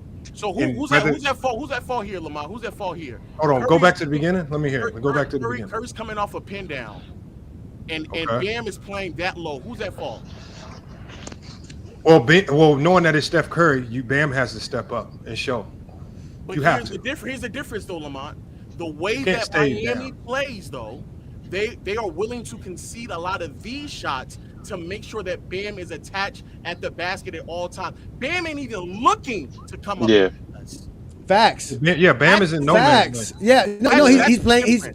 He's playing exactly what he's supposed to be playing in that situation. And the guy who's getting screened understands at his time exactly what he has to do and what Bam is doing. There is no miscommunication, and the guy did the best to contest that shot. But Stephen Curry's great, good offense, good job. Move on to the next play. But still a better defense than the Lakers would ever throw out there. But what I'm saying is that's why defense sometimes. Really? It's hard for me to take. It's hard for me to take one play because I need to know what they typically do on defense. Like, it was easy to try to identify what the Lakers were doing. Like, I know the Lakers are a no middle team, so it's easy to pinpoint who's right or wrong. With the Miami Heat, with the Miami Heat, it's harder for me to identify if they are drop coverage. No, Low is right. Low is right. We play a lot of drop coverage with Bam because Bam is a great defender. Bam ain't coming at the level at all. Tyler Hero goes under. Okay, he goes under, which is smart with Schroeder. Bam's still not coming up. He's playing drop. When I know that. He's already willing to playing the passing lanes, playing the driving lanes, protecting out, box out, great defender. Not my man get a rebound because of me. He won't let nobody talk, bro. No, we watching the play. Everybody's talking. I'm just out here speaking facts. So you are right. It looks like they don't. It looks like they don't aggressively go after shooters off in downs. I know that because you got Bam. Okay, see, but it's hard. It's hard for me to look at one clip and know, like, say who's right or wrong because you got schemes. So it's not about who's right or wrong. We do know, but we do know no matter what team, scheme is determined by personnel and what the coach defensive philosophy is for that personnel for that team. So I don't think so. Okay. No. I think your philosophy is always going to be your philosophy. Coaches rarely change defensive philosophy. It's rare that you see a coach just because they have a few new players completely change their whole defensive. No, I didn't say a few new players. I'm saying their personnel as a team. Like ideally, like 3 different new coaches too. No, I'm saying like ideally coaches do like adapt. I'm saying not too much, but like they try to adapt as much of their philosophies as possible to the person that they're capable of doing. Like Milwaukee did it notorious with their coaching situation last year. Adrian Griffin, when he was there, he tried to get him to be more switch heavy. Then that clearly wasn't working when there was a drop, and they had all these success being a drop heavy team. So you have to adhere to your personnel. No, but that's why Adrian Griffin. What I'm saying is, he went there with his philosophy, whether it was to the good or to the bad. He wasn't changing his philosophy no matter what he saw with Budenholzer in the past. He wasn't going to change his philosophy based on what other coaches were doing. He's going to bring his philosophy. And this is, coaches their defensive philosophy is always going to be that no matter what your personnel is. If you're a zone coach, you're more going to rely on a ton of zone. If you're a man coach, you got to adapt your personnel, man. You can play zone because you got Bam. Because you got Bam. So what he said about zone, it's not about Bam. So Bam isn't on the floor right now, and they're still running a 1-3-1 zone. So yes, they are. You have 1 at the top, 3 in the middle, 1 baseline because they always like to keep somebody baseline attached. So then even if Khalil isn't going to rotate over on Curry, they still always have someone baseline, so it's easier for them to close the possessions. So they even throw in a zone every now and then as well. The Lakers don't do these things. The Lakers threw a zone out the other day. They threw a zone the other day and got beat bad. He experimented on the zone in the fourth quarter and he got torched by it because of bad communication. Again, all of this is results around bad communication, bro. But we don't run zone enough for us to have the proper reps. You can't run it. You can't run it because you don't have a defensive anchor like a Bam Adebayo. That's why. That's why. That's why. You need reps. You definitely need reps. You need reps. Yeah. How many reps you think Khalil Ware got? A bunch of reps. Behind who? Bam Adebayo. In a system that they're showing him what to do, when to do it. He knows this. You can't do that with Anthony Davis. Yeah, but also zones only work with communication too. Khalil Ware's but that's a part of being a defensive anchor, Lamont. That's a part of being a defensive Lamont, anchor. Every defensive scheme needs communication. Every defensive scheme. No, but I'm saying zone teams have to communicate more than ever. There's no such zone. If you ain't communicating in the zone, that zone is gonna be up. hot barbecue garbage. Exactly. Like communication is a fundamental thing in all team sports defensively. That's a mandate regardless. No, it's a new thing in NBA because guys remember the NBA just started allowing zone 20 years ago. Teams really didn't start using it like this till recently. Teams weren't running full zones like this. This is high school stuff. No, I'm not talking about zoning, Johnny. I'm talking about communication. That's been around forever. Nah, I mean it was easy to play defense back in the days. There's a reason why some teams are better at it than others. I think if you have the same coach that is instilled something where most of the players are the same, you can flirt in a zone occasionally throughout a game because majority of the players on the floor already have the reps with the zone anyway. Khalil Ware's responsibility in the zone is effectively just to make sure he stays backline help. That is the major responsibility. But again, if we go back to the Lakers and we go for example, go back to Zubac's offensive rebounds because it's how a lot of it ended up occurring. This right, we saw this one already where Zubac got the rebound over what's his name. So here again, a screen occurs and AD is switched on Kawhi now. He's now stopped Kawhi. Good job. Good Now, defense. he has to stay on Kawhi because it's a switch. Yes, they're already in bad position as far as matchup wise. And so now you get the rebound. Okay, yeah. AD can't come over and help immediately because he switched should. on Kawhi. He should. It's Kawhi. He's looking behind him to make sure that Kawhi doesn't crash. The help man in that situation would have been the low help would have been Reeves. Reeves would be responsible for being the low help. That means he has to go over and go double on Zubac. Yeah, but hold on, but go back to that play. But okay, so AD as a would have coach, covered baseline. so as my coach, so you want Dalton Connect to make that double team instead of Anthony Davis in this position? Oh, my bad. That was Dalton Connect. So what I'm saying is, offense Austin Reeves. Okay, no, this is what I'm saying. Once once this guy gets the rebound right here, Zubac gets the rebound and he sets up his post, right? You know, Rudy's in a compromised position, right? Because he can back Rudy down. No, what I'm saying is, based on where you are on the floor determines your role defensively. So right now, AD is what you call high help. Connect is in low help. Low help always has to go because AD now has to play 2 as high help. Now, if he communicated it out, he would have to communicate with Dalton Connect. Let's switch. I got low help. You get high help, play 2, and I'm gonna come over. But you only can do that if you communicate. Because what he's saying is correct. What they should have did after that got blown up, they should have scram switched it, and then he should have told Dalton to be higher. Exactly, and that's my That's my not point. how the team has been. Hold on, wait. But this is my. But Lo, what you have to understand. But Lo, this is what you have to understand. If we know that's all a part of game planning, game filming, strategy. All of that is a part of it. That team has to know that Anthony Davis is your low guy in this position, like you say. No, in this position, there is no way in any kind of defensive strategy game film where they want Anthony Davis this far away from the basket. So once there is an opportunity for Anthony Davis to go back to his normal position, which is roaming near the rim, he needs to be able to get there, and everybody else needs to know he's doing that.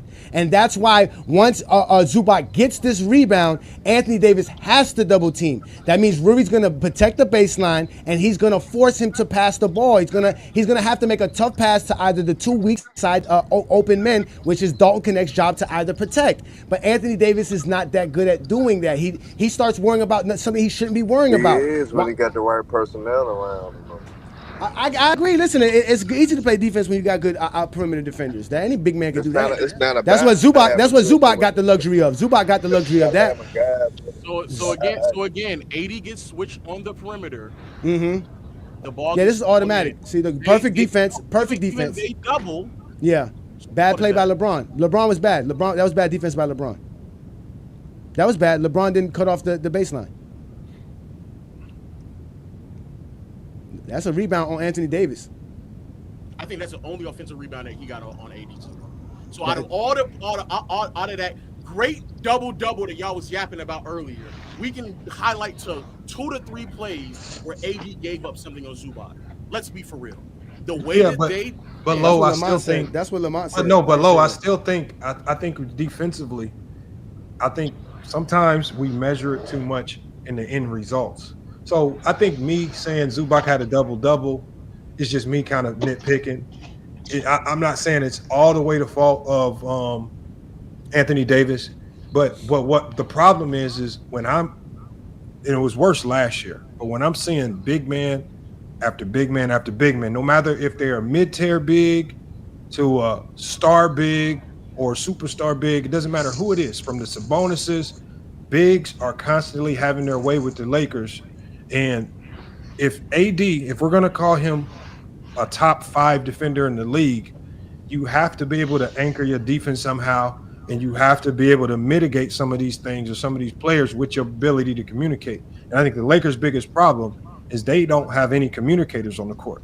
And if your anchor is out there if the only thing your anchor is being able to do is elite on-ball defense, and he can't communicate, in today's NBA, that's no longer an elite defender. You're just a great rim protector, which is now essentially you're a Rudy Gobert on defense. Okay, Lamont, you don't know basketball, Lamont. That's a stupid take. Don't ever have a channel. You should be shut down. All I'm saying is, because we're still seeing play after play after play where AD's helping and and people behind him are consistently doing something.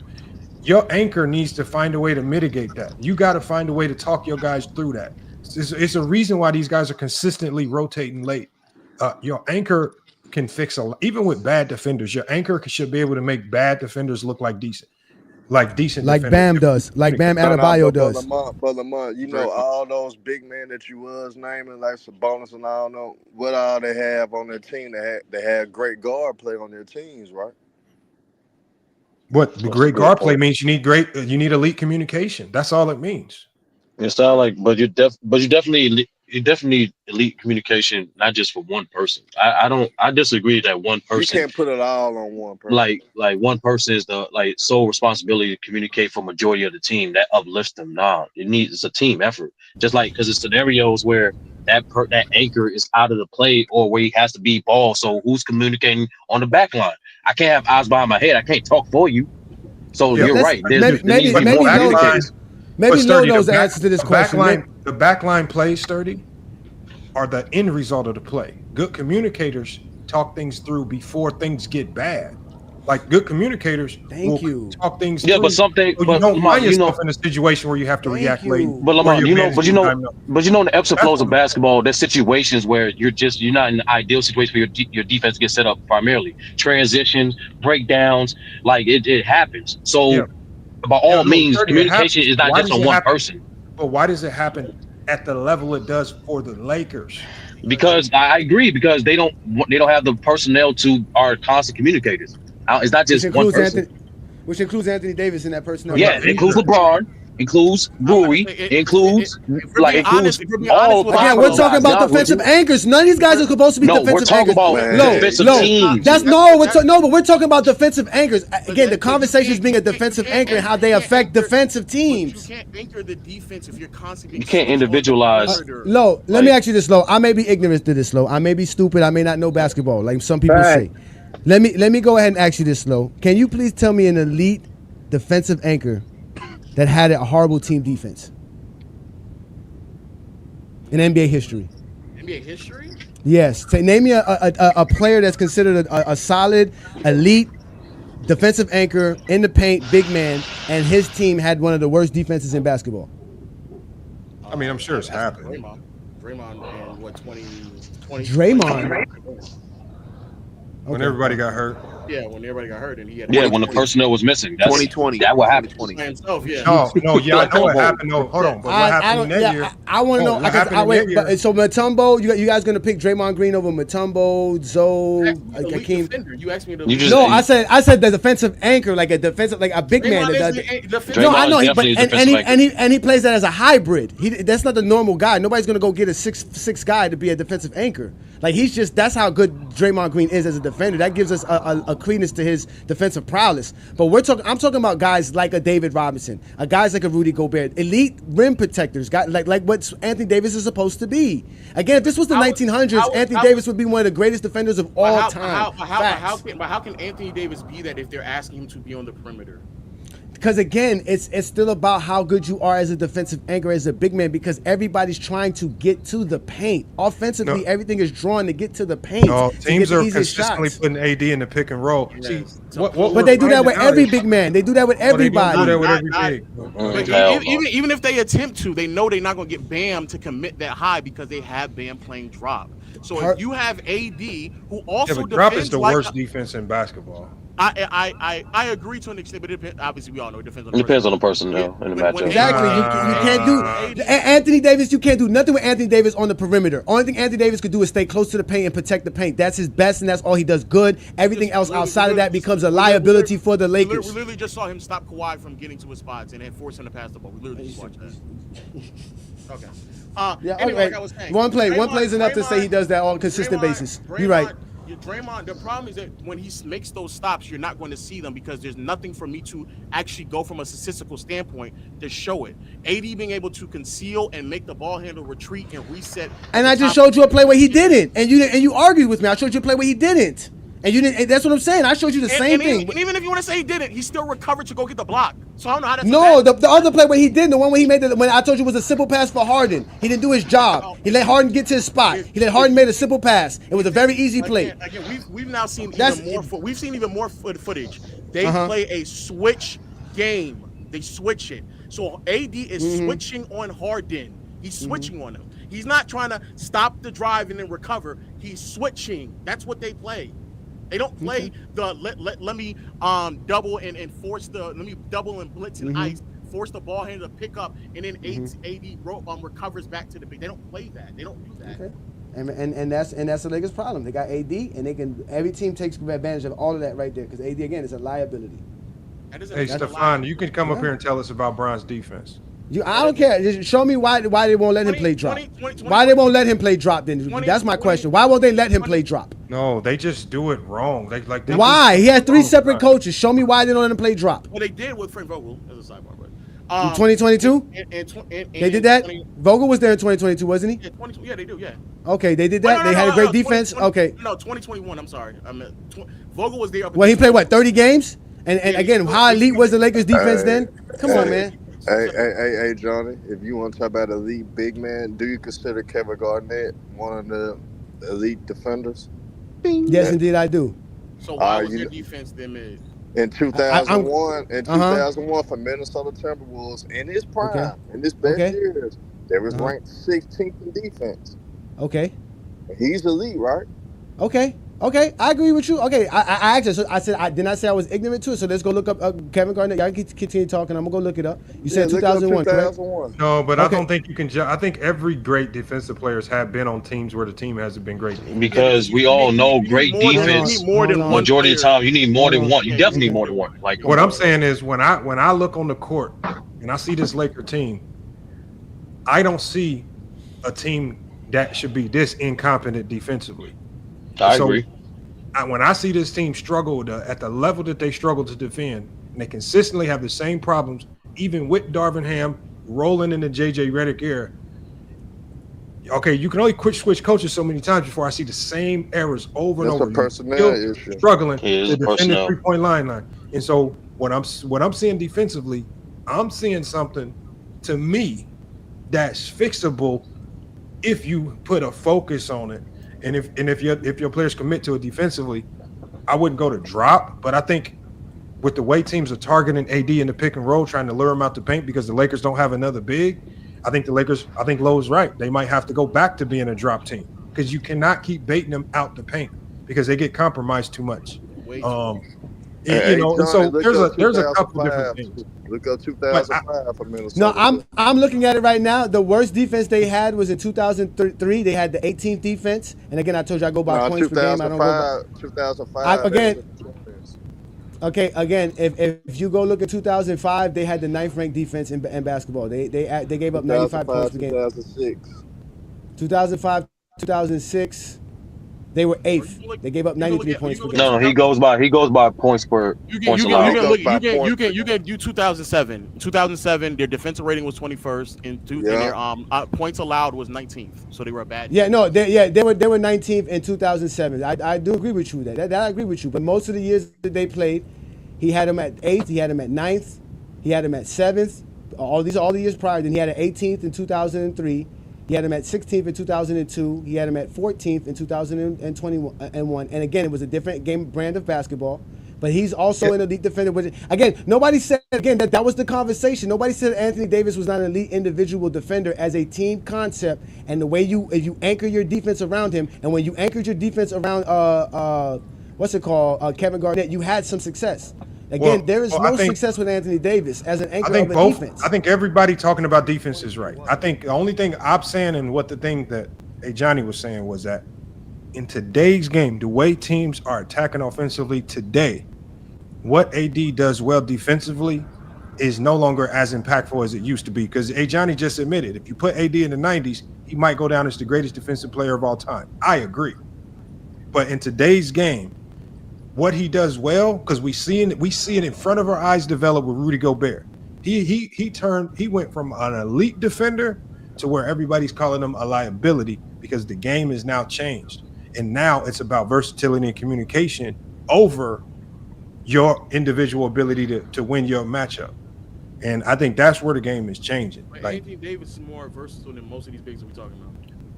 Yeah, but the communication to me is lacking. And like this Laker team is just not getting better. Like they have the same problems. And and it's all that like teams are starting to now use AD to attack the Lakers because now they're just going pick and roll with AD to they're turning your strength into a weakness. AD's your strength. They're making it. Wait, look. No, just to give you, y'all use Kevin Garnett, Herm, right? As soon as he went to Boston, they became the number 2 defense, and they had the same defenders as before. That's how he changed them. Because again, when you have a defensive they did not as have good the as same him, defenders. they did. They still had Tony Allen. They still had Rondo. They still had the same guys. They had Rondo, Pierce, Tony Allen, Gerald Green. They had the same guys, sir. They had those same guys. James Posey, guys like that as well. The Leon Pose. They added some guys to the roster. Yeah, Leon Poe was there in 2007. He was also on the 2017. But Posey, I know he was drafted. I know, yeah, he added Posey, but so Posey makes number 2 defense. They were the number 18th ranked defense in 07. No, but like they were the Posey, number 20th ranked defense in 2016 no, 06. They were 22nd in 05. They add Kevin Garnett, and we know Kevin Garnett was an elite defender and perimeter defender. They go easily to number 2. Rondo got significantly better because the year prior was his rookie season. He was barely even starting. That's true. No, I give you that. I give you that. Rondo saw significant improvements. James Posey also improved as well. I don't know if Perkins was. I don't know how long Perkins was on the team prior to, but I know Perkins wasn't a consistent starter in the year. He was on 07's team as well. He was on 07's team. How many games did he start? How many minutes did he play? Al Jefferson got most of those minutes. Yeah, I think Al Jefferson was there. Well, hold on, but Johnny, don't that kind of make their point though? What? It does make my. It does. But don't that kind of make their point? He played in 72. Huh? But you naming the players around. You naming the players around KG that's significantly better than the players that are around AD, like a Tony Allen, like a Leon. No, I'm not. Because when he had Minnesota Don't worry about it. We do extra work here. He's just yapping. Tony Allen the year before only played 33 games. So it's not the same team. Tony Allen played more games. Rondo got better. They added James Posey. Kendrick Perkins played more minutes. It was not the same. And you added. Okay, but wait a minute. Okay, so let's continue. So you said how many games he played? Because a lot of those guys didn't play that many games. So let's go here. No, it's not exposed. Hold on, wait. Leon Poe played 63 games. Leon Poe played 63 games. Right. Tony Allen played 33 games. Right. Okay. Rondo played 78 games. Gerald Green played 81 games. Right, Perkins played 72 games. They had Al Jefferson, right? I know they did, but okay, let's go to the year prior. Let's see where Tony at. Let's see what 2006. He was hurt. Let's go to 2006. He played 33 games. Are you Googling? No, I'm on what's it called? In 2006, he played 51. Tony Allen played 51 games. Tony Allen played 51 games in 2006. They had what's it called? They had Paul Pierce for 79 games. They didn't have none of those other guys. They had Kendrick Perkins for 68 games. They didn't have Rondo. They still had Al Jefferson. They still had Gerald Green, but he only played 32 games. But again, if we go to what Kevin Garnett was doing with the team that he had the top 10 defense with, we're gonna say he had elite defenders on that team. Is that why they were top 10 as well? Ray Allen. We're saying no. But I don't believe. No, go ahead. Hold on, go ahead. What y'all falling into is this. It's hard for me to believe that a defense anchored by KG is as bad as some of the numbers say, and I think that's where I think you would have to look at the film a little bit to maybe put the numbers into context a little bit, or you need more defensive numbers because I don't think defensive rating and points per game are going to tell me if that's truly a bad. Wait. Lamont. This man had Rashard McCants, and he had the top 10 defense in basketball. With Rashard McCants playing 79 games, he got some guy named Trent Hassel playing basketball. Trent Hassel was a hooper. He was a hooper. What are you saying? Some guy named what? Again, some guy. Oh, here y'all go. Again, this is This was 2005. Lowe was 7 years old. I don't want to hear what Lowe's talking about. Again, here we go again. These are the players. These are.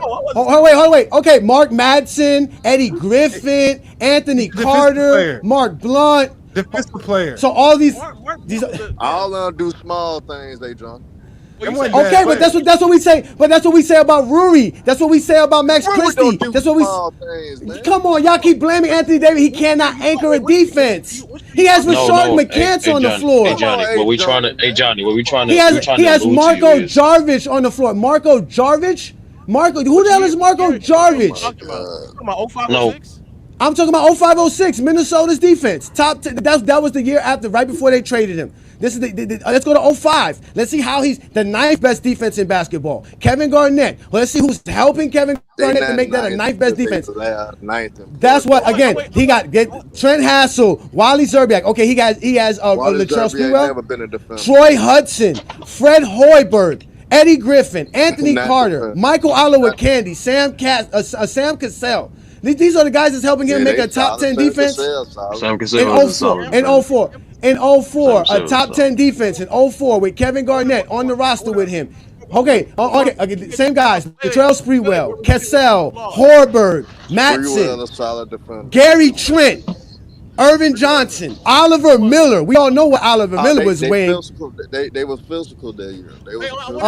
See, look, there you go. Yeah, they got Kevin Garnett that year. That's what they got. Kevin Garnett that year. That's what the fuck they got. Before we get too lost in the sauce, going back to 08.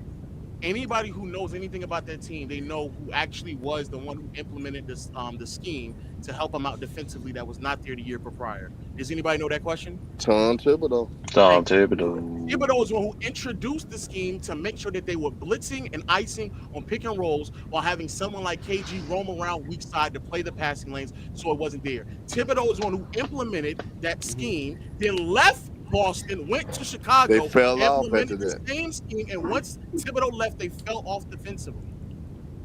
Again, you can do all of that. You can do all of that with the right personnel. It doesn't matter what you draw up as a coach. If the players don't execute, that means it's not the coach's fault. Stop blaming the coaches for Anthony Davis' lack of execution. Anthony Davis' lack of execution is all you guys are showing me is that there's a lack of execution by the Lakers, and it's all Anthony Davis' fault.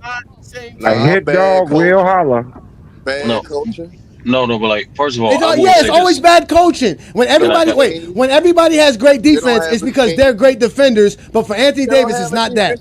No. I think this conversation is necessary because one, apparently NBA don't play defense, but we just had this great conversation.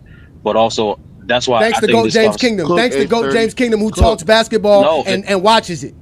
No, it's not. Just like. Hold on, Johnny. Just like a great team defense is not just one person. It's collective effort. My God, stop it. No. I think another underrated thing is too, right? And Lamont talked about this too prior.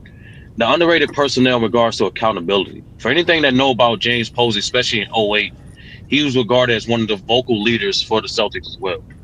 And I think that's another thing too in terms of defense is about consistency as well as communication as well.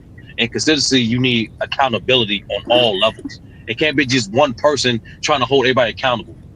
It's multiple people holding everybody accountable. The guys on the bench, the coaches, and multiple guys on the floor. So I personally believe that I just find it interesting. Hold on, I just find it interesting, right? For all these great guys, hold on. I just want to say this last statement, Lamont. For all these guys that we consider great defensive anchors and communicators, I just noticed there's a coincidence that they are also on teams that also guys that are known to be great communicators as well.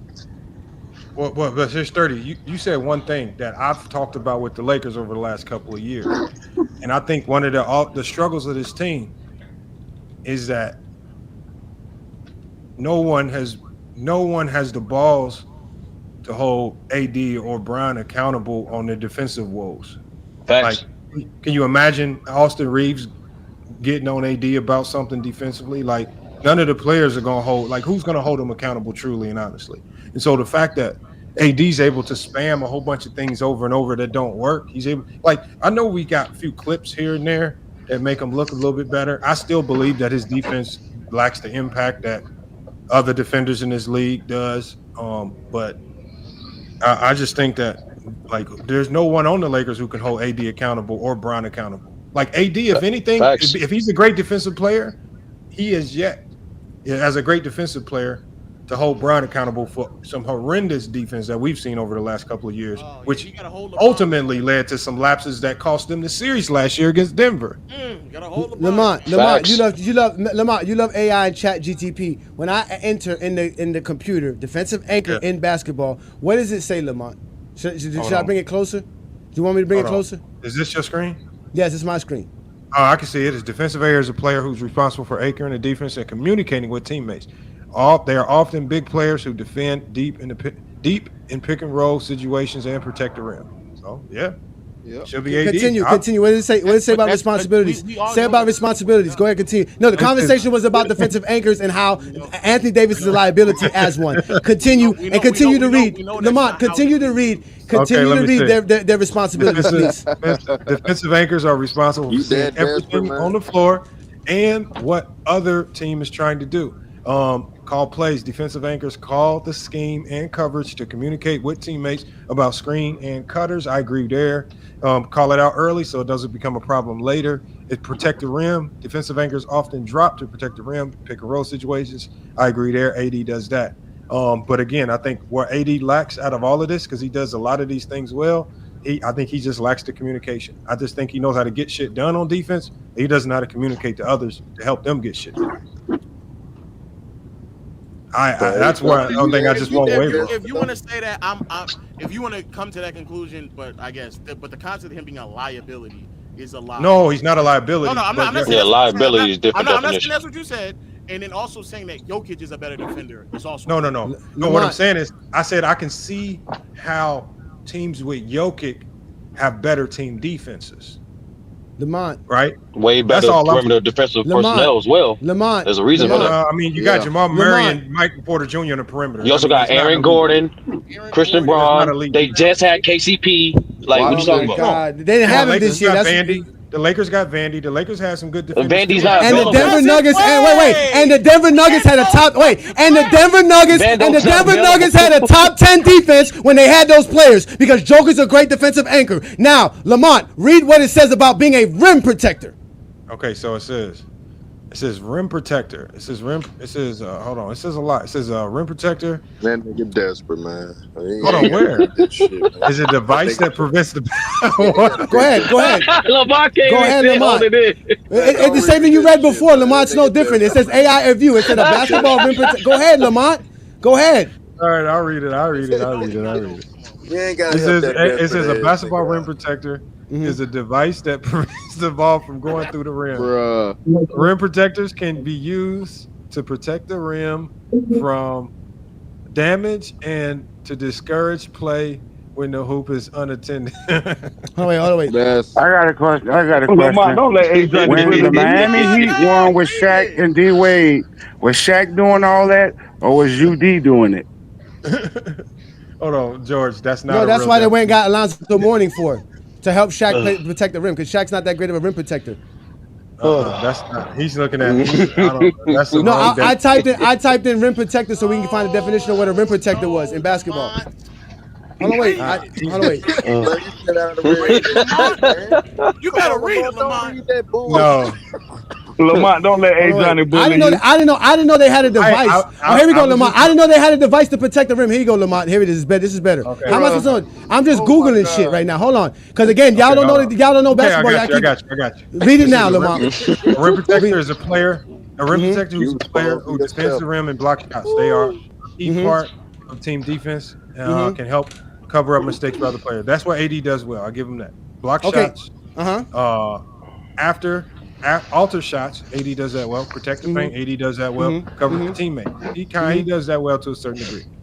So yeah, I think he's a rim protector. That's what I said before. Okay, so let me ask you a question. If we decided to label Anthony Davis, would he be better as a defensive anchor or just as a rim protector? Which I've always said he's just an elite rim protector.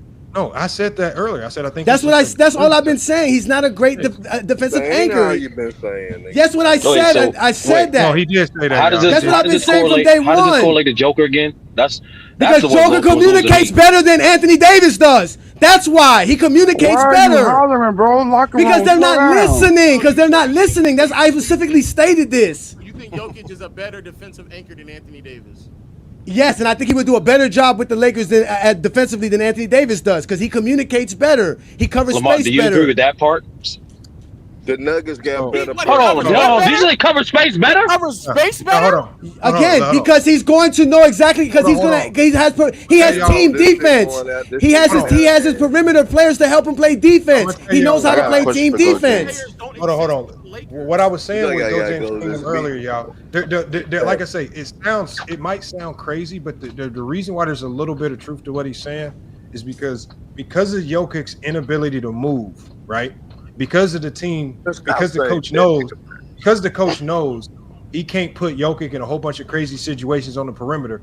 Jokic is almost always the eyes and ears of the defense. He's always going to be in the paint, right? He's always going to be in drop because that's the only way you can use him. And I said because you can only use him to a certain degree, and you can't put him in them crazy situations where he's getting yanked out of the paint, going to these pick and rolls. He can always be the backline eyes and ears. So at worst, he's always at least at an elite level, communicate with his team what to do on defense before shit hits the fan. As opposed to AD, because teams are able to bait him away from the rim so much, now the team is solely reliant on AD's individual ability to defend, and his communication is now gone. Now you just left a whole bunch of perimeter guys that can't defend on no man's land with no eyes, no ears, no voice. And so because I think y'all got to go back to today's style of play in the NBA is what's really hurting AD as a defender, and is not AD's skills in and of itself. So why? That's what I'm saying. Hold on. Let me ask this question, please. Because that was an interesting perspective that the way Johnny put it. So Lamar, my question to you: how would the Denver Nuggets defense look if you switch AD with Jokic under Mike Malone with that defensive personnel? Well, I mean, I would have to look more about what Mike Malone does. The one thing I do know with Jokic is that Jokic is always in drop. And so when Jokic is always in drop, that means he's always your eyes and ears of your backline. He's backline and attached to the rim. So, yes. Johnny, if that's the case, why is it that the Nuggets defense is worse this year than the Lakers this year? Damn. That was a better question, Michael. If that's the case, that was a better question. Why is it defensively this year than the Lakers? Why is that? And it just so happened, consequently, it's the same year that they lost KCP and Aaron Gordon has missed the most games. Why is that, Johnny? Again, you're proving my point. Even when he has just solid defenders in the KCP, he has a solid defender in a Bruce Brown or Aaron Gordon, like you said. These are solid defenders. Now, all league defenders, they're just like having the Rubies, having the Vandals, and having all that. When he had, wait. When he had that, what were the Denver defense? Top 10 in basketball. They were, y'all cut me off. You asked me to answer a question. What were they when he had those top 10 defenses? Because he anchors them. It's easier for them to play defense. That never happens with Anthony Davis. The Lakers had a top defense in 2020. I'll give him that. But like you said, he had all those guys to help him, like a Dwight Howard and a JaVale McGee. That's what he needs. Anthony Davis needs help all the time. That's the problem. I don't think Okay, I did answer the question. I just explained to you the Denver Nuggets don't have no defenders, including the fact that Joker himself is not an elite defender. I didn't call him an elite rim protector or an elite defensive anchor. I said he's better than Anthony Davis at this. That's what I said. I don't consider Anthony Davis to be an elite defensive anchor. I'm talking about guys like Bam. I'm talking guys like Wemby, Rudy Gobert. I mentioned Evan Mobley. I mentioned Jared Allen. I mentioned Giannis. I mentioned smart defenders. Well, I don't think Wemby's a defensive anchor right now. I'm just saying he's gotten a lot better. Just like Lo said, that every 20 games he gets better. Every 20 games. Matter of fact, just the other day he got dunked on by Duncan Robinson. I screamed and yelled about it, but in reality, I understood he was a rookie, but he did his job. He made Jimmy Butler dribble out, but he didn't protect the passing lane, which was what Jimmy wanted to do: dribble out so I can drag you out a little bit, and the cutting man would be open, and that's how he got that dunk. Duncan Robinson dunking the ball. That's over Wemby. But again, it's about the fact that Anthony Davis is not an elite defensive anchor. All the things that Chat GTP or this AI described about what we say for defensive anchors, we all said he lacks that. He's weak in those things. He's an elite rim protector and he's an elite rebounder. Like I said this morning on today's show, that is not enough to be considered an elite defensive anchor in today's NBA. You must be able to do more, communicate better, and have a better defensive strategy, which you cannot have with Anthony Davis, who's just not smart enough to be that. He's just not. Again, so I'll ask the question again because he didn't answer it. Because there's no way. Yeah, he definitely didn't answer it. I did. I said Denver doesn't have the defensive team. Let me hear the question. I just said that. Let me hear the question again. Hold on. Give me 1 second. Yeah. Look, y'all. Look, I just think they're 23rd right now, just like my Miami Heat. They were 11th 2 weeks ago or 3 weeks ago. They're 7th today. We can't go for what's going on right now. It's going to change. The Lakers were 20-something just 2-3 weeks ago as well. Today they're 17th. We don't know where they're going to be at a month from now. But last year, they were one of the worst defenses in basketball. The year prior to that, same thing. We watched the Lakers' deficiency on defense all the time, and I've never seen an elite defender in his prime that's considered a defensive anchor have such horrible team defense. I've never seen it in my life. And the one thing that makes Johnny kind of right in this situation, y'all, is that the only time AD looks like he's the only time his defense looks truly impactful is when he's able to just sit back and be an elite rim protector because his perimeter defenders are elite. So if you go back to 2020, I believe, elite perimeter defenders. I mean, if you go back to the year where they went to the Western Conference Finals, elite perimeter defenders, a healthy Vando. And so there is some truth to it. Like when you allow AD to be an elite rim protector, he looks like the best rim protector in the league. But when you ask him to be the anchor, they look like the worst defense sometimes. There is a little bit of truth to it. The roles are really different. Yeah, like adhere to your personnel. No, that's no. It's about adhering to your personnel, Mingle. That's the point. Like I don't. How you try to? You can't individualize. You can't individualize defensive impact with one person, man. Like to that degree. But no coach changes their defensive philosophy because of personnel. Find me a coach that does that. I've yet to see it. You may tweak your offense, but I rarely see a coach change their entire defense just because they think a few players are good or bad here or there. Nah, you ain't gotta change your entire defense, but we can find an example. The coach is definitely adjusting their defensive philosophy. No, but defense is your philosophy. Like your philosophy is like walking in the door. If you look at who's the Dwayne Casey, you know what to expect when you're on a Dwayne Casey team. He's gonna be all no middle, right? He's gonna be heavy no middle. He's gonna be heavy on digging. He's gonna be hegging on tagging. He's gonna load up strong side, and you're gonna have to really knock down threes on the weak side to beat them. Mike Budenholzer, when he was coaching the Bucks, we gonna pack it in. You can get all the threes up you want, but we're gonna pack it in. We're gonna rebound and we're gonna play fast. And just some certain coaches, once you have an identity, that's just your identity, and it's just. I don't see that. I don't see that ever change. And to continue to answer Lowe's question about the Denver Nuggets' supposed efficiencies on defense this year because Joker is the problem and all this situation. Like I said, Ruri, Max Christie, and Gabe Vincent are better defenders than Porter Jr., Braun, Murray. You went to Westbrook, now what? Westbrook's an elite defender? Aaron Gordon, like I said, has been missing games because he's on my fantasy team, so I know he's been missing games the last couple of weeks. He just returned recently. Their best defender really is Peyton Watson. They don't have no one else to help them play defense. So obviously this year, they're 23rd in defense, but when you give Joker something better, he is the number 6 defense in 2024. When you give Joker something better, he's the 8th defense in 2023. When you give Joker something better, they're at least 14th in 2022. When you give something to Joker better, they're 2021, 8th in defense. In 2020, they were 11th. I just went back 6 NBA seasons, 4 out of those 6 seasons, they had a top 10 defense. Where is Anthony Davis's top 10 defenses in these last 6 years?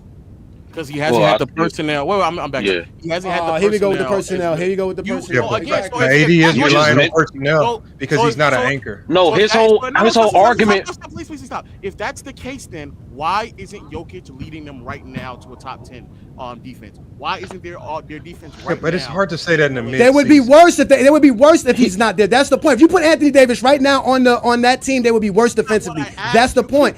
I just explained to you they don't have great defenders. They don't have great defenders. They have better defenders than the Lakers do. No, they don't. Max Christie and Rui Tamura and Hachimura and Gabe Vincent are better than Bron Porter and who's this other guy that I just mentioned on the I just mentioned those guys.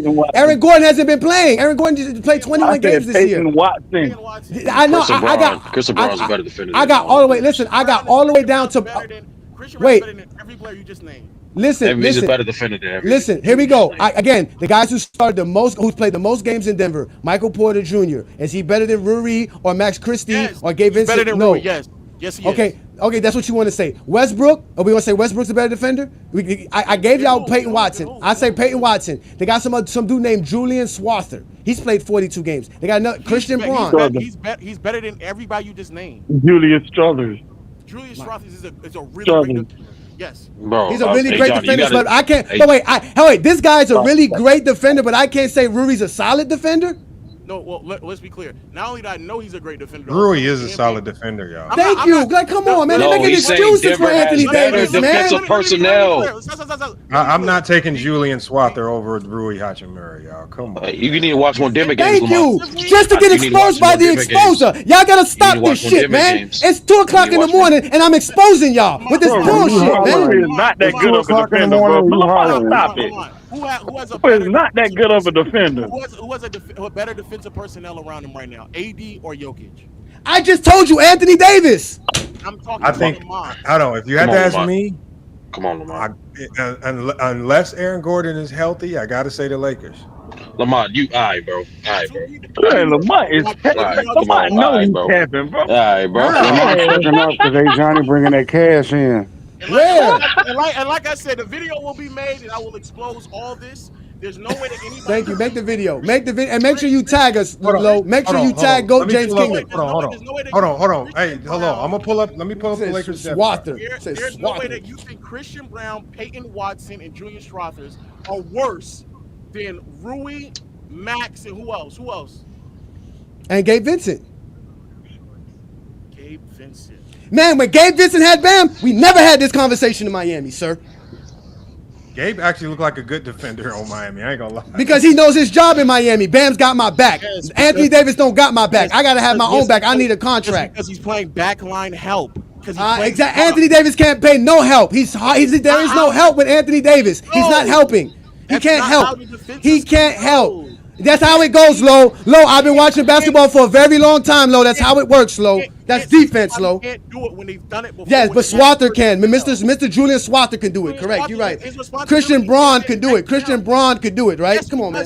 He's a better on-ball defender. Michael Porter Jr. Really? Oh my God. I said Christian Braun, Peyton Watson, and Julian Struthers. They are a better defensive core. Get out of here, Lo. You're supposed to be smarter than this, man. Go put your glasses on. Go get Mars. Go get the PC. Go watch the games. Hey, bro, watch the games. Watch the games. Hold on. Let me tell y'all the Lakers. That's the problem. Y'all only watch the Lakers. Hold on. Respectfully, I know for a fact I watch more games than you. No, listen, sir. Okay, whatever you say. The fact that you even question Christian. Christian, where? Based off what, Lo? What are you basing this off of? Your eye test? I don't see what you see because you can't see basketball like I see it. What are you talking about? Hold on, y'all. Let's do it like this. Hold on. I'm using the fact like you're using the eye test. Rui Hachimura is a better defender than than Peyton Watson. Hey, hold on 1 second, Go James. Hold on 1 second. Let's just do it like this. Better defender than Peyton Watson. Are you fucking stupid? No, he's not. Hold on, Lo. Let's just do it like this because this is a simple way to do it. Okay, so who are the two best, right now, active players? I would easily say that right now, the three best defenders right now on the Lakers would be active and healthy. I'm going to say Bron, AD, and Dorian Finney-Smith, unless you guys disagree. Disagree. Oh, who are the three? He just got to the team. He's still one of your best defenders. Like, who are the Lakers' three best defenders? Let's just start there. Bando one of them, and he don't even play. Anthony Davis, LeBron, and Rui. I said active players. Yeah, not including AD. No. Include AD. Who is the Lakers' top three defenders? Let's just start with the top three. AD, Christie. You got Christie over Dorian Finney-Smith. I'm assuming we're not counting him because he just got to the team. I'm assuming No, he's on the team. We're talking about active players. Okay. Right If we're now. talking about actively playing, yes, those three. So right now, can we just? I want to agree on a 3 just so we can compare that 3 to Denver's top 3. AD, Maxey, and DFS. So no, I said AD, Bron, and DFS. I don't think Bron is. No. I think this year I've seen Bron play some of the best defenses he played in the last 2-3 years. Max, just because he's playing better than he did before doesn't mean he's better defensively than Max. So I think he's definitely better. Who's the best team on? Who's the best players on Denver then? Okay, so let's compare. Okay, the top 3 that you said. Let's go with, because I don't think Max Christie is a top defender, but we can rock with that. Okay, so we got AD, Max Christie, and Dorian Finney-Smith. Okay. Who's the top 3 active right now in Denver? Christian Brown, Peyton Watson, and I guess we're not saying Aaron Gordon. Well, he's healthy. He's active. If you count D. Smith, you got to count Aaron Gordon. They played about the same games on. No. You can count Gordon. Gordon's healthy right now. He's healthy right now. He's playing. Okay, so we got Aaron Gordon, Peyton Watson. Brown. Now, so the problem is, I feel like we're using Peyton Watson. Is he even getting rotational minutes? Yes. Why are you asking this question if you watch the game? No, he is. No, he does. I said that. I don't know how many minutes he plays. I'm not. He's getting 24 minutes a game. 24 minutes a game. Okay, so he's getting rotational minutes. So we got Peyton Watson, Aaron Gordon, and Christian Brown. You said. Mm-hmm. Yes. That ain't better than the Lakers' best 3. Thank you. If we just start the question, but we start. The question isn't who has a better defensive core, because AD being a part of it is easily answered. We're asking around. But you're including. AD but you can't include Peyton Watson as the core. He doesn't play enough minutes for me to say he's part of the Denver. Joker's the core. It's basically Joker. So it's Joker. Who else is it? It's Joker and who else? And who's the 2 guys with Joker? The question is who has the best defensive supporting cast around it between AD and LeBron? AD and Jokic. Yeah, but even if we go to the next 3 defenders, so who's the Lakers' next best 3 defenders? You're keeping AD a part of the count. We're saying who's the best defender surrounding AD, not AD himself. So even if we go with even if I go with the surrounding defenders. So for example, LeBron, I'm taking Austin Reeves on defense, right? I would take Austin Reeves on defense over a guy like Russell Westbrook. I'm taking Max Christie on defense over a guy like Christian Brown. I'm taking LeBron on defense over a Julian Strawther or a Peyton Watson. I'm taking Rui on defense over Dario Saric, DeAndre Jordan, Justin Holiday. Why are you going that deep into it? It doesn't matter how deep it is. The Lakers got a better defensive squad. This is their team. This is their second unit. Pause. No. Rui's in the starting lineup. Rui is a better defender. Let's just go. And then we still haven't got on Gabe Vincent, Dorian Finney-Smith, and even Jackson Hayes. We're going player. Who's a better defender, Jamal Murray or Austin Reeves? Austin Reeves. Who's a better defender, Christian Brown or? Your hand selecting these matchups nasty. No, he's going off position in minutes. I'm going position in minutes. I'm not going off of. Okay, go. Give me the next one. I got Austin Reeves better than Murray though, for sure. Okay, Christian Brown or I don't know who would. What positions? Small forward. This is two now because they play big with 2. Okay, that's Max Christie. So that's Christian Brown versus Max Christie. Now, yes, Max. I'm taking Max. Perfect. Who's better, MPJ or Rui? Rui, for sure. Who's better, LeBron or Aaron Gordon? Aaron Gordon. Okay. Who's better, Peyton Watson or the first player off the bench? Dorian? Most of the season has been Dalton. It's been Dalton Connect. Okay, I'll give you what's his name? Peyton Watson. He's better.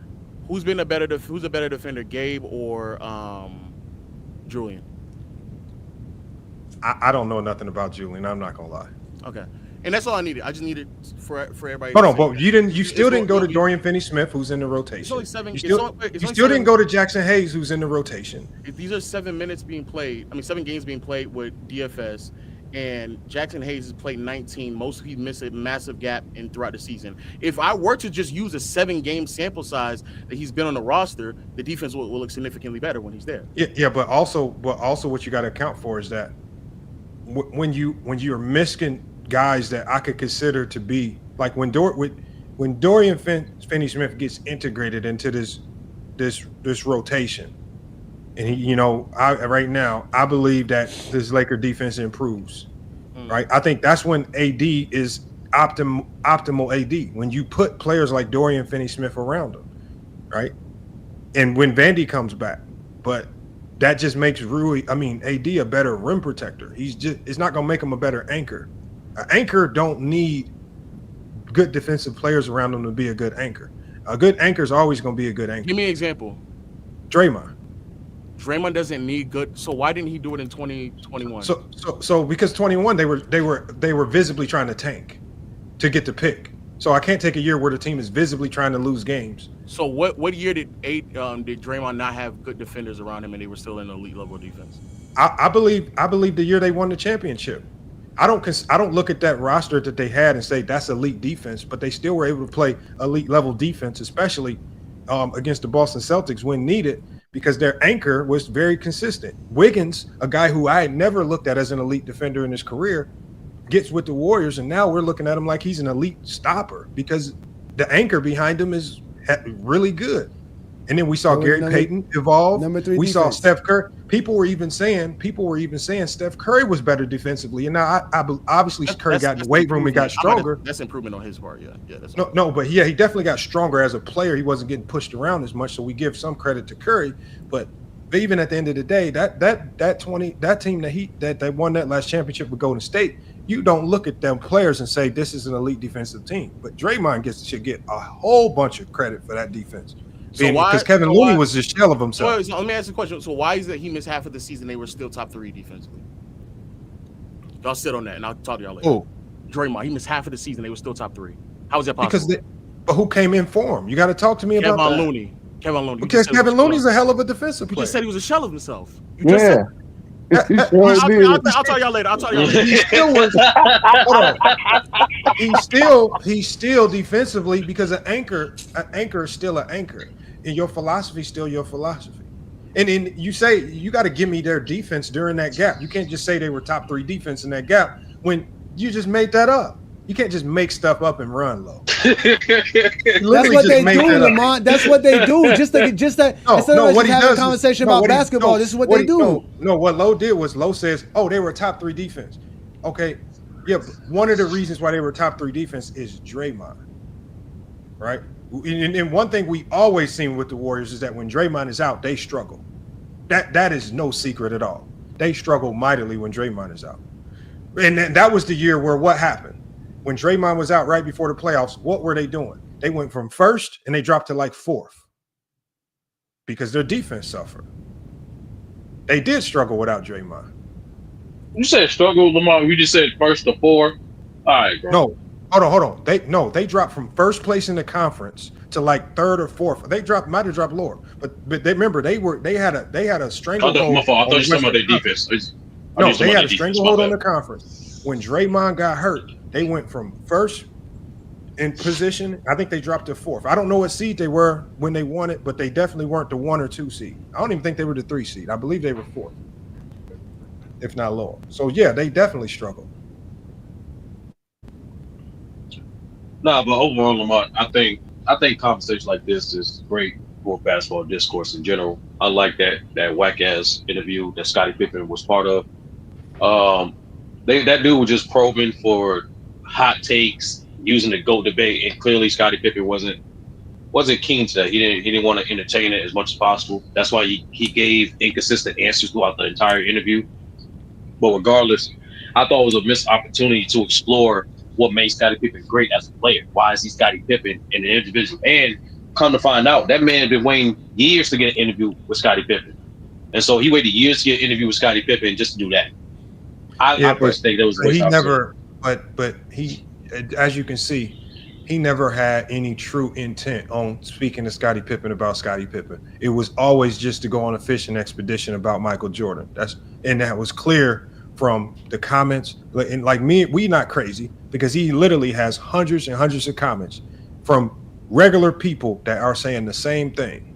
And so it is just like me or you. Like we all know that if Jason Whitlock came on this channel, I'm going to have a clear intent with how I question Jason Whitlock, right? I'm going to be getting to one of his bad takes, something where he was, hypocritical. Like my questions are going to fall in line with whatever narrative or intent I'm trying to get to. And it will be clear and visible what I'm trying to do.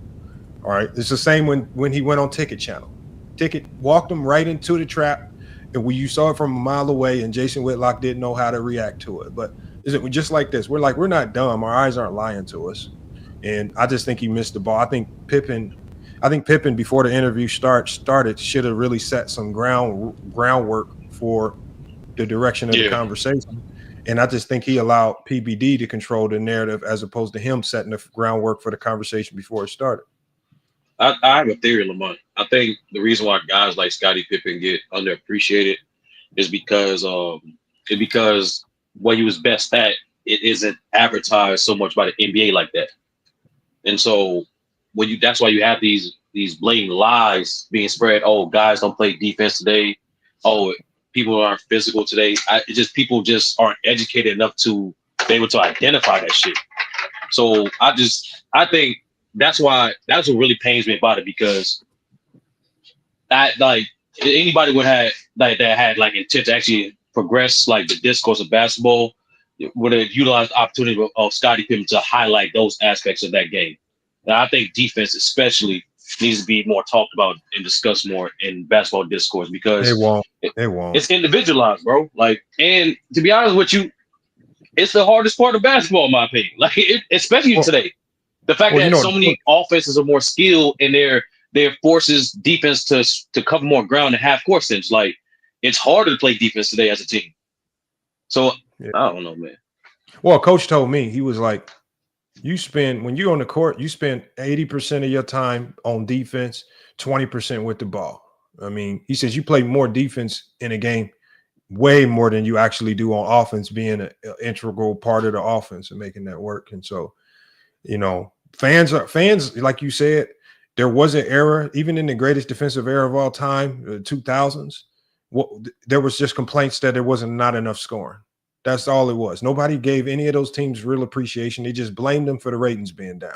So we know one thing is that fans ain't going to change. Fans, no matter how much we try to appreciate defense, they only want to see one thing: who going to get buckets and how can we see more buckets? And when the NBA gave them more buckets, now we have the media crying. The media now is just fishing for something to cry about, right? It's because the media now is just filled with former athletes from past eras, and people are just trying to find ways to tell everybody why their era was better than this era, as opposed to getting media figures who have no connections or ties to old eras and just gonna call the game for what it is and appreciate it.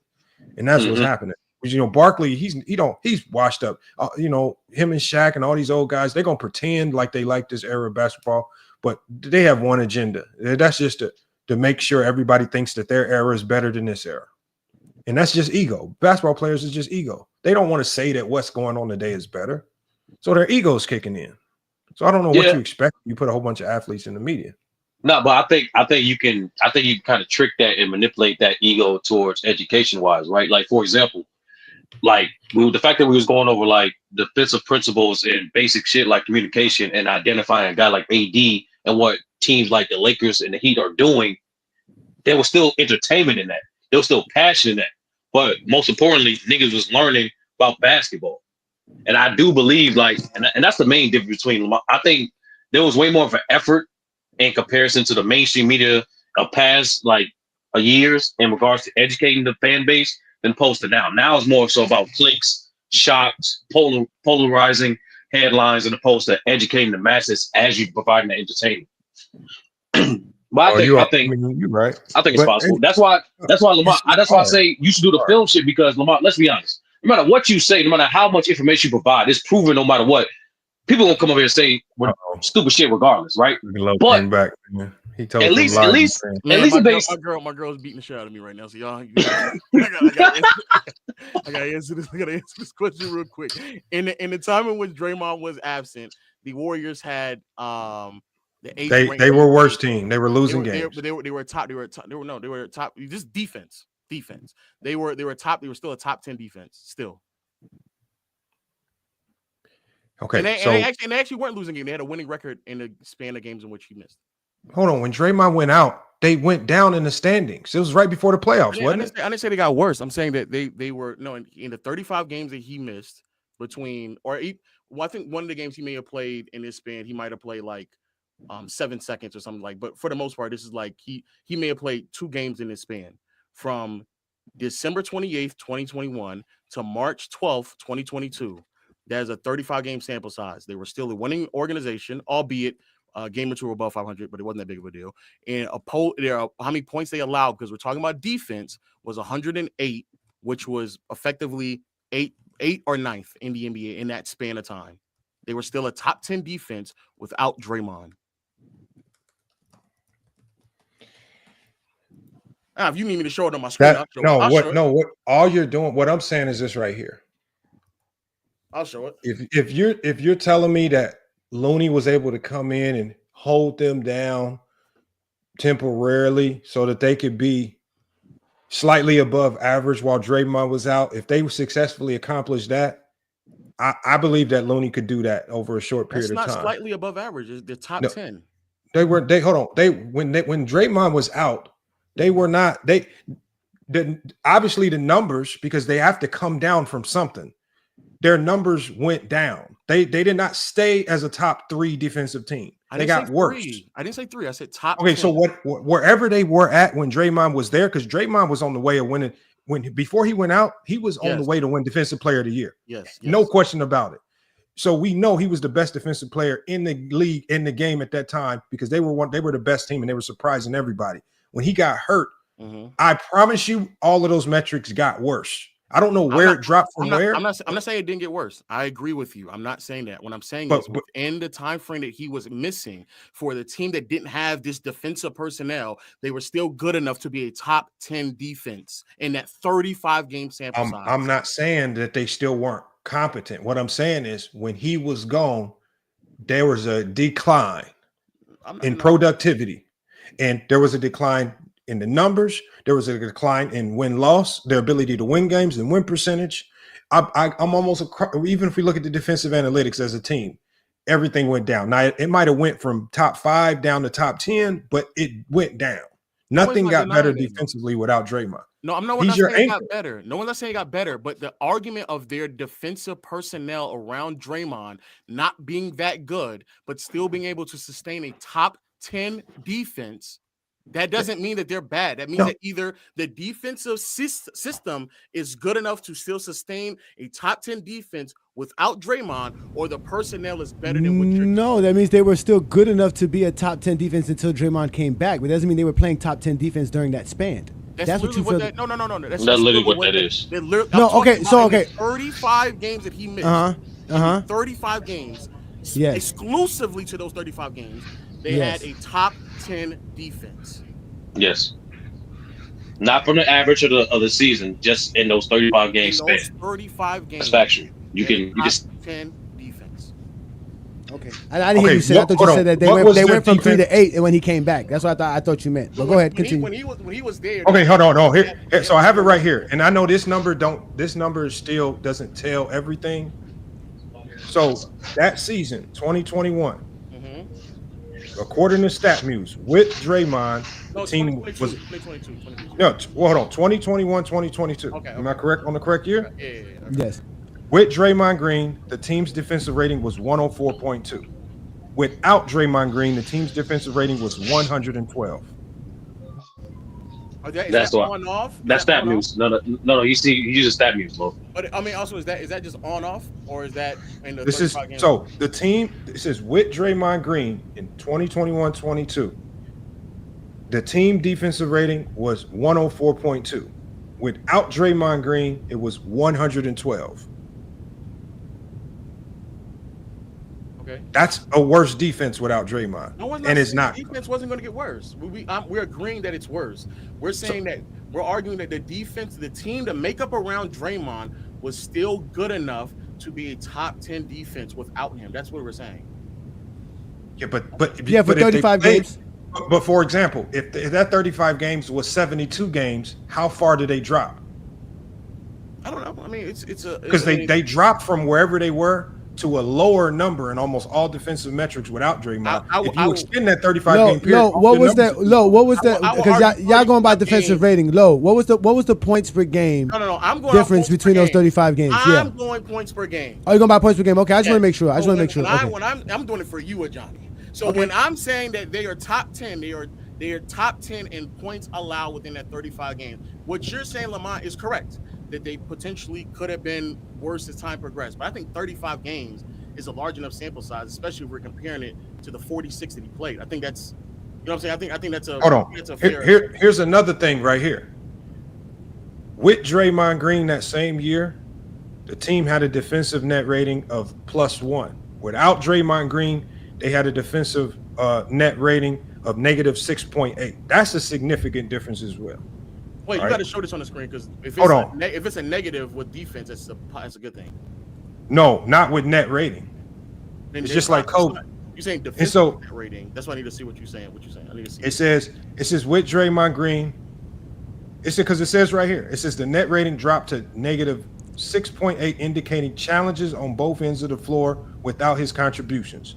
It says the team achieved a net rating of +1, suggesting a positive overall performance with him on the floor. It says points per game. It says with Draymond Green, the Warriors allowed 103 points per game.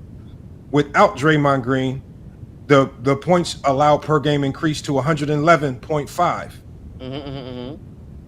So everything got worse when he wasn't there. No one is not arguing that, Lamont. We all agree that they're going to get worse. What the point I'm making is that you are saying that the defensive personnel around Draymond wasn't that good. You specifically said if you take him off and you look at who else is around him, you're saying they're not that good. When I look at Andrew Wiggins, I never seen him as a defender until he got on alongside Draymond. When I look at Curry, he was not that good. That's what you said. Hold on, let me tell you the roster around Draymond. Let me just tell you the names, and I'm gonna tell you why I feel like it was Draymond. Obviously, you had Steph, who was no longer the defender that he used to be. I mean, Clay was no longer the defender that he used to be because of the injury.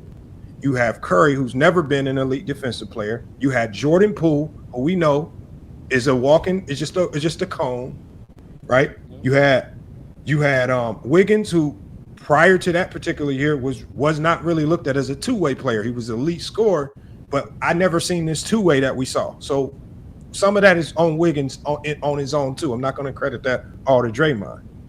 I think you had Iguodala, who was past his prime. You still had a young Kuminga, who just wasn't ready to be a good defender. Otto Porter, who was much older, probably still resourceful, but no longer an elite defender. And then you had Bielika. You had James Wiseman and Kevon Looney.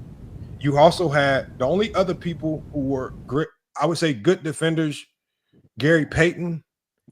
But outside of Gary Payton, we're not talking about a roster where you just look at it and be like, damn, they about to be a top 5 defensive team. So how were they top 10 without him? No, they weren't. Hold on. They were not top 10. They were dropping. They were on the decline. If they would have continued playing without Draymond. From 2 to 10. That's a big drop. I'm not saying it's not, but it's still top 10.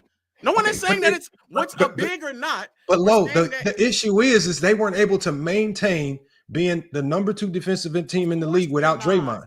They were dropping, and it was. If you are top 10 defense, is that still not a good defense? No, they dropped from 2 to 10. They didn't maintain 10. They dropped. Maybe we're mistaken. I am saying exclusively in the 35 games. I'm not talking about by the time we got to the 35 games or when we got to. They were not a top 10 defense exclusively because they had 112 defensive rating without Draymond. That's not top 10.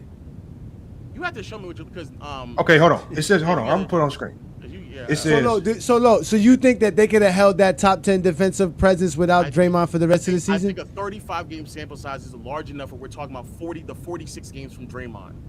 We're talking about 10 more games and the sample size would have been. No, without Draymond, there's no metric that shows. You have to show it on your screen. Okay, here it is. I'm about to put it on the screen now. Well, you didn't show yours. I've said multiple times you want me to show it. I show it. I got it right here now. Yeah, that's what I'm saying. But that's what I'm saying. You think that team would have stayed a top 10 defense without Draymond Green for that entire season? 35 games is a large enough sample size. They were dropping. Hold on. The only thing that 35 games showed us is that they were on the decline defensively. And when you drop from 2 to 10 and dropping, the only thing that saved them was the season ended. Go James Kingdom. If that would have happened at the beginning of the season, they would have plummeted.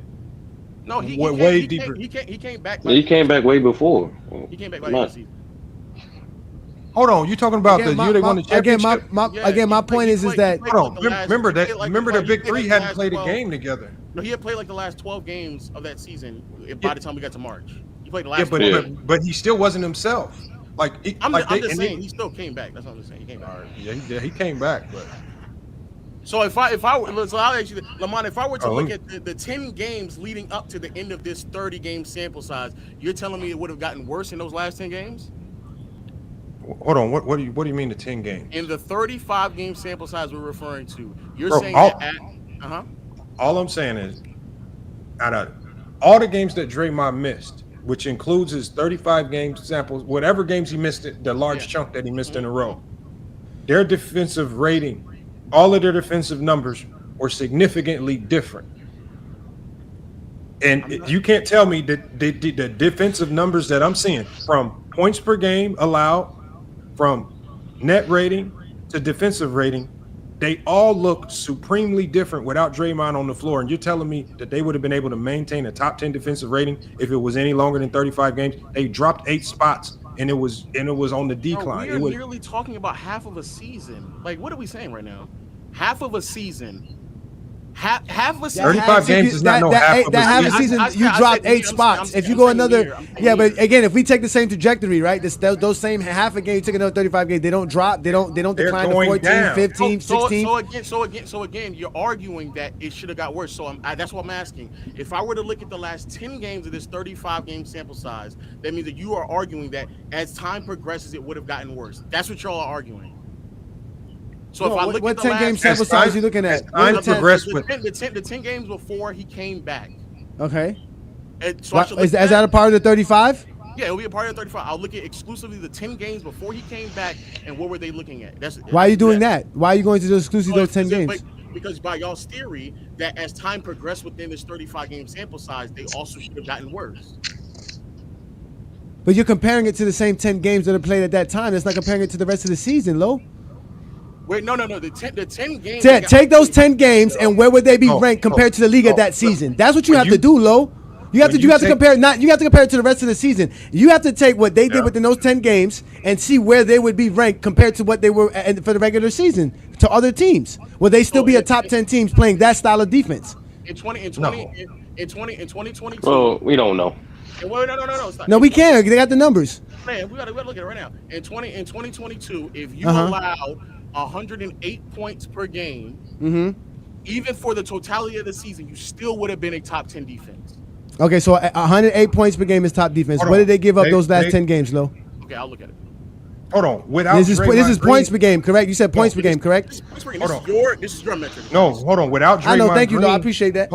Without Draymond Green, they were giving up 111.5 points per game. That's defensive rating, though. That's defensive rating. No, that's points per game. They gave up. But no, he's gonna look it up. He's gonna Lo got it. Lo's gonna go find Lo's gonna find those last 10 games and find out how many points per game they were giving up. I want you to see my screen, so you can see that I'm not saying. So this is again from December 28th, 2021 to March 12th, 2022. Yes. This is a 35 game sample size, 108.4 opponents per game. So that they are top 10. So now I want Lamont to show me what he's getting. No. What is What is what low? No, What is what? no, Wait, what- low. hold What on. is wait? Low. During that's just for during that same span. You're doing the whole league. You're saying during that same span they were playing top 10 for that 35 game span. That's what. But do for the season. What was the what would 108.4 be if we were comparing it to the regular season? 108.4 would have been 10th in the NBA for the totality of the season. So you're saying that the team that was in the top 10 gave up 108 points per game. Filters off. Let's see. No, well, oh, okay, here.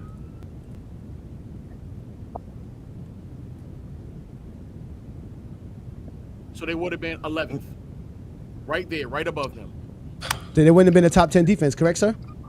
Oh man, you're going off. No, you thought you had some, sir. You should have went back to your wife and go back because you stopped doing it. No, you were begging that they were number 10. Again, they were not that good, and that was only a 35 game sample size, not a full season worth. They could have been worse. They could have gave up 110 points. You don't know that.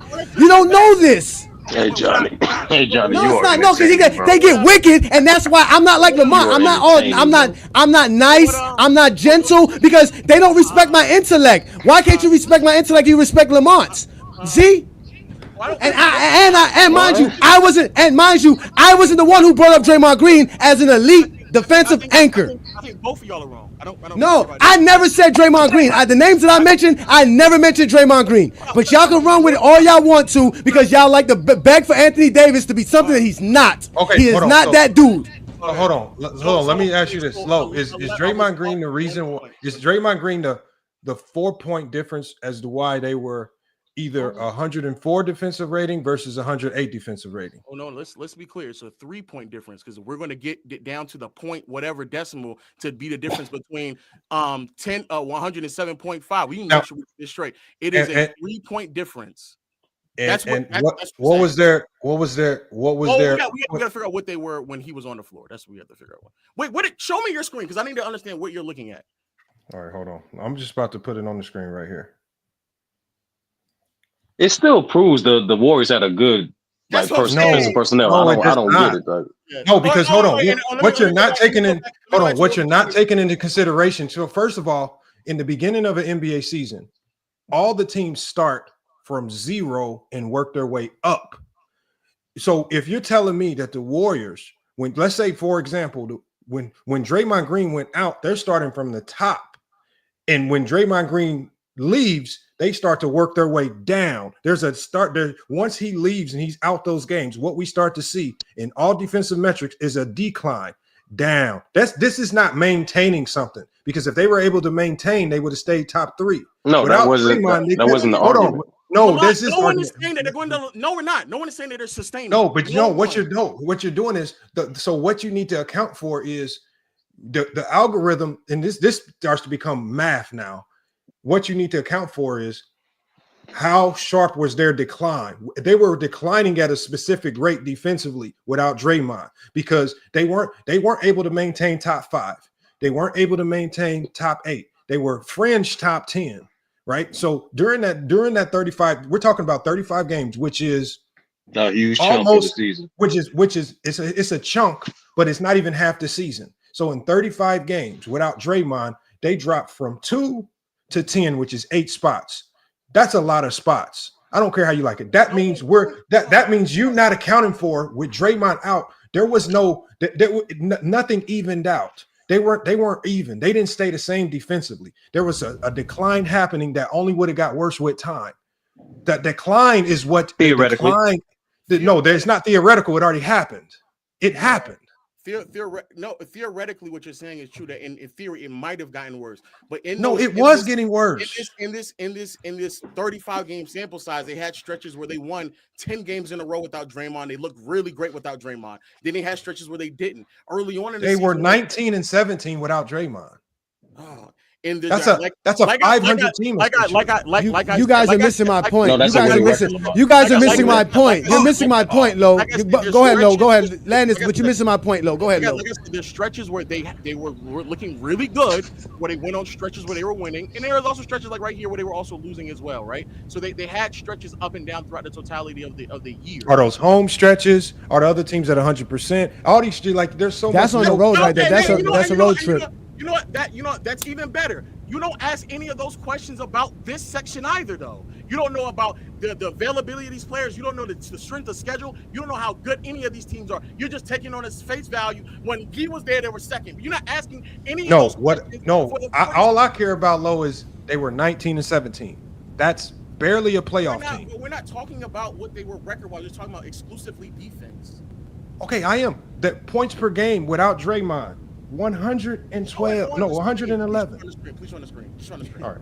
No, but while you do that, Lo, what you have to understand is what I'm trying to explain to you is let's just say, right, without Draymond Green, those same players is a mid-tier defensive team, anywhere between, like you said, 16, 15, 12, around that area.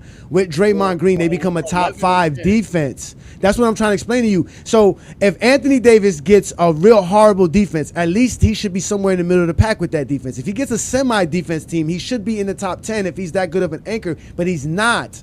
That's the point. The Lakers are not that bad defensively to where they can't be better defensively. So what does the Lakers defense look like when AD's off the floor? I mean, let's go look up the numbers. Y'all love these numbers. Let's keep doing it. Right here, Lo. show what you got, Lamont. So defensive rating with Draymond, 104.2. Defensive rating without Draymond increased to 112. Net rating with Draymond, +1. Without Draymond, -0.68. The information Points. Hold on. But I'm not okay, hold on. So hold on. Let me click. Let me click where it got the information from, because it got this from Athlon Sports. When Draymond was when Draymond was playing, they were definitely their net. So it says right here. Hold on, because it got this information from. So I clicked on the source that it got it from. It says NBA Insider provides injury update for Warriors Draymond Green. An NBA Insider provided an update. So this whole article where it pulled the information from talks about it. So it cited its source. It came from Athlon Sports, and that's where they got this info. It says without their let's read the article. Hold on. Without their best defensive player against the NBA reigning champions, the Warriors produced a -40.7 net rating during the season. The Warriors posted a 1.0 net rating when Green plays, and their production drops significantly when he doesn't suit up to -6.8 figure.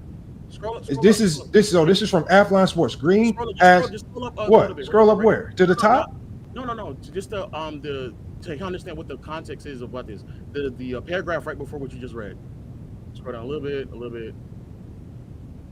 Where? Just scroll down. Lo, while you do that, Anthony right Davis. Right there. Scroll up. Right. No, a little bit more.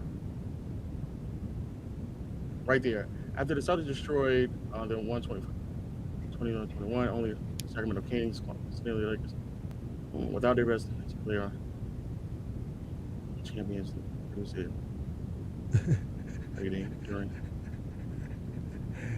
See, we know, at least we know Lo wasn't in special ed. Good job, Lo. No, I'm saying this. It didn't just pull these numbers out of their ads. Yeah, they did, because that's not accurate. No, yeah, Lo, it could be wrong. Hey, Lo, Anthony Davis's on and off this season for his defensive is a -0.8. That's not that big of a difference. That's the only reason I'm saying that, Lamont, is because when Draymond was playing, they were like historically great. They didn't just have a net rating of +1. That is like incorrect. In 2022, when Draymond was playing, they were running and operating at a historically high level. They were not when Draymond Green was not playing that year, they looked bad. No, I know. I'm not. No, listen to what I'm saying. When Draymond was on the floor, it wasn't, their net rating wasn't just +1, because a net rating of +1 would be 500. That's not a net rating of +1 is not. That's what I'm saying. That's why I'm like, that net rating doesn't make any sense. I don't know where they're getting information from. A net rating of +1 when he's on the floor is like a 500 ball club. That's not correct. He wasn't. They were way better than that. I don't know if that's what net rating is, but you might be right. Let's go to Stat News, because it's just pulling this information from somewhere. I mean, it's like everybody wrong. No, Stat News isn't. Stat News isn't accurate. Golden State Warriors. Hold on, is this accurate? The Golden State Warriors were 19-17 without Draymond Green. Is that accurate? Yes. They averaged during that time frame. They gave up 111.5 points per game without Draymond. That's not gave up. That just said they average 111.5 points per game. That's not giving up. That just says that's what they average.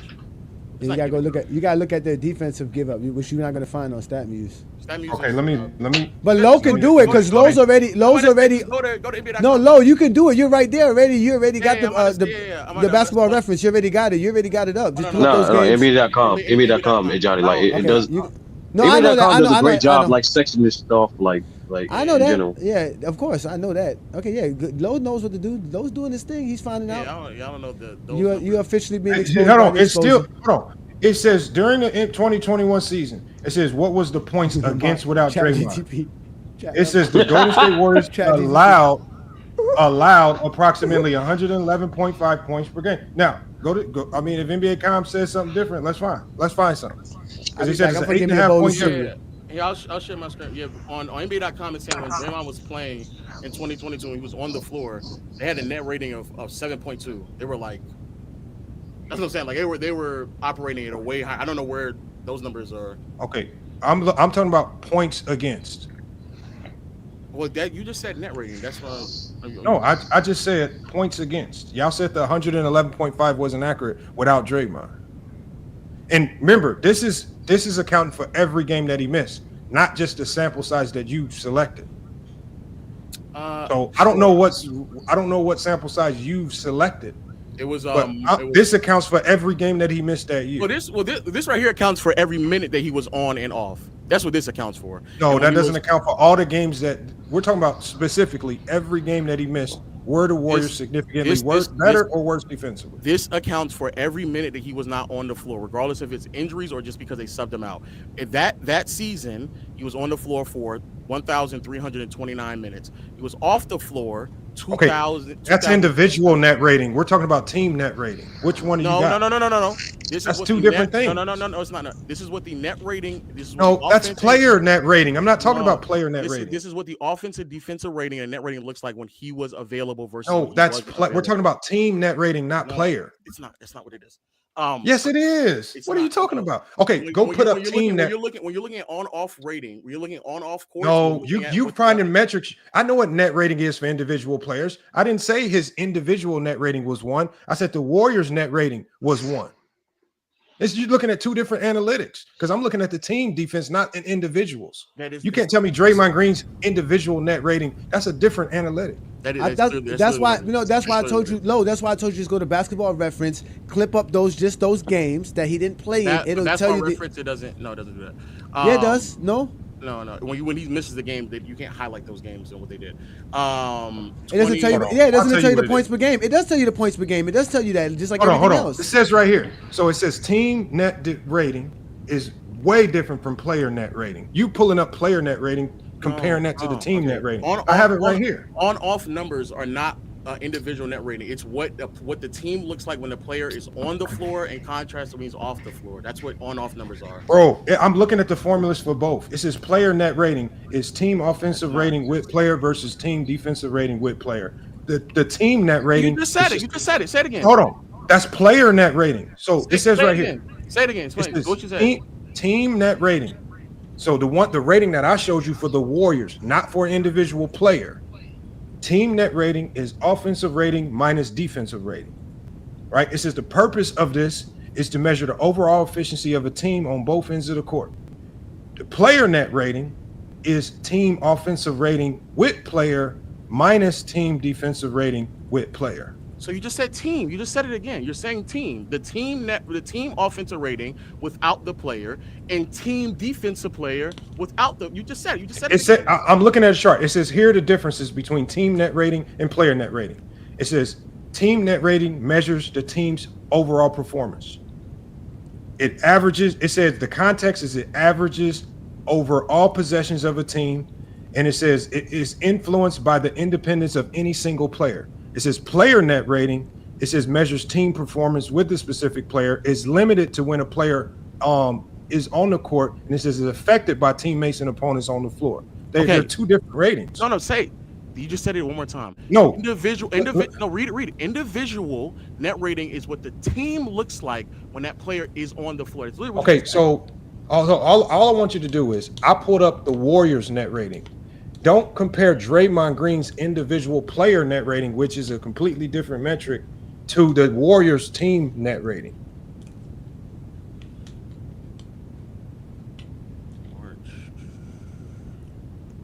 I mean, we can't like y'all talking about. I'm not talking about Draymond Green's individual. Hold on, I'm pulling up the numbers right now. I'm going to tell you what the Warriors were scoring for a good portion while Draymond was gone. Give me a second. I have it. No, I got it. In the sample size. Sure, yes. I'm checking right here. All right, December 28th, 2021 to March 18th, and I want to make sure I'm getting that right. But March 18th of 2022.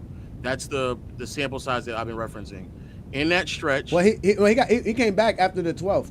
He was out till oh yeah, March, I might. That's what I'm trying to figure out. I'm trying to double check. Yeah, I got from what I got, because there was some games he missed in between, in the beginning of January. So like he missed a couple of those games, so I'm not counting that. So I started from January the 11th to March 12th. Oh, I was going back to the 6th. I'm not the 7. He played 7 seconds. I'm counting that as him not playing. Let's be honest with ourselves. So I'm counting from January 6th. Okay. So January 6th. He didn't play the game on the 9th. How many? You said he only played 7 seconds on the 9th? He played 7 seconds. Okay, all right, go ahead. I'm listening. To the 12th. To the 12th. Oh my bad. Okay, I've had it to the 18th. My bad. I was doing. That was Clay comeback game, right? I can't remember. Yeah. He played 7 seconds. He went to the locker room. The Cavs had a 3.1 net rating, defensive rating of 110, offensive rating of 113. The Cavs? What are you talking about? The Cavs? I mean, I said Cavs. I'm tripping. The Warriors. What was their points per game between that span? Between you said so that defensive rating during that time frame is actually worse than what I had. I'm just. Oh wait, it popped up. It popped up for me between January 6th to March. I put March 12th of 2022. The Warriors put up 109 points per game defensively, and they that's what it says. Opponent was 109 points per game. How good is that? That's far different from the 103 that they were allowing. I want to make sure everybody understands. We agree that it's going to be different. No one is not saying that. We're saying no. I know, but 109 is well past the top 10 defense for the league. I want to okay. I want to stop because we're saying a bunch of things. The only reason I went to net rating is because Lamont was asking about net rating. So before I leave this page, Lamont, they were a 3.1 net rating in this 31 game sample size. And I adjusted it to where Johnny wanted to start off at right here because obviously he only played 7 seconds here. So in this 31 game sample, so they had a net rating of 3.1. Okay, so remember that, 3.1. If you have a net rating of 3.1 for the totality of the season, you would have been literally number 10. That's the 10th. That's wait. That's this season. Yeah, but net rating compares your offense to your defense. We're talking about where your. I know, but I'm just showing net rating because that's where Lamont that's what Lamont asked me. Net a 3.1 net rating would have given them 9th best in the NBA that season. So I'm answering the Lamont net rating. That's all I'm doing. A defensive rating. No, but that's not how you measure their defense without Draymond. Because what you're doing is I didn't want to. You use net rating. This is what you need to measure. You need to measure the decline where they went from with Draymond versus where they declined to, because the rate of the decline is their defense, not where they landed at. So what you're doing is you're looking at where they landed at once Draymond Green finally came back and even things out. But the thing is, the rate of their decline is the tail of their defense. Because what worries me with that Warrior team is that they fell from the top to 10th so quickly in a 30-game sample size. 30 games. If Draymond Green's absence was even longer, the only thing that would have happened, that decline did not look like it was going to even out and stop at 10. If you continue another 35 games, they drop more. There was a decline happening that the Warriors couldn't stop defensively. And so mathematically, you got to take into consideration not where they landed when Draymond Green came back. It's the rate of the decline without Draymond. There was no evening out. I want to know what 109.1 would be in that season as a defense. I'm gonna go to Johnny, but points. That's what between January 6th and March 12th, those 31 games that we're talking about, they gave up 109 points per game as a team defense without Draymond Green. What would that be if we compared that to the rest of the NBA that year?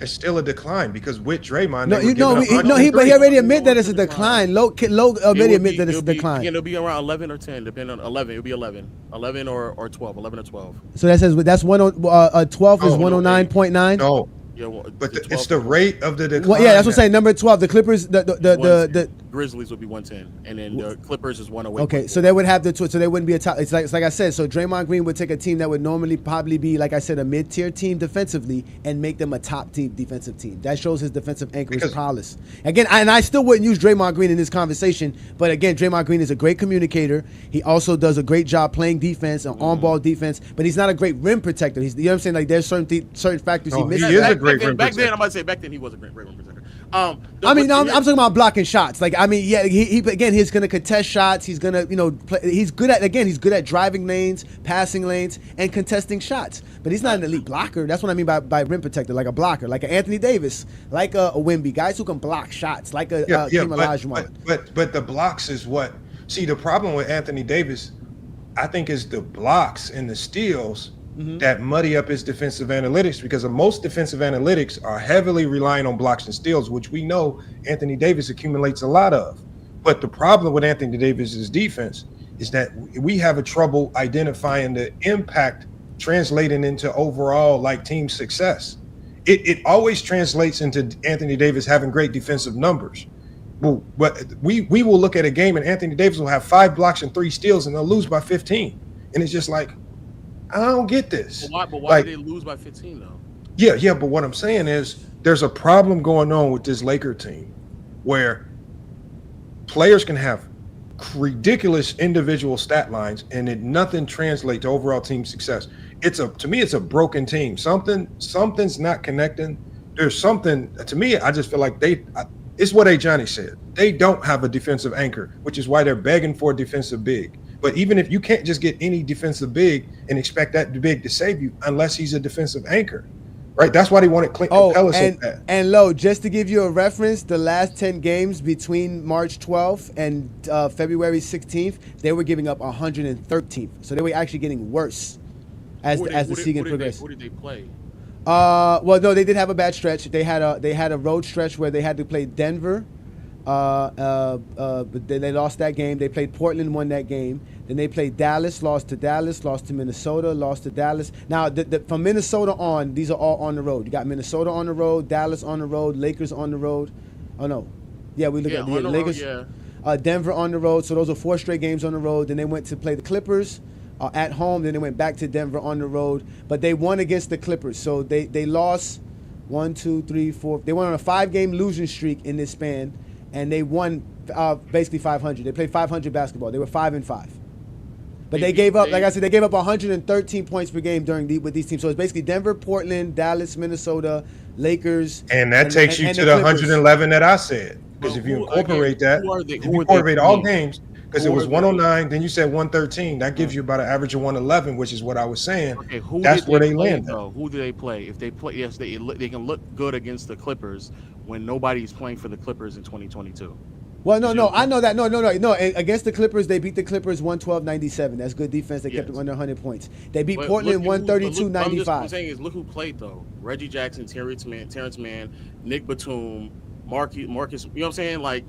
No, I get what you're saying, but what I'm just saying, because you remember you was asking us about the progression. We kept telling you about the trajectory.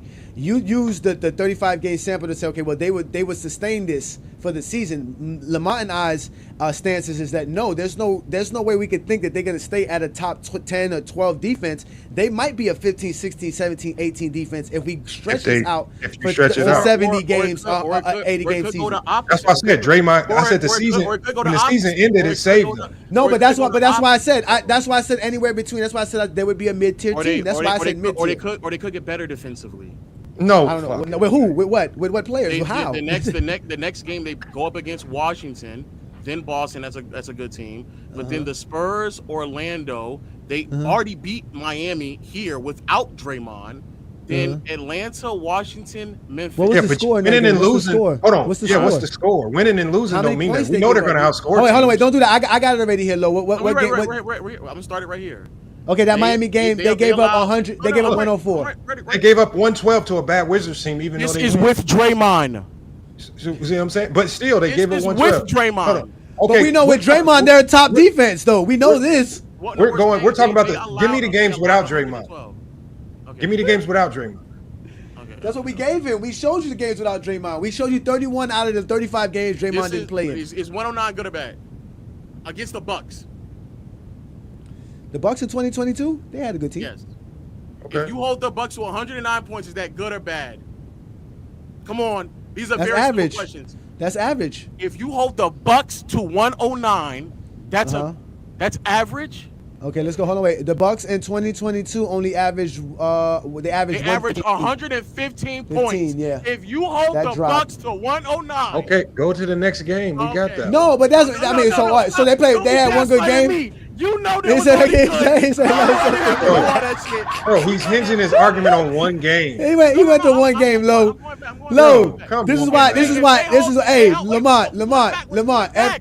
Look, and he's still on. Lamont. This is you are FYF, and you know who we are. You know who we are. Look, he's selectively going to all the wins. FYF. Hey, Low. It's FYF I and fuck your want opinions. everybody to look. FYO and FYF. I'm starting in Milwaukee. That's the last game he played. I have to go back to Milwaukee, then Denver, and the Clippers. They won those games, Lamont. So I have to do that. So Okay, now, that's fine. okay. So But he didn't play that game. Yeah, he didn't play that game. Yeah, that's what he asked me. So now we're in Denver. Holding Denver to 102 is what? Hold on, That's let me go good. see what- Okay. We Okay. don't have to see. Jesus Okay. Christ. Okay. Holding the Okay. Clippers to 97 is what? That's good. Okay. Draymond's Holding on the Denver to floor. 103, terrible. That's Draymond. 131, not 103. What? That was But that's 131. Draymond's fault, right? Look, the Lakers, 124, the horrible Lakers. See, like terrible. the Lakers, Hold on. the Lakers are horrible too in 2022. Dallas. Terrible. 129. 129, terrible. Hold on, Yeah, is he's this getting with back in- Draymond or without? Yeah, this was with Draymond. No, This is with Draymond. This is with Draymond. Wow, y'all asked me two different things. No, this is without Draymond or with Draymond? Without. Okay. This is without Draymond. This ain't without Draymond. Yes, it is. Without. Yes, it is. Holding going the back. holding the Mavericks to 107 without Draymond is what? Average. Wait a minute. Why are we doing without Draymond? They average 108 a game. I thought Draymond played those games. No. No. Are you going backwards or forward? What are you doing? You going backwards or forwards? I'm backwards. Oh, you going backwards? No, look. I'm just trying to make sure because I'm confused. I didn't know what you was doing. I don't know if you was going forward or backwards. I'm sorry. Go ahead. If you were able to still hold Dallas to their average without your best player, what does that mean? That means you reaching, you fishing like reaching. Patrick David was doing with Pippen. No. You fishing. Go to the box score. Go to the box score. Luka had 34. No, Your hold on. 35 game sample wasn't good enough. You have to limit it. You have to lower it to 1 game, 2 games, 3 games. Hold on. Look at the box score. The box score tells you it all. Hold on. They gave Dallas 33 points in the fourth quarter. No defense. That's why they lost that game. 33-13 in the fourth. Stop it. No one is saying. Oh man, Jesus, we're stretching this. They gave up. No, he's talking about 107 107 points. No, he's talking about the 107 points. No. What he's saying. I'm not talking about the win or loss. I'm talking about no. Hold on. He's talking about the defensive, what they did defensively.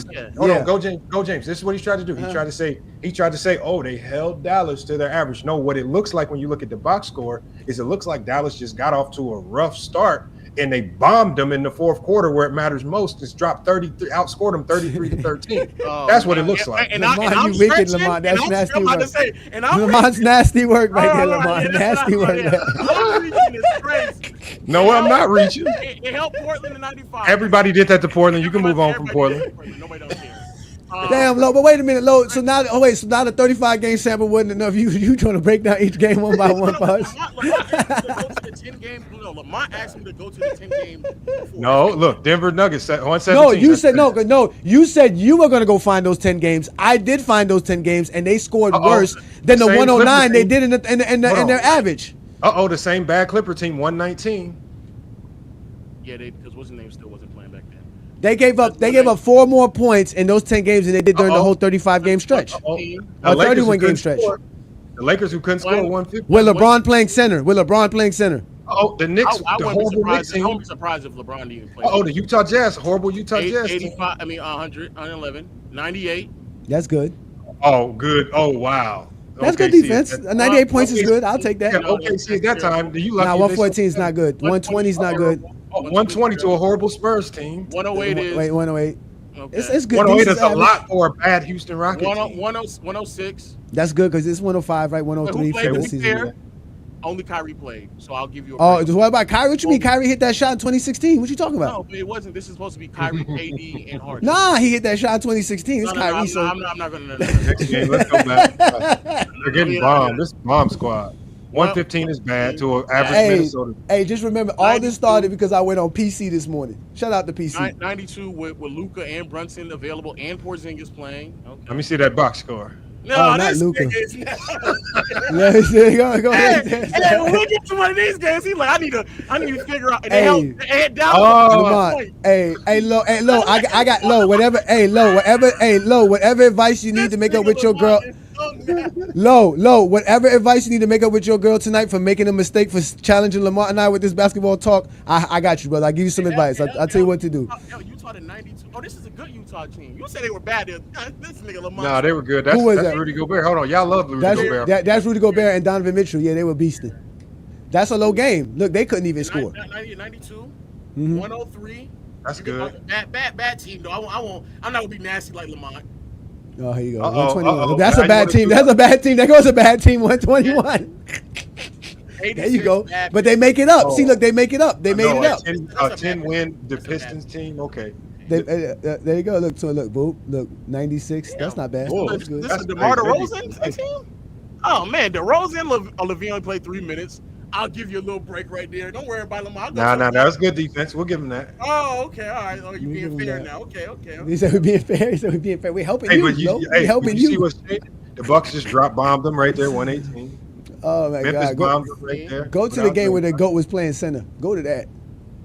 Oh, my God. That was good defense right there. 82 is crazy. Oh, man. Thank you for that hyperlink, Lo. I didn't know those hyperlinks meant that, Lo. Thank you for those hyperlink advice. I didn't know that. Thank you, sir. 99, and they be holding the hell out of Dallas.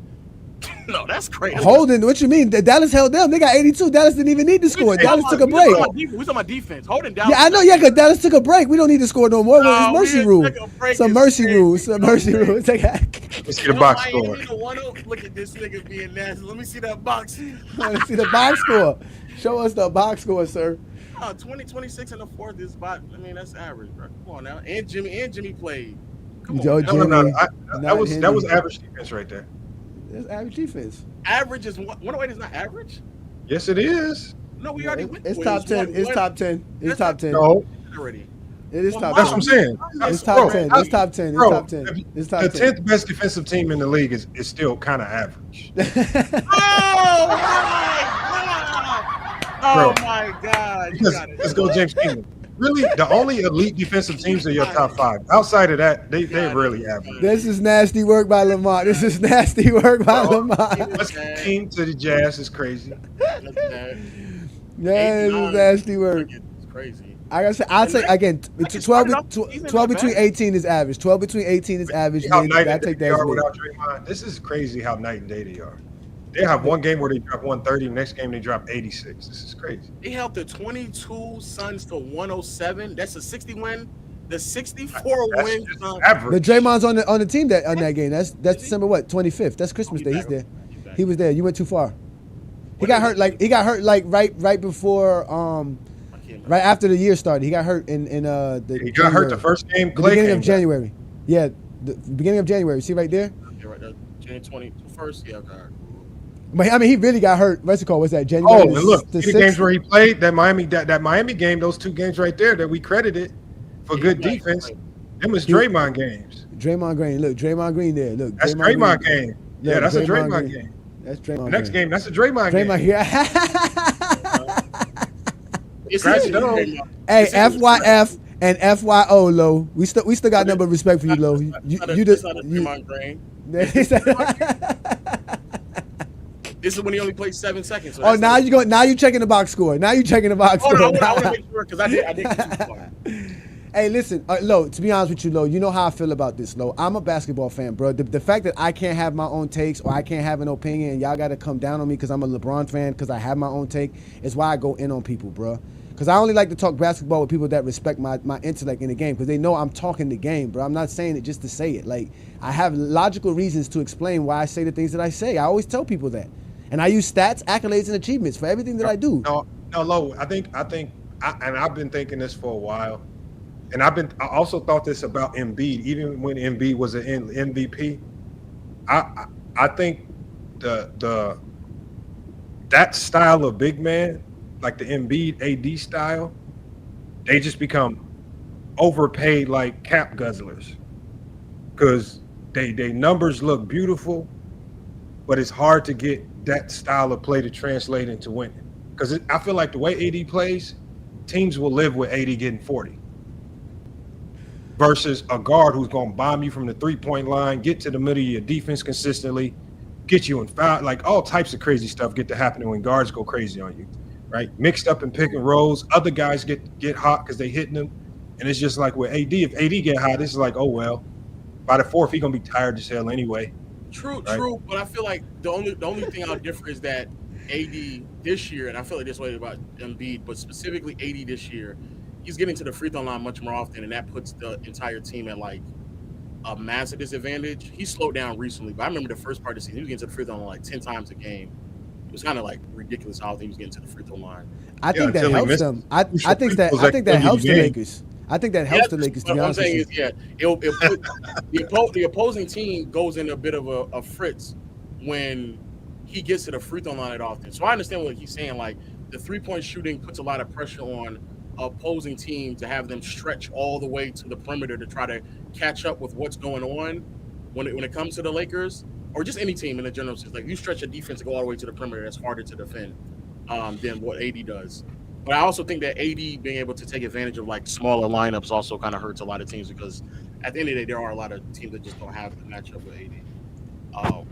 But that's what I'm saying. Like, I don't think people fear the Anthony Davis matchup. I think facts. I would feel like a team is okay with AD killing them with twos, because I can always catch up as long as you're only making twos. It's twos. Yeah. I will live with that. Like, and that's why I think AD can have these monster stat lines, and it's either a close game or the Lakers lose. But as opposed to when you look at the games where you got Reeves and Garnett, and you have a whole bunch of guys who go like 3 or 7 from the 3-point line. Bryant might go like 3 or 8 or something. When you spread that wealth around and they really have a barrage from the 3-point line, it's just like, and you diversify that attack. Like, some of the Lakers' best games are when AD has like 18 and 15.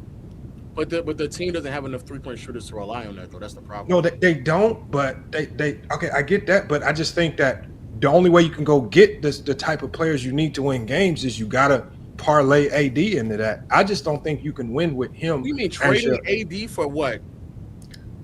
For I don't know. No, I'm saying. Obviously, there's no perfect trade, because whenever you trade the best player, you're always going to lose in a trade.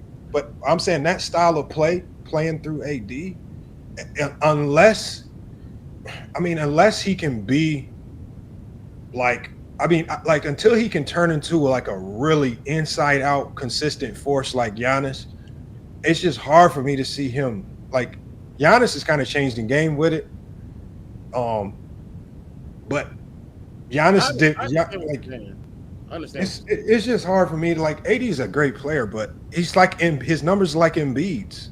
No, like, this is the truth, Lamont. Anthony Davis' ability and attributes are perfect. Like I said, for how we learned basketball, which most of us learned basketball through the 90s and going into the 2000s and things of that nature, he's like the perfect player when you look at his attributes and all his abilities. But like you said, in today's NBA, it just doesn't fit well. So he has to be able to do multiple things, and he just doesn't do those multiple things as well as he does those elite things that he's elite at. But what he's elite at, he's an elite guy. He's an elite offensive rebounder. Man, this guy's a beast on the boards when it comes to offensive rebounds and getting putbacks and just getting the boards in general on offense. He's good at, you know what I'm saying, he's good at the rim. He can go off, like I said, any shoulder, whether he's posting up, facing you up. He does have a mid-range game. You see what I'm saying? And 60% of Anthony Davis's shots are what's it called? Assisted. I'm not saying it's elite. I'm just saying he has it. You know what I'm saying? You're not gonna leave Anthony Davis open for 18. Yeah, but AD scoring. So here's the problem with the AD style of scoring. the significant cost exchange is that it results in 4 guys kind of standing around watching. That means you got 4 guys turning in ice cold players, as opposed to guys who can, like, I would rather take a guy who can catch the ball, 1-2 quick dribble, make something happen, as opposed to AD. He's starting to turn into Embiid because he catches the ball stops, everybody else stops, and he's going ISO at the end of a shot clock. Not only is he getting burnt out, guys standing around are getting ice cold. Now they can't make shots in the fourth because they ain't had no touches, and it's just like it's combined with the Lakers' offense with AD's style of scoring. He just has a slow, lethargic way to go about his scoring, and you kind of just have to stop what you're doing when he gets the ball so he has room to work. And it's just not conducive to winning basketball for everybody around him. So he's burning himself out trying to score 30. Scoring, like, if anybody who's ever scored 30 in a basketball game, you are gassed. There is no way you can consistently get great defense from him, which is why I think his defensive impact starts to wane a little bit. There's no way he can be a consistently impactful defender if you are gassed trying to drop 30, right? Unless you're scoring your points like Jokic, right? And you doing it the old slow trolley way, and then all they're doing is dropping you in drop coverage every time a pick and roll happens. AD's going out there defending the perimeter, being like a guard. As we saw in that one play, he's diving back in to get blocks, going for every rebound. It's just like, it's no wonder why teams don't fear the Lakers. The fourth quarter comes, it's over with. Look how they got walked down by the Spurs. They got walked down by the Spurs. You got to agree with that, Lo, because you said that. You said that about him. He does too much. You said that he has to do too much. Yeah, I agree that the way that it's set up, he's asked to do too much. And I would argue that he's the worst offensive player probably in the top 10. I have to, like, if you depend on who you consider the top 10, and the biggest reason for this is because he's just not like the passer and playmaker that he kind of needs to be to like compete with a lot of those players. Like, he's not contributing enough in those regards. And so you're right. Like, the way that I'm gonna kill the thing. The way that they have to rely on his scoring ability, he doesn't just do the other things. Like, anybody can go get 25 points, but he's not creating enough quick shots for himself. And then he's not forcing teams over to shift over to him to create opportunities for everyone else, like Giannis does, for example. So he's not making quick, but I genuinely believe that's like a problem with him. And you can argue like how well can a player like AD kind of function as the best player on the team? Because I think there's been several players like that existed. Like, I think David Robinson is similar to that, where David Robinson doesn't have like a lot of supplementary offensive pieces to his game, to where like it's a lot of just play finishing. Somebody sets you up, throw the lob, you dump in, grab offensive rebounds. Like, that's how you get your shots. And every now and then you do a couple of face up, jab, and pull up midi shots, right? But if you're asking him to like shift the defense, create open opportunities for everyone else, make quick moves, decisive to kind of keep the defense always on their toes to kind of know when to rotate over. Yeah, like AD doesn't do that. And I think that's probably the reason why he is the if he's not the worst, he's the second worst offensive player in the top 10, in my opinion. I mean, to me, it would be like what it would look like if the Celtics asked Porzingis to be their best scorer. I think Jason Tatum also struggles a lot like that as well, to be fair. Yeah, and you know, he has a lot of help around him to make up for it. That's the other reason why I say that as well. Yeah. But until like the way the league is now, like I'm living with AD dropping 40 because you're just not gonna beat me with 2-pointers. You just can't. It just ain't happening. You can't beat me with 2. And couple that, he got the 40-year-old goat with him. Shea figuring but Shea, but see, the difference with Shea and them is that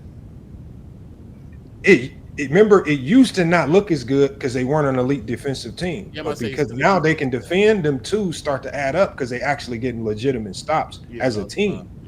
But you know what? The fact that you brought up SGA was a good point there, Lo, because I was going to say, like, a player like SGA lets the game come to him, right? But somehow he finds his game no matter what the defense does. I said this to Chilltown. He's like water. You can put him in any container and he'll just fill it up. The difference between him and Anthony Davis, to me, Anthony Davis has to be fed to get his game. Anthony Davis doesn't know when to find his game, how to find his game. It's like it's almost like he has on both sides too, on offense and on defense. He has to be fed the game. No, it's too often. No, he finds his game too often. He finds it too early in the game. So AD, when he has his scoring explosions, he'll give you 20 in the first half, Because they're feeding him. Because they're forcing. That's what I'm saying. They're forcing it. They're forcing his game. He doesn't know. He doesn't know how to find his game. No, they're burning him out. They're tiring him out. Tired by the end of the game. Yeah, you can't like the way he scores. You gotta the way but they if you play. don't do that, he'll never find his game. That's what the point. If you don't do that, Lamont, he'll never find his game. But he doesn't know how to do that. You have to feed it to him. No, but the way you keep him, like ready to go with ball movement and touches, you got to understand. You got to let him know. Look. Beginning of the game, we're gonna facilitate through you because remember when they played Denver last year, they were cooking Denver when they facilitated through AD. He didn't have to do all the scoring, even though some games he did. But when he was able to facilitate from the 5 spot to others, he was cooking. They would look unstoppable. But I also think he's too deep into his career. Like I think a lot of what you're talking about comes with times and reps to understand how the defense approaches you. So I think, like for example, Dame's improvement in that is probably like a really great example of when Dame first came into the NBA. He was more ISO centric. He can get it on his own, but he didn't understand and comprehend how to like accept double teams, try to set people up until he just got the reps eventually to kind of learn how to do that on the fly. I think AD's like too deep into his career to kind of learn how to like manipulate the defense and make the proper reads, because a lot of times also they'll help. This is what happens with the Kings is a lot of times they'll help weak side and then force AD to make like a skip pass, or they'll force like the open man to be on the perimeter on a weak side, and then the only thing that AD knows how to do is kind of like have the defense kind of shift over and he throws it over to them, and then it's a swing, and by the time you swing too many times, they've rotated again, and now you've lost the advantage. But everyone else in the top 10 can make passes like that to a degree. Like Jokic can make that pass, Giannis can make that pass, Shai's become better at passing. What's his name? LeBron is really great at pass. That's on the flip side. I think that's the same thing wrong with like Embiid at times as well.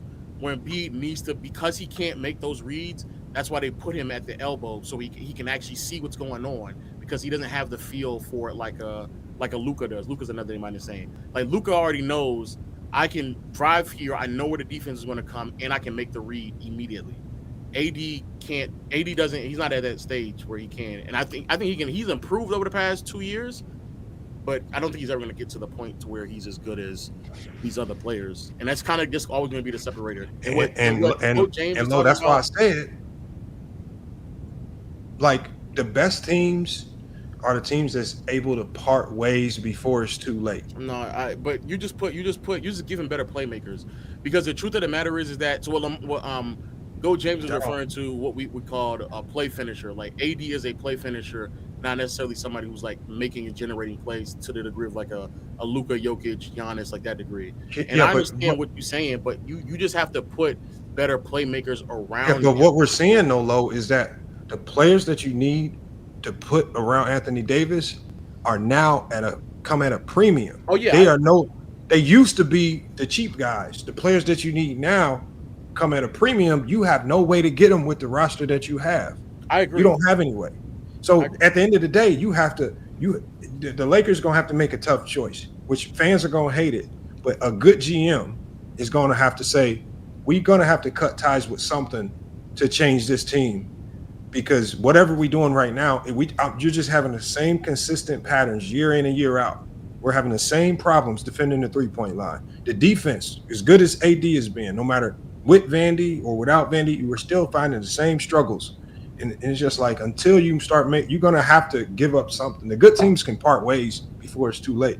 Like Embiid, I'd say Philly should have traded Embiid the year he won MVP. Now it's too late. No, ain't nobody going to touch Embiid at the cost. It's going to be like, you ain't going to be able to, you ain't getting nothing significant for him right now at that cost. But couldn't you just argue again that Boston was in that same situation with Tatum and Brown? And to be fair, they're younger. And so right now, like Tatum and Brown are trying to still build their reps as like on-ball creators. This year, Brown is egregiously bad at it. He's terrible as an on-ball creator. He's just dog shit. But they're at least getting them the reps while they're still young. I think, and to be, again, 80's 31, I think going on 32. So I do think some time has passed. I just feel like to put the best situation on AD, he's not going to he can't be the best offensive player on your team. But I still think he can still be the best player, period. I just think you have to put the proper pieces around him to make that work in some capacity. Good luck. Good luck getting a center. Good luck. Good luck getting another wing 3 and D. I think the 3 and D. All to help Anthony Davis. That's what I'm saying. That's what I'm saying. That's what started my whole problem. That's a lot of players in the NBA. No, a lot of Heat fans say this about Bam, and I don't think that's the problem with the Heat. I don't think Bam needs a big man. That's not the issue. These guys are good enough to do what they're supposed to do. Anthony Davis got to play better defensively. Anthony Davis, to me, should not even be the Lakers' offensive focus point. They shouldn't even focus on him offensively. They should focus on all these other dudes. Let him be that defensive anchor he can be. That way he's not wasting energy doing a lot of idiot stuff on both sides of the floor, and they'll probably be a little bit better. That's just the problem. The Heat shouldn't have cut my homie AJ Hammonds. If they would have kept on it, they would have kept him. Y'all might have had another big. Y'all cut my man. But Miami's in the similar situation with Bam, where Bam, he's a play finisher. Like, you set Bam up, he makes his shots, he pick our slow roll at the elbow, knock down a jumper. But you're not asking Bam to go out there and create opportunities for himself and others. So, like, that's what I'm saying. No, but that's why I said we don't need a big man. Our problem in Miami is we don't have a ball facilitator. We don't really have. Hey, you know what I would do if I was in Miami? Or a lead man. That's all. Yeah. You know what I would do if I was in Miami? It sounds crazy, but I would play Bam at the 3. Who you gonna put at the 4? Who's at the 4? I don't know. I'm gonna find. I mean, right now is Bam, Nico, and right now is Bam. No. All right, this is our starting lineup. Right, this is our starting lineup. We got Tyler Hero plays the point, right? Then we either put Jimmy at the 2 or Jaquez at the 2 or Duncan Robinson. And then I've seen y'all play Jimmy at the 4. No, because what's the name plays the 4 sometimes. It'd be Nico sometimes. They put Nico or Highsmith. Those guys sometimes play the 4. I'm not saying with this roster. Obviously, you would have to make changes. But what I'm saying, my vision for Bam would be to play him on the perimeter as a 3. I think he's getting extremely handcuffed and limited, sticking him at the 4-5. I believe I believe y'all have a monster that y'all haven't woken up yet, and I believe it's probably I too agree late with in you, his career. I thought that as well before this season started. This season ended it for me, so I'm with you though. Yeah, this season ended it. That Bam train. Yeah, is gone, y'all created this identity already now. And that may be fair, but because I was high on Bam going to this season as well, and then he ain't finishing at the rim. He ain't making his shots. He's not. Away from the basket. Listen, Pat Riley does not want to pay Bam $300 million. If Bam makes an All-NBA team, that's what happens. I don't think Bam. I think Bam is checked out on Miami. That's what I think. I don't think he wants to be in Miami. But even what you're saying, he's never shown the skill set to really thrive that much on the perimeter. I think he's always going to be somebody like a very hyper athletic guard that can kind of set him up through pick and roll. He can always be a diver. Low, imagine this. If the Lakers, we know it won't happen. I know, but I'm saying, imagine Bron at the 4, Bam at the 3, and AD at the 5 on a Laker team. Like, it would be terrible offensively. No, you wouldn't. Hell no. What? It would be terrible. Oh my God. I'm telling you, we just need a ball facilitator, man. We get a good guy who can actually set up our offense. A guy like Kyle Lowry used to do here and there. He just couldn't do it on a consistent basis because he was past his prime. But I'm just saying, somebody good to that effect. If we had anybody, like I said, I'll take a Van Vliet right now. I'll take. No, you would not. Don't say that. No, you wouldn't. Anybody right now, Lo. Give me anybody, please, Lo. A whole bunch please, Lo. Anybody. Like y'all try to turn Miami tries to turn too many. Like, y'all try to find too many diamond in the roughs. Way too many. Bro, I get y'all found a few, but Jesus Christ, y'all got Highsmith, okay. Y'all got all these diamond in the rough players. This is like, bro, they trying to squeeze ain't LA all Fit. the juice. They trying to squeeze all the juice out of every player. All right, listen, we gonna accept the Laker talk. We're not gonna be talking about my Heat like this, y'all. We're not gonna be doing this. They're not gonna come up in here. You know that's true. That's why you can't talk. And then y'all messed around and paid. I'm not a Laker fan though. I'm not a Laker fan. You can talk about the Lakers, but don't talk about my Heat like this, y'all. It's already painful. To be fair, Duncan is about to get off the books, but Duncan was another one where I remember either last year or the year before that, the talk was Duncan putting the ball on the floor. Now he might start developing that. That shit ain't never paying out. He got hurt the last 2 years though, but he's been better though. He's been better since the first game. Just better. But you're right though. He doesn't have no more to go. He's not getting Duncan Robinson has he had one good NCAA tournament run and parlayed that into $80 million, man. No, to be fair, he also had a run. He had a run in the bubble. The bubble. He could shoot. That kid is lights out. That's why TJ Warren's still in the league. The bubble run. TJ Warren. He actually, and what's crazy is because Duncan Robinson is another one of those players where like you can't be too one-dimensional in today's game. So like as a wing, they just be asking more out of like everybody, which is kind of interesting. That's because this shit getting kind of crazy. Because there's a lot of guys that can do a lot more, man. That's the difference, man. There's just so many players you can put on the floor that can do so much. You got to cover so much space. So many guys who can put the ball on the floor. So many guys who can shoot off the dribble, shoot off the catch and shoot. They're running all over the place. That's why when I find it weird that people like they don't play no basketball, I don't know where they get this from. You mean hear defense? No, they say basketball because like now I hear people circulating Kobe talking about they play accident basketball as if these guys really don't have game plans, walkthroughs, scouting reports. Like these are professionals. To be fair though, and when Kobe made that comment, I do think that's when a lot of people were trying to figure out what it was supposed to be where we are right now. Mm-hmm. Because at that time, I think a lot of teams was like looking at what the Warriors and Rockets were doing, and they were trying to figure out what's the best way to duplicate that, and like the best way was just kind of copy a lot of what they're doing. But today's game, like 5-6 years later, the development in like what the offense looked like, I think it's significantly better. Like the way they did like the league, like just big men alone, like power forwards and centers are just being asked to do more than they were like 5 or I don't know when Kobe. It had to be 6-7 years ago. Yeah, that was the 17 and 18 draft. Both those drafts were full of studs all over the board. Oh well, then that's even further. Yeah, I think back then when teams were trying to figure out how do we generate as many threes as Houston and the Warriors to keep up with them, I agree. I think at that point there probably was a bit too much like redundancy and copycat. But now, bro, like bigs are able to like ball handle and create. Wings are just switching and diving. And handling the ball as well. Guards are rebounding more than they did before. It's just like people are just doing way more. Indeed. That's true.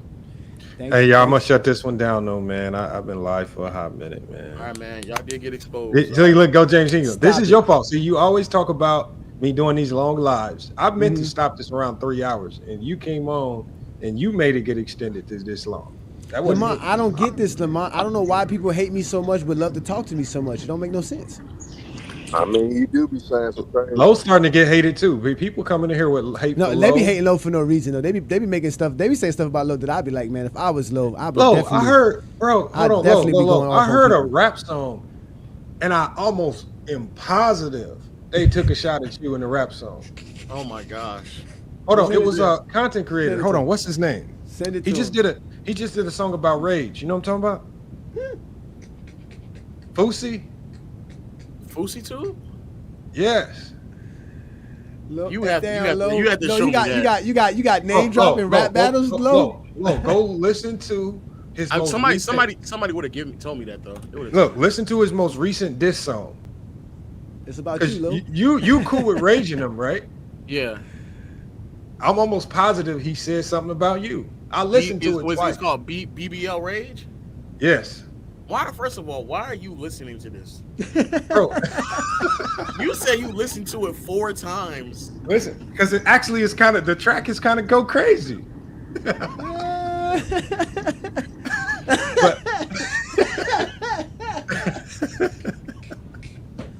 Low, I'm not like low, like go James. Low is in beefs that I didn't even know he was ever in. I didn't know he was beefing with Fresh and Fit. He got name dropped by Fresh and Fit. Damn, Fresh and Fit talked about you? Bro, Low is beefing with people we wouldn't never imagine. Low, I didn't know you was that popular, Low. There, good job, Low. Oh, you missed the Low don't beef. Low gets tied into other people's beefs. And they just throw Low in. KD sending them goons on them. Yeah, I was beefing with KD. Oh, I do remember the KD beef with you and KD. Okay. Well, Low get dragged into the most unintended beefs ever, man. I don't know how. You know what's so funny now? Gil, every time I'm on the stage with Gil, he be trying to get me involved with the Kwame Brown beef, and I'm like, man, I'm not. Hey, Low, you trying to avoid it, but I promise you that because this is what Kwame does, Low. He's gonna look you up, and he's gonna see how big you are, and he's just gonna do a live stream about you. Damn. Herm, am I wrong? Nah, you ain't wrong. It's about how, if he finds out who you are and how big you are, I promise you're gonna be in the beef. And this how they gonna say it's a map? He gonna talk about it. Say, have a fat motherfucker like that can talk about somebody playing basketball, and he go. Bro, please tell me when he clips me. Please tell me when he clips GOAT James Kingdom, because you know he about to do it one day. No, so go. just Hold let me on. know. Kwame definitely subscriber watches. I'll get there. If you got any like clout, okay, and he sees that you, bro, because the only reason why he hasn't won it like Nick Young or some of the other guys is because their YouTube pages ain't really hit like that yet. Okay, yeah, Lowe's a big dog. Shout out to And you. he finds out. Why I just don't need to do it. I don't know. I don't need to do it. Nah, no, keep doing what you're doing, Lo. You said you have respectable content. I kind of want to. You don't have to see stoop it. to those people's level. No. I kind of want to see it. And you know what, Lo? I don't want you because Lo can get nasty, because that's the point. We don't want Lo can get nasty. Lo can get nasty. That's why y'all are nasty. And that's why y'all are nasty. Lo, I know. I gotta find a way to instigate this, man. I gotta find. Lo already listen. Lo's like KRS-One. You know how KRS-One used to say he had a rap battle for every rapper that's in the top 10 Billboard. He makes a rap. Lo already got a Kwame diss. He's just waiting for Kwame to start the trouble. Lo. Hey, hold on, Lo. But I respect you, Lo. Keep doing your thing, brother. You think we all can stage it? You think we all can stage a fake beef like Shannon and them did, and trick everybody? Yeah, I do think. What's his name? But you know what's so fun? Yes, to answer the question, yes. But then the other issue is that because I was on the stage with Gil running around talking about he had Diddy parties, and you run around talking about other people. You got Diddy parties, you doing all this. I'm like, Gil, bro, I don't know what you got going on with that, man. And then we'll be watching the game, not saying nothing out of nowhere. Yeah, you know who it's a bad number in the NBA. And he'll name off Kwame's number. I'm like, oh my God. I'm gonna tell you right now, Lo, Gil, once you're gonna find out very soon, he is the most random motherfucker in the world. I'm talking about the most randomest conversations and things will pop up, and you're just gonna be tied into it. And it's just like the more you get to know him, he is random as hell, and that's gonna happen a lot, man. You gonna see it. Just keep coming at GOAT James Kingdom, because as long as you do that, they'll make sure you're on the right side. They'll know you're on the right side. You'll be good.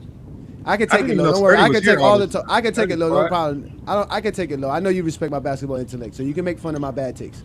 I'm not concerned about. No, that's because we don't get care. We don't get caught up in emotion. Like Kwame, he hear his name. I've seen it. Too emotional. It's bad. And that's what I'm trying to, because y'all right. Because I definitely the wrong one, because I might fuck around and crash out, and then we got. Yeah, you fucked up. I'm sure I could put together a compilation of stuff. Because I know you got information already, Lo. I already know you got some information hiding in the cut. I already know you. It's ridiculous. And you know what's also crazy too? Gil admitted to just be saying and yapping on a thing. So then everybody in my chat was trying to say, "Oh no, you ain't keeping that same energy," and they were dropping videos of mine of me like reacting to Gil's terrible takes. And then Gil's like, "Oh, let me see that. Let me see what you're talking about." I'm like, "Oh my God!" So then he start looking at it, and he was like, "Oh no, I was on bullshit on that time right there. I was just saying shit. I was just going at McCann." And I was like, "Yeah, this nigga." Yeah, but y'all gotta realize, Gil don't really care. Like he don't care. He don't care about that, man. Like. But you just want to talk hoops. We all just want to talk basketball, man. That's people be getting personal. Like, it's just like, yeah, man. It'd be like, I tell people that. I told Sports Fluent this a long time. Listen, I don't care to talk basketball and give you my subjective takes if I don't think you're smart enough to have that conversation with me. Other than that, I'm gonna be the exposer and expose you for not talking basketball correctly. So guys like you, we could talk the game. We can have fun. It was great. I like this. Again, this is all because of Johnny, ladies and gentlemen. I said Anthony. Hold on, Lo, but you was nasty, Lo, when you compared Brandon Jennings to some bum. Who was it? I didn't say that. Yes, you did. You said Brandon Jennings. You said you compared him to somebody that was trash. No. Oh, you called him Austin Reeves. Austin Reeves. Yeah, I said Austin Reeves. No, I was trying to, because he was going crazy on Tatum, because he kept telling me, "Nigga, take that Tatum jersey down behind you." I was like, nah. So then, what they don't know is that there be NBA players looking at my shit. And so now I'm a part of the fucking Tatum beef, and I'm like, bro, I don't want to be a part of that either. I don't believe in what you're saying. And so then he started going crazy on Tatum, and then it was the same night that they retired Michael Cooper's jersey. So then he was like, yeah, this what happened when you do enough community service. And I was like, all right, so now I gotta get nasty. So then I start saying, yeah, man, you looking just like Austin Reeves out there, bro. You be putting up the same numbers as Austin Reeves, about 15. And then you really compared his numbers. and Yeah, put then- Nasty work, Lo. Nasty wait, work. He did right. And then he started talking about the jerseys, and then I was like, man, what you worried about LeBron jersey number being retired? How can they ain't your number in Milwaukee, man? Matter of fact, how many people don't wear your jersey? So then Wow, Lo. Damn, Lo. Wow. So then everybody in the chat dropping a bunch of random players who wore the number 3 in Milwaukee. I was like, man, you got OJ Mayo wearing your number, man. Damn, that's you let horrible. Grayson Allen wear your number? That's crazy, man. Gil is wrong for that. Gil should have not let you go in on BJ. They going on BJ enough. I mean, what's being said is true though about him, man. No, it's funny though. Good job, No, Lo. he fucked me. Oh, I got the Stockton take off on Brandon Jennings too. Yeah, I know. We heard your Stockton take. We heard you. You was bringing it up. We heard you. Oh wow, man! That show, that combination is a good combination, man. Playback doing. And I'm getting close to being on the show too. I'm about to, what's it called too? I'm about to start doing playback as well. I'm about to get that ready to go too, so we can start watching the games without no problems, man. Because I don't want no troubles with YouTube. You gotta start watching the games, man. Yeah, I'm thinking I might go ahead and go through with playback. I feel like playback, man. It's hard because you got to bring a whole community over there. You do have to. And then you mess around and go over there. All they gonna do is see the heavy hitters and just gonna follow the heavy hitters. Man, don't say that, man. Come on, you go. Yo, Lo, let's see. Lo know it too. Go ahead, man. Come on over here. I come over there, FYF Sports, Lo and Gil live. Oh, fuck FYF, man. We about to go. Yeah, it's very niche now, but I think the way that the NBA is putting money into it is going to grow. Nah, but I can tell you what, some of the games that y'all pick leaves competition though. Some of the games y'all pick isn't the most premium games. There's ways to finagle it because there's some games there be like 2 games on at the same time where Lo and them are watching one game but they're not really doing the other game.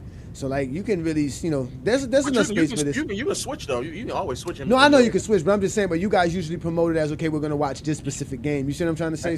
James Kingdom. This guy did email me. He said he has access to all of Jordan's DPOY season full games. He emailed me. Wow. You interested? I think he might be trying to sell it. But yeah, if he's trying to sell it, no, I don't care to prove Jordan's wrong by buying your stuff. How much are you trying to? I don't know. How much? Yeah, you can talk to Lo. I mean, that means he got some stuff that nobody else got. I'm quite sure that's. I mean, again, good luck, enjoy. Thank you, sir. I appreciate it. I saw the YouTube. Nah, man, I'll purchase it and we'll share in the community. I don't know. Say, hold on. Listen, we getting there. No, hold on. He emailed me, Lo. So the thing is, I think he might be for real. Like, I don't think he's joking. If you in the chat right now, just say how much it is, man. I'll pay the whole season. Shade, you don't got a negotiator for you? You don't got no business manager, Lo? What, you just negotiating online? Oh, I mean, if you say a crazy number, then we just off. Shade, what's your number, Shade? What do you think? Oh, wait. Let's start there. What do you think the value is of Michael Jordan's full collection of 82 full games of 1988? How much you think that's worth? That's worth a lot. Don't say nothing. That's worth. Oh, yeah, matter of fact, don't say nothing because he's listening. Don't say nothing. Don't throw it. You're right. You good. See, that's why I like Herm. That's why Herm. Me in these YouTube streets. Herm, good job, Herm. Yeah, you're right. We give it Shade bargaining power. Nah, we're not gonna do that. We're not gonna do that. I say 50, 25. But I'm quite sure he's gonna want a good price. He's gonna want a good chunk. Cause the dude, what's his name, John Arnett, said that he found like 20 of those games from that season, and he had to pay for it as well. I don't mind paying. It just the number didn't make sense. Yeah. Now I think I gave you the link, Lo, to the place where you can find games. But you have to. I think you have to trade or something like that. It's a weird site. But that's one of Lo's hustles. You know what I'm saying? For us, he get paid to watch videos. So I mean, no, I know that. I know that. So that'll be right up. Oh, it definitely has some value to it because I'd be interested. But like I say, it'd have to definitely be the. Lo's gonna need it because GOAT James Kingdom in 2025 is that year, especially after Pippen's interview. The Michael Jordan fans need you, Lo. They need you, Lo. I don't know what you did. GOAT James, but I've been going to all of the LeBron James haters, and every time I say, look, man, we want to invite you over to FYF for the debate, and the first thing they say is, like, who do you have in mind? And I say, GOAT James Kingdom, or I don't know what we going on, man, but every time I say that, man, they don't want nothing to do with you, man.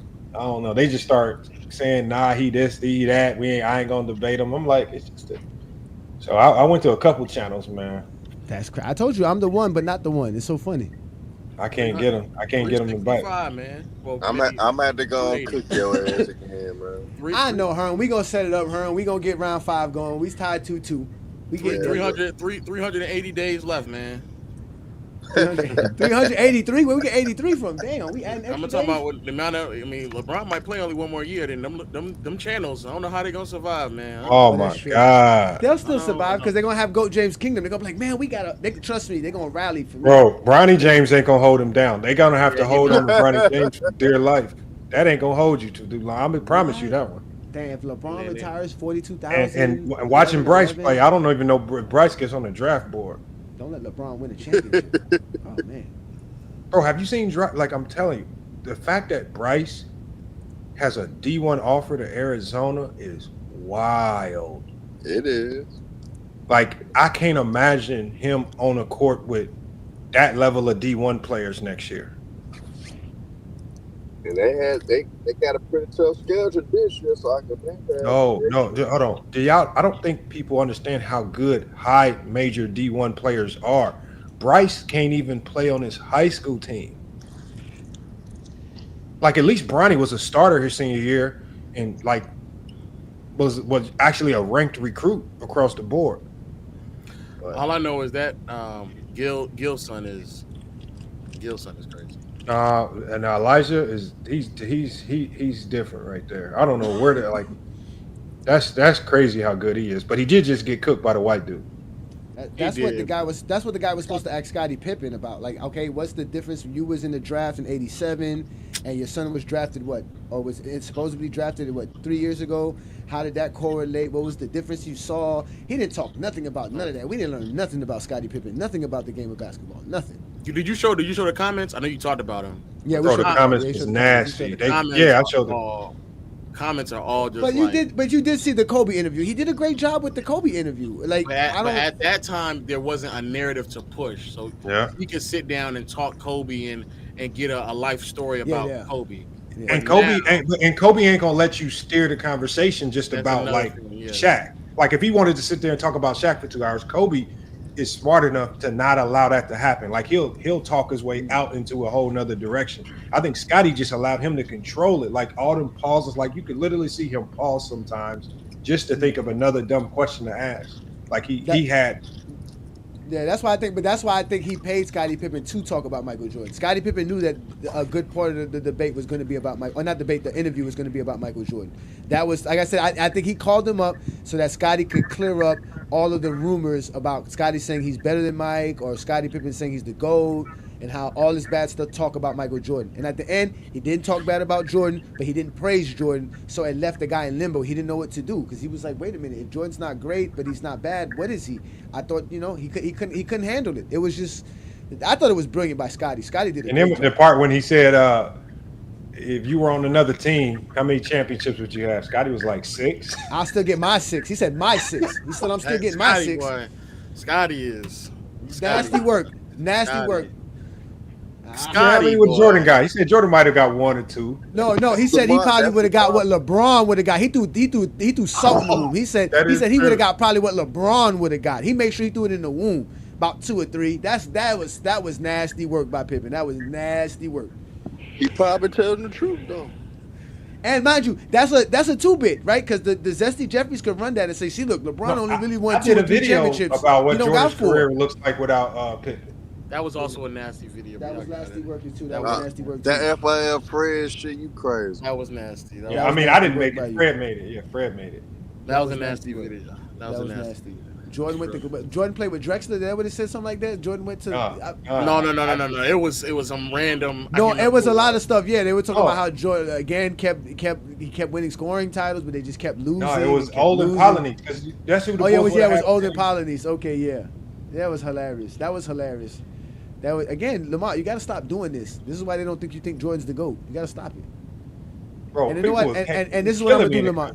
This is what I'm gonna do, Lamont. I'm not gonna join none of your lives for a while, all right? So that people can really this is my realize. last one for a while, man. This is my Nah, last because I don't want nobody confusing me with FYF, and I don't want FYF confused with GJK. Because we are two separate channels. We're not the same thing. Lamont does his own thing. The only thing Lamont does is allow us to stream our shows on his channel. That's all he does. He doesn't have no say-so on what we do, how we do it.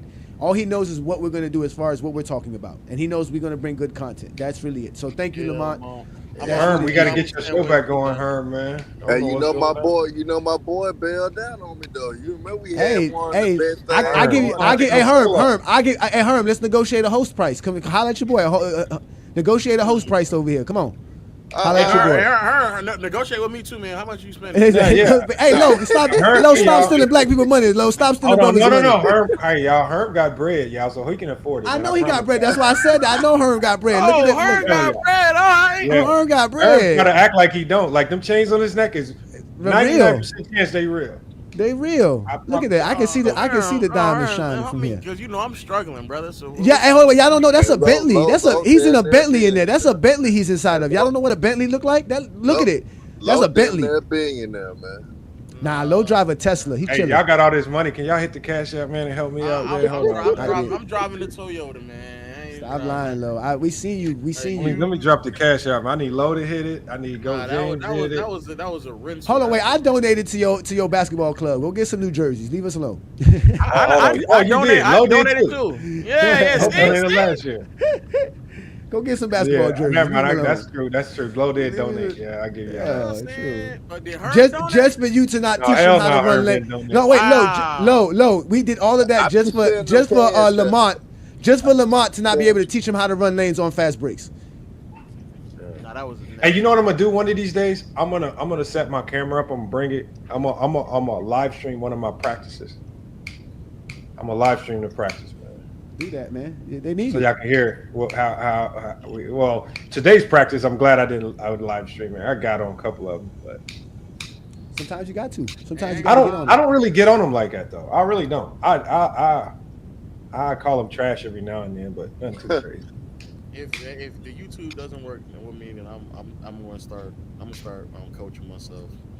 Oh no, bro, there ain't no money in it unless you really get to the big dog level.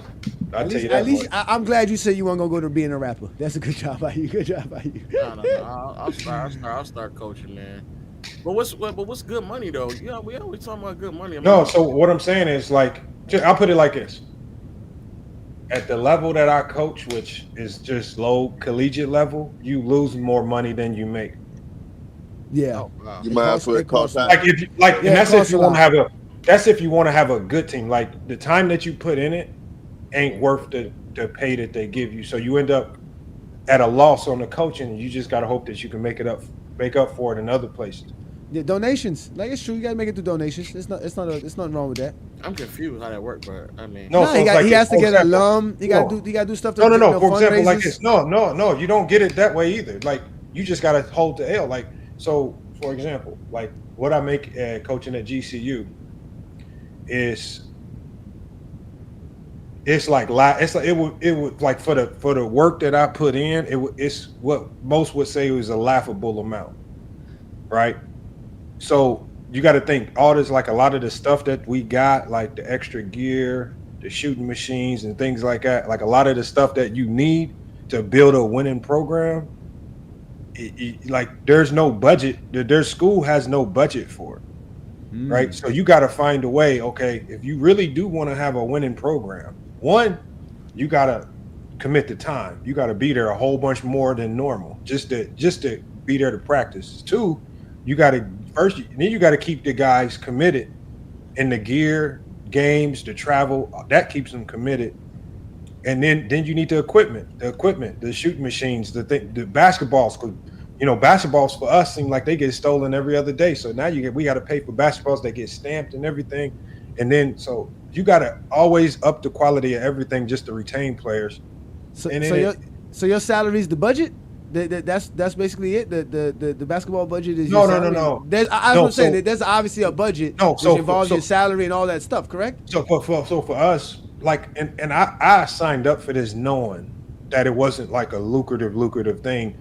It was really ultimately opportunity to to build something, build a hell of a resume, which is what I'm doing. Like with the teams that we beat now, the resume and the opportunity is crazy, and the connections you make is crazy too. But so it's gonna pay off somewhere down the line.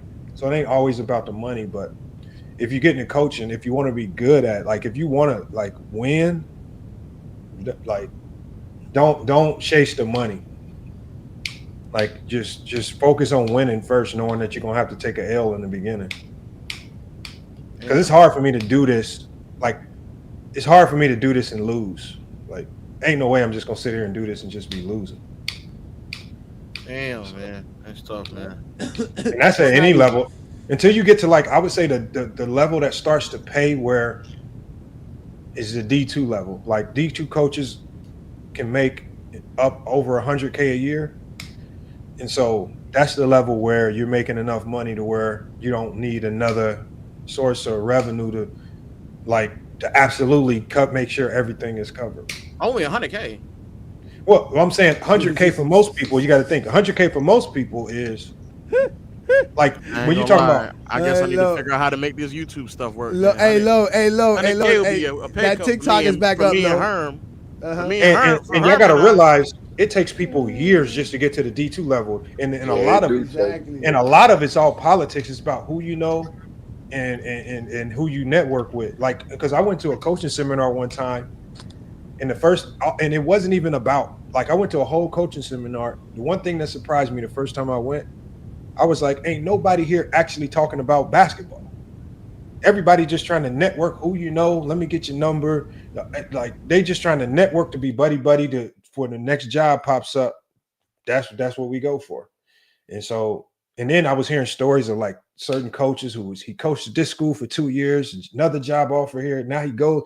It's just like, dang. You need to target the D2 historical black colleges, man. Yeah, but them is even hard because I apply, like, so I was in the running for one of those jobs, a school in Miami, right? Barry University. But what happened was it came down to me and another coach who was out of Miami. And they said, well, my bad, Lamont. I got to get up out of here, fellas. Y'all have a good morning and good evening, man. I appreciate you, man. This was great, man. Herm, I got my eye on you, boy. But, like, Herm, the school in Miami basically said, we need a coach. He said, our school is grounded and we recruit locally. You got to have recruiting ties here in Miami. And I was like, yeah, all my recruiting ties is out in the Midwest, Indiana, Arizona, Cali, Washington area. And it's just like, yeah, we this university was founded on we build out of the community first. And so they went with a guy that was from assistant at the University of Miami my biggest selling point to these schools is, do you want to build a program or do you want another coach who's just going to use you for 1 or 2 years and then just go to the next best job smoking? Like, and it's just like, I'm not chasing a whole bunch of the next big payday out of coaching. I'd rather stay somewhere and just build a dynasty. But these schools just be chasing. A lot of these schools just chase names because they feel like that's the only way they can recruit. That's tough, man. Well, I'm probably that'd be a pay cut for Herman, so. I can see you being a scout and shit, though. I can see you doing that. I can definitely see Low being a scout. I can see that. Being a scout for sure. No, they got. He'll take a pay cut being a scout. No, it depends on. They don't make $100K a year. Oh, then no, we're not doing that either. That's too much of a pay for Herman now. Hey, real shit. Or you may fuck around and be working in front offices, man. And now, Low, knowing my struggles of a coach, now you have to hit the Cash App to support, man. We struggle coaching. That's really what that was. That was nothing more. But he was sitting there saying, "Woe is me! Now I just work day and night, and I barely be able to make it now." That's really what that was. We struggle coaching over here, man. I'd have had me about 2, 3, 4 jobs, and I just be coaching for the love of the game. You know, that's all I do. Really you called it, man. So you almost got me there for a second. Then you. Oh. In my mind, I was like, damn, you got paid for the ball. I might as well I might throw my brother a couple money. Now you talking about, yeah, you might as well donate now, huh? Ain't no, but that's how FYF get done. See, this is the life of the coach, man. We get no sympathy from nobody. See her? So hey, we gonna have to go back to the old days sometimes too. Certain cats before they get on the panel, gotta go ahead and hit the cash out. Go back to the old days. Nah, I ain't gonna do that. I don't be wanting to do that, man. I ain't gonna do that, man. I seen that formula. I'm not that thirsty for it. Anything helps. Like I be sending shout out. I didn't have people donate like $1. Like, yeah.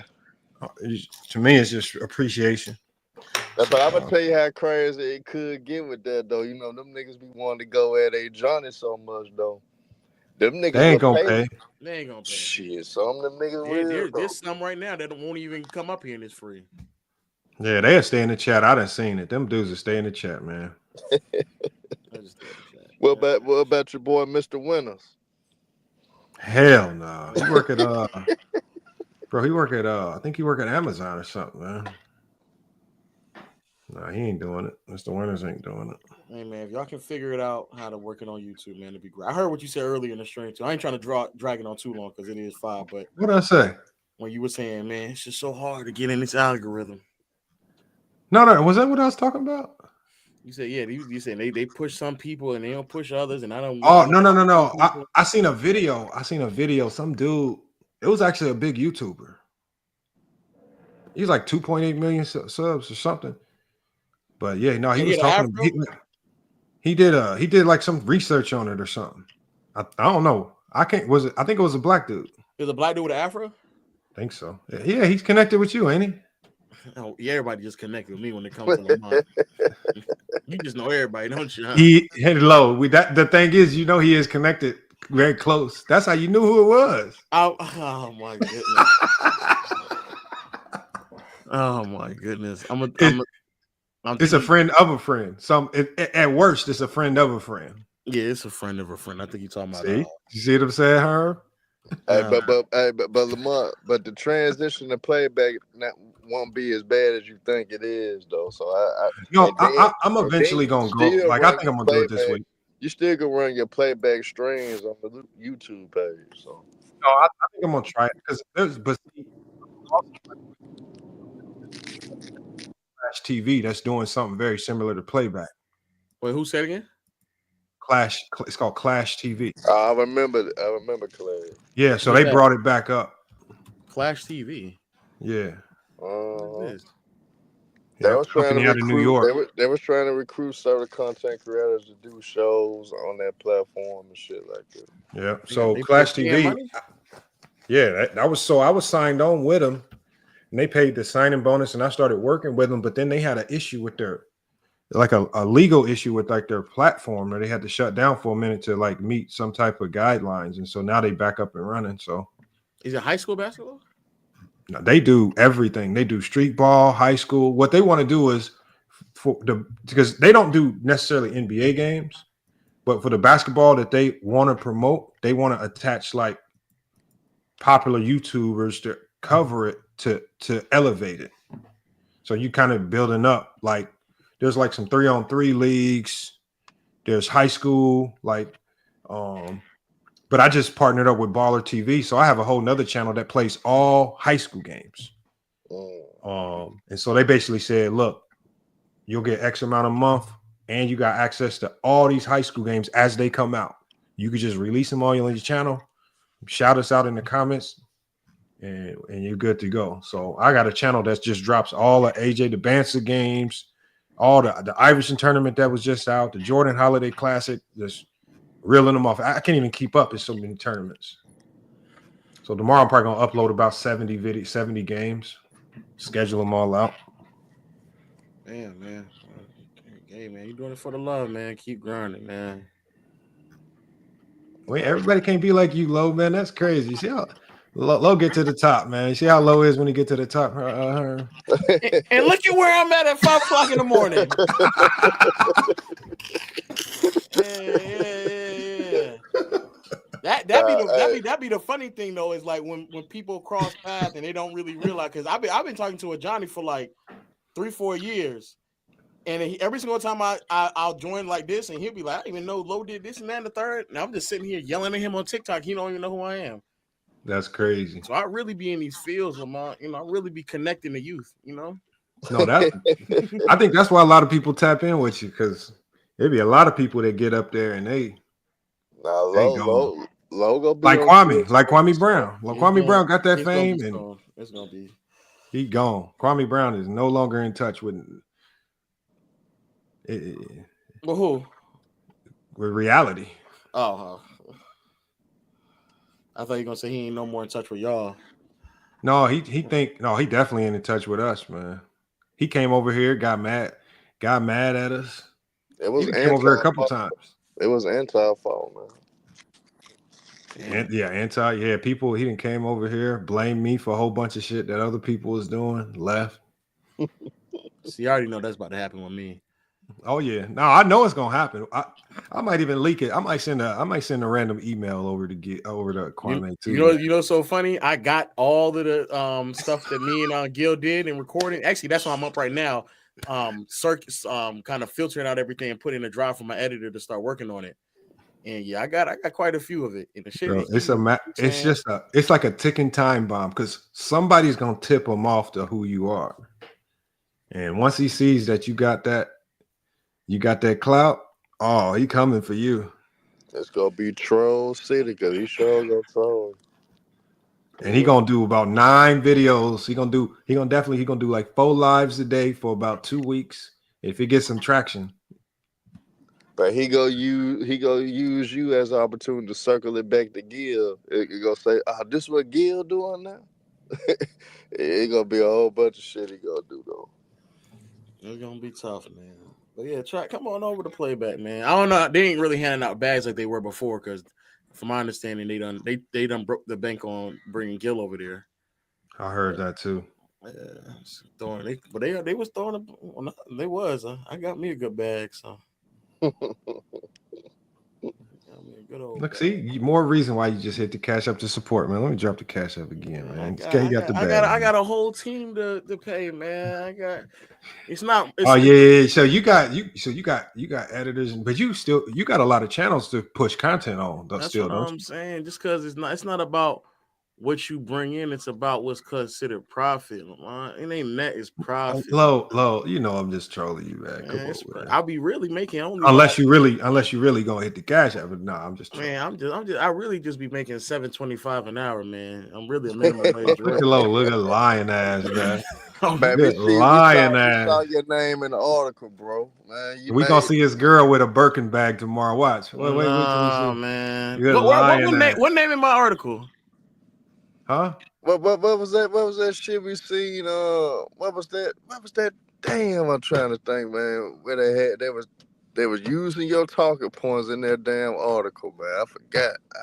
Damn, bro, Dwayne Wade stole my whole video. He did do that. Then took it to goddamn ESPN. I've noticed that recently. Yeah, a lot of. Because Nick Wright stole my whole flow on the whole why the ratings are down, and I was like, bro, he not only is he saying exactly word for word, bar for bar what I'm saying, even the cadence behind it is the same. He stumbled on the same name that I brought up as well. I'm like, man, bro. When D-Wade made the take that Jordan's gonna be forgotten, I said I'm the only one that said that. I did a whole live stream about it. I said Michael Jordan will be forgotten. Next thing I know, D-Wade is on ESPN saying Michael Jordan will be forgotten. I said, what the hell is the chances of that one, man? But you got to look at it. They got to get that content for somewhere, because it's hard to create. You doing the show every day, 300-some plus days a year. It's hard to come up with content. So them guys go come down and steal from others. So yeah, but see, the best thing about people like D-Wade is that he's D-Wade. It ain't gonna be nothing for him to say, I was checking out such and such on YouTube, and I agree with this take. And at the same time, you can attach yourself to the take and also kind of shoot a little plug. That's all it is. True. See, I don't do all But that. Nick Wright ain't gonna do that though. Nah. If Nick Wright steal your shit, he ain't gonna do it. See, I just come in here to get y'all takes and then put in my own videos anyway. So look at low, man. All right, wait till I tip Kwame Brown off, man. You gonna have a new beat. But that shit that happened with what's his name? I'm gonna accelerate this faster than it should happen anyway. Hey, what's the other dude name? Who be making the LeBron videos? He do it daily. Black brother, he be sitting there. Oh man, what's his name? It's a bald-headed dude too that do it too. What's his name? No, but the brother I'm talking about uploads like 3 times a day. You had him up here arguing with me. Too? No, you had him arguing with me one time. Oh, I'm trying to see you talking about. Who? He uploads like 3 times a day. He talks about LeBron constantly. He does nothing but complain. He sits at like his little setup. When he getting quotes, he has like a blue background. Dreamers Pro. Yeah, Dreamers Pro. Yeah. And to this day, it's what's crazy from my understanding. To this day, he still don't like me. Man, he done fell off, man. Oh wow. He was on. To me, Dreamers Pro had a nice little wave for a minute. He had a nice little way. He was catching that traction until he embarrassed himself. And he ain't recovered, man. What you wait? He embarrassed himself being like what? Like he don't know He what he's trying to act like he trying to talk big shit to people, trying to talk down to other people and all that stuff because he got in his feelings. Because they did challenge. He still has a solid fan base though. I mean, I feel like he's kind of went up and down on that, but he got his base. I ain't gonna lie there. He definitely got a solid base. Oh, he is doing bad. I didn't know. Oh, boy. But he's signed to a production company. Like I forgot the name of them, but so it don't even really matter if his numbers go up or down. I don't think his money really changed. It might, but I think he's signed to like CLNS or something. Oh, so you're on a slave deal. Probably if he's CLNS. It's tough. But all right, Lamont, you want to wrap this one up, man? All right, Low, man. I'm gonna catch you on the next one, man. I appreciate you pulling up, though. Salute, Low. He dragging it on him, so you can figure out. You're gonna click that link now. You're going to drag it on. Oh my god, man! If y'all don't get out of here, man, that's crazy as hell, man. That's crazy. All right, Low. I'm gonna catch you, man. All right, Lamont. Yes, sir, man. I'll catch you on the next one, Hearn. All right. Salute, man. We got Foxy Brown in here. Salute, man. Foxy, good morning. Appreciate you pulling up, man. I'm never really live this long, so I apologize. You just now catching the tail end of this stream. Hey, another 8-hour stream that's unintended. Didn't mean for it to go this long, but, it is what it is. Salute to everybody that showed up, showed out. Good turnout. Y'all always show out and do a good job on these streams like this when we talk about having a dedicated topic, man. Salute to Bezo the Prophet. Yeah, good show, man. Definitely. Look, man, 8-hour stream, man. That's how you know it's a good stream. Whenever these streams go on longer than they should, that's how you know it was a good stream, right? Because we have these long conversations, and it's not necessarily the end of the world because they make for good content that we can chop up and kind of break and segment into other shows, but there's a lot of things we got going on in the works. No, it's cool. It's cool. We like I said, we need more variety on the panels, man. So like next time you catch us live, Foxy Brown, you got to hit the panel, man. We need variety. We need a wide variety of people coming up here to cook. So hopefully I'm gonna be live. Actually, I'm doing another live stream today. So normally I don't do lives Monday, but I had this one scheduled for Sunday. I missed it. So this is my Sunday show that I did today. I'm gonna be doing another live later today. So y'all want to watch for that. So hopefully we can catch y'all. But my consistent days that I'm gonna be live is gonna be Tuesday, Thursday, and Saturday. Those are gonna be the 3 days where you can almost guarantee that I'm gonna be dropping content. And then you got Go James Kingdom dropping his show on FYF on Friday and Sunday. All right. And those are going to be the consistent days. Anything else is just going to be a little extra that we throw in. But that's the main thing. But again, I appreciate everybody that pulled up. Make sure you rewind, go to the beginning of the stream, hit the comment stuff like y'all have been doing. I think with the last like maybe 10, 15 videos that we done dropped, y'all done went crazy with the engagement in the comments. I'm talking about even with YouTube playing with like the comments and holding some comments, and at the end of the day, like it been 200, 300, 400, 500. I think I have one video with 1,000 comments on it. So the best thing about it is that like we dropping content that for y'all are highly engaged in. Y'all going back and forth, and that's what we trying to promote here on FYF Sports, man. We want that back and forth basketball banter. You know, whether, like I say, it's not about us always agreeing or disagreeing, man. It's just about just having the conversations, man. It's too many channels out here, y'all, that I feel like they don't allow people to have the conversations. What they do is they try to tell you what to think, and they want you to rock with that, right? Like, you know, I'm watching some channels like the Man Down Sports and whatnot. Like a lot of their takes is solely contingent on what another person says.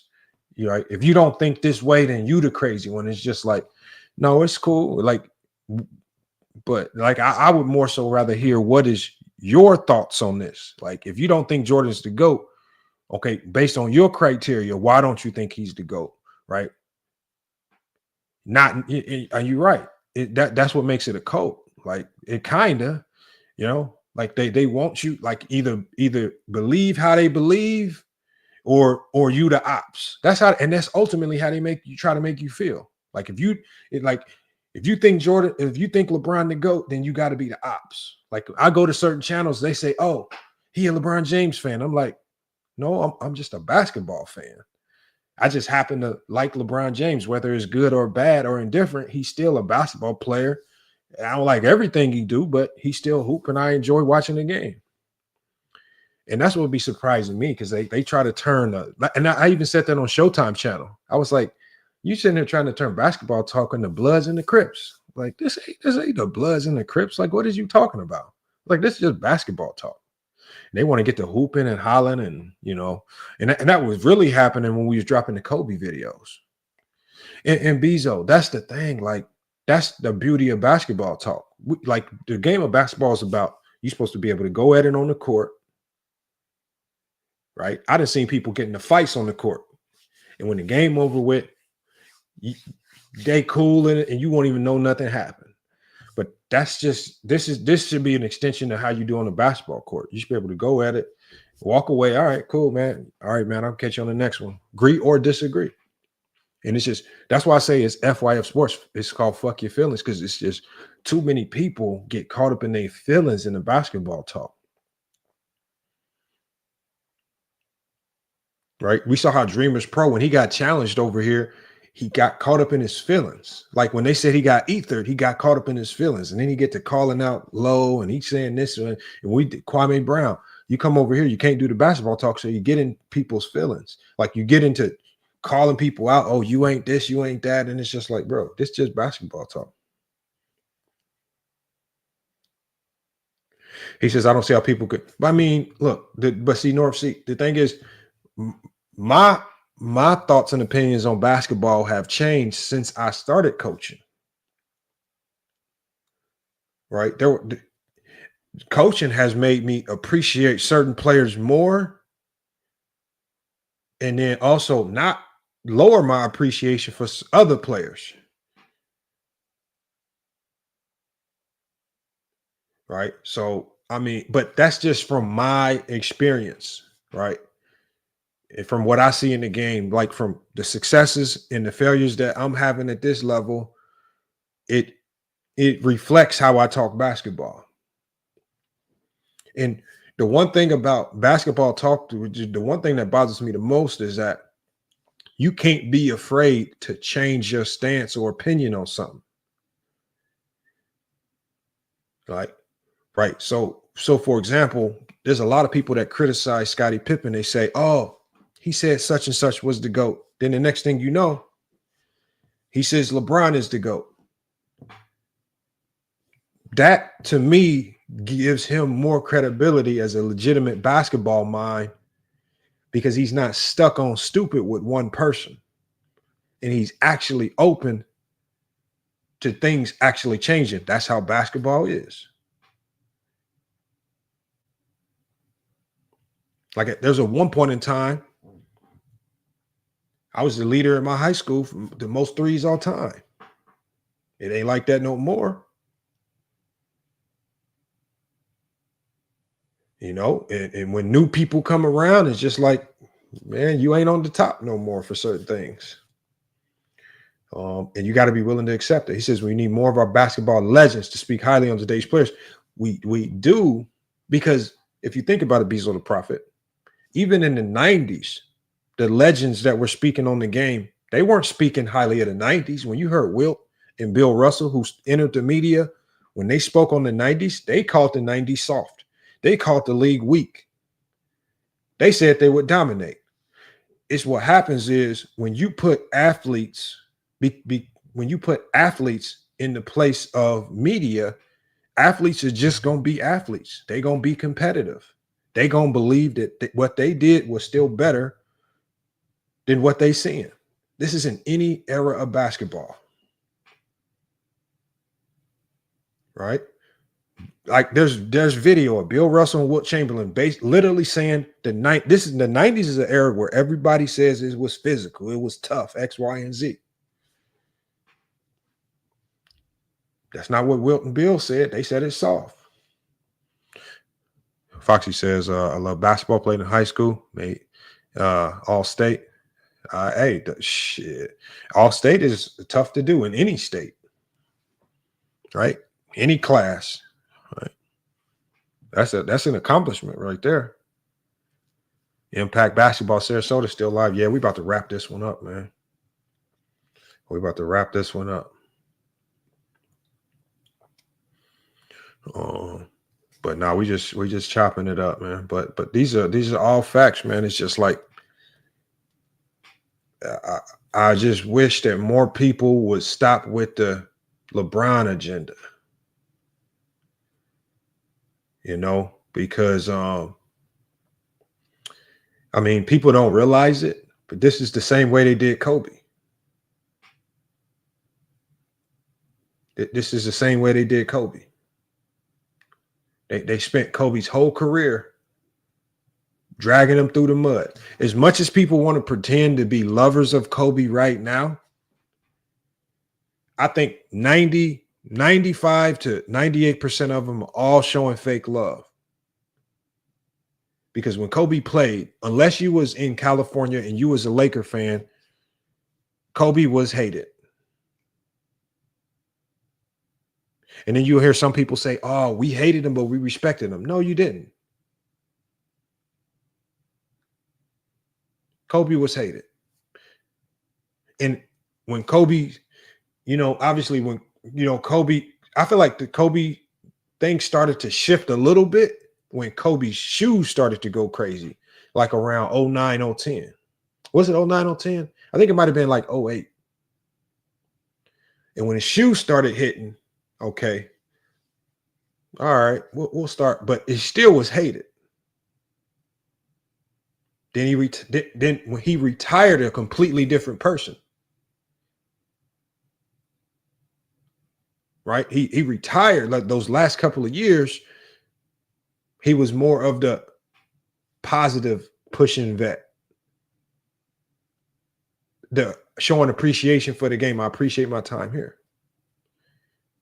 And then people started to regret. They started to sense that regrets, like, damn, we might have had it all wrong with Kobe. Then when he retired, and then they saw the humanitarian side of Kobe, right? Trying to build a game of women's basketball by way of his daughters. Right? All the things that he was doing. Well, damn, we did have it all wrong with Kobe. He's not this selfish guy. Then his untimely death. But by then, it's too late. You done already spent the majority of his time here. Because you think about Kobe's life, he spent the majority of his life in the NBA. You done spent the majority of his life hating on him. And then now you want to shower him with fake love when it's too late. Foxy says, you know what grinds my nerves? It's people saying you can't have LeBron as your GOAT if you were. That's what I'm saying. People try to control the narrative. They try to use it with labels. And so what they ultimately try to do is, oh, you sign the clutch if you say this. No, it's just what I see.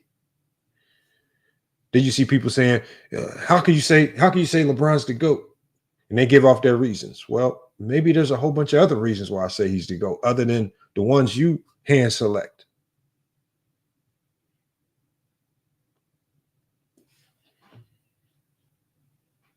Like there's a guy named Crunch. This is a guy who won't come to debate, very selective about the platforms he goes on. I mean, I can really run down the name of all the LeBron hate channels, big or small.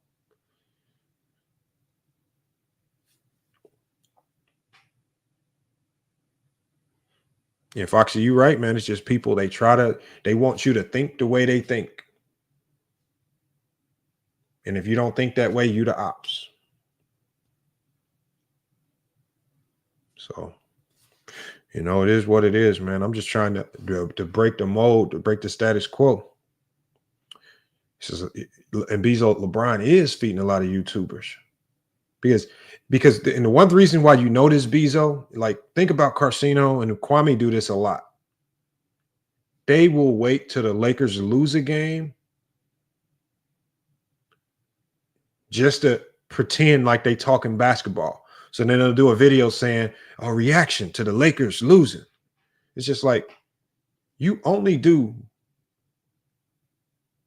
basketball highlight reactions to games when LeBron loses. You don't do it to no other team or no other player.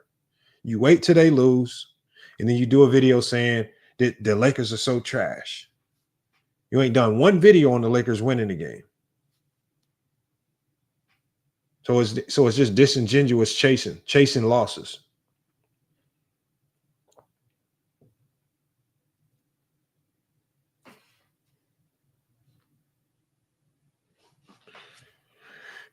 That's exactly what it is. Says even back then, I was honestly never a big Jordan fan. I was also Magic, and that's the same thing for me too, right?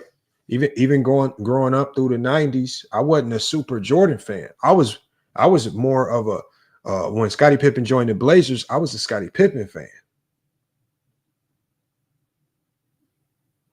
Like I even collected. I mean, I'm talking about I had the nastiest Scottie Pippen card. Like the crazy thing about it is I had a Scottie Pippen card collection that was, if I had it still to this day, it would probably be worth tens of thousands of dollars.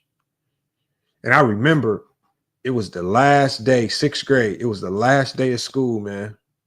And I remember I would always take my cards to school because I would trade. That's where you traded cards with people at school. And I remember on the last day of school, summer about to start. I don't know why on the last day I decided to leave my cards at the lunch table when I went to go get my lunch. And I came back to that lunch table, that whole book of cards was disappeared, gone. And that just like killed my energy like the amount of money and time I put into that card collection. I was like, damn, I don't know how I'm going to redo this one. Lost all my cards. Never was able to build it back up.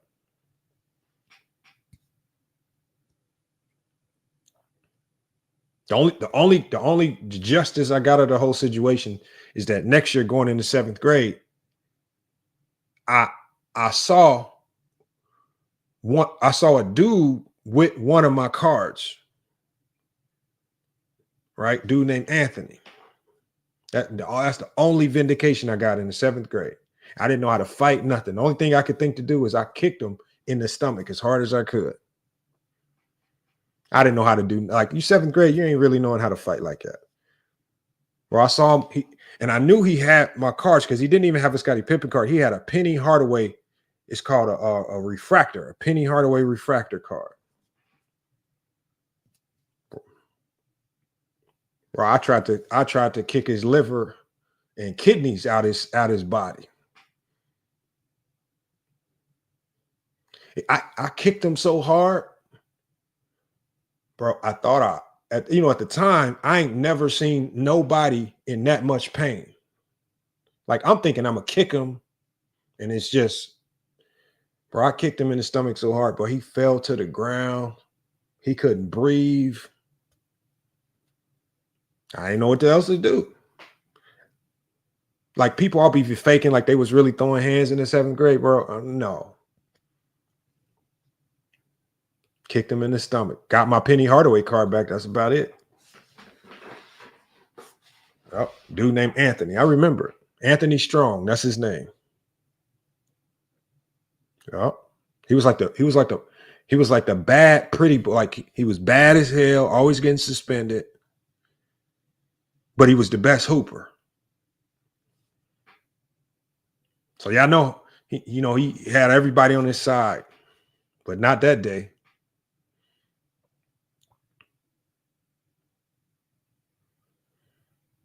So yeah, that's my card collection story. Good old Anthony Strong stole my cards. Oh, no. He was definitely grimy. He was a little thieving ass dude. But see, the thing is, he didn't even need to do it because he was one of those kids in the school. You know, he always had like the new shoes, the new clothes, like his mom. Like he was a little kid, like, you know, I don't know who his parents was. I don't think he had his dad or nothing like that. I think it was just his mom.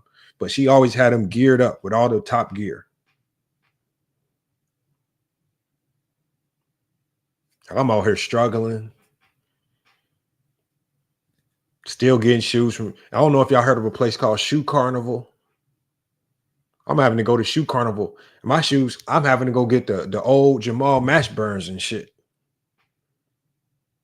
I'm wearing big boat Jamal Mashburn feet. I don't know if y'all remember the old Jamal Mashburn felines. Big boat, ugly shoes. So it's all we could afford. I'm wearing these old ass Jamal Mashburns, played out like a motherfucker. Going to Shoe Carnival getting shoes. She said he was the kid the teachers would pass because of it. No, it like in the 6th grade, it wasn't like that yet in the 6th grade. He was just flunking. He was just a big dummy. Like he was just failing his classes. I remember Payless Bezo, but I didn't really have to buy shoes at Payless too much. I think Shoe Carnival was like a slight, like a one level higher than Payless because Shoe Carnival had Nikes and stuff, but they just had like the bullshit Nikes.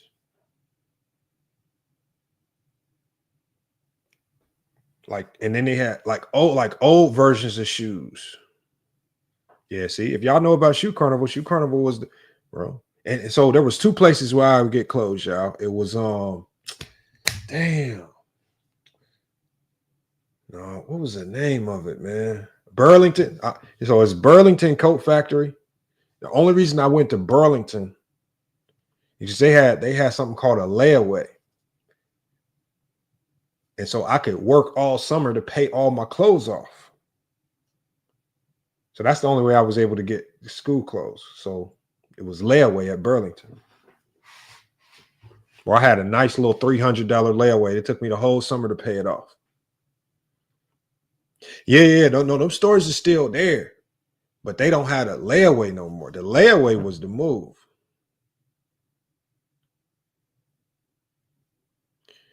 He says, I see those stores now. No. So the Burlington that you see now is not the Burlington Coat Factory that it used to be. Because the Burlington Coat, like when I go to Burlington's now, they be having everything. They got furniture, appliance. They got all types of crazy stuff in there. The Burlington when we was little, the Burlington Coat Factory only had all coats and clothes, nothing else. Nothing like so. The OG Burlingtons was just all clothes and coats. I had to put a coat on layaway. I had to literally, like, the way I did my layaway was I picked out about 15 shirts, about 5 pair of pants, a coat. And so I had to organize my outfits because I had to cycle through these 15 outfits and I had to make it seem like I'm not wearing the same thing a lot. That's how you had to get out, man. And then when I got a little older, like when I got into high school, This is when the fake vendors started coming out. So we had a little neighborhood store where they knew how to make the fake Nike tees and all the fake gear. So that was my new plugged in. So then I would just go there buying all fake gear, fake Nike, fake everything. That shit. But see, back then, nobody knew about the fake stuff. So I'm getting all the, I'm talking about, I had a fake Pele. I don't know. I had soap, man. I had the most fake gear that anybody seen. You would have thought, man, I was selling weed or something. Geared up. And I had no shame. But see, now people they got coats now with barcodes in it. If your code don't scan as real, they know your code fake, man. Like, so I could get that was the first wave of people making fake gear. T-shirts say Hanes. There's nobody checking for all that. The Nike sign looked fresh. The T-shirt looked crispy. That's all that we needed. See what I'm saying, Bezo? So people don't be realizing, man, when you young, man, it's a grind. He says you were rocking the polo with two-headed. Nah. See, but that's what I'm saying. Like, I didn't like this vendor. They knew how to print the stuff. The only difference with their stuff is it wasn't stitched in. Everything was like screen printed, but it was just like the regular logo. Like, so the only reason why I know it's fake is because when I think back on it now, I know it's fake. But in the moment when I was buying it, I thought it was all real. FUBU, all of it. FUBU, Reebok. Because there was a couple trends that was hitting. We had a K-Swiss. Like, a lot of people don't know about the K-Swiss trend. The K-Swisses was trending. People don't know about that. We had the all-white Reebok trend. That was trending for a minute. That stemmed from my older brother and them, because my older brother and them was into the Hot Boys. So that trend was popular when my older brother was in. Then it came back. Very short trend. Right. Then we had the LRG trend. I mean, come on, man. I'm telling y'all, man. All these trends, man. I can't imagine wearing any of this stuff right now. Ain't no way in hell. I mean, unless it's clean, but I can't imagine wearing none of it now. He said that polo looked like Django riding a horse. Hey, I'm telling you, North Sea, bro. I'm talking about. I found this neighborhood store and they was the plug, because I was for the $300 that I would spend at Burlington to buy my gear for the whole summer. If I went in there with $300, I'm walking out with like 50 Nike different t-shirts and hoodies. I got my pants. They got the fake Pele coats. Bro. The only thing that I was buying that was super, super fake at the time, that was extra fake, was my cologne. I was getting all my cologne from the dollar store. I thought I was smelling clean. I'm getting all loaded up with dollar store cologne. The only real cologne that I ever had when I was little, oddly enough, was the Michael Jordan cologne. The stinkiest cologne ever.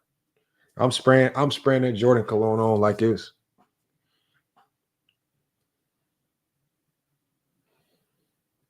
That was the only real cologne that I had.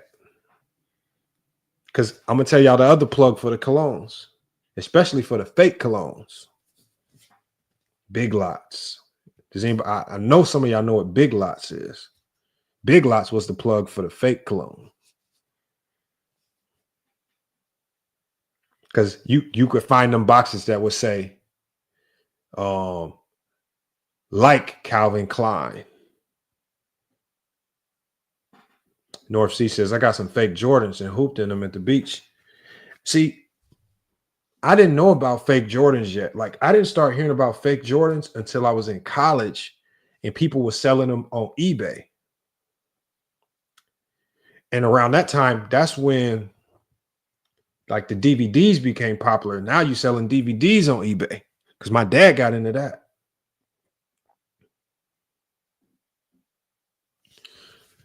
So, man, he says from suede Pumas was hot back then. Yeah, Pumas was solid.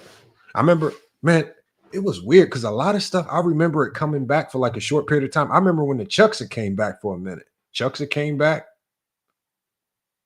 Oh, the flea market was the plug too. Damn, North Sea fellow. I just remembered that. The flea market.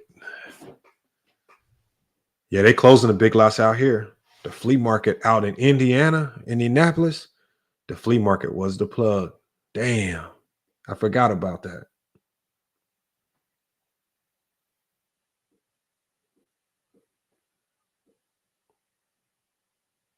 Yeah, CDs and DVDs, man. Yep. Bro, that people like a North Sea fellow. Oh, Lugs. I remember Lugs. Lugs was the move too. People, no one's ever gonna know that some of the best music would be some of the mixtapes that people would burn on the onto the CDs.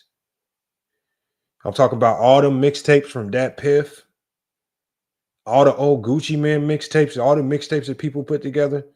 Bro, that was some of the best music. All the mixtapes and everything. That was the GOAT. That was the GOAT. That was the GOAT music right there. The mixes be crazy. Because that's when the mixes would just flow. The mixes would just flow together. Like Bezo the Prophet. They don't know about the mixes where they just know. I'm talking about a seamless blend into the next song. They don't like the mixtapes now. Like if I play in a mixtape now and the song stop and go to the next track, that's not a mixtape. Yes, the unknown DJs too. I'm talking about there's still to this day a Jay-Z mixtape that I'm trying to find that had to be the hardest Jay-Z mix I had ever heard. And I can't find it, man. I found it on Dat Piff.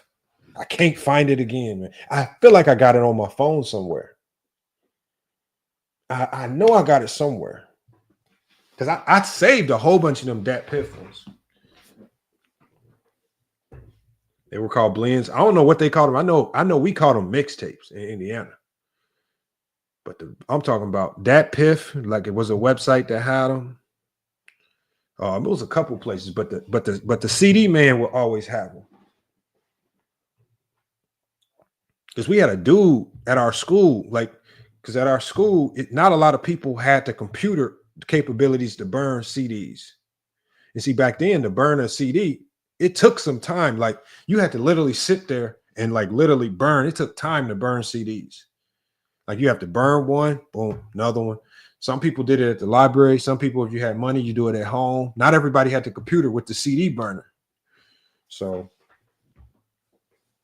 the only thing I was able to capitalize on was the candy wave. Right? This is when I could go to the grocery store right before school started. I had a blue duffel bag. I would buy the 6-pack of 20-ounce pops because they would always be on sale for $1.50. And then I would have the 25-cent bag of chips. And I'm selling everything for double. I'm selling the pops for $1. And I'm selling the chips for 50 cents. And I'm talking about loaded up a duffel bag. I'm talking about I'm sold out by like fourth period. That was my play. That was how I was making money. I never sold candy. I would just sell chips and pop. And y'all know which ones. Like, I don't even got to tell you which ones sold out first. If you wanted to sell out, if you were selling chips and candy, if you wanted to sell out, the hot Cheetos, the girls is going to come buy the hot Cheetos from you ASAP. The hot Cheetos. If you want to sell out, you sell out. If you want to sell out of all your pop and your chips early in the day so you're not lugging it around, you sell the hot Cheetos. Facts. You buy the hot Cheetos up. When I would go to the grocery store in the morning and I didn't see no hot Cheetos, I would be mad.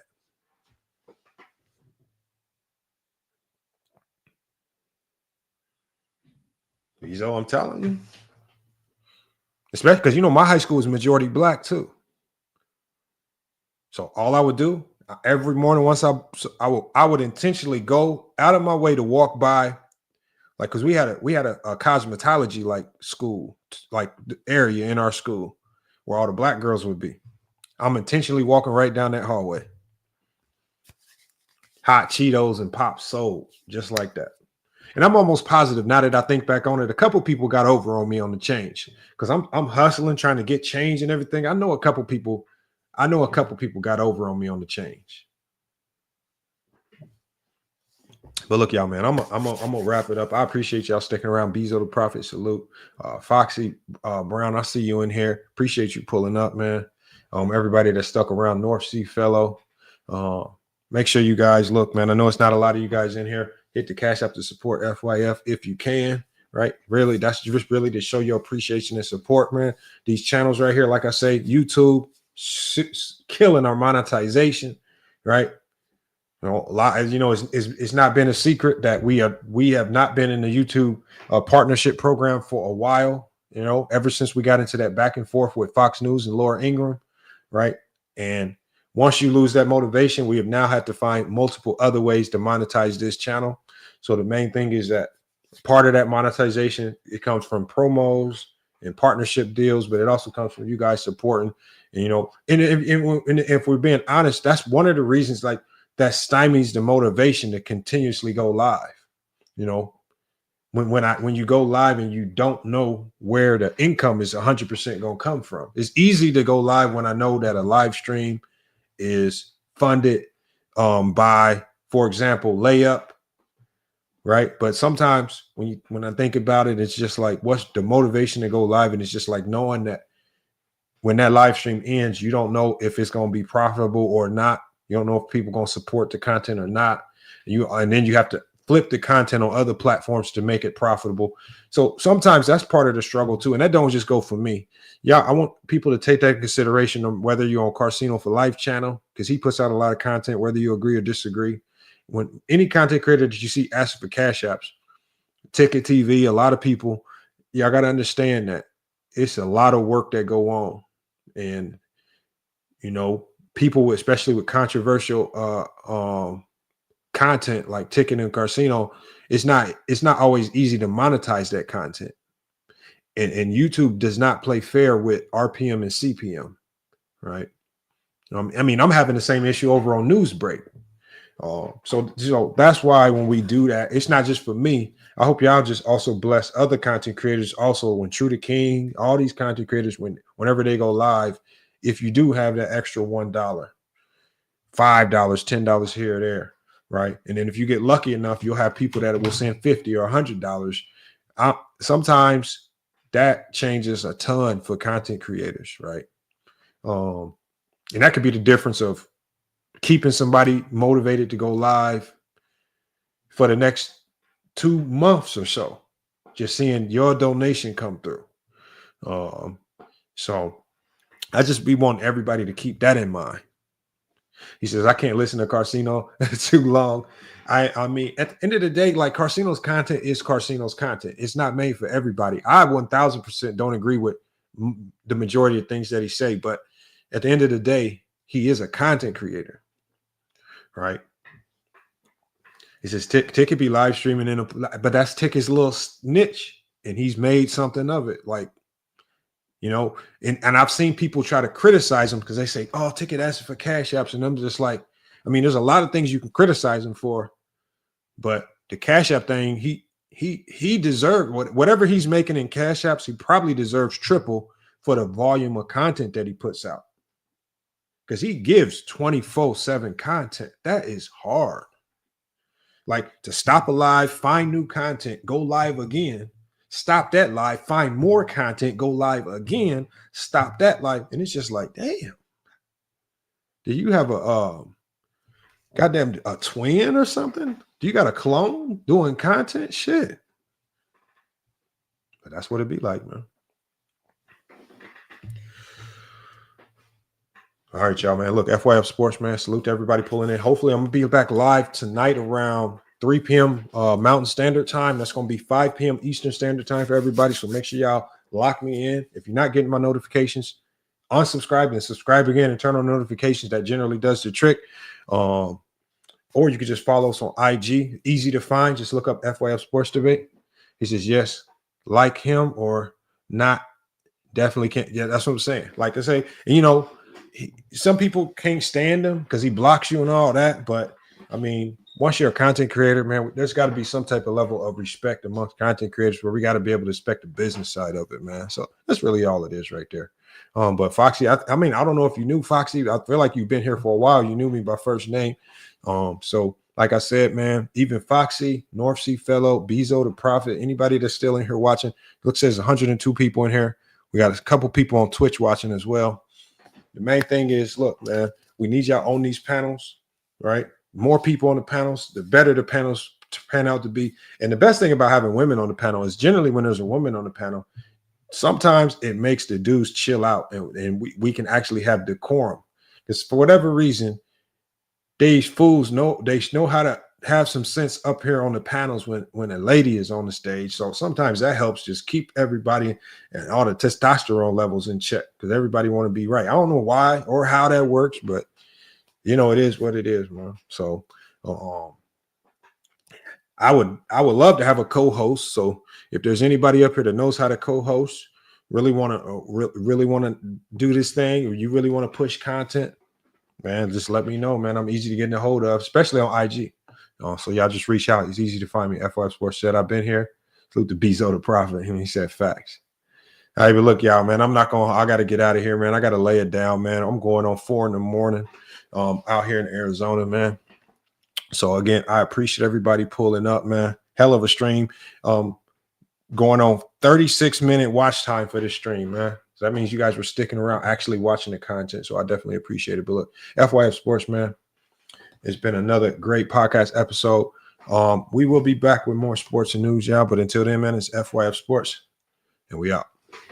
First of all, Ernest, I would like to start off by giving a shout out to FYF Sports Debates Podcast. I really love that podcast. I really do. Yes, Charles. I saw a recent podcast on a piece they did about Kwame Brown. Very interesting turn of events. Yeah, I like the way they broke down the similarities between Kwame Brown and Shaq's games. Just stop it, Kenny. Stop it. Shaq couldn't guard big country. What you think he gonna do with Kwame Brown? Shaq, Kwame did average a double-double in head-to-head matchups against you. Maybe there is some truth to Kwame Brown being more dominant? Stop playing with me, Ernie. Stop playing. You tell him, Ernie. You tell him. Didn't the guy named Ticket TV give you buckets in a preseason workout back in 2002? I'm going to tell you right now, Ticket TV with barbecue chicken plus baby food, just like Kwame Brown. Dug it so hard, he can't come back to the U.S. now. Come on now, stop it. No, but seriously though, listen, Kenneth, who do you think carried him more, Kobe or Kwame? Oh, no, he didn't. No, he did not do that right there. Oh, man, that's a tough one. I'm about to come over there and smell your cologne in a few seconds. Stop playing with me. Y'all better Google me. You ain't coming over there smelling my cologne. Ain't no way. I got 4. No, you stay over there. I don't know what to say anymore. I'm staying over there, knucklehead. How many you got? As we end today's show, definitely would like to give a shout out to FYF Sports Debates Podcast, best sports podcast on YouTube. Shaq felt like one of them big old San Antonio women on Kobe's back.